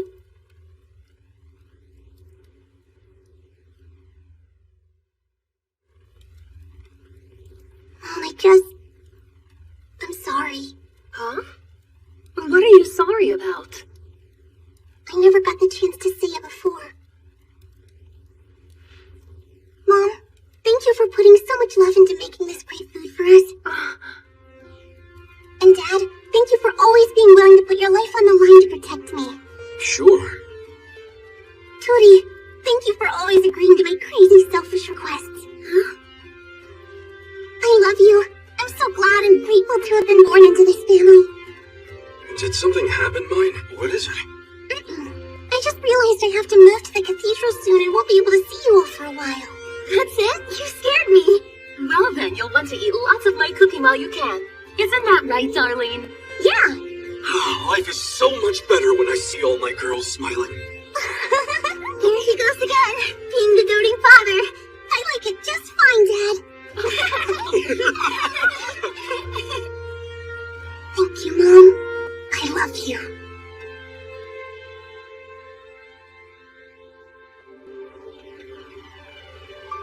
Mine! You fool! What the hell did you mess up this time? What the master means to say, we received an order for ceremonial garb from a high-ranking noble. You better have a good explanation for this. I'm so sorry, but I need to get going, so I'm afraid it'll have to wait until after work. Hey, get back here! Mine can't be stopped by anyone, can she?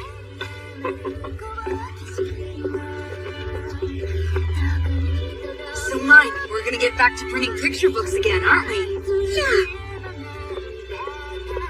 I'm ready to make more books. Lots more. Tons of books. Late fall. Right around the time when the farmers come to sell their harvest. I was. Mine, I think that's enough for now. Okay. The ceremony is coming up. It is important to conserve your mana. Of course, Head Priest. I understand. Are you ready for winter? Yeah, preparations are complete. All right, Mine. I can tell you're lying to me. Listen, the snow is coming. And even if there's a blizzard, you're expected to be here. Be prepared. Okay. 80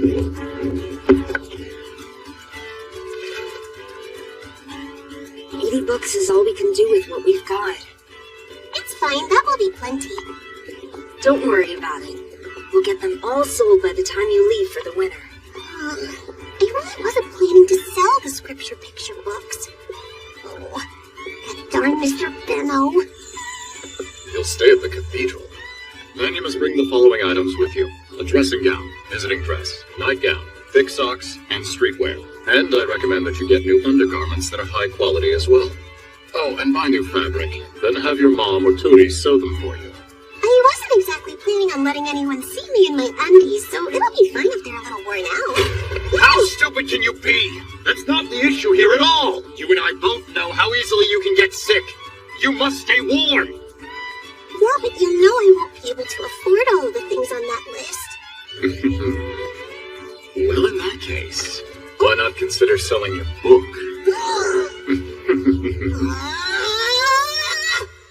So I sold my soul to the devil. Benno, from the Gilberta Company. I'd like the paperwork to sell this book.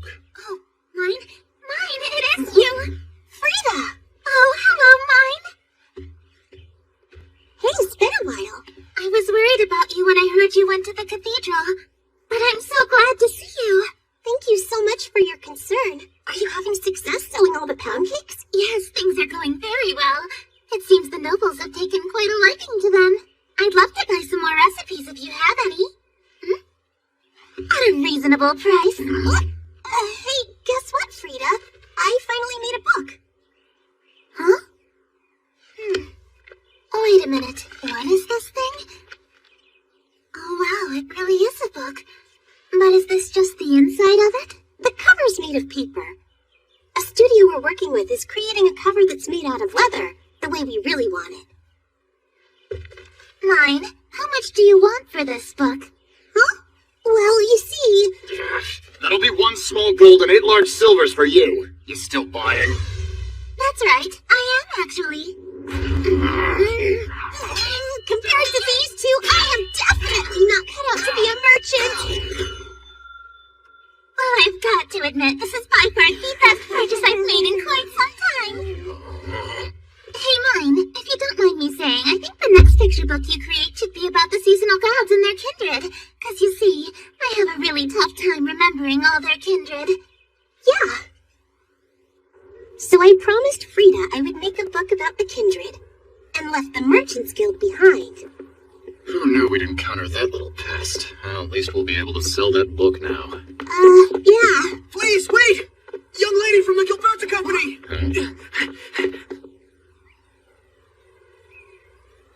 Oh, Johann. Who is that? He's an apprentice blacksmith that I know. Ah, did you need something? Miss, please. Huh? Would you please consider being my patron? Your patron? I'm becoming an adult within this next year. So I need to find a patron from among my customers who believes in my skills and will financially back my work. Once I've found one, I'm committed to making them whatever they need or want within a year. That's the process all blacksmithing apprentices must go through when they become an adult. If they succeed, they'll be considered a professional. Well, you're pretty skilled, Johann, so I'm sure you'll find a patron pretty easily. Most customers don't really seem to like the work I do. I get too caught up in all the details, I'm afraid. Come to think of it, when I asked Johann to make me tools for my book... I've never had a request for such a remarkably thin, fine, and small blade before. But what do you plan to do with this? The blade is obviously too small to cut anything. You're cutting plant paper.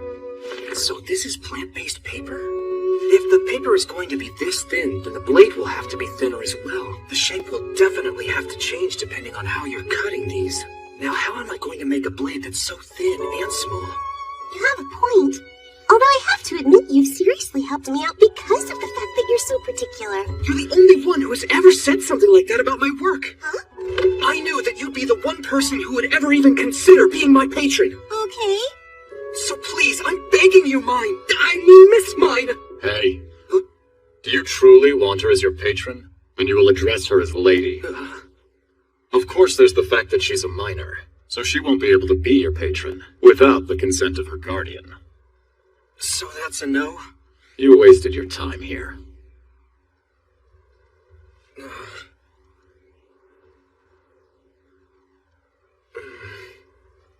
Please wait. If I'm able to find a cosigner, can I become his patron? Uh-oh, what could you be scheming about now? Mr. Benno, there's something that I want Johann to make for me. Uh-huh. Oh, boy. What's going on in that brain of yours? If I become his patron, there's something really important I want him to create for me. I want metal letter types. You want metal letter types? Yay! Yes, metal letter types! Well, since you've twisted my arm, I guess I'll have to tell you about my project. For my metal letter types, I'll give you a long explanation without you even asking for it. Letter types are basically letters carved backwards into blocks. That means they're kind of like stamps of individual letters. Once made by carving wood, they were later molded out of metal, making mass production possible. When you line them up on the page of a book, then it's called a letterpress. Set the letterpress and print. When you print using a letterpress, it's called... That's right, letterpress printing. So that means, at that point in history, books could be mass-produced because of the introduction of letterpress printing. But letterpress printing was able to spread like wildfire just by using these magical metal letter types. And thus, metal letter types constitute the cornerstone of all my ambitions, which is undeniably the most important first step. I haven't gotten to say something that's so worthwhile in a long, long time. If the types differ in height, each letter will appear uneven in print. Size and height of each letter type is going to need to be exact. So if we have 50 of each vowel and 20 of each consonant, I think that should be enough. Unless... You must understand that she's always like this. But she would be a great patron when it comes to getting paid regularly. If you don't think you can keep up with mine's crazy ideas, you should probably try to find another patron right away. It'll require very delicate work, and there's going to be quite a bit to make. So what do you think?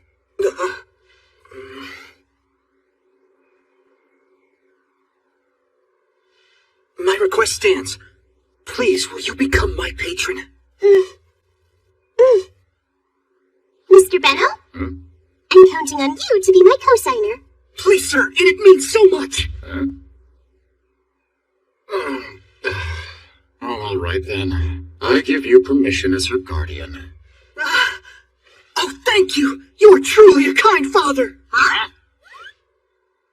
That is no way she's my daughter. Mr. Benno's nobody's father. If I was her father, she wouldn't be such an air-headed, reckless, unguarded, and stubborn child. Huh?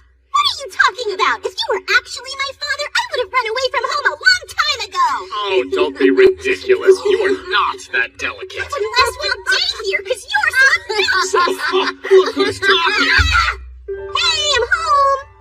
Ooh, how cute. I know, right?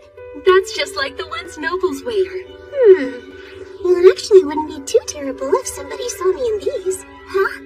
What did you just say, Mine? Well, I mean, they really are beautiful. We just have a few more of these to prepare to be ready for your winter stay at the cathedral. Oh, yes. Thanks so much, Mom. And I'm gonna help, too. Thanks, Tootie. I'm home, ladies. Oh, hi, Dad. You're home. Got a little gift for you, mine. Oh, you got them again? Hey, they're Tawny. I love you, Dad. Well, now I love you too, sweetheart. Dad just bought raffle fruits yesterday. I think he's spoiling mine way too much. I really can't blame him, because she'll be on her winter stay soon and we won't be able to see each other. If this keeps up, I think Dad's going to have a harder time than mine is.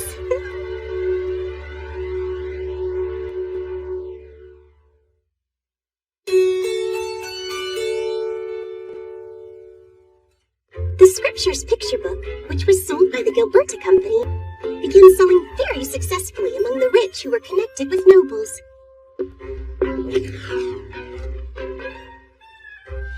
Excuse me, sir. Are you considering purchasing that? I would. Here it is. No doubt about it. That's ink. According to the foreman, the child from the Gilberta Company is the one who knows how to make ink. I'm in the market for an oil-based ink. Would you happen to have any ink that isn't exclusively for parchment? What are you talking about, kid? There's only one kind of ink. Just a minute, please. The ink that is used by the general public, is it made by extracting dyes from plants? Where are you getting that kind of information? Well, do you really not make any other kinds of ink here? What do you mean, other kinds of ink? If you don't, that's totally fine. Sorry. She asked him about other kinds of ink. So what did you want to talk about, Mr. Benno? The Ink Guild's gotten involved now. Here we go, vested interests. I did anticipate this. Could be a hassle. What do you think? I'm thinking that we can sell our method of ink production and also abandon making any more of our ink. I presume you don't want more enemies, right, Mr. Benno? Right. And ink has little to do with my main business. It would be helpful to consider that. Well then, I guess we're all set. I brought some tea.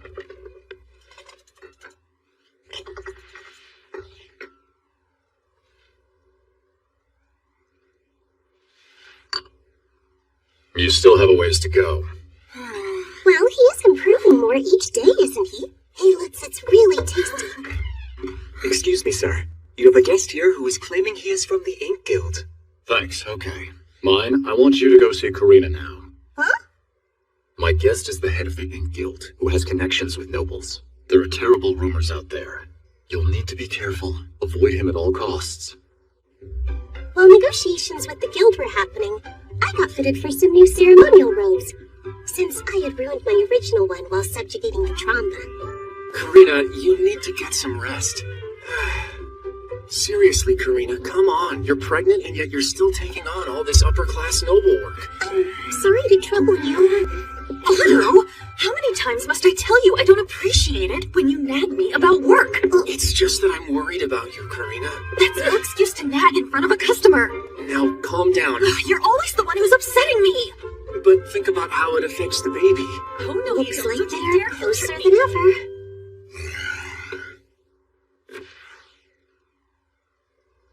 Well, I signed it. Lutz, I need you to take this contract upstairs and get a signature for us.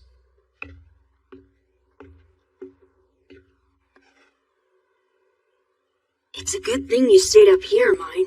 What do you mean? The head of the Ink Guild's been looking all over town for you. Huh? He said he'd heard about a young child who'd found a totally new form of ink preparation. And if they're here, bring them out. I don't like the look in his eyes, Mine. I'm telling you, he's much worse than the guildmaster ever was. Hmm? And while they're waiting for us, let me see your hand. Oh.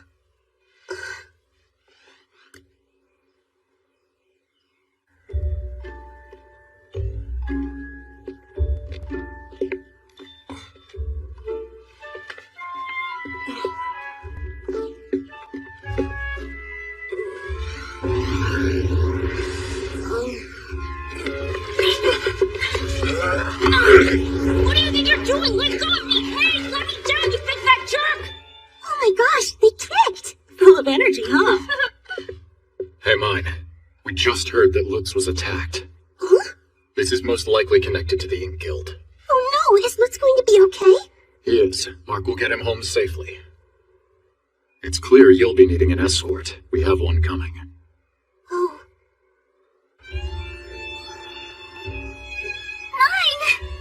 Hey, Tootie. They're trying to get information out of us and attacking Lutz. Something is definitely not right. There's no doubt this is the work of the Ink Guild, but I'm not exactly sure what their motives are. For Mine's safety, she should stay at the cathedral from this point forward. They won't be able to get to her there. She should be safe with them. But sir, starting her winter stay now would be... Well, Mine, what do you think? I don't want to leave my family, but I would feel horrible if something happened to any of you, so I'll go. But Mine... Besides, it'll probably start snowing soon. All right.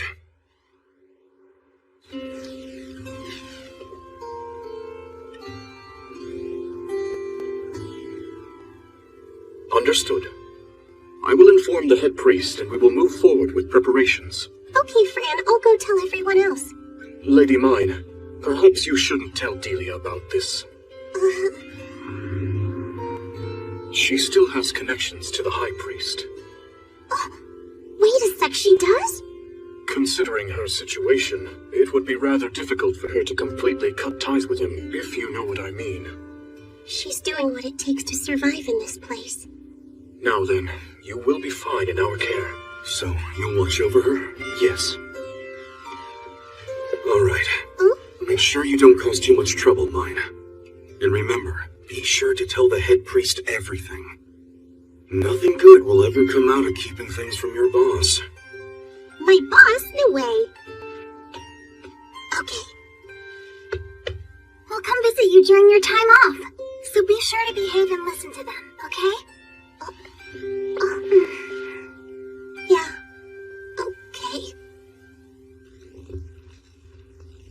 Until we can get more information, make sure Mine remains in her quarters. As you wish, sir. Also, may I mention, Lady Mine's family has requested being able to come visit her. I'm sure that Lady Mine will be lonely, so I hope that you shall allow this for her. I understand. No matter what, she must be able to control her mana and emotions. The dedication ceremony could potentially be very hard. We will have to keep her calm. Ready or not, Mine will be face to face with the High Priest. Right. What? Long story short, I'll be staying here at the cathedral starting today. I'd love to hear the long story. I'm sorry, but I can't talk about it right now. I hope both of you can respect my privacy.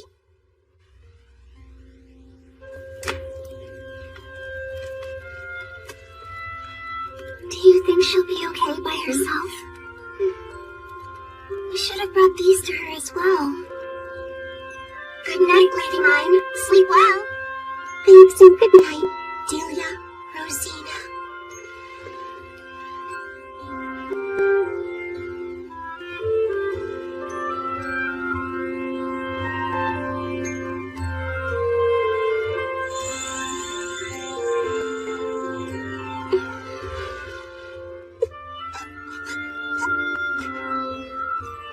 I immediately became homesick that very first day.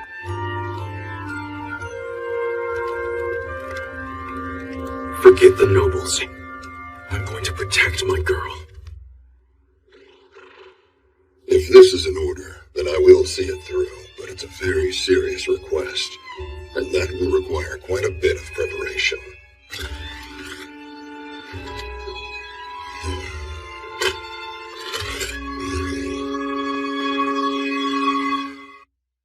The scripture picture books mine had created were finally available on the market. However, no doubt about it. That's ink. For Mine's safety, she should stay at the cathedral from this point forward. I don't want to leave my family, but I would feel horrible if something happened to any of you, so I'll go. Mine tried to put on a brave face.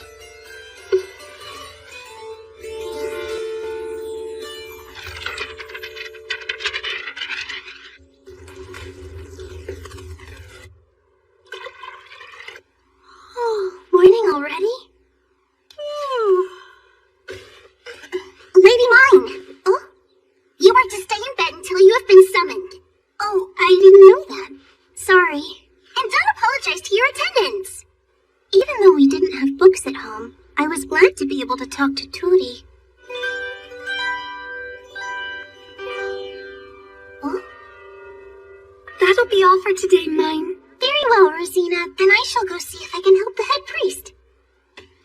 Lady Mine, I have just spoken to the head priest. He has determined that you may not leave your room till we have more information. Huh? But wait a second. That means no library time. I thought I'd somehow make it through if I had my books. It's way too much doom and gloom. Lady Mine, why don't we choose who your chef should be during your stay? Ella has asked for help finding an assistant from the orphanage. Oh yes, that's right. I wonder who'd be a good choice. We're really not in any rush, so please take your time thinking about it. Lady Mine, if you have the time, would you please demonstrate how to do arithmetic? Sure, I'd love to help. See, if you do it like this, it's very easy. Thanks. You're actually a surprisingly effective teacher, Lady Mine, and you're much better than Gil is. Well, I was teaching people at the gate, so maybe now I could be a teacher for our very own cathedral classroom. Lady Mine, what exactly do you mean by cathedral classroom? I mean a place where people can learn how to read and write properly. The more people we can teach to know their letters and read books, then the more people there will be who can write stuff, and then we'll have even more books to read. Then we'll get lots and lots and lots and lots and lots, many, many, many books for all of us to enjoy. I love books!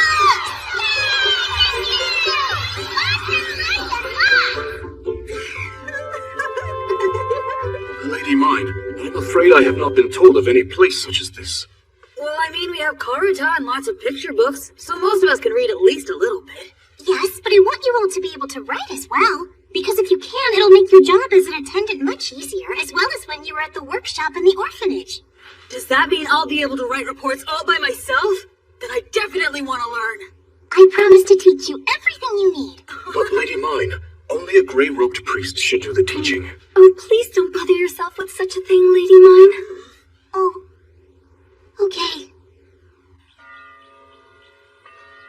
Hey, Mine, are you okay up there? What?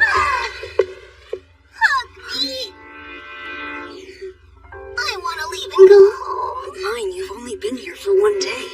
I feel so lonely here without my family.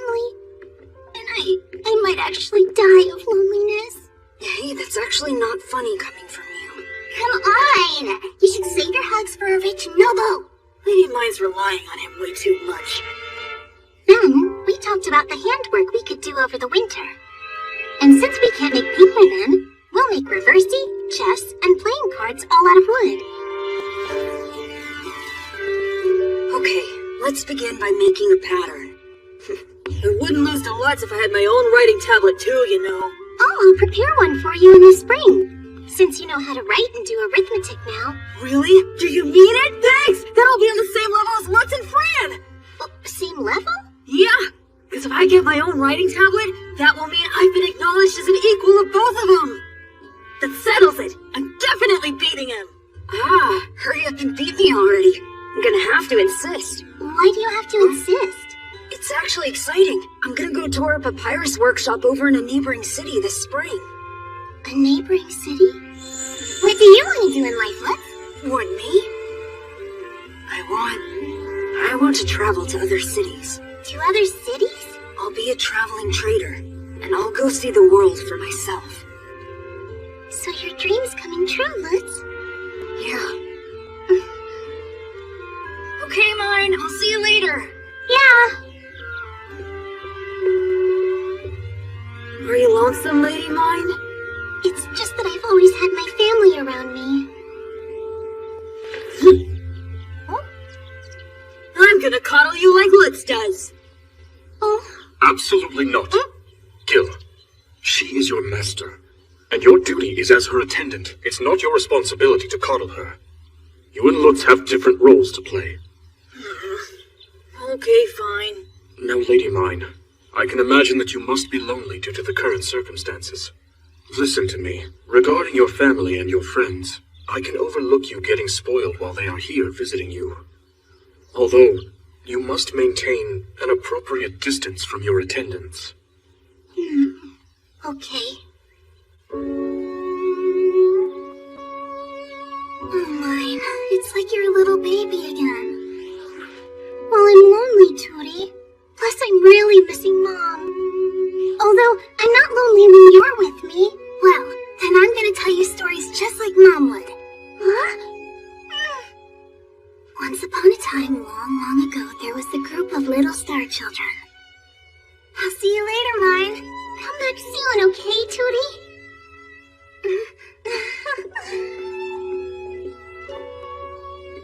No, wait. Tootie, no.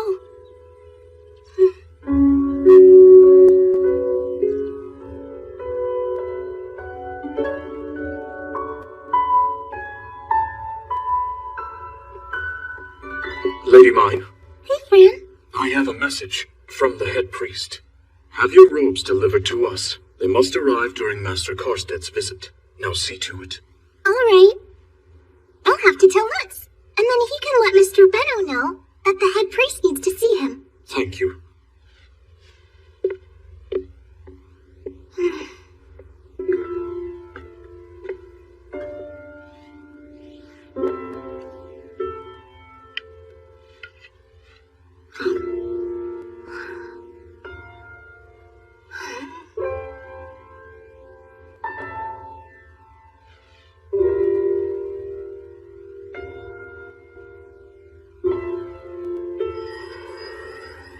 Wow, your cooking is really delicious, Mine.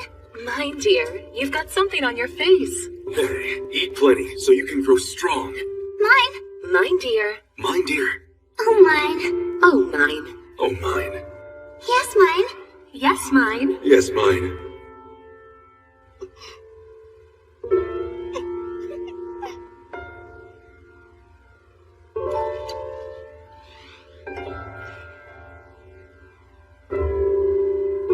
It got colder and colder, and I became more and more homesick.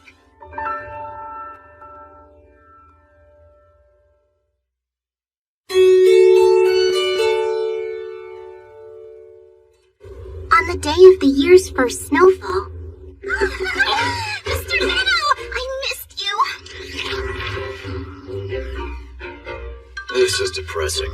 What's the matter, Mr. Benno? You look upset about something. Well, I'm going to be speaking soon with the head priest as well as an upper-class noble, and I'm getting a headache just thinking about it. Sir, you're going to mess up your hair. Wait a second, are you actually nervous about this? But you're always more than happy to start fights with the Guildmaster and any vested interests he may introduce. Don't group the Guildmaster and upper-class nobles together. Oh, don't even worry about it. I know Lord Karsted's a good person. You're such a simpleton. There's no way I'd be summoned to the cathedral just to deliver ceremonial robes to you. Huh? It's obvious they're trying to gather more information on you. That is without a doubt.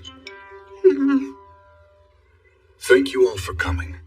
First, let's have a look at what you've brought. These are Lady Mine's ceremonial robes. Well done. I'm quite pleased, Benno. And now, I would like Apprentice Priestess Mine to humbly accept these robes. I do accept these robes from you. Huh? Oh!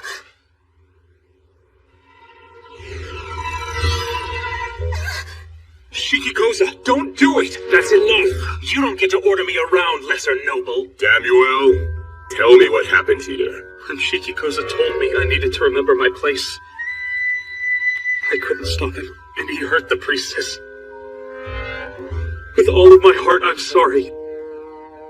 It's him.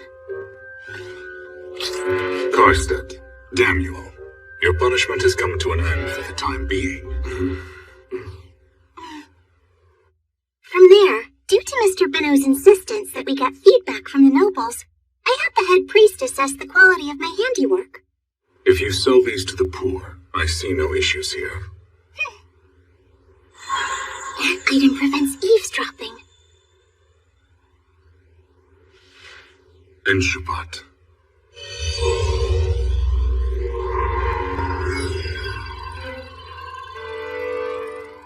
Is this magic? I see. He set up this boundary for Mr. Benno since he doesn't have any mana. Now then, Benno, there is something I'd like to ask you. Please do proceed. Regarding the head of the Ink Guild, you are convinced that it is Wolf? I am. It's become clear that once you established a magical contract with them, the Ink Guild has begun investigating our mine.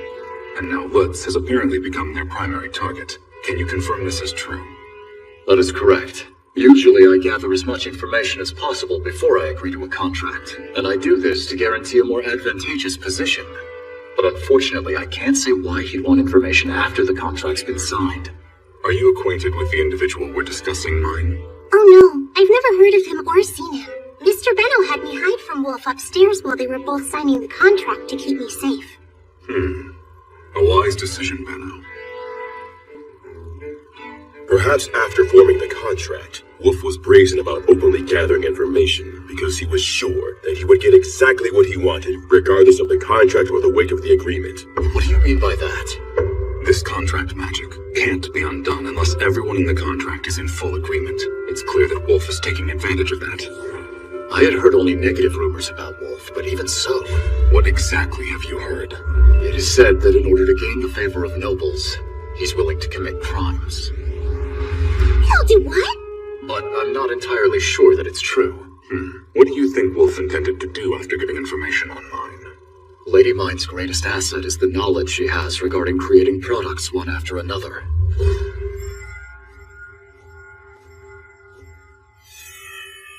So, he could either kidnap her, or take a loved one hostage, then demand that her knowledge be handed over. Her knowledge? Yeah, I'm sure this all sounds unbelievable. However, imprisoning Lady Mine is more problematic than kidnapping her, given her condition. That is correct. She'd run a fever for days after being in the reflection room for just half a day. She'd be useless to them, or dead. Meaning it's quite likely that he'd sell mine off to some noble after taking whatever knowledge he could from her. You mean he could sell me off to some random noble? Then again, he could try to force the contract. That is quite likely. Benno, I'd like you to gather thorough information for your workplace, and continue to conceal Mine's existence here. As you wish, sir. And then we had Samuel join in, and they discussed their superior's judgment on the incompetence shown during their mission to subjugate the Trumpa. the judgment passed by the Lord upon Shikikoza is death. That being said, the public believes that he was killed in the line of duty. Believes? Karstedt and Damuel have personally paid for your ceremonial robes. Oh, so that's why he paid Mr. Benno earlier. Damuel's been officially demoted to apprentice status, and he'll serve as your bodyguard for the term of 1 year. Huh? You truly are in danger here, Mine. It is apparent the upper-class nobles have become aware that there's an apprentice priestess who is highly exploitable, due to the mana you possess. And also, word is spreading among the upper class that you've been granted blue robes by the Lord. Behold, this is the apprentice granted blue robes by the church and the Lord of this land. That's the first time I've heard about any of that. You dumb noble. Now that the nobles are privy to this information, they will try to get close to you to curry favor with him. They may even kidnap you, just so they can pretend to save you and make the Lord feel indebted. Huh? If they are in opposition to the Lord, they could kidnap you and then sell you off to one of his enemies, or even claim that you are their own child. If that were the case, your family would be in the way, and unfortunately, they'd need to be silenced. Among the lower-class nobles, we're finding there's much contempt directed towards mine. They would rather not acknowledge an apprentice priestess who's a commoner and one with so much mana.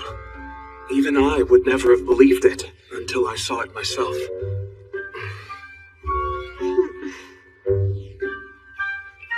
It also bears mentioning that Shikikoza's mother was originally delighted when Shikikoza came home because of the purge. Apparently, she bears resentment towards the apprentice priestess over what happened. She's resentful toward me? If she's willing to sacrifice her own family for the sake of revenge, things will get ugly. Mine. Yes? Eventually, I had planned for you to be married to a noble. Huh? Yet it is obvious to us all that those around you will be in extreme danger. So as soon as possible, you should prepare for adoption by a noble. Sorry, what? That's right. If Karstedt adopts you, you will be guaranteed some degree of protection. I can assure you, he is a trustworthy man. So mine, would you consider becoming my daughter? I won't! You'll have to explain yourself, right now.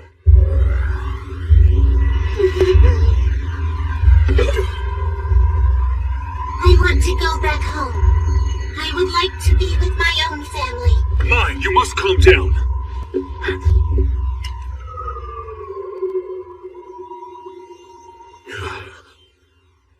I'll take her to my workshop to make sure she's okay. I know the dedication ceremony's approaching, but you've held in too much mana. That was foolish. I'm so sorry. How are you this unstable, even with family visiting? What's troubling you? This is all your fault, you know. You just had to go digging through my memory, didn't you? I'm thinking about the family I'll never see again, and I absolutely refuse to be separated from my current family, too. But then again... Stop this. Calm yourself. If I let a noble adopt me, I'll never be able to see my family. Mine. It calms you down when I do this, does it not?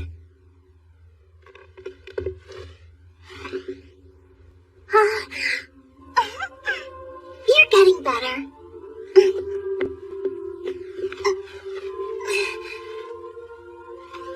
There, this'll work for now. All right, if you say so. You must listen to me, Mine. Your mana's far too powerful. As a result, it should be used to benefit this whole country. Wait, the whole country? That's right. And mine. Beware. When your emotions become volatile, you put those around you in much danger. Since you cannot control your powers, your beloved family could find themselves in harm's way. I'll be fine if I'm with family. Oh, please, don't separate me from my family. 10 years old. That's the enrollment age for the academy. Until then, you may enjoy your family. Thank you so very much. All Although, once you turn 10, everything changes. At that point, if we determine you are dangerous, then you will be dealt with. Just remember that, Mine. Yes, sir. Mine was ordered to become Karstad's adopted daughter. I won't! I would like to be with my own family. The academy enrollment age is 10. Until then, you may enjoy your family. Elsewhere, trouble was brewing. You two still can't find that damn child? Figure out where the hell this little girl is hiding out.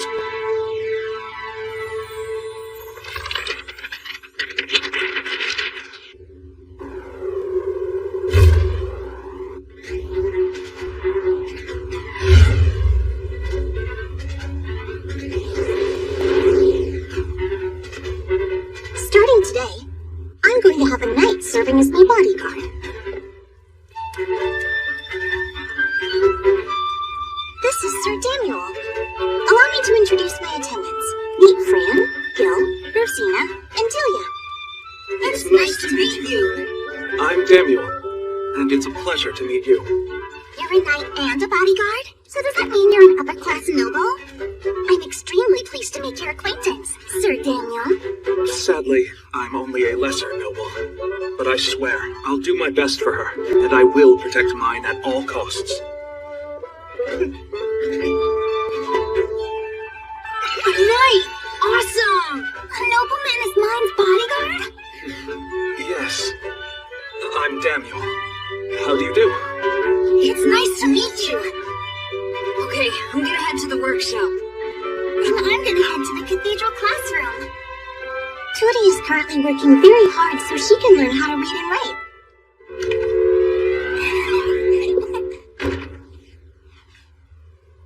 I'm used to having nobles and others like them looking down on me, so I must admit It is essential to the city, since we otherwise lack it. But there are nobles who will still resent her. A noble is after Mine? Yes, but from where, I don't know. Possibly another domain.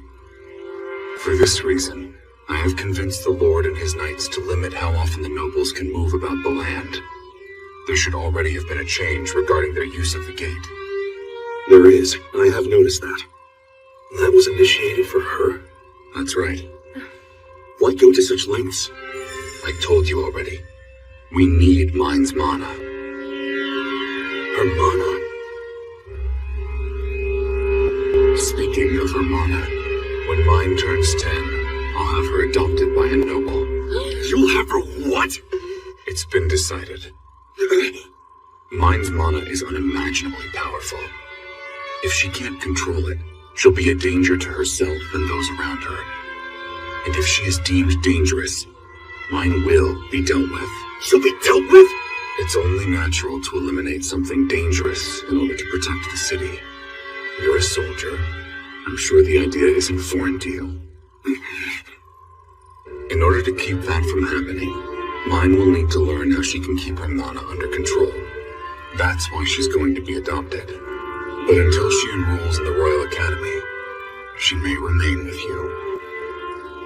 After that, she will either be adopted by a noble or executed. There are no options. I am well acquainted with this noble. He'll take good care of her. I promise you. This is for the safety of your daughter. Very well then. We will leave Mine in your hands for her protection. But Effa!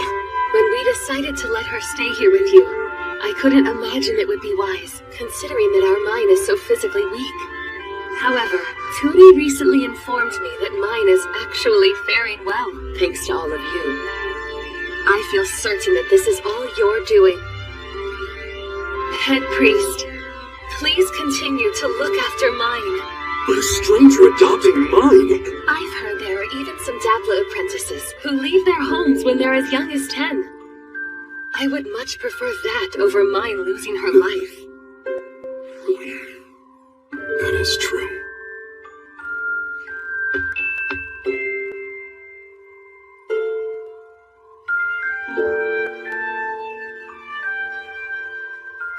turn 10. This isn't fair.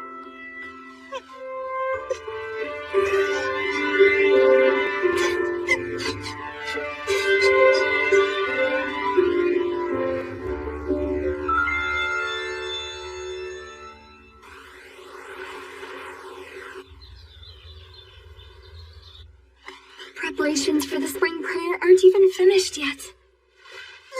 Where's she gone now? Lady Mine! The next step is to make our own printing press. Right, and how exactly are you going to create that? Well, I'm actually planning on modifying a regular press. Having observed mine, I can definitely see that she's unique. So if she wants to continue living in peace, then being under Lord Karsted's protection would be best. Oh, so now you're concerned about her well-being, Sir Damuel. I can see you're growing fond of mine as well. It still would have been better for everyone if Shikikoza hadn't betrayed us that fateful day.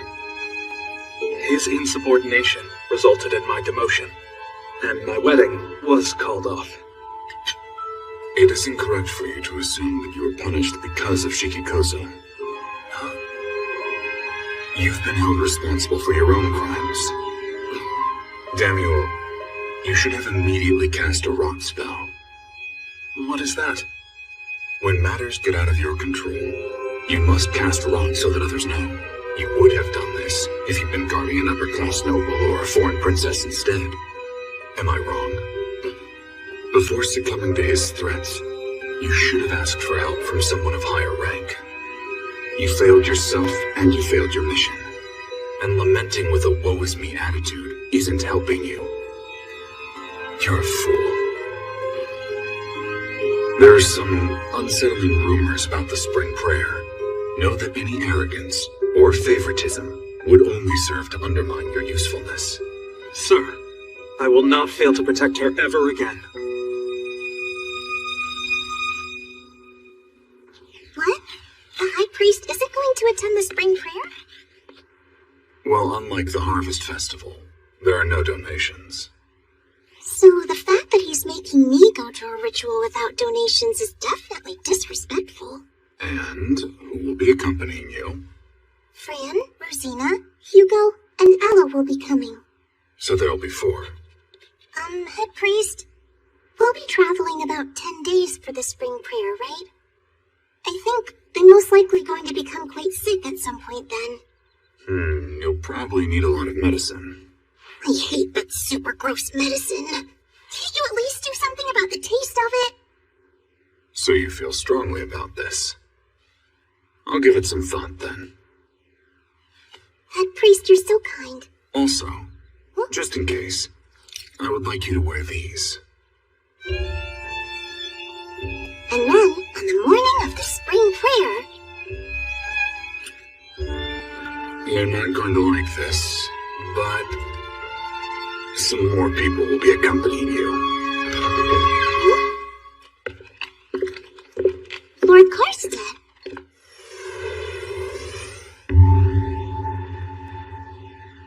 Have I ever seen this blue-robed priest before? You're so puny. Has she actually had her baptism?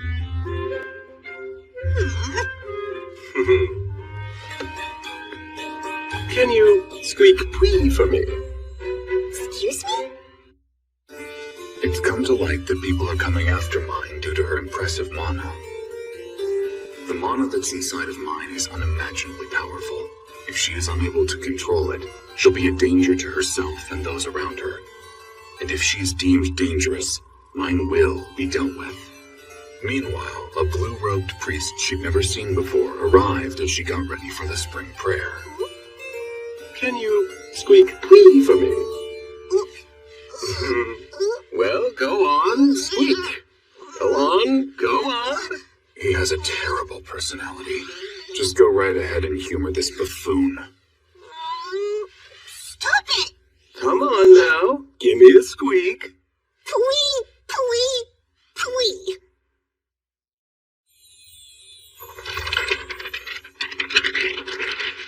Sylvester.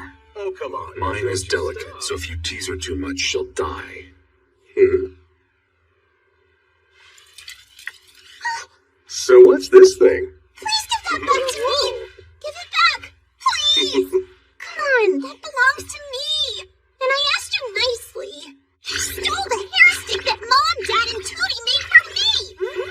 I hate people like this guy! They stink!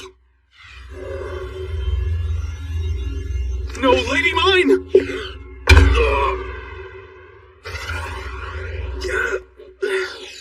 Hey, I was only yanking the girl's chain a little bit. Here, can you put it back in? Yes, thank you kindly. You should go play with Damuel instead of mine. He won't break as easily. If you insist. Do you want to play with me, Damuel? Oh, no. You leave me alone. This should suffice. Then, let's get going. Damuel, you will need to carry mine. Sylvester and Karstedt, you'll be responsible for these. Hey, Sir Damuel, could you please keep a good distance between us and that strange blue-robed priest? Nothing would delight me more, apprentice priestess. Karstedt will take up the lead here. Sylvester and I will be in the back, putting mine and Damuel in the middle.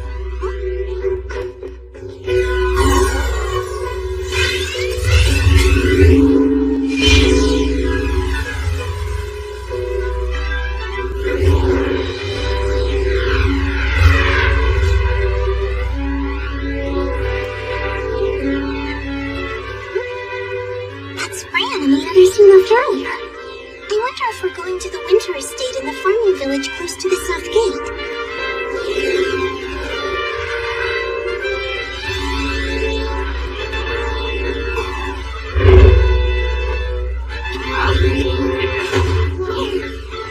Heads up!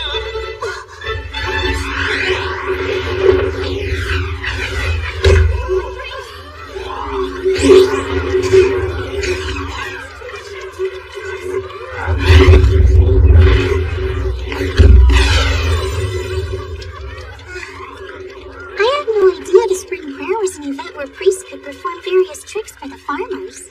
You don't need to pay any mind to Sylvester. We'll now commence with the spring prayer. Village mayors, come forward.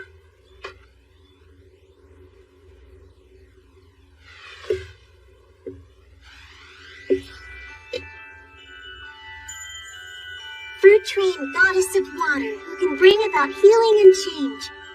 And the 12 kindred goddesses standing beside her. Evigleben, god of life, has freed thine own sister Geduld, goddess of earth. Now, Fruit train, goddess of water, aid thine sister Geduld, goddess of earth, in bringing new life upon this land. We offer to you an invigorating song of delight. We offer you prayers and thanks, and ask for your pure protection. May you bless all of the life found within this kingdom, and grant true happiness to everybody.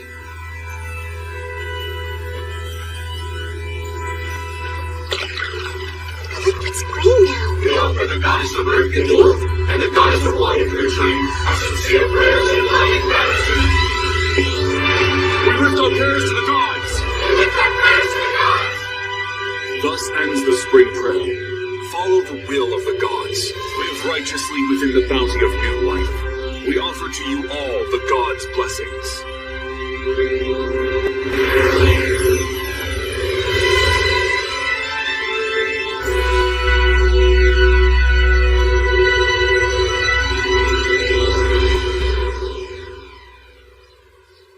Where exactly are we? We're at the summer estate of Baron Braun. Nobles who've been put in charge of watching over farming villages by the lords spend time living in the estates of those villages in between the spring prayer and harvest festival.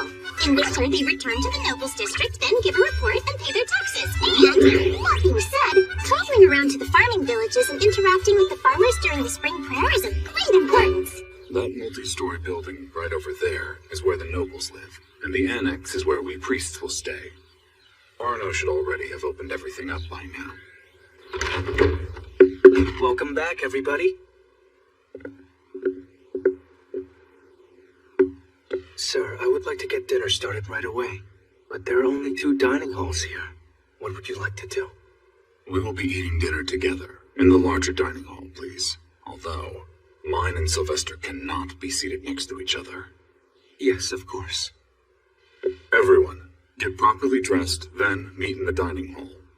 Welcome, Lady Mine. It's good to see you again. First of all, let's get you ready for dinner. Oh, so refreshing. You look quite beautiful, Lady Mine. Thanks, Rosina.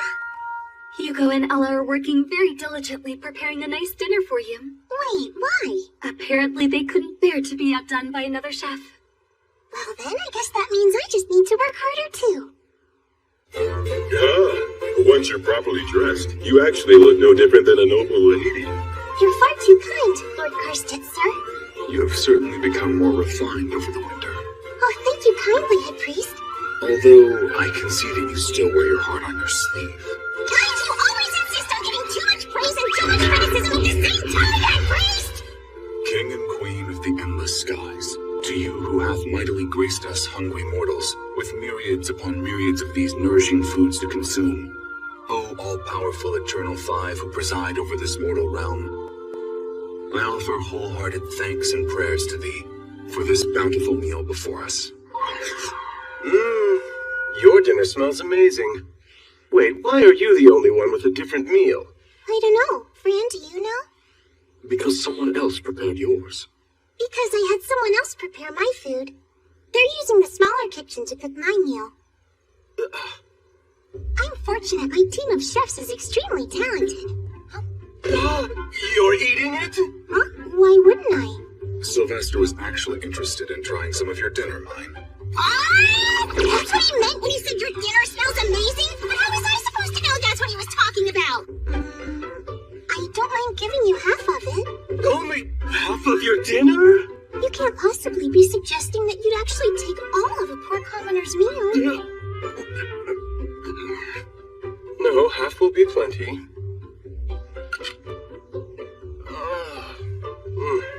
Now then, if you'll please excuse my departure.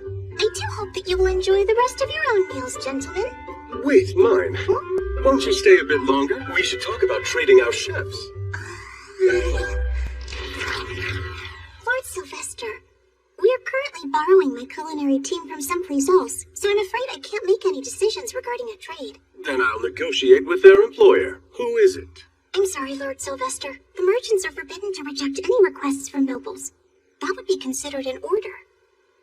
Oh, I see. Besides, they're going to be the chefs for a restaurant that will be opening up soon. Ah, a new restaurant. Preparing to open a restaurant and then properly training the chefs involves a lot of time and money. So if you enjoy their food that much, then perhaps you'd consider becoming a patron of the restaurant they'll work at. All right, I'm going to do exactly that then. Well, thank you kindly. For the remainder of the evening, we played the Harshspiel, and... Since everybody else is showcasing their talent here, allow me to show you all mine.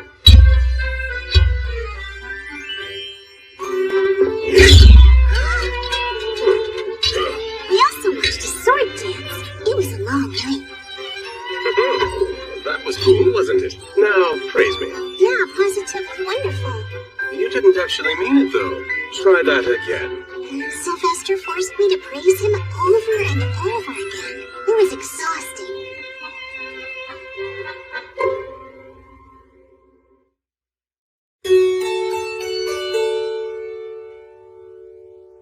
The next day, we delivered a small grail that we filled with mana at the dedication ceremony. After that, we went around to 5 different winter estates in one day.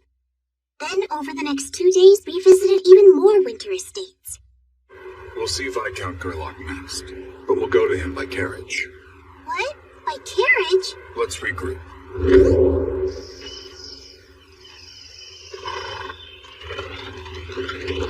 Mine, use this to hide your face. I'm concerned that Viscount Gerlach is a bit too eager to meet you. He has specifically requested that you stop by during the spring prayer. And he has connections with the High Priest. You must stay on your guard while there. So that's what he meant. Ah, thank you very much for traveling all the way out here, Lord Ferdinand. This must be the famed apprentice priestess. Yes. May I assume you're spending the night? We would be honored. Thanks. But we've already planned to stay at Count Lysagon's estate this evening. Oh, you don't say. Well, that's most unfortunate.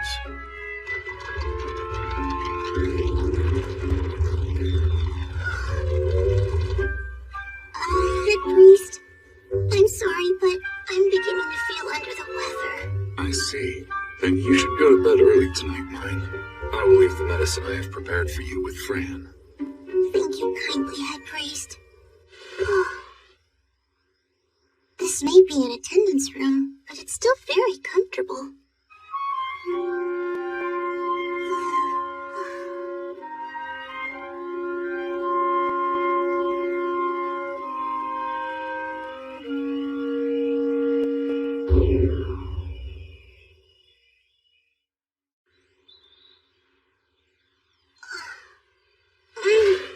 I feel much better.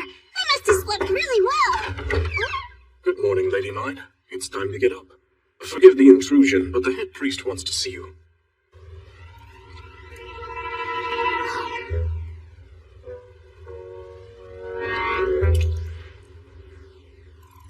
Bandits broke in here while we all slept. Bandits? You mean like burglars? Not exactly. We believe they had every intention of kidnapping you. We witnessed these two intruders sneaking into my bedroom in the middle of the night. Of course. They would never think that the person they're trying to kidnap would be sleeping in an attendance room. I did try to apprehend the men as soon as I saw them, but unfortunately... Oh no, did they both get away? Well, no. I caught the first and let Lord Ferdinand take custody of him. Then I went after the second. But the man fled on horseback, so I chased him with my high piece. But then he and the horse exploded. The one we did capture took his own life before Ferdinand could finish disarming the guy. That's awful. We considered not sharing this incident with you, but we thought it would be best if you knew, since clearly you were the one these people are after. Listen to me. I believe Garlock is behind it. So be careful. Wait a second. Do you think there's a possibility the culprit could be Count Lysagon? I don't. This property is my mother's family home. Count Lysagon would never dare to harm anybody in my company or care.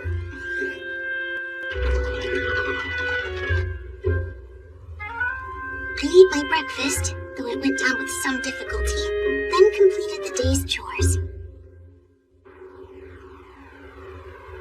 All right, it's time to regroup with the others. It's finally over with. Watch out! Please!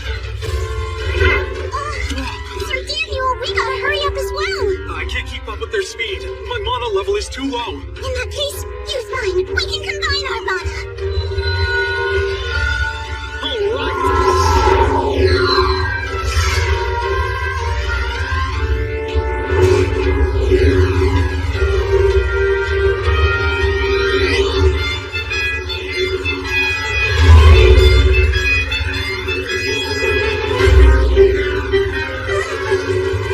What's all that? Black magic? A god of darkness barrier. Mana has no effect against it. This means that one of the assailants must be a noble. Hey, head priest! Since mana won't work around the carriage, can you use your magic to blast away all of those men? No, wait! The men might just be simple commoners from this domain. Fran and Rosina's lives are more important. If I pray to the gods, then I can use magic, can't I? But you've got to stop her. I cannot. What are you saying? Then again, I am able to give her some direction. Now mine. Pray to the wind.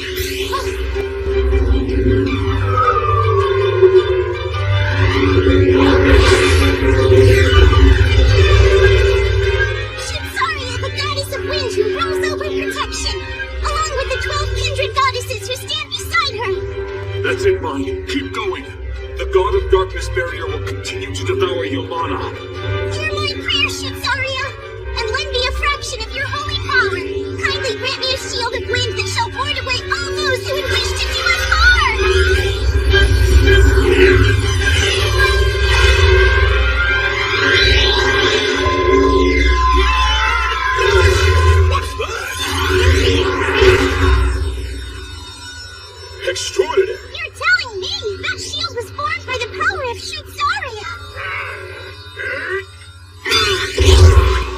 Heads up! I sense mana coming from the woods over there! We're going down to investigate the forest. Stay up here with mine, damn you all, and make sure she's safe. Right! Hang on!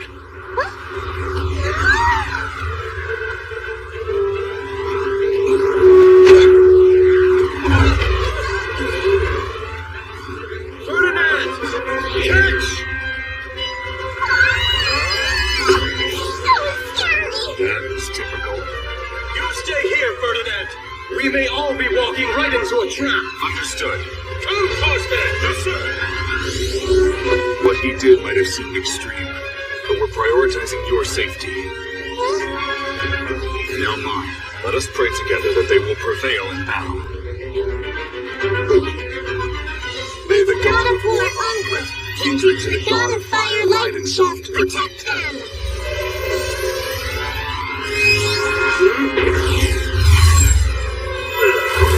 It's a phoenix!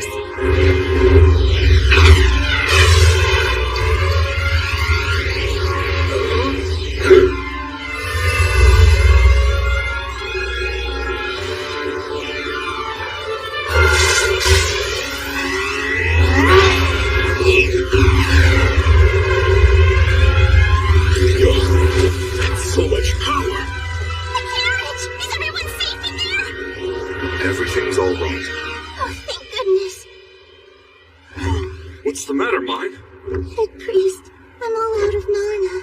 I didn't think you could run out of mana.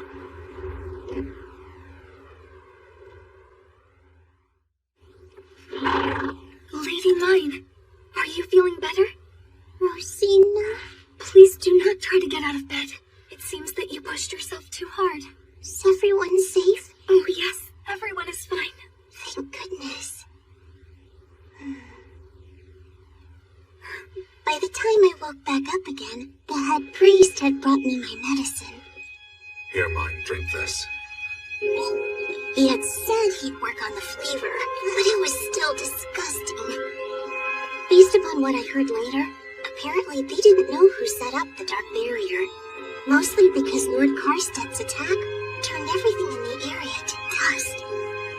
Was that high level of destruction a result of our prayers? I believe that's the case. Now keep quiet unless spoken to. Yes, head priest. After the spring prayer, Mine and her companions were attacked.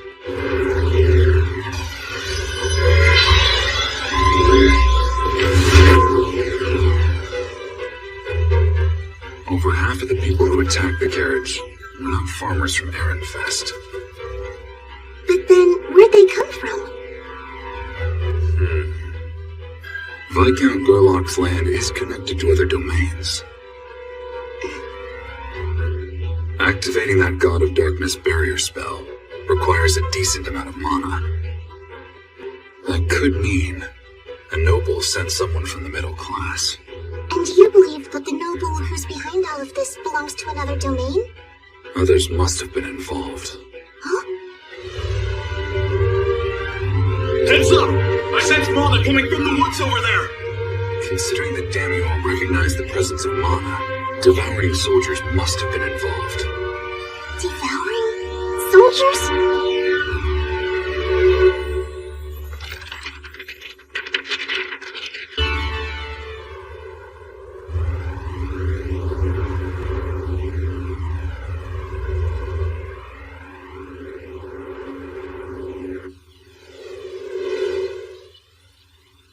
Welcome back home to the cathedral, Lady Mine.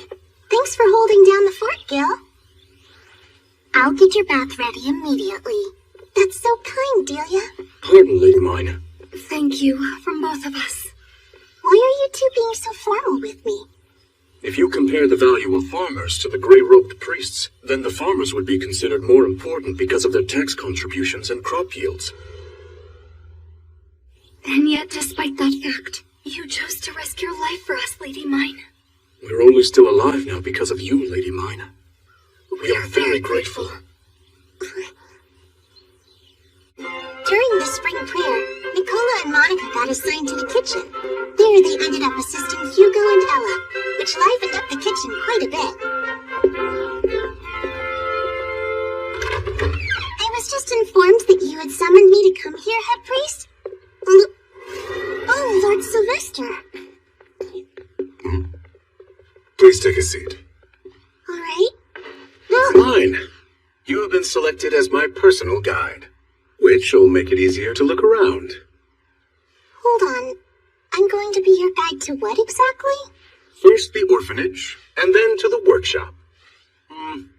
And next, I'll need to look at the forest the orphans go to.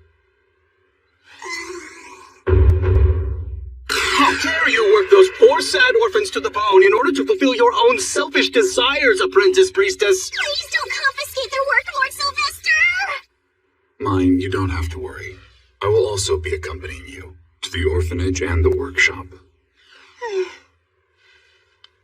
This is good. I knew that I would have to see both of them eventually.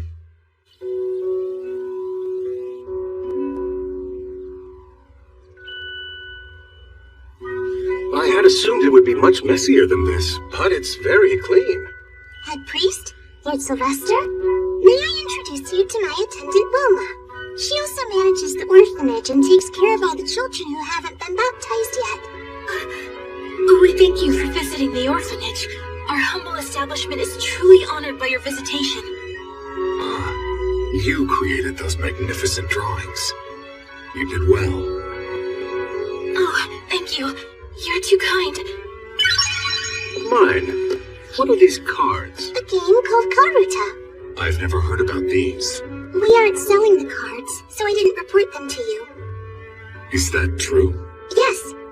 I gave Mr. Benno the rights to Karuta, but we would have to draw pictures for every card, so they can't be mass-produced. But why go to all the trouble of making these? I made one set so my attendants could learn the alphabet, and they had the workshop make another one for the orphanage at the same time. You made this set so they could learn their letters as well? Yeah. We're trapped indoors during the winter time with nothing to do, so I made sure they had some books, and Karuta, and a whole deck of cards, and now the children here can read and write, and even do math.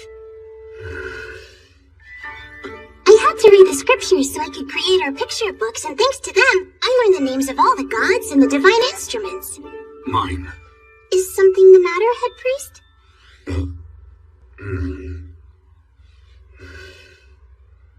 We'll talk later.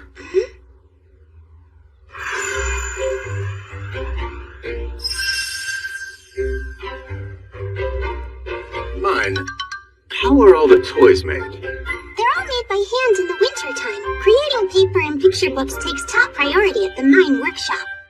But toys seem more interesting and profitable, so why prioritize paper and picture books?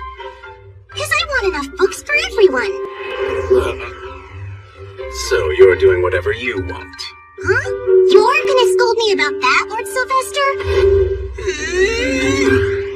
Seriously, are there two of you to irritate me to the point of a splitting headache daily? This is Master Benno from the Gilberti Company, and his Dapla apprentices Leon and Lutz. They're in charge of the items created in the mine workshop and at the restaurant. Please treat them each with kindness. Oh? Lift your face. Thank you, sir.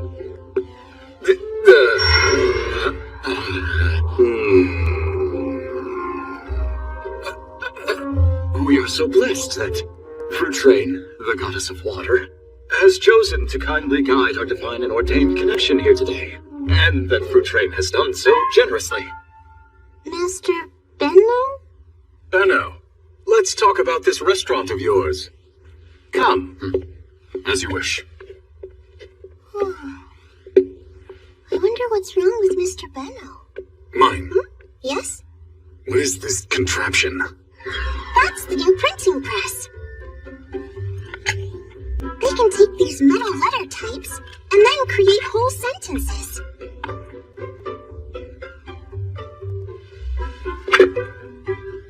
Well, Lady Mine, it's all done. And now we'll start printing.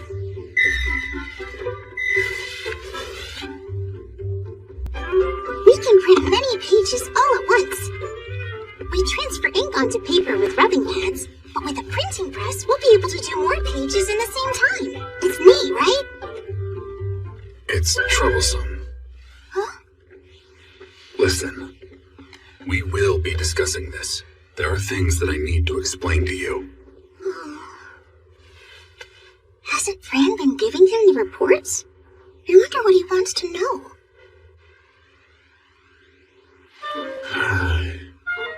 Mr. Benno, what exactly did Lord Sylvester say to you?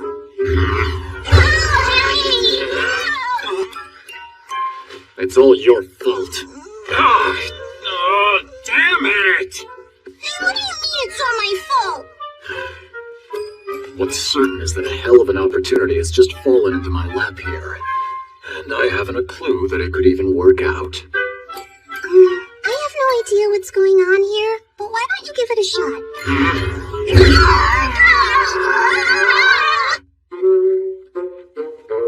The next day, Lord Sylvester was led through the forest by Gil, Lutz, and Leon.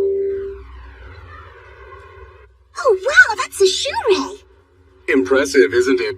I hunted it down myself. Oh yeah, Lord Sil was incredible out there. I know! He got it in one shot, even though it was far away. Lord Sil, huh? Maybe he's actually good with kids. Go ahead. I want you and the orphans to enjoy that. Yay! Thank you so much. I've never had so much fun. So here, a token of my gratitude.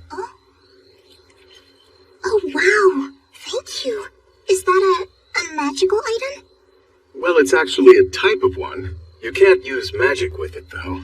But then what am I going to use it for? This charm will protect you wherever you go. It's a charm? Turn around, mine. I'll put it on. Wait a minute. Have you never received an accessory from a man before? You move your hair. I've had people put accessories in my hair before. There you go. Make certain you keep that on you at all times. Understand? If you ever find yourself in trouble, press your blood seal onto this black stone. If I'm in trouble? That's right. I promise I'll save you. But Lord Sylvester... I'm serious, you hear? No. You're supposed to go pee.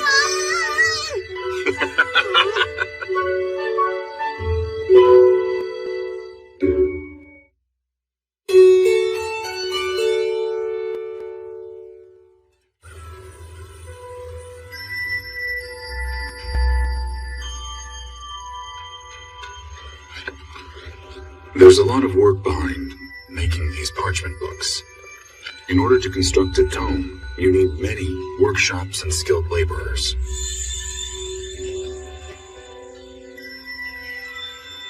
But not so with your book. The text, pictures, and printing can be done inside a single workshop.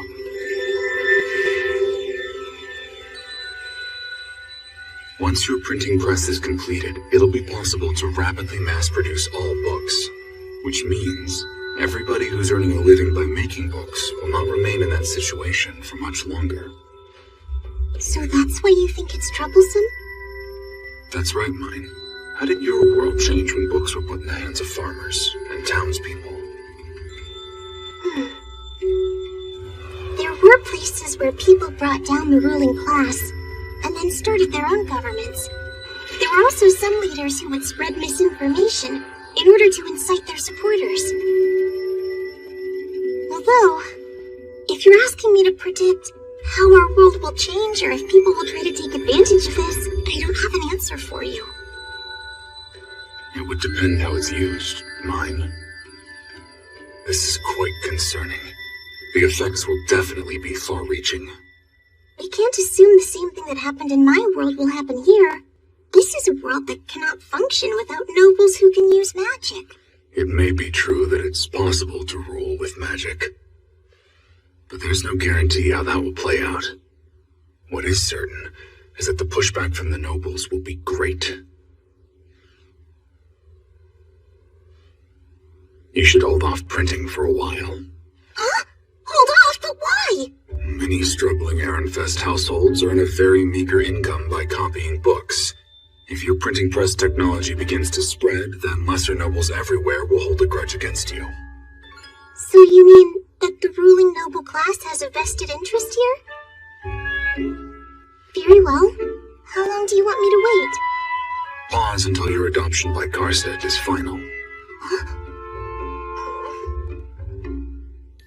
If a commoner stepped into noble territory, they'd instantly be destroyed. If you were a high-class noble, it's possible to receive permission from the Lord to print for the domain, and you would not easily be hindered. So 2 more years? Consider this. Perhaps you should let Karstedt adopt you right away. Huh? No, head priest, I won't! Are you having second thoughts about your adoption? No, it's not like that at all. I do think that Lord Karstedt is a wonderful person. Although, I can see now the trouble I've caused my parents, because the only thing on my mind was all my books. But because of you, head priest, I finally understand. I need to treasure my current family with every fiber of my being. That's why I'm gonna stay with them as long as I can. If you are this determined, then I suppose that my hands are tied. Over the next 2 years, simply make a few children's books, here and there. Okay. Oh, I wanted to ask you something. What exactly is your relationship to Lord Sylvester? What do you mean? You seem a bit too familiar with, the two of you do appear to be rather close with one another. Now don't start sticking your nose where it doesn't belong. Oh, I understand. Now if you'll excuse me. We're not done talking yet. Yes? You may contact your family. Huh? You are allowed to go back home now. Okay!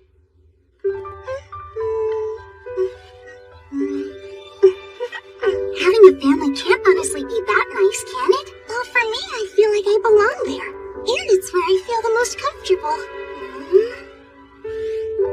Mine! It's time to go! Dad! Tony!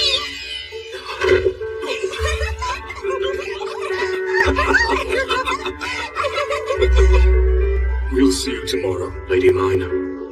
Be sure not to go anywhere by yourself. Okay, I'll be careful. Hey, Mom! I'm finally home! Oh, welcome back home, Mine. Wow, looks like you're gonna have this baby soon. Yes, the baby's going to be here any day now. I think he may have been waiting for you to come home again. Thanks for waiting. Big Sis is home now. Oh, I felt the baby kick!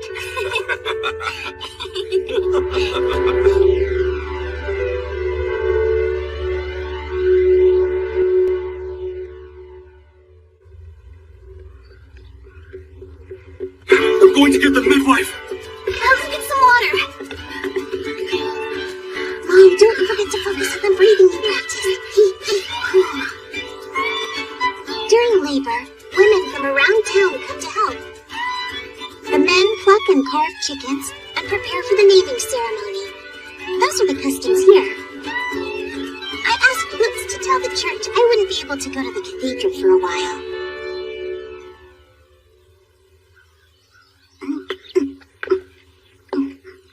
Then I'll report that Lady Mine is celebrating. With someone she knows in the lower district who has had good fortune. Thank you. Oh, and if you cannot... I won't tell Delia about this. Celebrating? Oh, please let the new baby be born without any problems. Please be born without any problems this time. Please be well. Dad! Mine! The baby's here!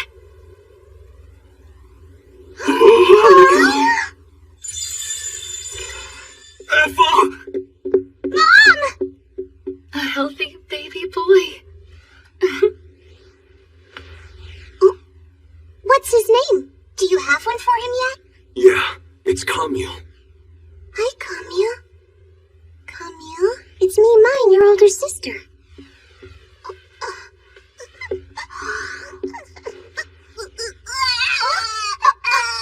He's crying! What did I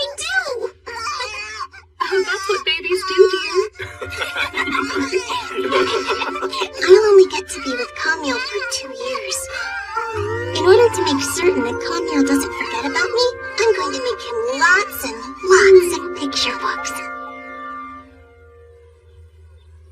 Sorry, the High Priest isn't currently here because he was invited to visit Agibe in the south. I see. Well then, please tell him that someone Lady Mine knows in the lower district is celebrating something. Right. You move much more elegantly now, Delia. I'm just copying Rosina. Huh. Is Rosina well? This takes me back to when I was serving for Lady Christine. I remember that fondly, when I would dance every single night, and Rosina would play for us. And then Wilma would draw us. Rosina plays her harsh spiel every day. It's the only thing that makes her happy. I see. So she is still living the same life. Yanni? By the way, I have good news. What is it? The cathedral is going to have a new visitor very soon. And I understand that this noble adores little children. Okay, children, huh? Be sure to look more presentable. Thank you, Yanni. If this noble takes a liking to me and I end up as his mistress, I might be able to leave the cathedral. Apparently that noble doesn't like normal children. He's looking for a child with the devouring. Mine has finally been permitted to go back home. There, she swore to put even more of her heart into bookmaking for her little brother Camille. Meanwhile... Sadly, the attempt to kidnap the blue-robed apprentice priestess during the spring prayer has failed. That is truly most unfortunate, Viscount Gerlach. Lord Ferdinand and that commoner girl turned blue-robed apprentice priestess both deserve to suffer greatly. I was quite looking forward to it. I understand why you feel this way, Viscountess Daldorf. It was tragic to lose your son, Lord Shikikoza, in such a way. Not to mention, half of the devouring soldiers I let out to you were utterly obliterated. I'm exceedingly sorry, dear Count Vindevald. I'd rather receive more manpower from you than any apology. Just what are you getting at? I would like to purchase that apprentice priestess. Sell the girl to me. We're aware of your request due to Viscount Gerlach's letter. I believe that any adoption requested by a noble from another domain does not require us to receive permission from Alp Ehrenfest. And Count Pindeval here hails from a neighboring domain. The man is a noble of Arensbach. You come from Arensbach, eh? I must say I find this deal quite favorable. I would dare to venture that blue-robed apprentice priestess is a prickly thorn in your side as well, right? Lord Ferdinand declared before the knights that this apprentice priestess was under his protection. If she was sold off, I'm certain Lord Ferdinand would suffer too. And that would please your older sister, the highly esteemed Lady Veronica. To find out more about this apprentice priestess and what type of contract she may have, we were hoping we could attain your assistance, considering the fact that you are the High Priest, Lord Bezavonst.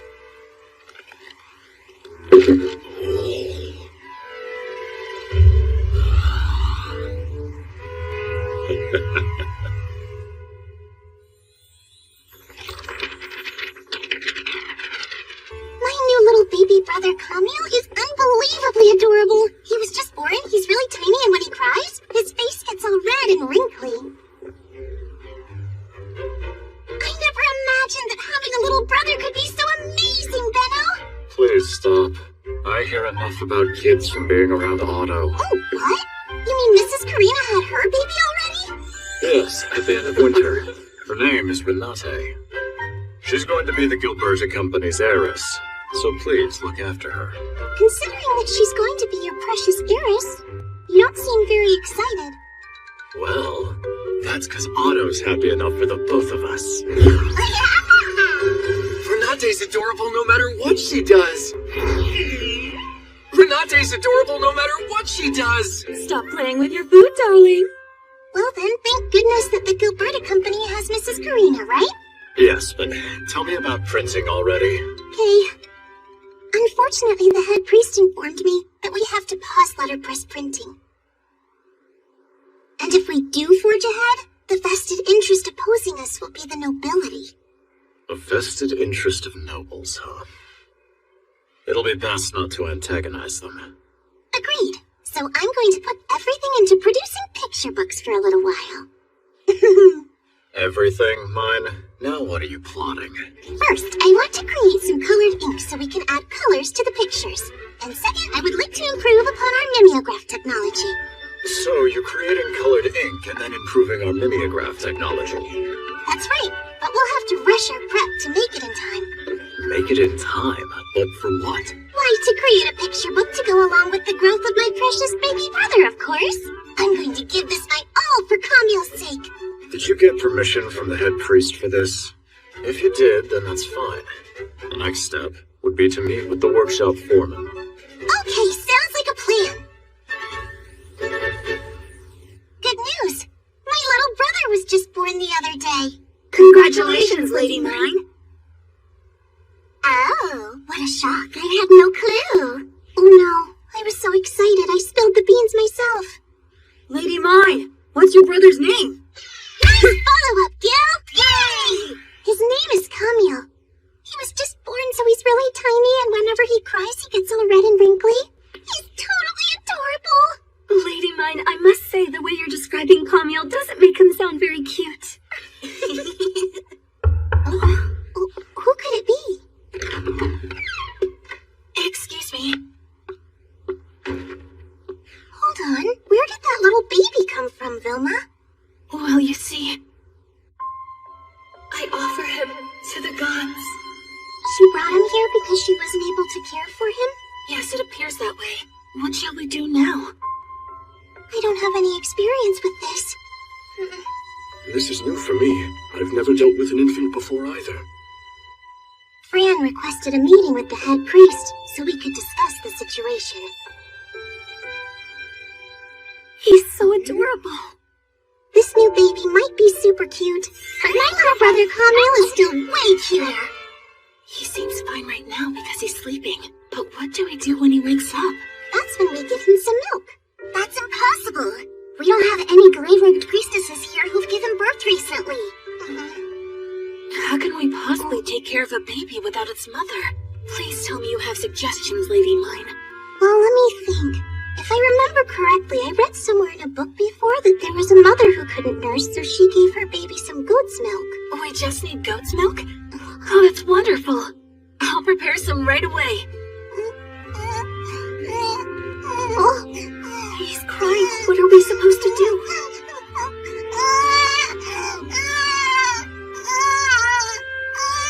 I think he must be really hungry. That's why he's crying. Excuse me while I go get the goat's milk. Oh, he's all wet. That isn't good. Let's change his diaper. His what? Do we have any kind of cloth? Yes, we have cloth right here. An abandoned child. Care for him, like you have the other children. But none of the gray-robed priestesses have had a baby. We came here to ask for your help. Yes, I know. And yet, there's nothing we can do about that. We'd need a wet nurse. Personally, I don't have any experience in child rearing. Can we really hire a wet nurse? If we can find anybody pious enough to come to the orphanage. Well, that sounds extremely difficult, sir.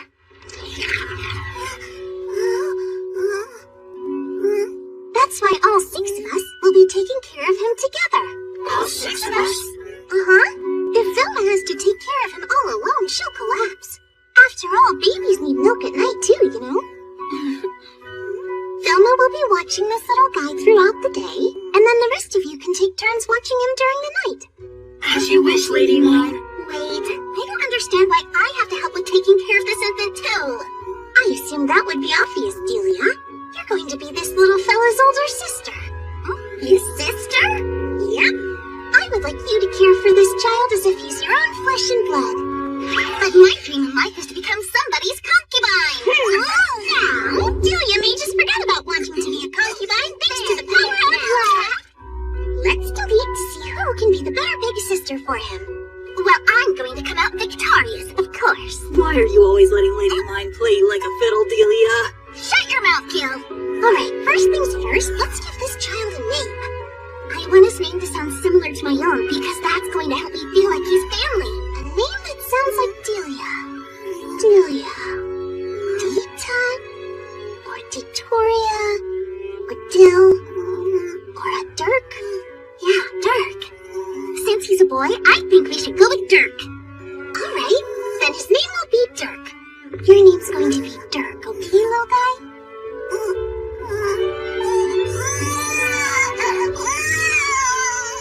Oh no, he's crying again. Oh, please don't cry. I'm sorry, Dirk. It's okay, Dirk. I'm here. I'm Delia. Starting today, I'm going to be your big sister. There, brother. That's a good boy. Did you see what happened? Little Dirk just smiled at me. Well, it's a good thing that Lady Mine has Master Camille. Well, actually, Camille is always crying around me, too.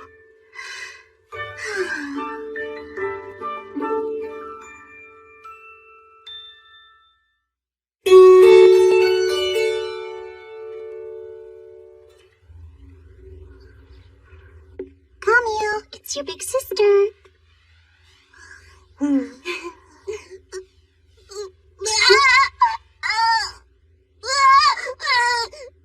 Camille, why are you crying now? Mine's making him cry again. Camille always cries whenever he sees Mine's face.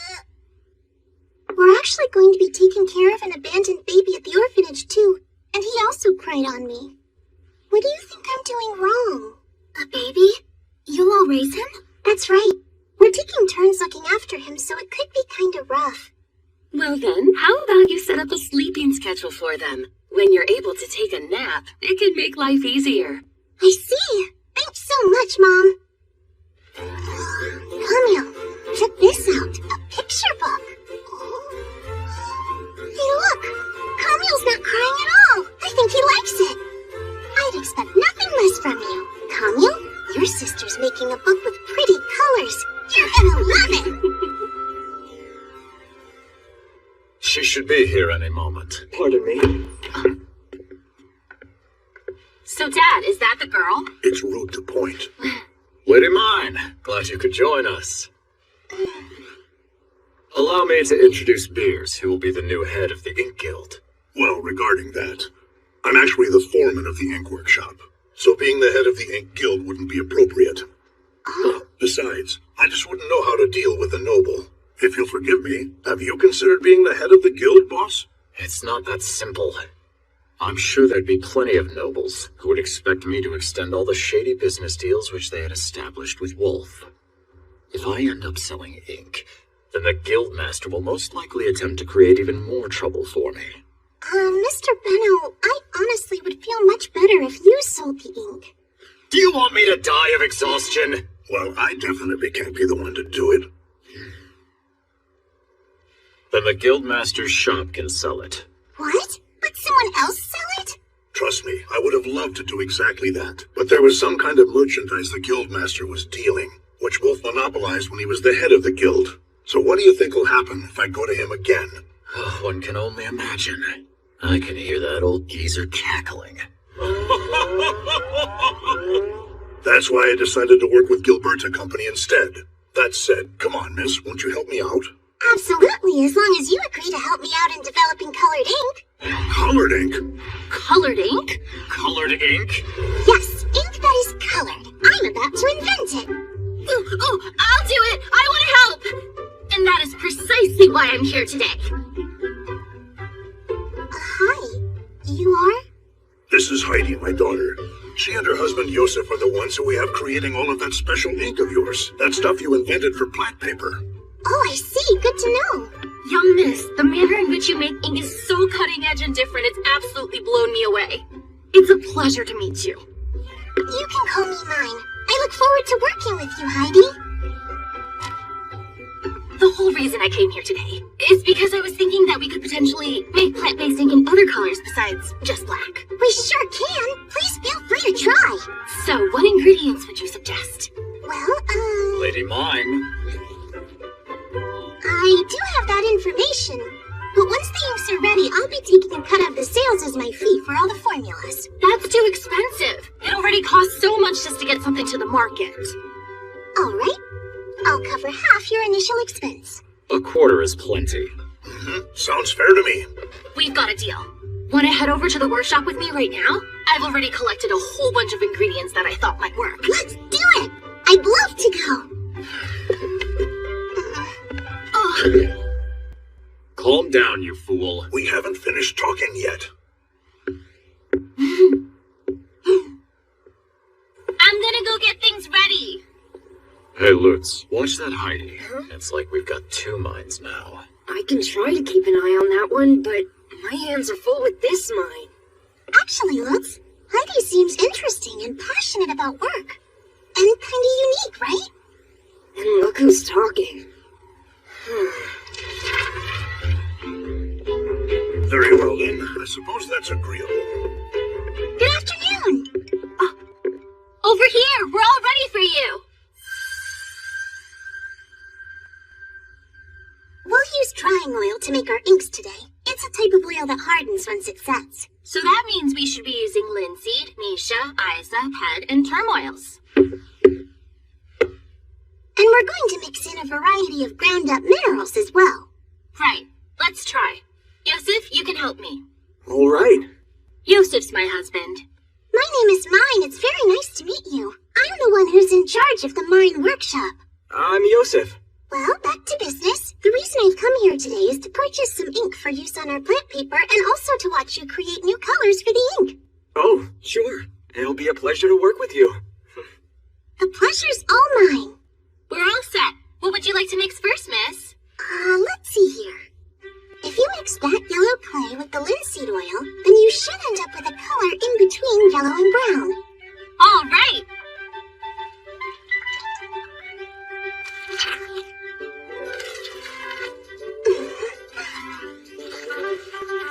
That's kind of strange. That's not brown at all. Why not? Blue, huh? Let's mix some Misha with it.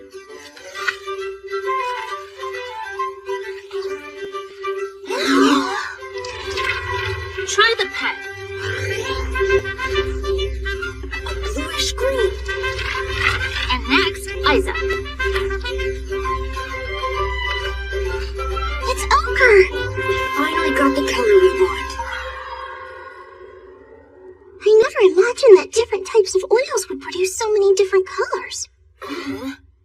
How exactly does that happen? So you're wondering that too? It's strange, isn't it? You totally want to find out why, right? That doesn't really matter right now. What's important at this point in time is to focus on what colors we can make. What? You're seriously not curious about what would cause a mysterious phenomenon like this, miss? No, come on. Don't drag this nice young lady into your weirdness. Hey, quit being so mean. I just thought she and I would be able to understand each other, you know? Understand each other? I actually prefer to know the results rather than the hows and whys. And I was able to get the color I wanted using the Isa. Now then, how about we mix together that blue and Isa?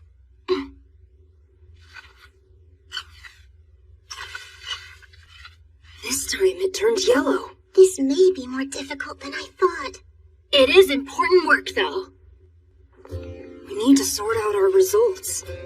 Yes, but it's problematic that we can't predict what the colors will be. Oh, is something the matter, Gil? Lady Mine, my new writing board. I promised I would get one for you in the springtime.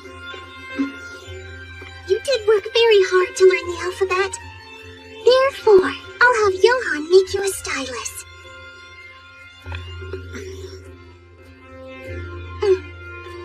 I'm forever grateful, Lady Mine.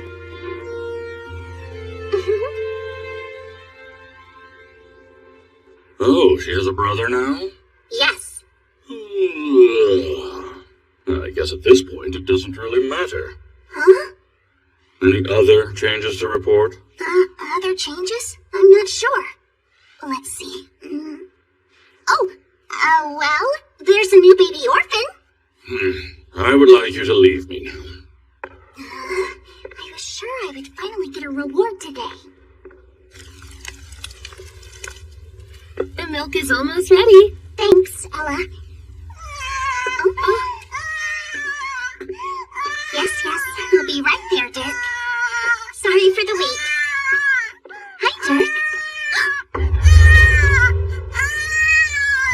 Oh, little one! No, what are these spots? He feels so hot. A high fever? What happened? Dirk?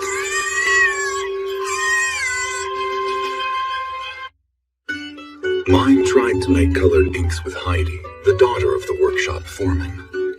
Meanwhile, at the cathedral, they took in an abandoned child and named him Dirk.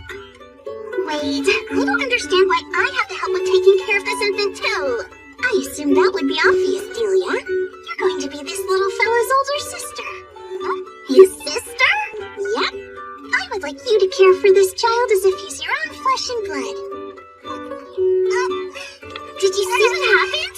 Little Dirk just smiled at me. However... No, what are these spots? He feels so hot. A high fever? What happened? Dirk?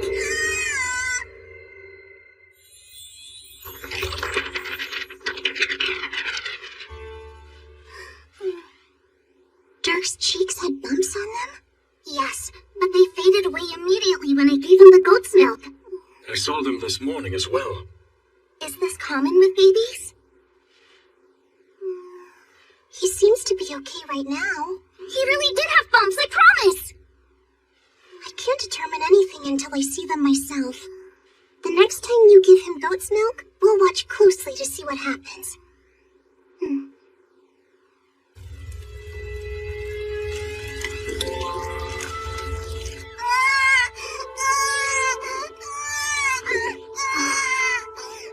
I believe he's getting hungry. I'm sorry, Dirk. We'll give you some milk as soon as we can. A fever? Yes, Lady Mine. Feels like he's burning up.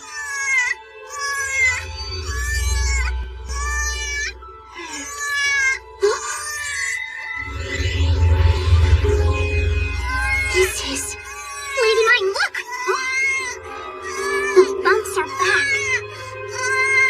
Yes, I see them. Delia, go ahead and give him some milk. All right.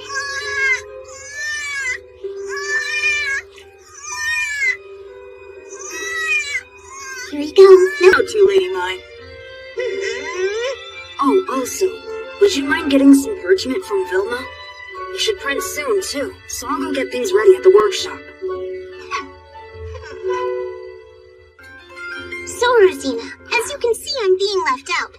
And Gil and Lutz are off making this fixing agent somewhere. Isn't that super mean of them? Oh, Lady Mine, a fixing agent is so crucial when drawing or painting. Velma is always telling us exactly that. Huh? You always know the most surprising pieces of information, but you didn't know about fixing agents? Just a little bit more, Dirk. Don't give up. Wow, Dirk can already turn himself over? No, not quite yet. He's almost got that flipping figured out, though. That was really fast. My little Camille's not even close to doing that yet. Well done, my little brother. So talented. What's up with that cute smile? Why haven't I ever seen that adorable grin before? Lady Mine, how about we leave Dirk in Delia's care, and let's begin the Sarspiel lesson. Good morning, Lady Mine. I've come to take Dirk for my shift. Good morning, Vilma. Thank you again for watching him. Delia, how did everything go with him last night? Hi, Vilma. The same as usual. Come on, Dirk. Whenever Dirk leaves, I get so lonely. Right, off you go then.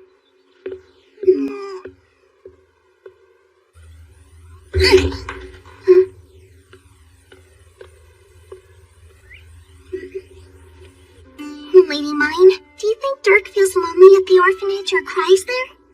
He's surrounded by all the other children, so I'm sure he's not lonely. He may not get much sleep since it's a little loud. But that isn't very fair to someone as young as Dirk, is it? Well, Dirk should be fine while he's with Vilma. How do we know that's true, though? Hey! Are you even paying attention to what I'm trying to say here, Lady Mine? If you're that worried, Delia, why don't you go there to see for yourself?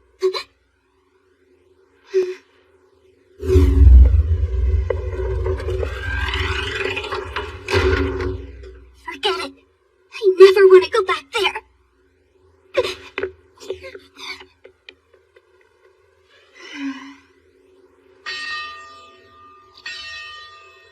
Alright then. Make sure you both get some rest. Right. Please excuse us then. Yes, thank you. Sir Daniel? I'm heading to the orphanage now. Apprentice Priestess, your attendants. Huh? Why are you trying to depart without a single escort? Perfect. You there. You are to accompany Lady Mine to the orphanage. Huh? You can just see me to the entrance, okay? Do you think you'd be able to do that, Delia? Of course, Lady Mine.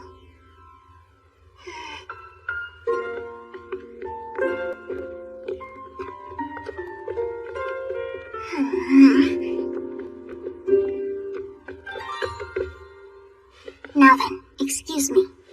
Wait a moment. Are you implying that the apprentice priestess should open this door herself? Open the door.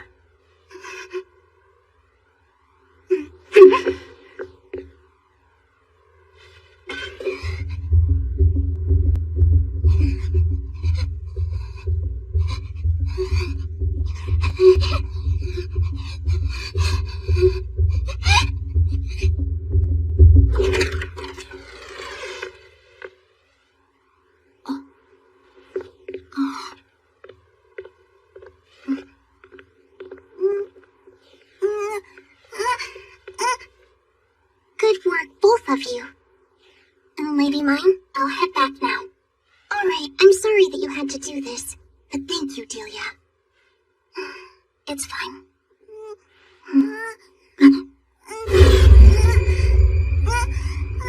Look out! Seriously, what if Dirk had fallen and gotten hurt? You all need to keep a better eye on him!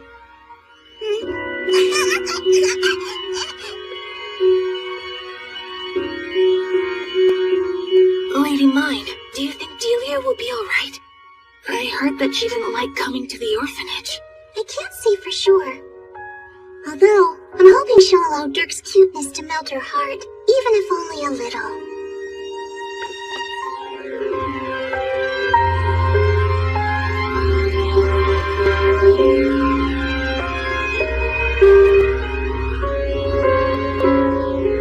This is no longer the same place you came from, Delia.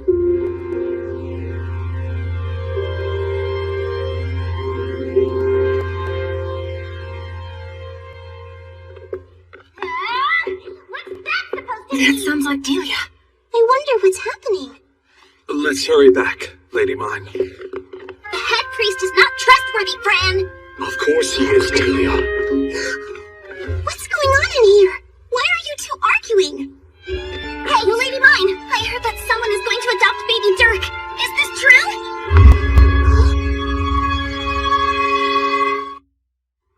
While Mine struggled to create colored inks, she learns that Dirk has the devouring. If the High Priest were to find out about this baby, he'd most certainly take advantage of him. Whether or not you're able to protect this infant may change your relationships and position within our church. Always keep that in mind. Alright. The head priest is not trustworthy, Fran! Of course he is, Delia. What's going on in here? Why are you two arguing? Hey, Lady Mine! I heard that someone is going to adopt baby Dirk. Is this true? A message from the head priest was delivered by Urano.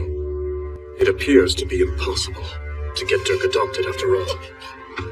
Lady Mine, why is this happening to us? Why is the head priest discussing our little brother getting adopted? Delia, wait. Stop, Delia! How dare you treat Lady Mine in such a rude manner? Unhand her at once! First Lady Mine and her family, and now Dirk and me too. Well, it's pretty obvious to me that the head priest takes great pleasure in ripping happy families apart. Delia, compose yourself. That is not true. The head priest must have valid reasons for making a decision such as this. And what exactly would those reasons be, huh? Delia. The one who talked to the head priest and requested that Dirk be adopted was actually me.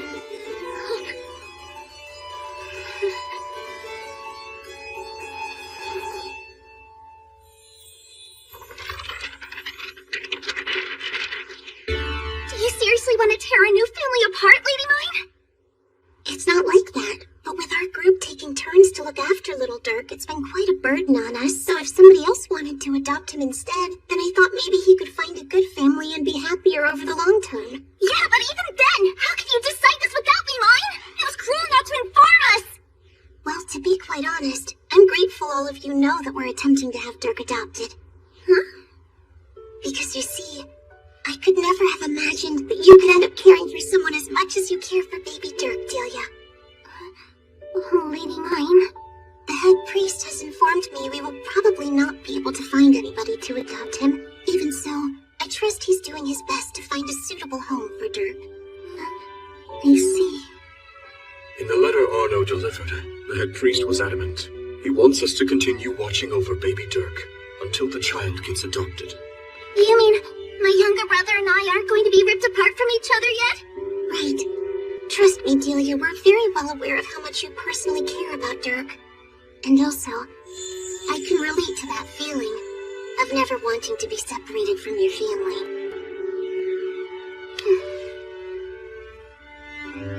Thank goodness.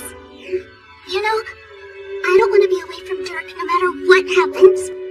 This is the first time I've ever had my own family. Just a little more. You've got this, Dirk. You're almost there, Dirk. You can do this. Come on. Wow, you're so amazing, Dirk.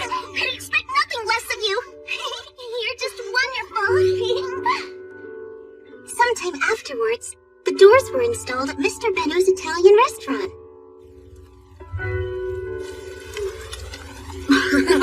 And our fixing agent was completed.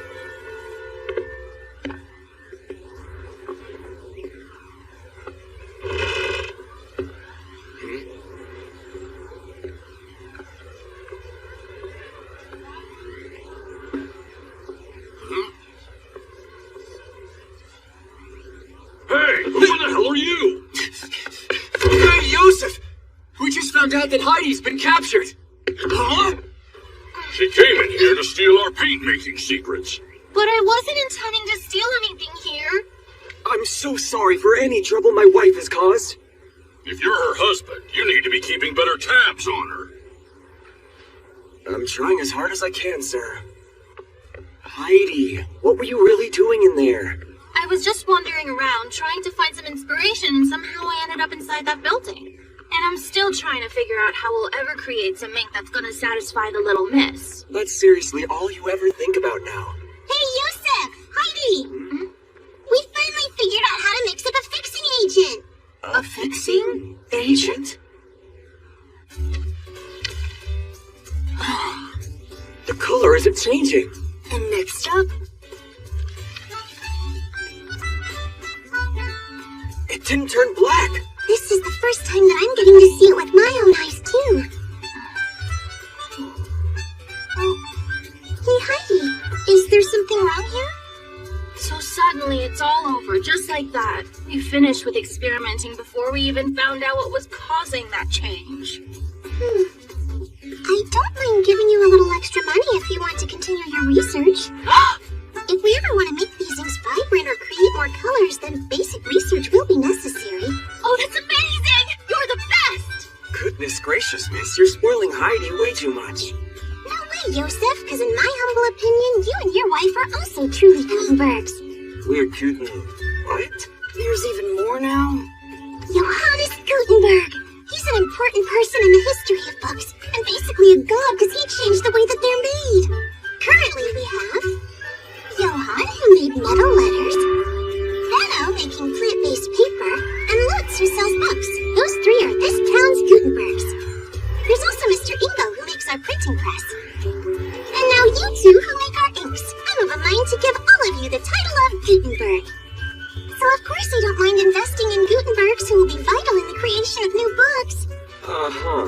Did you hear that, Joseph? We're Gutenbergs! She's investing in the work we're doing! I'm gonna be able to do research! Yahoo! Check it out, Gil. Heidi's just like mine. But Heidi, if you're unable to deliver any inks we've ordered by the deadline, I will be cutting off the funding. So just remember that. Takes one to know one. I guess mine has her all figured out. Takes one to what? Next, I'd like to get my hands on some wax paper. Even if we're able to create a substitute, we'll definitely still need an iron and wax paper. What in the world is she talking about, and where are we gonna find those? Oh, all of that stuff's inside Lady Mine's head.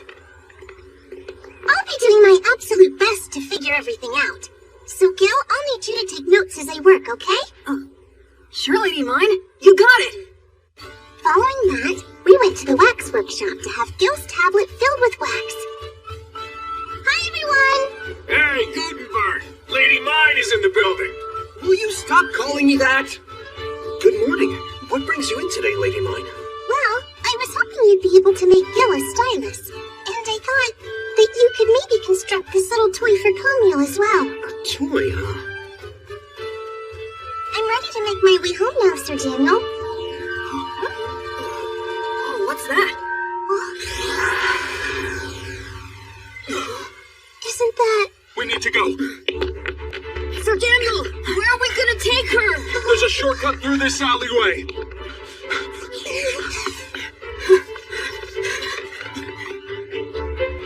Lady Mine, I'm going to regroup with the knights, get some more information. You are not to depart from your home until I return, Apprentice Priestess. You got it? Okay. Please, watch over her, ma'am. What in the world's going on? Apparently something happened at the East Gate. The East Gate? I'm just hoping Dad will be alright. A noble from out of town tried to enter the city, and that caused a commotion. They didn't realize the policies of the gates had changed. They had an unauthorized invitation. Oh, without permission from the Lord, nobles from any other domain may not enter. That's right. Then they got angry at the gatekeeper for stopping their carriage. That's why we summoned the knights. In fact, we're supposed to summon the knights whenever any nobles are involved now.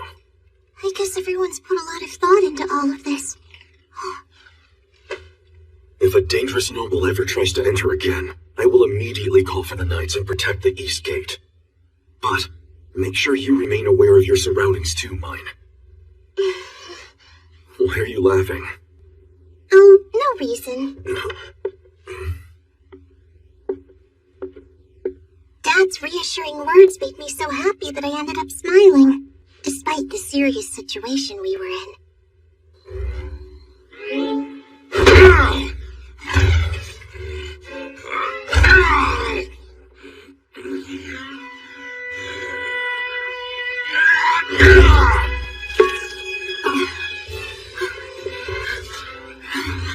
Why won't you stop getting in my way, girl? How dare you, Lola, mock my name!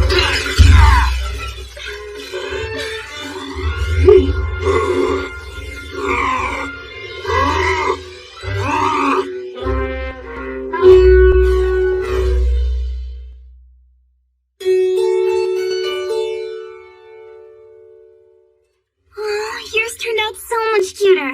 Well, your seams definitely look way better than mine do. You need to get better at sewing stuff, or else you're never going to be able to find a husband and get married. Oh, that's fine. My plan is to devote my life to my love of books, not some husband. Hey, Mine, Lutz is here. Hi, Lutz. Hey, Johann finished it, and here it is. Oh, that's the bell. What are you gonna do with this thing? Got it. Hey, check this out, Camille. It's all ready to play with.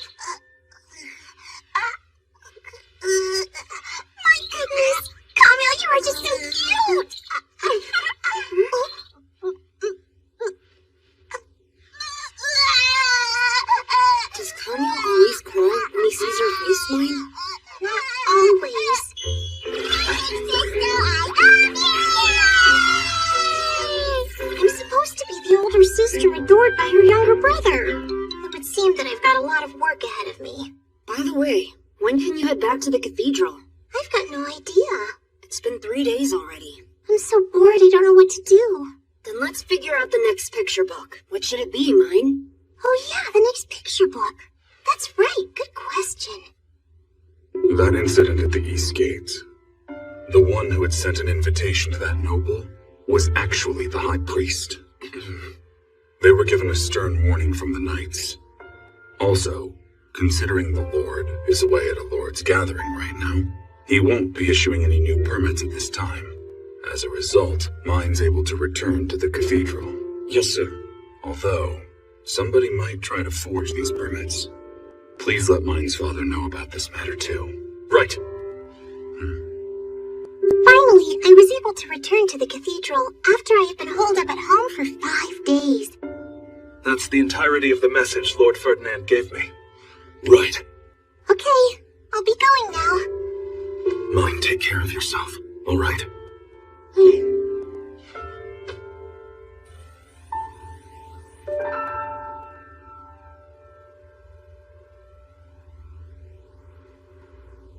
It's really quiet here today. Is the baby still taking his nap? Upon the High Priest's orders, baby Dirk has officially been adopted by a noble family. Huh? Just yesterday, when Fran and I both returned from taking our lunch break, neither Delia nor little Dirk were anywhere to be found. Soon afterwards, Vilma told us that Delia had taken Dirk away. So we had the head priest inquire of the High Priest about what happened, and that's how we learned about the adoption. Wait a sec, doesn't any adoption by a noble need to be cleared by the Lord first? Apparently not when it involves a noble from another domain. No way, seriously? The head priest appeared concerned about it too. What's going to happen to Delia? Lady mine, you need to let Delia go. Huh? She acts without permission from her master, and has already brought you misfortune. She should not be allowed to be your attendant. She should tell you whenever she intends to seek an audience with the High Priest on your behalf.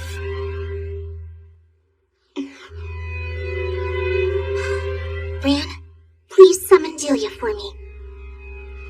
As you wish, Lady mine. But the absolute last thing Delia wanted was to be torn apart from Dirk. So why?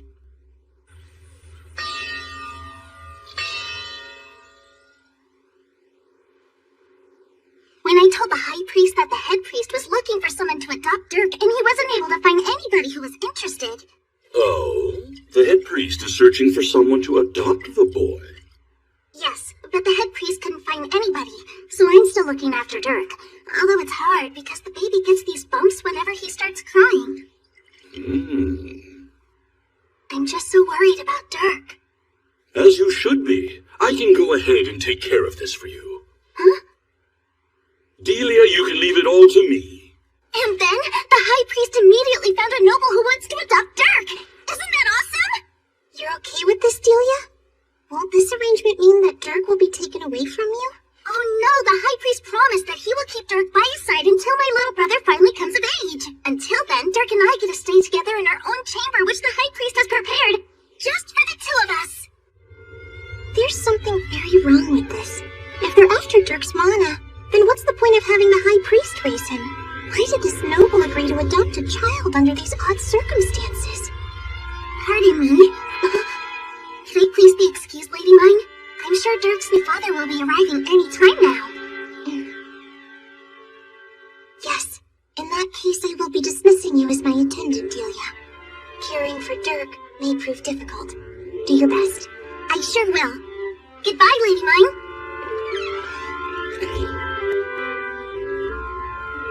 The High Priest assigned me to you, just to give you a big headache. Anything, please. Not back to the orphanage.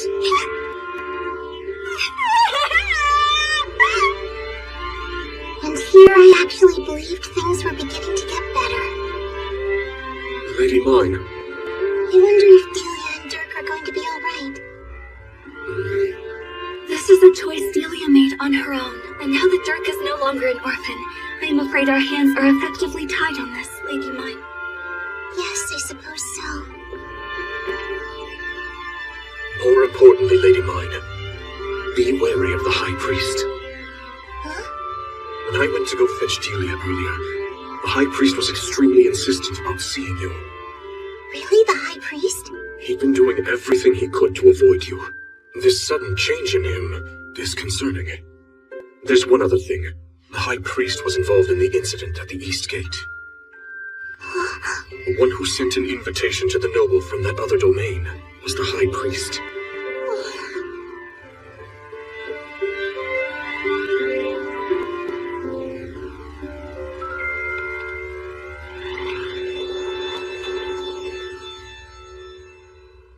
Mine! We've come to pick you up! Tootie? What brings you here? I'm walking you back home. It's dangerous out there. But don't you worry, sister. I'm gonna keep you safe. You said it. I'll protect you too, Lady Mine. Oh, It's actually more risky having to watch over all of you. So, listen, Tootie. If anything were to happen to us, you would be in more danger than I would. If it were just me, Sir Daniel could focus on my safety. It's fine, I get it. Hey, Mr. Otto. Huh? It's sure been a while. Oh, mine. So you're safe. Thank goodness for that. Of course I am. Why wouldn't I be safe, Otto? Something concerning happened over at the East Gate. Why did you let that carriage through? Please, Captain, calm down. Why in the world did my instructions never get relayed to you? Explain yourself to me now! My daughter. Mine is in danger. You're saying they let a carriage through? Is it the one from the other day? Yeah. Same noble again. I'm surprised you know of this. We're out searching for this noble right now, though. I'm assuming you've contacted the knights, right? Huh? Well, I'm not really sure. The captain went straight to the cathedral so he could make sure mine was okay. You didn't see him? Rot! What the? Huh? Wait a minute. You're a noble too? We'll both be safe with the knights converging on this point, right, Tootie? Huh? Tootie? Apprentice Priestess!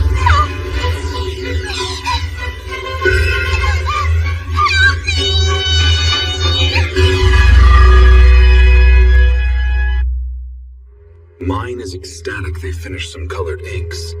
And yet, upon the official order of the High Priest, Duck has been adopted by a noble family. Huh? More importantly, Lady Mine, be wary of the High Priest. The High Priest was involved in the incident that transpired at the East Gate. then the curtain rises on even more trouble. Mine! We've come to pick you up! Tootie? What brings you here? I'm walking you back home. It's dangerous out there.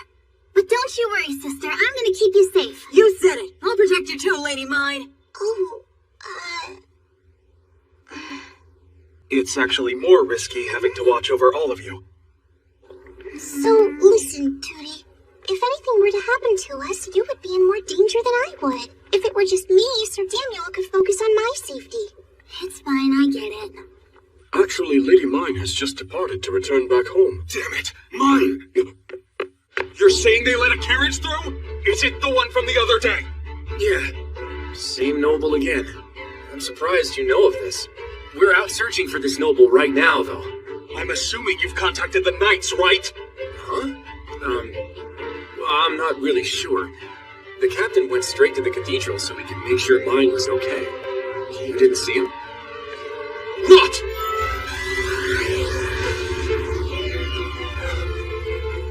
Could something have happened to Lady Mine? We'll both be safe with the knights converging on this point, right, Tootie? Huh? Tootie?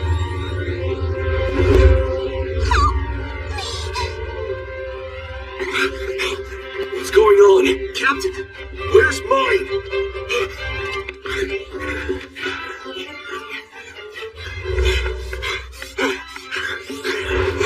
What do you think you're doing with my daughter?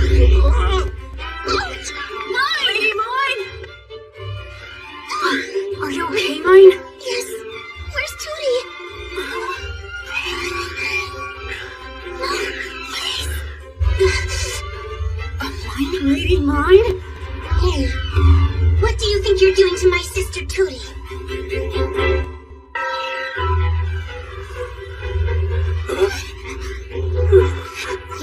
dirty hands off of my Tootie, or you are going to die. I mean it.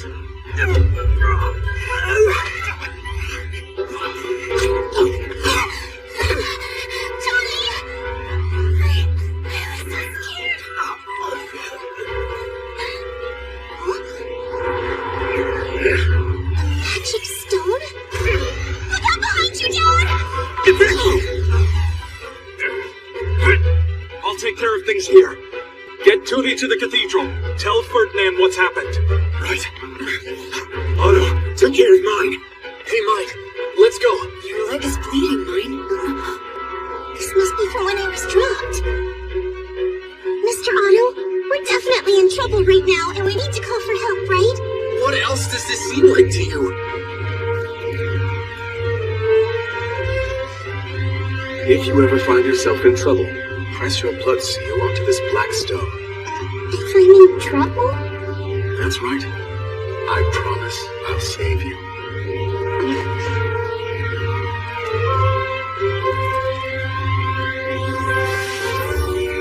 What is that thing, Mine? It's a charm. Come on.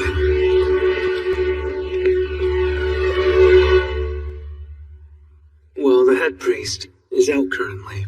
What? But where did he go? Don't know. Then could you give him a message for me? We've just received word from Master Gunther. The noble from the other day has entered the city. Understood. Goodbye. Hey, Bran?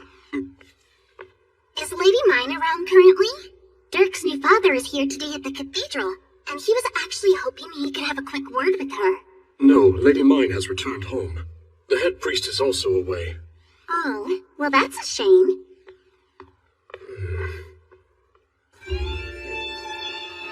We told Tootie and Lutz to remain behind at the Gilberta Company, and then we headed for the cathedral. Absent? That's correct. The head priest's not responding. I see. An emergency flare has been launched just now, but it is entirely possible the knights have called him away. Yeah, I guess so. Also, apparently Dirk's new father has arrived. He's asked for you, Lady Mine. Oh, really? Yes. I was relieved that you didn't have to respond. I think it would be much better if you don't visit the High Priest's chambers without the head priest. Sir Daniel! Has anyone seen Lord Ferdinand? Huh? I cast Ordonnance, but never got a reply, so I came here to try to find him. He's gone. I thought he'd gone somewhere with the knights. But where exactly is the head priest? Let's go speak with Arno one more time. Right. Wait, Lady Mine. Please put this on just in case. It's the ring one of the men was using earlier. We'll use it and keep it as evidence. Unlike Lord Ferdinand, I have no other magic stones to lend you. Why, thank you. That's very considerate. How odd. The size isn't changing. It's letting me store mana in it, though. Let's go.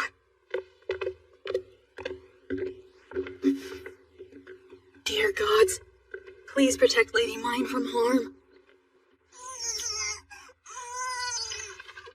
Here's proof of the contract. Right. Our contract is hereby finalized.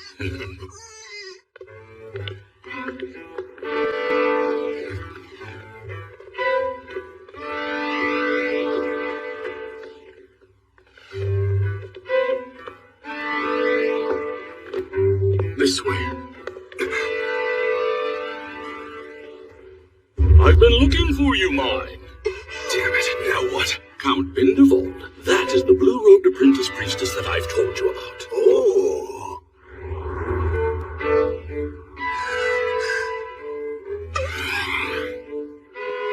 Yes, Mine. I'll be forming a contract with you. A contract? Oh, how wonderful it must be to have a nobleman fancy you, Lady Mine. You have the honor of being adopted by Count Bindevald, just like baby Dirk has also. The contract that I formed with this infant is one of servitude. Huh? But it says here that you've adopted him. Take a look at the second form. Devouring servitude contract? The devouring refers to a common prisoner who has mana. In exchange for a magical item, they're always required to enter into a life of servitude, right up until the day that they die. No, wait. You're lying. She's lying, right, sir? You promised that you would make sure Dirk and I could stay together here at the cathedral. Most definitely. The child will stay with me, with the guarantee that mine will leave the cathedral. Huh? Those are the terms of this deal. What do you mean? There's no contract unless all parties are in agreement. Well, this is a servitude contract. I've lost many devouring soldiers because of what transpired during the spring prayer, and thanks to today's events, too. So I will have you make up for my losses yourself. Now sign the contract. The head priest won't be getting in our way today. So I shall turn a blind eye if you should decide to run off with mine. So capture her quickly and leave the city. Go on now, Count Bindevald. You may kill any of them aside from that little girl. Capture her. On, apprentice priestess!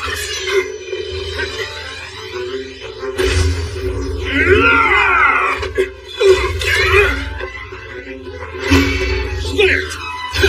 What? Who is that? Lady Mine's night bodyguard, the noble I told you about. Knight's bodyguard? No, you didn't! The knights mustn't find out about this.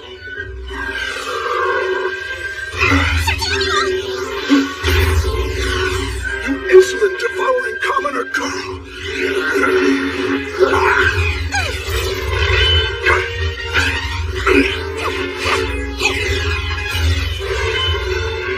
Oh, look at this. I see that you're already wearing a ring of servitude. Ring of servitude? Yes, that's right. And as long as you have that ring on your finger, you cannot attack your master. Not to mention, you cannot take it off unless the contract is annulled. Meaning that this ring is worthless unless a contract is formed. You won't be able to run that insolent little mouth of yours much longer.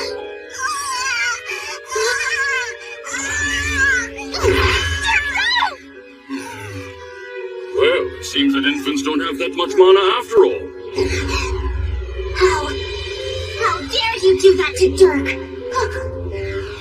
Are you able to attack a defenseless infant, mine? Will you really throw Delia into the depths of despair? Please, no! Don't hurt my brother! Oh, please, stop, Lady Mine!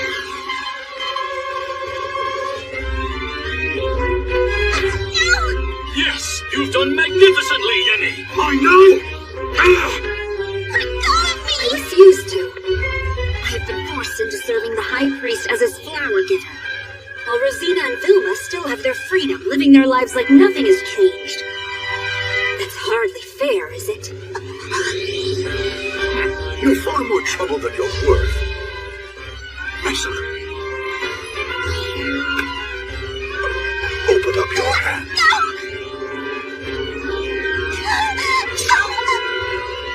Let's get your blood seal on this contract of ours.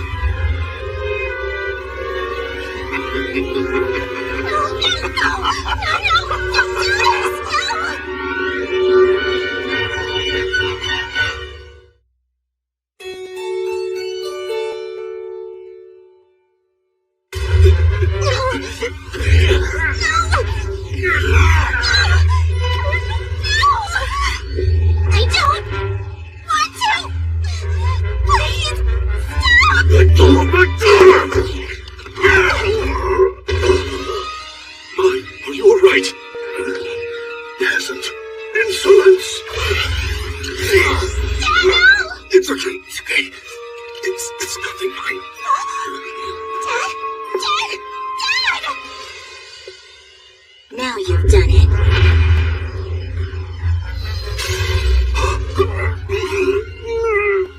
What's wrong, Count Bindevald? Don't you dare imagine the same trick will work on me! I'm not scared of you, foolish child.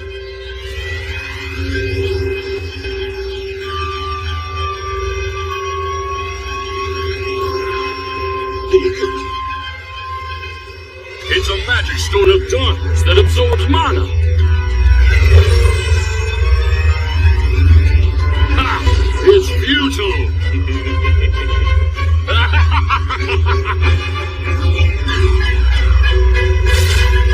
What the?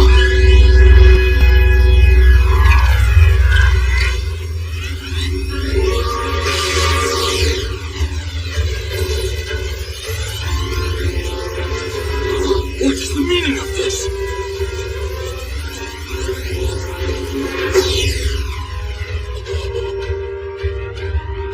But mine! Just how much mana do you have?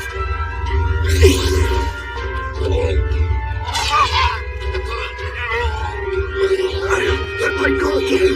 It's unbelievable to think she possesses this much mana.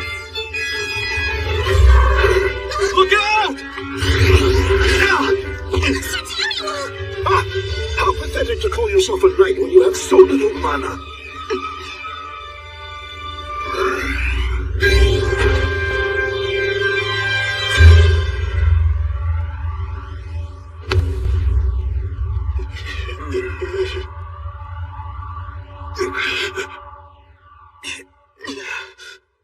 Head priest! What is the meaning of all this? Priest, you're here? Shouldn't you be away? I had merely made the announcement that I would be away. But it appears to me as though a stranger has set foot in the cathedral. High Priest, who exactly is this man? He's a noble hailing from Orensbach. If you could kindly show me your permit. Why must I show anything to a mere priest like yourself? Since our lord is away now, nobles from other domains aren't allowed to enter our city. Are you attempting to suggest that I forged my permit? Count Binval received the proper permission. During this past winter, we established some new rules. Were you not aware of these changes? You've established new rules? Oh, yes. Please forgive me. The winter social is only for nobles. So naturally, it follows you wouldn't have any idea. But more importantly, do something about that child. I'm not the one who caused all this trouble. It was mine. I have been viciously attacked. She had the nerve to assault me, a noble, with her mana. So you should apprehend mine for committing treason by attacking a nobleman. Mine? Did you let your mana go berserk again? Yes, it was an emergency. I see that. Hey, head priest. Am I going to be charged with a crime now? You are. We're dealing with the High Priest and a noble from another domain. Because of their status, your family and all your attendants will be charged alongside you as well. Oh, I'm so sorry, Dad. I've been prepared to die for you since you first came to the cathedral. And that has never changed mine.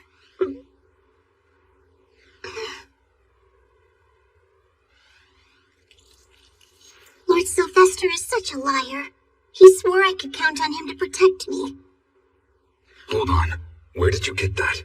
Sylvester gave it to me after his hunt. Said it's a protective charm. Oh, I see. That protective charm is quite powerful. What do you mean by powerful? Well, it is only beneficial if you are prepared to become Sylvester's daughter. So instead of Lord Karstedt, I'd be adopted by Sylvester? Correct. But not after the 2 years. Immediately. What? If you have that resolve, you will be able to save your family.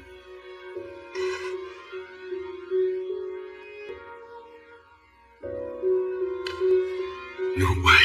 You can't leave our family that quickly.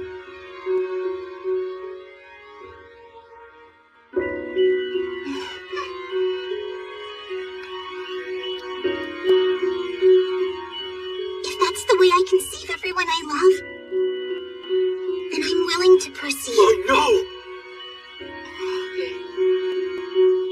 I want to protect everybody. Forgive me, please, Dad. I love you.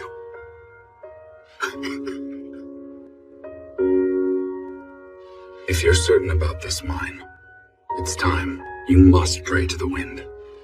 Protect your family. Shield them from my mana. What do you mean, shield them from your mana? We have received all the justification that we require. I'll finally be rid of those who stand in my way. Head priest, have you sealed away mine's dangerous mana? It's best to throw that unhinged commoner out of our domain, so please allow the Count to dispose of this vermin. Hey, what are you doing? What is the meaning of this? Having you die right now would cause me trouble later. You fool! I demand you cease this stupidity and untie me this very instant! Are you seriously going to defy my direct orders? Why does a lowly priest carry a shtapa on his person? It's quite simple. This is because I'm the noble who graduated from the Royal Academy, of course. You see, Count Bendevald? You might imagine that you will be safe once you've departed from Ehrenfest. But don't think for a second I am letting you escape.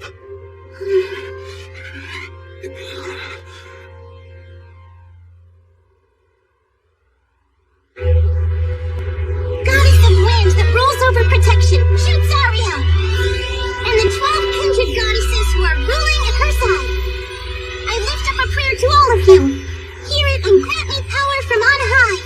Please grant me a shield of wind that will ward away all who wish to do us harm.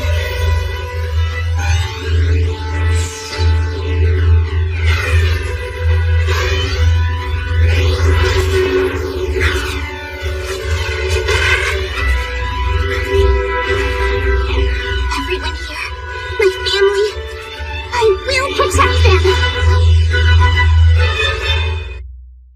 Mine was dragged into a dubious plot and let her mana go berserk.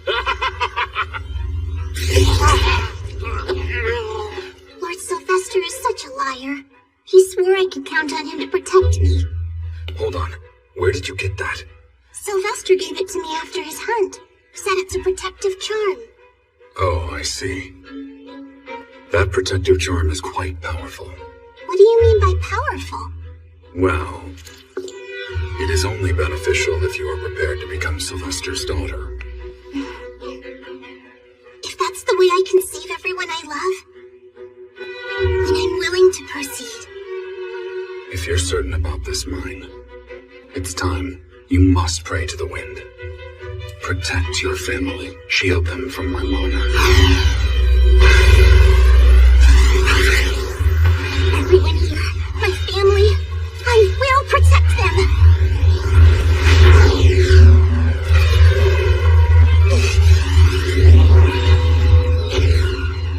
It's Lord Karstead! Well, mine, I'm here. And Lord Sylvester!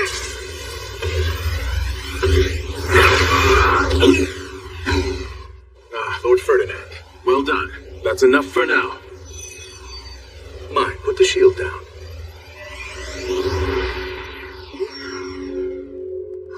Wait, is the head priest's rank lower than Sylvester's?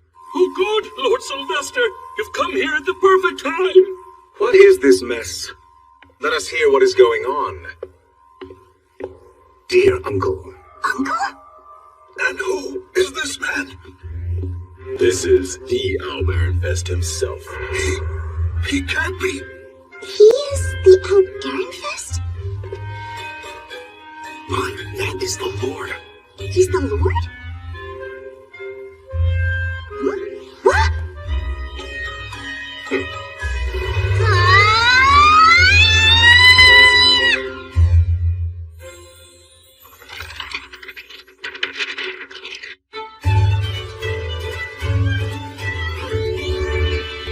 Otto, Lutz, what happened?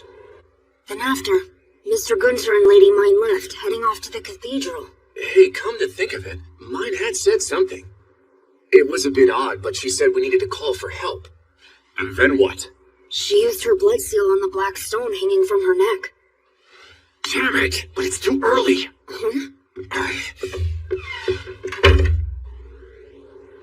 Mine is going to be alright, isn't she? I think she will be.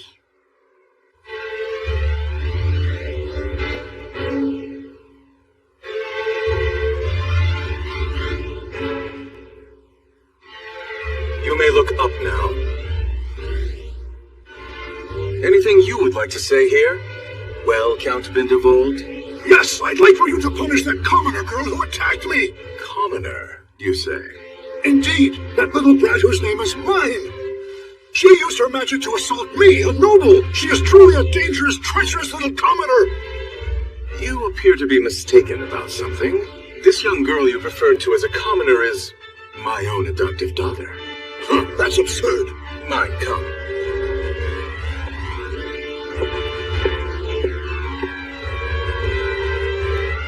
proof of it is right here.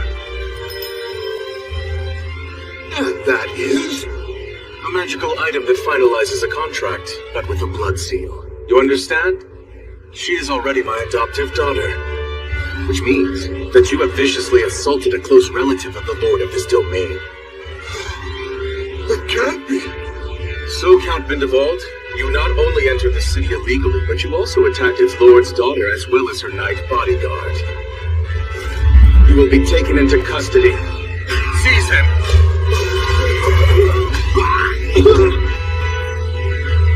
I will pass final judgment and sentence you once all your crimes have become clear to me. Uncle. Lord Sylvester! I didn't know anything about this. It was all planned entirely by Count Bindevald. I was following orders, just doing what I was told. You're making excuses? How unsightly, dear uncle. It's the truth. Believe me. Sylvester, please, I didn't do anything wrong. Now I beg you, nephew, won't you tell that cur to untie me at once? Are you calling Ferdinand a cur? My own little brother? Brother? These two are brothers? Ha! Who cares about some younger half-brother whose mother is a whore? Refrain from insults. Our mothers are different, but he's still my precious little brother. Lord Sylvester, he's fooling you. I'm convinced he's the one who tricked you into adopting that little brat. Nullify the adoption. That is my warning to you as your uncle. Listen to me. You are my precious little nephew. I don't wish you any misfortune. Oh, Lord Sylvester, I'm just saying this for your own good, I swear it. Now you shed crocodile tears. I'm truly worried about you from the bottom of my heart. As the domain's lord, I remain unbiased. And I judge you thusly. But, Uncle, you have gone too far. I can't ignore this. The commotion you caused earns the death penalty. What? That goes for your accomplices, too. Take him away. Oh, Sylvester!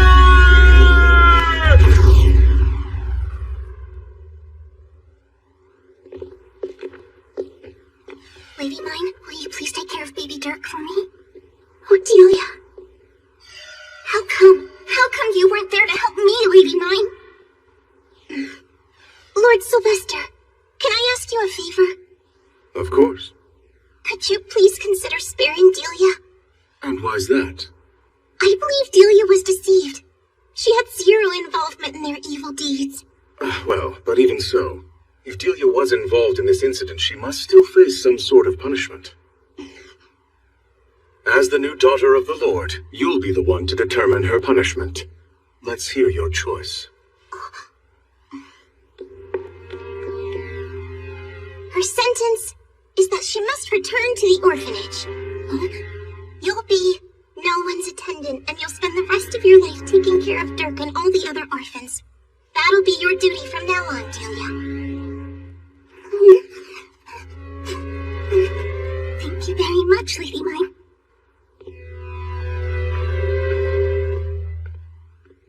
You're Mine's biological father? Yes, I am Gunter, my lord. Let's finalize the adoption contract. Summon your family. Right.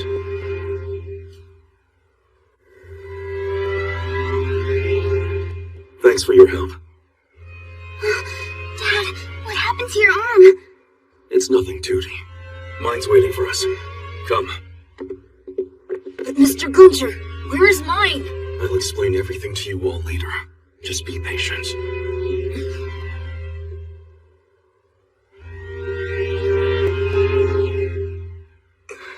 Perhaps you should go get some rest. No, I'm fine. You are exceedingly inflexible, aren't you? I could say the same about you.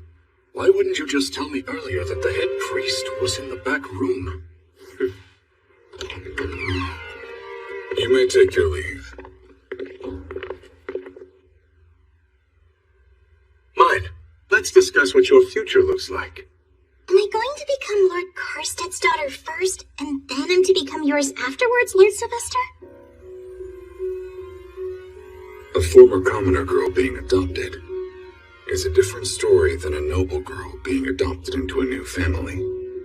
That means you are now the beloved daughter of Lord Carstead's third wife, who tragically passed away. Illegally changing a family register?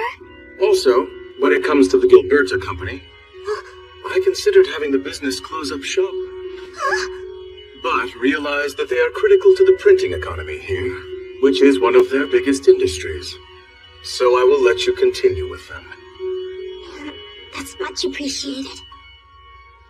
About your birth family. You're going to become the daughter of the Lord. Your name will change. Seeing your original family will not be allowed.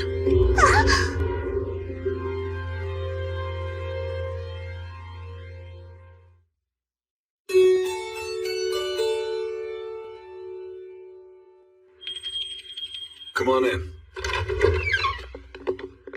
Hey, Mine! Tony! Mine, are you okay? Huh? The look on Dad's face when he came to get me was scary, and he was hurt. And now even Mom and Camille had to come with us to the cathedral. So I was really worried that something bad had happened to you after all. Oh, Mine, I'm so relieved that you're alright. Tootie, you need to bow as well. Huh?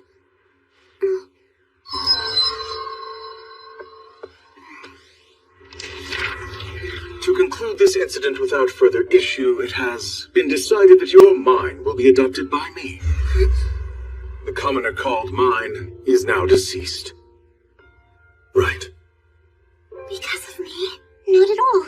Then why is this happening? Did Dad already know? All of you are now obstacles to mine, being the Lord's daughter. I considered having all of you dealt with, too. But if I did, mine would probably go berserk. So I am allowing all of you to live. And yet, I cannot let you see her as her family anymore. Once you sign the contract, I shall let you continue seeing her. Mine, read it now.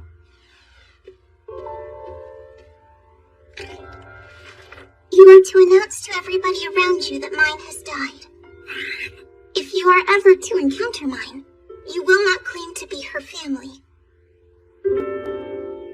And you all will treat mine as a noble lady from this day forward.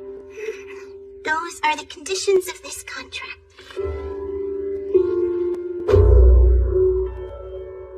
If I sign this contract, then that means you won't be my little sister any longer? Yeah. But I don't want that, Mine! I don't want it either. Although I don't want to put you in danger anymore, Tootie. What if something happens to Mom or baby Camille next? I don't want to put my family in danger anymore. Yeah, but... If we're not family, if I can't call you big sister, I will still want to see your face, and always will. I'll keep trying my hardest to make picture books and toys for you and Camille. Please let me see you. Mine, please don't cry. I swear I'll do my best to learn how to read so I can read these books you're making. Tootie, when you do become a pro seamstress, I'll send you my clothing orders so I can have you make them for me. And I promise you, I'll make every piece of clothing in your wardrobe. I love you, Tootie, and I could not be prouder of you.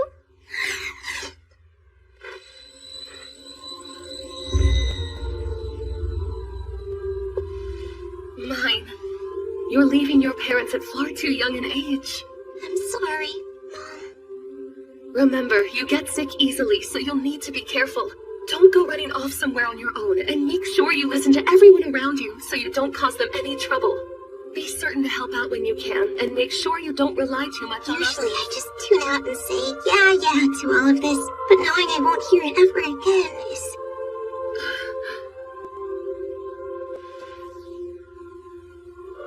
I love you, my little Mine. I love you too, Mom, so much. Do you want me to sign your name? It's alright, Mine, because I've actually been practicing how to write too. Hey, Dad, would it be alright if I held Camille? I'm gonna be making picture books just for you, little brother, so please read them. Is your arm going to be okay, Dad? Yeah, I'm fine. I'm sorry. This is all my fault. Well, I apologize I couldn't keep you safe enough. Mine. Not true. You've always kept me safe every single day, Dad. If I ever do get married, I want to marry somebody who will protect me just like you did. Little girls usually just say that they want to marry their father someday. I do. I want to marry you, Dad. I've always wanted my daughter to say those words to me. Now that my wishes come true, my little girl's leaving me. It's too much for me to bear. My name is going to change now, and I won't be able to call you Dad any longer, but I will always be your little girl. And I'll protect this whole city. The whole city, huh?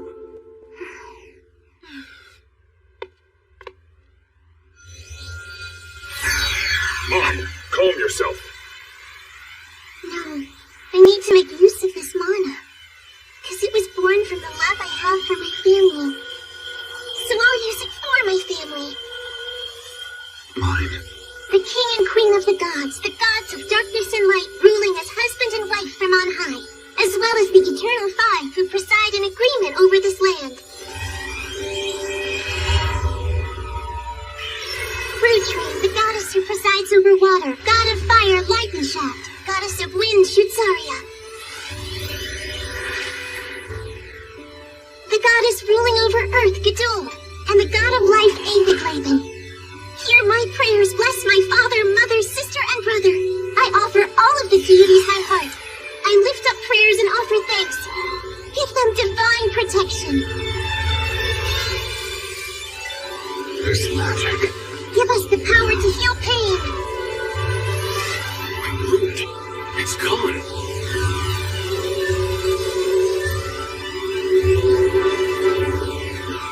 And the power to continue towards our goals.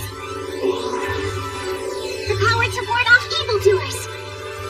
And the power to endure. Bless my loved ones with all these.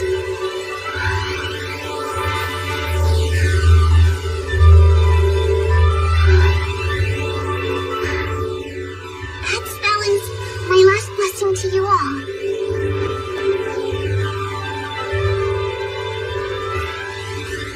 Victory. I'm coming. My dear Mom. My dear Dad. Goodbye. I love you guys.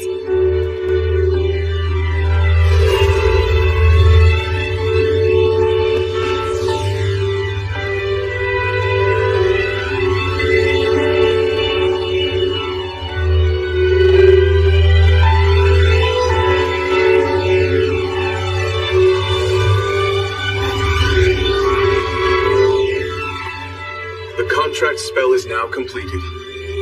This is my daughter, Rosamine. She's an upper-class noble.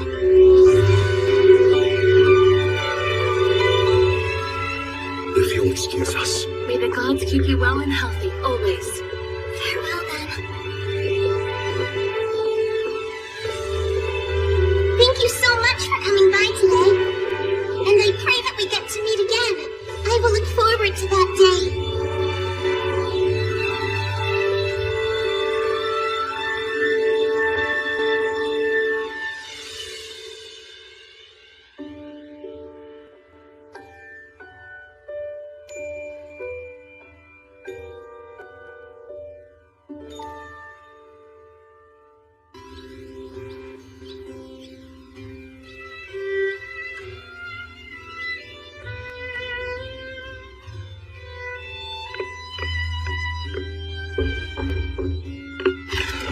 Good morning, Lex. Did something happen? Then mine really isn't here? Mine is gone now. If you've got time to cry, then you've got time to work. And I don't care if it's mine or Rosamine. What's she want more than anything? More books! Precisely. There's only one thing we need to do. And that's business. To ensure she lives up to all that being the Lord's daughter entails, you must guide her as sternly as possible. As you wish, sir. I will give this task everything I've got. I'm going to be able to create hair accessories over at Mrs. Karina's place now. That must be thanks to Mine's last blessing. Hey, I'm home. I ran into Gil at the square and I was able to find out how Mine's been doing. Thank goodness. Oh, please tell us everything, Dad. Your first assignment shall be to promote the printing business as a new industry. Spread it throughout this domain, Rosamine. Yes, sir. I'm going to protect everybody, and in order to do so, I'm going to create even more books.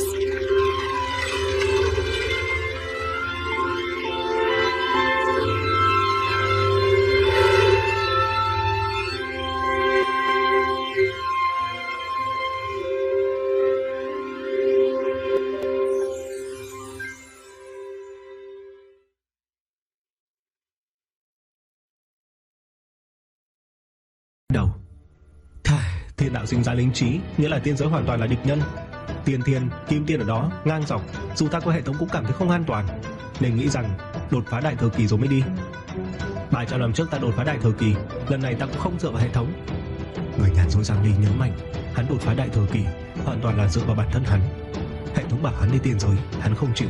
Hệ thống liền bị kẹt cứng, không có phát ra nhiệm vụ nào nữa. Trưởng tổ tiên ông đã nói đại thừa kỳ tu luyện đến thiên đỉnh, có thể chiến đấu với thiên tiên 30 lần. Đây chính là mục tiêu của ta. Ta nghĩ rằng nên tu luyện đến đại thừa kỳ đến tận cùng, rồi mới đi tiên giới, như vậy sẽ an toàn hơn. Giang Ly nhíu mày, đại thừa kỳ có cái quái gì mà tận cùng? Tiên ông chỉ nói với người rừng ngoại thiên ma là do ông ta bịa ra, chứ không nói đại thừa kỳ cũng là do ông ta bịa ra. Người nhàn dối Giang Ly giật mình. Cái gì? Đại thừa kỳ là do người ta bịa ra à? Chuyện này không thể nào. Trước khi ta xuyên qua, trong những quyển sách tu tiên mà ta đọc đều nói rằng trước khi phi thăng có một cảnh giới gọi là đại thừa kỳ. Giang Ly đành phải kể lại toàn bộ quá trình xảy ra cách đây 9.000 năm cho đối phương nghe. Người nhàn dối Giang Ly cảm thấy toàn thân không ổn. Ta đã nói rồi mà, sao ta cảm giác cứ sai sai? Hồng Trần tiên tử sau khi phục hoạt, ta đã giao đấu với nàng ta, phải cố gắng hết sức để kìm nén lực lượng mới có thể đánh ngang ngửa với nàng ta. Lúc đó ta nghĩ Hồng Trần tiên tử là thiên tiên, dù ta ở đại thừa kỳ có giỏi đến đâu cũng không thể mạnh hơn nàng nhiều như vậy. Hóa ra đại thừa kỳ căn bản là một cảnh giới không tồn tại. Ta lo lắng nếu trưởng tổ tiên ông biết Hồng Trần tiên tử đã phục hoạt đến tìm nàng, nên không dám nói cho ông ấy biết chuyện này. Giang Ly chợt nhớ ra điều gì, trong lòng hắn thoáng qua một ý nghĩ. Người gặp Hồng Trần tiên tử không có cảm giác gì sao? Cái này không thể nào, Hồng Trần tiên tử đẹp như vậy, có ai mà không bị mê hoặc chứ? Ta đang nói người không bị nàng mê hoặc đến phát điên sao? Nói thật cũng kỳ lạ, ngay cả Thanh Dục trưởng giáo khi gặp Hồng Trần tiên tử cũng bị nàng làm cho tâm trí rối bời, mà ta lại không có chuyện gì. Người nhàn dối Giang Ly có một câu chưa nói ra, chính là vì hắn không bị Hồng Trần tiên tử mê hoặc nên mới có mối quan hệ thân mật và mơ hồ với nàng sau này. Giang Ly nhíu mày, chỉ có một lý do khiến hắn có thể chống lại sức hút của Hồng Trần tiên tử, đó là hắn mạnh như là thiên đạo, hoặc còn mạnh hơn cả thiên đạo. Thằng nhóc này mạnh bằng thiên đạo sao? Phải nói thằng nhóc này mạnh hay không đây? Giang Ly trả lời là mạnh. Người nhàn dối Giang Ly vốn dĩ ý thức chiến đấu không đủ, bị hệ thống nuôi cho tệ đi, nhưng nói về lực lượng thì có thể sánh ngang với Thái Tổ. Tuy nhiên Thái Tổ sau khi đạt đến đại thừa kỳ đã tu luyện 200 năm, còn người nhàn dối Giang Ly sau khi đạt đến đại thừa kỳ đã chăm chỉ tu luyện 300 năm, mà lực lượng của hai người lại gần như là ngang bằng nhau. Giang Ly không biết nên nói gì cho phải. Lực lượng và cảnh giới có liên quan với nhau. Điều này chứng tỏ tốc độ tu luyện của người nhàn dối Giang Ly không phải là kém một chút đâu. Chương 977. Sau khi ngươi trở thành nhân hoàng, ngươi đã làm gì? Ngươi rốt cuộc đã có quan hệ mờ mờ với bao nhiêu nữ tử rồi? Câu hỏi này khiến người nhàn dối Giang Ly bối rối. Hắn ngập ngừng mãi, không thể đếm nổi có bao nhiêu người. Bọn họ đều là nha nữ tốt, ta không muốn phụ lòng bọn họ, cuối cùng ta chắc chắn phải cho bọn họ danh phận. Người nhàn dối Giang Ly nói với vẻ mặt thành thật. Giang Ly có cảm giác muốn túm lấy cái gã cha nam này và đánh thêm một trận nữa. Ngươi nói rõ ràng đi, ngươi quen biết những nữ tử này như thế nào? Vậy thì phải kể từ Bạch Tuyết Linh mà nói. Đây là nhiệm vụ đầu tiên mà hệ thống đưa ra, với lời khuyên là không nên bỏ qua. Lúc đó ta nghĩ chỉ cần hoàn thành tất cả nhiệm vụ, ta sẽ trở thành cửu châu đệ nhất nhân, nên đã quyết định không bỏ qua bất kỳ nhiệm vụ nào. Trong câu chuyện của người nhàn dối Giang Ly đã thực sự mở mang tầm mắt với cái gọi là kỳ ngộ đầy màu sắc, giống là dùng những thủ pháp luyện khí kỳ diệu để thu hút những nữ thiên tài luyện khí, dùng phép khống chế hỏa để thu hút các nữ thiên tài luyện đan, dùng lời bài hát kiếp trước để thu hút các nữ tài tử, rồi lại đi đến các thế giới, giấu thân phận tu sĩ, dùng phép thuật tu tiên thần kỳ để thu hút các nữ tử ở thế giới khác. Giang Ly đối với nhiệm vụ mà hệ thống không khuyên từ bỏ, đều chỉ có thể liếc mắt một cái rồi bỏ qua. Không ngờ hệ thống lại đưa ra nhiều nhiệm vụ như vậy. Cái này rốt cuộc là hệ thống nghịch tập hay là hệ thống nguyệt lão đây? Ngoài những nhiệm vụ mà hệ thống đưa ra, còn có vô số các sự trùng hợp. Ví dụ như hợp hoan tri tộc trong giới nữ tù, người nhàn dối Giang Ly sau khi đánh đuổi địch nhân đã tự mình giải độc. Gia tộc ép gả, nữ tu vội vàng tìm đến một nam nhân để đối phó. Người đó chính là người nhàn rỗi Giang Ly. Trong cuộc thi võ thuật để tìm chồng, người nhàn rỗi Giang Ly tưởng đó chỉ là một cuộc thi bình thường nên đã bước lên tham gia. Cuối cùng mới phát hiện ra sự thật khi trở thành người chiến thắng. Không trách người nhàn rỗi Giang Ly đếm không xuể, ngay cả hắn, một người chính e lén, cũng không muốn đếm nữa. Không chỉ vì số lượng quá nhiều mà còn có một số mối quan hệ không rõ ràng, là bằng hữu bạn bè bình thường hay là quan hệ mập mờ. Cái thằng này rốt cuộc là người hay là máy xúc đất đấy? Thì ta kiên trì đến khi lưu thống lĩnh và những người khác đến hoàn thành nhiệm vụ cuối cùng của nhân hoàng chi lộ, hệ thống sẽ khen thưởng ta đột phá hợp thể kỳ, trở thành đoan tiếp kỳ. Giang Ly nghe rõ ràng, bề ngoài thì người nhàn rỗi Giang Ly nhưng có thể làm được mọi thứ. Thiên phú chiến đấu vượt trời, đánh bại Ngọc Ẩn và Bạch Hành Đồ, trở thành ứng cử viên duy nhất cho nhân hoàng. Thực ra tất cả đều là kết quả tích lũy từ nhiệm vụ và khen thưởng của hệ thống trước đó. Hệ thống đã có mục tiêu rõ ràng trong việc đào tạo người nhàn rỗi Giang Ly. Ví dụ như là Bạch Hành Đồ giỏi về trận pháp và kiếm đạo, hệ thống đã cho hắn khả năng khắc chế trận pháp, đồng thời tăng tối đa thuộc tính điểm cho kiếm đạo. Ngọc Ẩn giỏi về họa đạo, hệ thống đã giúp Giang Ly học cách tấn công bằng linh hồn, ngăn chặn nàng phát huy tối đa ưu thế của mình. Chưa kể đến thử thách cuối cùng trên nhân hoàng chi lộ, khi đối mặt với đòn tấn công của Thanh Thiên giáo giáo chủ và Vũ quốc quốc chủ, hắn không cần phải lĩnh ngộ đạo lý độ kiếp, đột phá đoạt kiếp kỳ, chỉ cần kiên trì chờ lưu thống lĩnh và những người khác đến, hệ thống sẽ giúp hắn đạt đến đoạt kiếp kỳ. Người nhàn rỗi Giang Ly hiếm khi gặp phải đối mặt với khó khăn và tuyệt vọng, số lần chiến đấu thực sự của hắn cũng ít ỏi. Thái tổ dù tàn bạo, nhưng vị trí của hắn ta là do thực lực thực sự mà có. Số lần chiến đấu không hề ít hơn hắn. Nếu Thái tổ gặp phải người nhàn rỗi Giang Ly, tình hình chắc chắn sẽ nghiêng về phía một bên. Sau khi ta trở thành nhân hoàng, ta mới nhận ra rằng mình đã hoàn toàn lật ngược được tình thế, trở thành người đệ nhất của Cửu Châu. Xét về chiến lực, Trường Tổ Tiên Ông không thể ra tay, ta chính là tối cường giả. Xét về thanh danh, còn vị trí nào có thể sánh bằng danh tiếng của nhân hoàng? Xét về duyên phận, ta đã có không ít nữ tu nổi tiếng của Cửu Châu, đều có mối quan hệ không thể nói rõ ràng. Ta bỗng cảm thấy làm nhân hoàng cũng không tệ, ham muốn phi thăng thành tiên cũng giảm đi nhiều. Sau khi phi thăng, lại phải bắt đầu lại từ đầu, trở thành địa tiên, thiên tiên, kim tiên và cuối cùng là hỗn nguyên vô cực tiên. Phi thăng chắc chắn là phải phi thăng, ta vẫn muốn có được thọ nguyên vô hạn như là hỗn nguyên vô cực tiên, tận hưởng cuộc sống tự do vĩnh viễn. Để chắc chắn, ta dự định đạt đến đỉnh phong của đại thừa kỳ rồi mới phi thăng. Thứ nhất, điều này có thể đảm bảo cho sự sinh tồn của ta ở tiên giới. Thứ hai, có thể dành cho thêm thời gian bên cạnh các đạo lữ. Vậy người trở thành nhân hoàng rồi đã làm được những gì? Người nhàn rỗi Giang Ly nói một cách đương nhiên: dĩ nhiên là chống lại sự tấn công của rực ngoại thiên ma rồi. Ta chắc chắn đã giết được 4 năm con rực ngoại thiên ma rồi. Nói thật, sau khi ta tiêu diệt mấy con thiên ma đó, những người được ta cứu sống vui mừng không tả xiết. Điều này khiến ta cảm thấy tự hào. Giang Ly hỏi một cách bâng quơ: chống lại rực ngoại thiên ma không tệ, còn gì nữa không? Người nhàn rỗi Giang Ly suy nghĩ một chút, không hiểu lắm. Còn gì nữa? Không còn gì khác đâu. Chẳng phải nhiệm vụ của các đời nhân hoàng đều là chống lại rực ngoại thiên ma sao? Ta cũng làm như họ thôi. Nếu thật sự muốn nói thêm thì chỉ là giải quyết mâu thuẫn nội bộ Cửu Châu thôi. Đối với ta việc này dễ dàng, chỉ cần ta giận dữ nhìn một cái, tỏa ra hơi thở đại thừa kỳ, hai bên có mâu thuẫn sẽ tự động hòa giải. Ngươi còn mạnh hơn ta, chắc chỉ cần lộ ra một chút hơi thở thôi là đủ rồi. Cảm giác có phải rất sảng khoái không? Người nhàn rỗi Giang Ly cười hì hì hỏi. Giang Ly không trả lời câu hỏi của người nhàn rỗi Giang Ly, tiếp tục hỏi: người không có bố trí cái gì như là Cửu Châu hội giới đại trần, hoặc là biên soạn Cửu Châu địa đồ à? Cửu Châu hội giới đại trần là cái gì? Người nhàn rỗi Giang Ly không có khái niệm này. Khi rực ngoại thiên ma đột ngột tấn công Cửu Châu, nó có thể chặn đứng chúng trong một khoảnh khắc đến nửa canh giờ. Người nhàn rỗi Giang Ly không hiểu. Làm cái này để làm gì? Rực ngoại thiên ma khi đến thì ta giết luôn là xong, cần gì phải làm thêm bước này? Vậy người không nghĩ tới việc Thiên Cơ Lâu độc quyền Cửu Châu địa đồ, nhiều tu sĩ thậm chí còn phải bỏ ra một số tiền lớn để mua bản đồ. Điều này đã cản trở nghiêm trọng việc giao lưu giữa các tu sĩ ở các vùng đất khác nhau à? Cái này ta có nghĩ tới. Kiếp trước chúng ta cũng có điện thoại dẫn đường. Ta xuyên qua đây, phát hiện rằng ngay cả bản đồ cũng không mua nổi, nên đã nghĩ sau này khi ta vô địch sẽ làm bản đồ rẻ tiền hoàn chỉnh. Nhưng sau đó ta có quan hệ mập mờ với một số nữ đệ tử cốt cán của Thiên Cơ Lâu, nên không tiện làm căng với họ, chuyện này cũng bỏ qua. Lạc Dược Tông đề xướng việc luyện đan dược giá rẻ, ngươi đối xử với Lạc Dược Tông thế nào? Người nhàn rỗi Giang Ly không hiểu vấn đề này. Lạc Dược Tông nghĩ gì, có liên quan quái gì đến ta? Ta cũng không phải người không mua nổi đan dược. Mỗi năm luyện đan phong đều tặng cho ta rất nhiều đan dược, ta dùng đâu có hết, còn thừa thì phát cho thống lĩnh nhân hoàng điện. Còn âm dương thiên ấn đã điểm hóa các linh bảo trên khắp thiên hạ, ngươi giải quyết chuyện đó như thế nào? Lúc đó ta nghĩ cứ tiếp tục như vậy thì chắc chắn sẽ không ổn, sẽ gây ra đại họa khắp thiên hạ. Ổn định vẫn là điều quan trọng nhất, nên ta đã để âm dương thiên ấn xóa bỏ thần thức của các linh bảo. Đương nhiên tiên khí thì không tính. Ngươi có để Tháp Phàm Thiên xây dựng không gian thông đạo giữa các hoàng triều lớn không? Không có cách này à? Ui, ta chưa từng nghĩ tới đấy. Người nhàn rỗi Giang Ly gãi đầu, cảm thấy suy nghĩ của đối phương thực sự là linh hoạt, mình không thể so sánh. Ta chỉ để Tháp Phàm Thiên đưa những nữ tử có quan hệ với ta từ các thế giới khác đến Cửu Châu thôi. Giang Ly cười gượng. Vậy đồng chí Giang Ly thân mến à, sau khi trở thành nhân hoàng ngươi đã làm những gì? Chương 979, người nhàn rỗi. Nghe đối phương gọi mình bằng cái danh xưng đồng chí một cách vui vẻ như là đùa, người nhàn rỗi Giang Ly cảm thấy mối quan hệ giữa hai bên đã thân thiết hơn không ít. Dù cùng là Giang Ly, dù có thủ án đi chăng nữa thì quan hệ giữa mọi người cũng nên thân thiết hơn một chút. Dược ngoại thiên mai chẳng là có mối đe dọa gì, ta thì lại vô địch, tự nhiên phải đi dạo chơi, giả vờ như người bình thường thôi. Không thể không giấu thân phận, khuôn mặt của ta đã bị quá nhiều người nhận ra. Ra ngoài phải giữ kín đáo. Tình hình của ngươi cũng tương tự như ta phải không? Người nhàn rỗi Giang Ly cười ha hả hỏi. Giang Ly cười mà không nói. Ta nhớ có lần ta đang ăn ở giản lâu thì có một thiếu nữ ở trong giai đoạn luyện khí lảo đảo chạy đến chỗ của ta. Sau lưng nàng là một đám tu sĩ hung thần ác sát. Ta tiện tay đánh lui bọn họ, cứu được thiếu nữ. Đám tu sĩ đó còn để lại lời đe dọa, nói rằng lão tổ sẽ không tha cho ta. Kết quả ngươi đoán xem, vị lão tổ được đồn thổi thần bí ấy chỉ là một vị hóa thần kỳ thôi. Khi ta lộ diện, vị gọi là lão tổ đó lập tức quỳ xuống van xin nhân hoàng tha mạng. Sau khi ta hỏi rõ nguyên nhân mới biết rằng lão tổ đó đã để mắt đến thiếu nữ, muốn bắt nàng làm tỳ thiếp trong 10 mấy phòng. Để bảo vệ nàng, ta đã tuyên bố rằng ta và nàng đã có quan hệ. Nghe vậy mà lão tổ sợ hãi, liên tục quỳ lạy rồi bỏ chạy.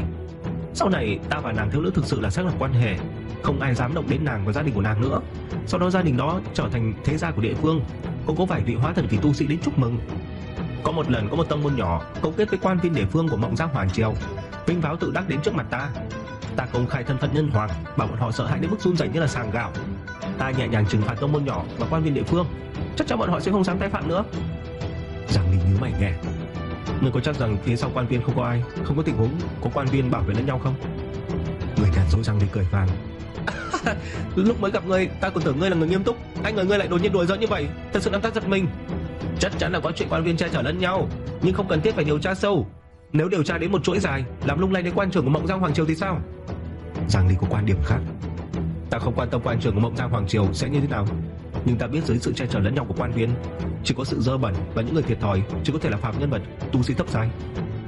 Người nhàn rỗi Giang Ly lắc đầu nhẹ, cảm thấy đối phương quá lý tưởng hóa. Đây là sự thỏa thuận ngầm giữa những người cao vị, không cần phải phá vỡ. Có thể duy trì trật tự thì hàng vạn năm, tự nhiên có lý do của nó. Hắn chỉ cần hành động theo quy củ là được, cần gì phải tạo ra một trật tự mới, quá tốn công tốn sức. Hắn tiếp tục nói. Ta còn gặp phải không ít trường hợp sĩ cường linh yếu. Đối phương nghĩ là ta rất yếu, ta chỉ ngồi yên xem kịch, đợi bọn họ sắp ra tay thì ta mới tung ra uy áp đại thừa. Nói thật, cảm giác này thật sảng khoái, ta đã trải qua nhiều lần mà vẫn thấy sảng khoái. Giang Ly nhíu mày càng thêm dữ dội. Chỉ có vậy thôi sao? Ngươi không thử thay đổi hiện tượng sĩ cường linh yếu à? Làm gương cho người khác, đi lý luận với nhược giả, dùng hành động để nói với thế giới rằng đúng sai vào lý lẽ, chứ không phải là kích cỡ của quyền đâu. Người nhàn rỗi Giang Ly không thích nghe lời nói của Giang Ly. Nói như vậy, ta đại thừa kỳ tu sĩ tồn tại bất khả chiến bại, có phải hạ thấp thân phận đi lý luận với nhược giả? Vậy ta tu hành để làm gì? Tu hành là để tự do tự tại, chứ không phải để trói buộc mình. Sĩ cường linh yếu, mạnh ăn thịt yếu, thích ứng mà sinh tồn, đó là quy luật của tự nhiên. Ta có cần phải phạm quy luật mà làm một mình không? Khi mới xuyên qua, ta cũng từng nghĩ sẽ nói lý lẽ với mọi người, nhưng rất nhanh ta đã nhận ra, ở thế giới này nói lý lẽ mà không có tác dụng, quyền đầu mới là lý lẽ lớn nhất. Nhận ra điều này, ta đã nhanh chóng thay đổi bản thân, thích nghi với môi trường Cửu Châu. Giang Ly đứng dậy, vỗ nhẹ vào đầu gối, nơi không có bụi bẩn, khẽ nói. Ta đã thay đổi Cửu Châu, Thái Tổ bị Cửu Châu thay đổi, còn ngươi bị hệ thống và Cửu Châu thay đổi. Lưu thống lĩnh nói không sai, ngươi đúng là một người nhàn rỗi, ngoài việc chống lại dược ngoại thiên ma ra, chẳng làm gì cả. Giang Ly lúc này mới hiểu ra, Lưu thống lĩnh gọi hắn là người nhàn rỗi không phải đang trêu đùa, mà đang nói sự thật. Người nhàn rỗi Giang Ly không vui, cảm thấy giọng điệu của Lưu thống lĩnh thật là không tốt, như đang mỉa mai hắn lười biếng, không làm gì. Lời này nói ra thật là khó nghe, ta làm giống như các đời nhân hoàng trước, thậm chí còn làm tốt hơn họ, sao có thể gọi là người nhàn rỗi? Giang Ly đột nhiên nhúc nhích, mạnh mẽ túm lấy cổ của đối phương, vẻ mặt lạnh lùng, từng chữ từng từ nói. Vậy để ta nói cho người biết nhân hoàng nên làm gì. Người nhàn rỗi Giang Ly giật mình tái mặt, hắn vùng vẫy hết sức, nhưng phát hiện ra không thể khiến bàn tay của Giang Ly nhúc nhích dù chỉ một chút. Hắn nhìn thấy trong ánh mắt lạnh lùng của Giang Ly ẩn chứa ngọn lửa giận dữ, như một ngọn núi lửa sắp phun trào, khiến hắn không khỏi rùng mình. Người quả thật có thể dễ dàng giết chết dược ngoại thiên ma, và cũng quả thật nhận được sự tán thưởng của những người được cứu. Đúng. Người nhàn rỗi Giang Ly vừa định nói gì đó thì bị Giang Ly thô bạo cắt ngang lời. Nhưng ngươi từng nghĩ ngươi chạy đến chỗ đó cũng cần thời gian. Trong khoảng thời gian đó sẽ có bao nhiêu người chết dưới sự tấn công của dược ngoại thiên ma không? Ngươi chỉ thấy những người sống sót cảm ơn ngươi, mà không thấy được cảnh tượng thảm thương của người chết à? Đây chính là lý do mà Cửu Châu hộ giới đại trận được thiết lập. Còn Cửu Châu địa đồ, ngươi lại vì có quan hệ mập mờ với Thiên Cơ Lâu đệ tử mà bỏ qua việc này. Đúng, hiện tại ngươi là đạt đến đại thừa kỳ, không cần bản đồ nữa. Nhưng ngươi có từng nghĩ khi ngươi còn yếu đuối, ngươi không đủ khả năng mua bản đồ, những chuyện xảy ra với ngươi lại muốn nó lặp lại trước người khác à? Đan dược giá rẻ của Lạc Dược Tông có thể mang lại lợi ích cho vô số phạm nhân và tu sĩ cấp giai, mà ngươi lại cho rằng chuyện này không có liên quan gì đến mình. Chỉ cần cho Nhân Hoàng Điện hộ vệ một chút ân huệ nhỏ là đủ rồi à? Ngươi dám xóa bỏ ký ức của linh bảo khắp thiên hạ? Bạch Hoành Đồ có từng nói với ngươi rằng linh bảo của ý thức cũng có lợi, có thể nâng cao chiến lược của tu sĩ không? Đây là cơ duyên, mà ngươi chỉ nghĩ đến việc làm như vậy là gây ra họa lạc khắp thiên hạ. Tháp Phàm Thiên là công cụ để ngươi đi khắp vạn giới mở hậu cung à? Chức năng thực sự của nó là thiết lập không gian thông đạo, thúc đẩy giao lưu giữa các tu sĩ, thúc đẩy giao lưu giữa cửu châu và vạn giới, để thế giới tiến bộ. Nữ tử được người yêu thích có thể một bước lên mây, trở thành thế gia, còn vài vị hóa thần kỳ đến chúc mừng. Chẳng lẽ ngươi thật sự nghĩ rằng họ đến chúc mừng một thiếu nữ à? Nếu cửu châu xuất hiện tình trạng tu luyện nhanh không bằng đẹp trai, không tái sinh thành nam thì lại tái sinh thành nữ, thì nguồn gốc chắc chắn xuất phát từ ngươi. Ngươi có cần ta phải đọc lại bài ca Trường Hận cho ngươi nghe không? Ngươi chỉ nghĩ đến mình, có bao giờ nghĩ đến người khác không? Ngươi không chỉ là người tu luyện đại thừa kỳ, ngươi còn là nhân hoàng. Danh hiệu nhân hoàng không phải để ngươi đi khắp nơi khoe khoang, đó là vinh dự cũng là trách nhiệm. Giang Ly gầm lên, ném người nhàn rỗi Giang Ly sang một bên. Hắn đã lâu không có cảm giác tức giận như vậy. Có lẽ yêu cầu của hắn thật sự quá đáng, có lẽ lựa chọn của đối phương mới là điều mà người bình thường sẽ làm. Nhưng Giang Ly vẫn không thể nào chịu nổi cái kiểu người nhàn rỗi Giang Ly này. Chương 981. Nổi giận vì sự không cố gắng. Người nhàn rỗi Giang Ly bị hất văng ra, hắn thở hổn hển, trong lòng còn chưa hết bàng hoàng. Chỉ trong một khoảnh khắc, hắn chỉ nghĩ rằng mình sắp chết. Ngươi nhìn xem, bây giờ ngươi đã thành cái dạng gì?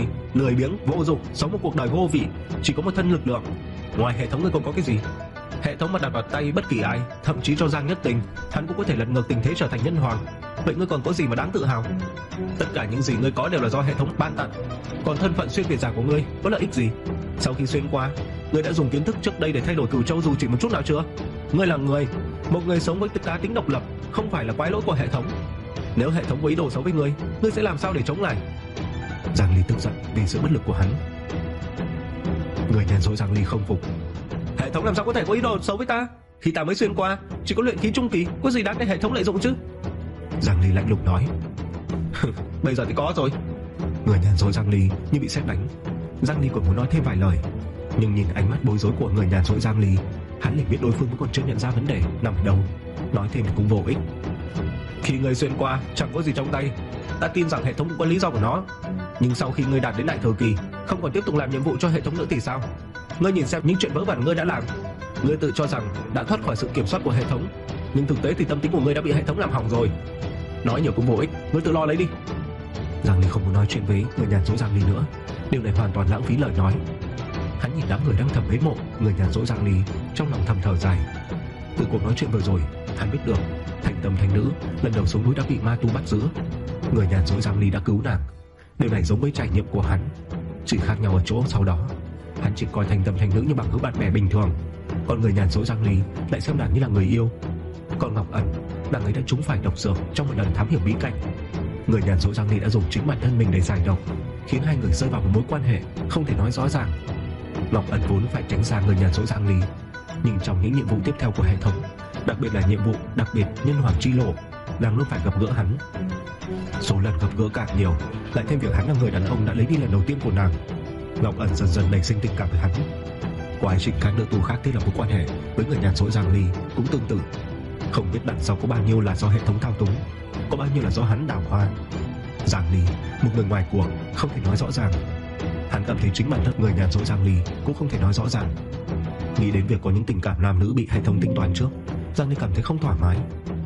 Giang Ly phá vỡ mộng cảnh, trở về Cửu Châu. Sau khi Giang Ly rời đi, Ngọc Ẩn cùng những người khác vội vàng đến kiểm tra tình trạng của người nhàn rỗi Giang Ly. Hắn ta ra tay quá nhanh, bọn họ chưa kịp phản ứng thì hắn đã đánh xong người nhàn rỗi Giang Ly và rời khỏi mộng cảnh. Giang Ly ngươi sao rồi? Thành tâm thành nữ nhìn hắn với vẻ lo lắng. Lũ nữ nhân này cũng đều có cảm giác tương tự. Chỉ có Ngọc Ẩn nhíu mày nhẹ, lên tiếng hỏi: hắn ta vì sao lại bóp cổ ngươi? Các ngươi đã nói gì? Người nhàn rỗi Giang Ly nhìn lũ nữ nhân lo lắng, đau lòng, rồi nhìn thấy vẻ mặt bình tĩnh như ẩn chứa chút lo lắng của Ngọc Ẩn. Hắn muốn nói rõ ra sự tồn tại của hệ thống, nhưng vừa định thốt ra, hắn không nghĩ đến hình phạt của hệ thống, mà lo lắng cho lũ nữ nhân sẽ nghĩ gì về hắn. Việc gặp gỡ với nữ nhân đều là do hệ thống sắp xếp. Đây là nền tảng cho tình cảm. Liệu các nàng có cảm thấy bị lừa dối, rồi vì thế mà rời xa hắn? Người nhàn rỗi Giang Ly không dám nghĩ sâu hơn. Hắn cuối cùng cũng bắt đầu hiểu những lời mà Giang Ly đã nói. Tất cả mọi thứ của hắn đều là do hệ thống ban tặng. Hắn tưởng chừng không còn cần phải làm nhiệm vụ cho hệ thống, không còn bị hệ thống kiểm soát. Nhưng thực tế hắn đã không thể nào thoát khỏi xiềng xích của hệ thống. Không có gì đâu, chúng ta chỉ có chút bất đồng nhỏ thôi. Các người về hết đi, ta muốn ở một mình một chút. Lũ nữ nhân nhìn thấy tình trạng của người nhàn rỗi Giang Ly cũng rối bời, cũng không nói kiểu như là gặp phải khó khăn thì nói ra, mọi người cùng giúp đỡ, mà ngoan ngoãn rời đi, trở về thực tại. Người nhàn rỗi Giang Ly bắt đầu suy nghĩ làm sao để thoát khỏi sự ràng buộc của hệ thống. Cái này là cái gì? Người nhàn rỗi Giang Ly đột nhiên phát hiện trong đầu của mình xuất hiện 2 đạo trận pháp khổng lồ. Chẳng lẽ đây là Cửu Châu Hộ Giới đại trận? Vậy cái trận pháp kia được xây dựng bằng linh thực là cái gì? Người nhàn rỗi Giang Ly biết đây là thứ đối phương đã để lại cho mình. Không biết bằng cách nào, 2 đạo trận pháp đã xuất hiện trong đầu hắn, khiến hắn không thể tưởng tượng nổi rốt cuộc sức mạnh giữa hắn và đối phương chênh lệch bao nhiêu. Ngay lúc người nhàn rỗi Giang Ly đang suy ngẫm về cuộc đời, mộng cảnh bỗng chốc rung chuyển dữ dội, một nhân ảnh giống hệt như lúc trước xuất hiện. Khác với Giang Ly, nhân ảnh này khoác lên mình chiếc áo huyền sắc bào tử, gương mặt đầy vẻ kiêu ngạo bất khuất. Nhân hoàng Giang Ly đâu rồi? Ta muốn thách đấu với ngươi. Tài tổ một lần nữa bước vào mộng cảnh. Hắn nhận ra rằng việc trở nên mạnh mẽ không chỉ đơn thuần là tăng cường tu vi, mà còn cần phải tích lũy kinh nghiệm chiến đấu. Còn gì nhanh hơn việc tích lũy kinh nghiệm chiến đấu bằng cách giao đấu với một bản sao của chính mình. Dù sao thì cũng chỉ trong một mộng cảnh, cho dù bị thương nặng đến đâu cũng không thể chết được. Thái tổ đã nghĩ kỹ rồi, dù thua bao nhiêu lần cũng không cần nản lòng, cứ tiếp tục chiến đấu, không ngừng trưởng thành, cuối cùng sẽ vượt qua nhân hoàng Giang Ly. Hắn không chỉ muốn trở thành cường giả mạnh nhất ở trong thế giới của bọn họ, mà còn muốn trở thành cường giả mạnh nhất trong tất cả các hành tinh song song. Người cũng là Giang Ly à? Thái tổ Giang Ly nhìn thấy người nhàn rỗi Giang Ly với vẻ mặt mệt mỏi, không giống cường giả. Không thể nghĩ như vậy. Lúc đầu gặp nhân hoàng Giang Ly, hắn cũng cảm thấy đối phương dễ bắt nạt, kết quả là chính mình bị đấm cho tơi tả. Có lẽ cái tên Giang Ly này cũng giống như vậy. Coi, chiến đấu thôi. Thái tổ không nói lời nào, lập tức lao vào đánh trước. Sao lại yếu thế này? Người nhàn rỗi Giang Ly đột ngột mở to hai mắt, như thể một người vừa thoát khỏi dòng nước xoáy, trên mặt lộ rõ vẻ thoát chết. Cơ thể hắn đầy vết thương, đây là phản ứng của mộng cảnh đối với thực tại. Trong mộng cảnh, hắn bị một Giang Ly có lực lượng tương đương, nhưng ý thức chiến đấu vượt xa mình, đánh cho tơi tả. Điều này khiến hắn vô cùng bức xúc. Nếu nói bị Giang Ly đánh thì chỉ có thể giải thích bằng sự chênh lệch tu vi, nhưng bị Thái tổ đánh, ta rốt cuộc có bao nhiêu chỗ cần phải cải thiện đấy? Người nhàn rỗi Giang Ly bay về hướng Tu Di Sơn, muốn hỏi thăm Tu Di Lão Phật. Dù Tu Di Lão Phật cũng là giáo chủ của Thần Tàng giáo, đã gây ra cái chết của 9 triệu người ở Thiên Nguyên Hoàng Triều, nhưng người nhàn rỗi Giang Ly đã nghĩ lại, Lão Phật cũng đã giúp đỡ hắn rất nhiều trong quá trình trưởng thành, coi như là một nửa thầy giáo của hắn. Hơn nữa Lão Phật cũng đã nhiều lần chống lại giặc ngoại thiên ma, lập được chiến công hiển hách. Vì vậy hắn không đành lòng hạ sát thủ, cảm thấy công tội của Lão Phật đã bù trừ lẫn nhau, nên đã tha cho đối phương một mạng, để Lão Phật tiếp tục làm chủ nhân của Tu Di Sơn, chỉ cần không tiết lộ sự tình của Thần Tàng giáo ra ngoài. Còn các thành viên khác của Thần Tàng giáo thì bị người nhàn rỗi Giang Ly nhổ tận gốc, không để lại một ai. Lão Phật à, hành tinh song song rốt cuộc là chuyện gì? Chương 983, nguồn gốc nằm ở ta.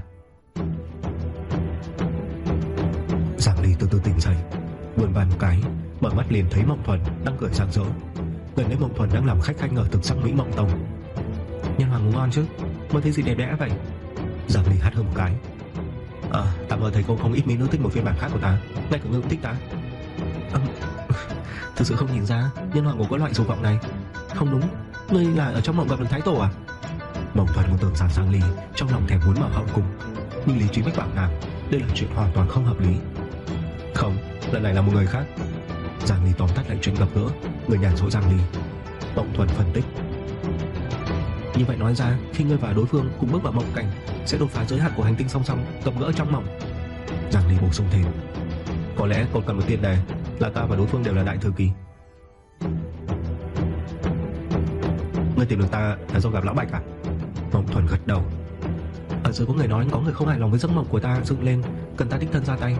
Ta nhìn vào mới phát hiện ra đối phương chính là Bạch Hoành Đồ tông chủ.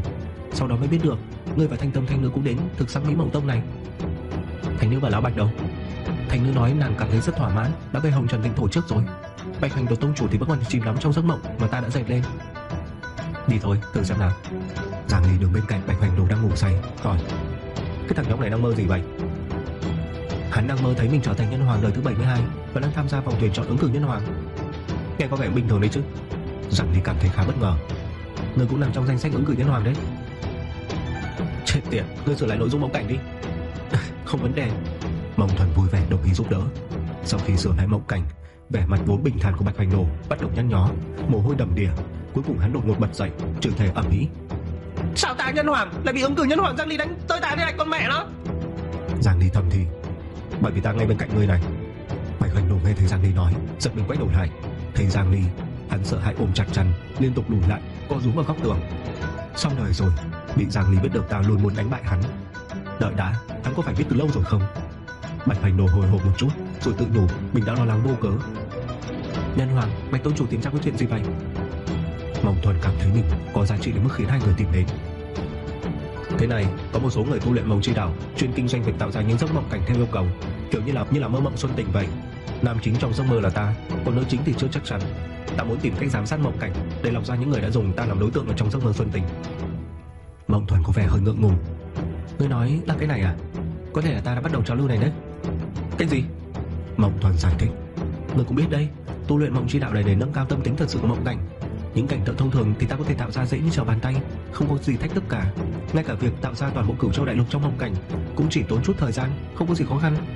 Khi ta đang suy nghĩ về cách bước vào giai đoạn tu hành tiếp theo của mộng chi đạo, thì đột nhiên nảy ra ý tưởng, tại sao lại không tạo ra người trong mộng cảnh? Đặc biệt là sau khi chứng kiến trận chiến của ngươi và Thái Tổ trong mộng cảnh, ta nhận ra sức mạnh của ngươi không có giới hạn. Điều khó tưởng tượng nhất này là phương pháp tốt nhất để rèn luyện mộng chi đạo. Nhờ vào việc tưởng tượng về người trong mộng cảnh, mộng chi đạo của ta đã tiến lên một bậc. Vừa lúc ta muốn ở lại Hàn An Thành một thời gian, nên đã nhận làm khách khanh cho thực sức Mỹ Mộng Tông. Người của tông môn này đã xin ta chỉ bảo về cách tu luyện mộng chi đạo, nên ta đã cho bọn họ xem cách tạo ra ngươi ở trong mộng cảnh. Trong mộng cảnh để chứng minh cho bọn họ thấy ngươi thực sự như thế nào, ta đã để cho ngươi kẹp hai tay của tông chủ thực sắc Mỹ Mộng Tông rồi đẩy nài vào tường. Có lẽ vì hai người quá gần nhau, tông chủ thực sắc Mỹ Mộng Tông đã cảm nhận hơi thở của ngươi, nên trên mặt nàng đã bắt đầu hồng đều lên, toàn thân mềm nhũn. Thôi, không cần phải miêu tả chi tiết quá trình đó nữa. Giang Ly vội ngắt lời. Mộng Thuần tiếp nối bỏ qua chi tiết, trực tiếp nói kết luận. Vừa lúc đó thực sắc Mỹ Mộng Tông đang tìm cách kiếm tiền mới. Họ đã cảm thấy hứng thú và thương cơ từ ta, dùng ngươi làm nguyên liệu cho giấc mộng xuân để kiếm lời. Sau khi biết chuyện, các tu sĩ khác tu hành mộng chi đạo cũng đã bắt chước theo. Ta đoán rằng hầu hết các tu sĩ tu hành mộng chi đạo đều đã từng kiếm tiền bằng cách sử dụng ngươi. Dù sao thị trường của ngươi cũng khổng lồ, ngay cả cây bút lông ngươi đã dùng cũng có thể bán với giá trên trời, huống chi là giấc mộng lấy hình ảnh của ngươi làm chủ đề. Nhiều nữ tu đều muốn mơ giấc mộng như vậy, dẫn đến tình trạng tu sĩ tu luyện mộng chi đạo cũng không đủ cầu. Giang Ly nghe xong thì cảm thấy đau đầu. Cái thị trường màu xám này còn khủng khiếp hơn hắn tưởng tượng. Vậy có cách nào để ngăn chặn tình trạng này không?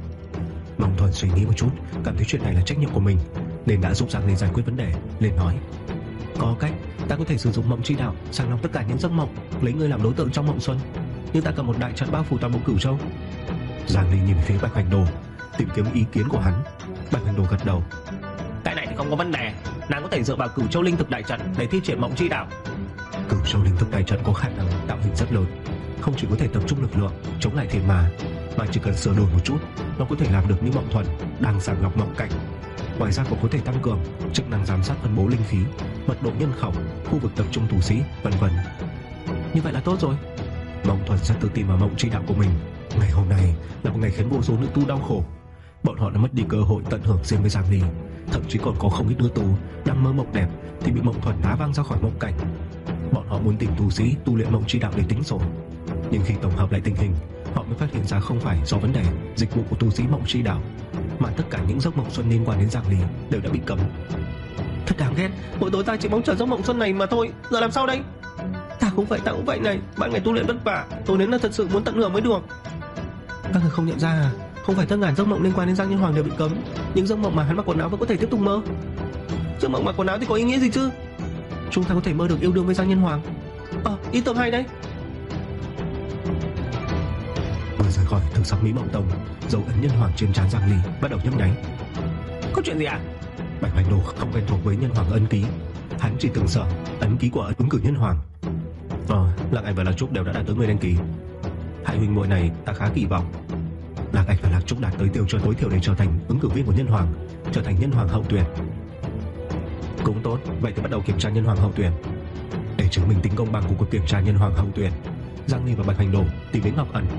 Trước mặt hai người, ngẫu nhiên chọn ra đề thi mà Lưu Thông Lĩnh đưa ra. Chương 985, chú thuật ánh sáng vàng. Cái đề này đúng là trùng hợp, vừa kịp thời gian, lúc này Linh Tử Tông đang tổ chức cuộc thi. Giang Ly liếc nhìn đề thi, cảm thấy vận may của mình không tệ. Lưu Thông Lĩnh không biết Giang Ly cũng có tham gia ứng cử Nhân Hoàng, Hắn đã đưa ra một số đề thi thử, không phải để Giang Ly bốc thăm ngẫu nhiên, mà là để hắn tự chọn. Có một số đề thi nếu bỏ lỡ thời gian thì khó thực hiện. Ứng cử nhân hoàng từ khắp nơi trên thế giới được Giang Ly triệu tập đến không gian nghi thức. Trong số đó có thêm 2 gương mặt mới là Lạc Ảnh và Lạc Trúc. Giang Ly vẫy tay chào mọi người một cách thoải mái, không hề tỏ ra kiêu căng. Chào mọi người, chúng ta đã gặp nhau rồi. Gặp ta các ngươi cũng biết mình nên làm gì rồi chứ? Đúng vậy, đến lúc kiểm tra hậu chọn nhân hoàng rồi. Sau cuộc thi câu cá lần trước, ta đã giao cho các ngươi một bài tập nhỏ. Đó là đoán xem 2 vị ứng cử nhân hoàng nào vừa bắt được nhiều cá nhất. Không biết có ai đưa ra kết luận chưa? Giang Ly mỉm cười, ánh mắt lướt qua đám thiếu niên của đang ngây ngô. Mọi người đều lắc đầu ngơ ngác. Bọn họ đã suy nghĩ rất lâu nhưng vẫn không thể đoán ra 2 người đó là ai. Thấy vậy Giang Ly nhẹ nhàng lắc đầu, giả vờ thất vọng trước sự bối rối của mọi người. May mà bọn hắn không nhận ra, vẫn có thể tiếp tục giả làm ứng cử nhân hoàng. Lần kiểm tra này cũng không liên quan đến tu vi. Người ta vẫn nói dân chúng lấy thức ăn làm trời. Thức ăn đối với sinh linh có trí tuệ là thứ không thể thiếu. Dù là tu luyện đến mức độ nào đó, tu sĩ cũng không cần phải ăn uống. Nhưng tác dụng của thức ăn đâu chỉ là để lấp đầy cái bụng, đúng không? Dĩ nhiên là không rồi. Ăn uống là một cách tận hưởng, một hình thức giá trị và cũng là một phương pháp tu hành. Khi ăn những món ngon, tâm hồn ta sẽ thư thái. Còn khi ăn những món ăn tràn đầy linh khí, tu vi của ta sẽ được nâng cao. Chính vì lý do này mà nghề linh sư đã ra đời. Gần đây Linh Thực Tông đã đang tổ chức một cuộc thi, mọi tu sĩ đều có thể tham gia. Lần kiểm tra này dành cho các ứng cử nhân hoàng, yêu cầu họ phải giành chiến thắng trong cuộc thi của Linh Thực Tông. Vì thân phận của ứng cử nhân hoàng khá nhạy cảm, nếu họ tham gia cuộc thi với danh nghĩa của mình thì sẽ gây ra xôn xao. Nên lần kiểm tra này mọi người phải giấu kín thân phận. Ta sẽ đưa các người đến gần Linh Thực Tông, còn việc tiếp tục thì tự do của các ngươi. Giang Ly nói xong tiễn mọi người ra khỏi. Thật ra đầu từ tình cờ đang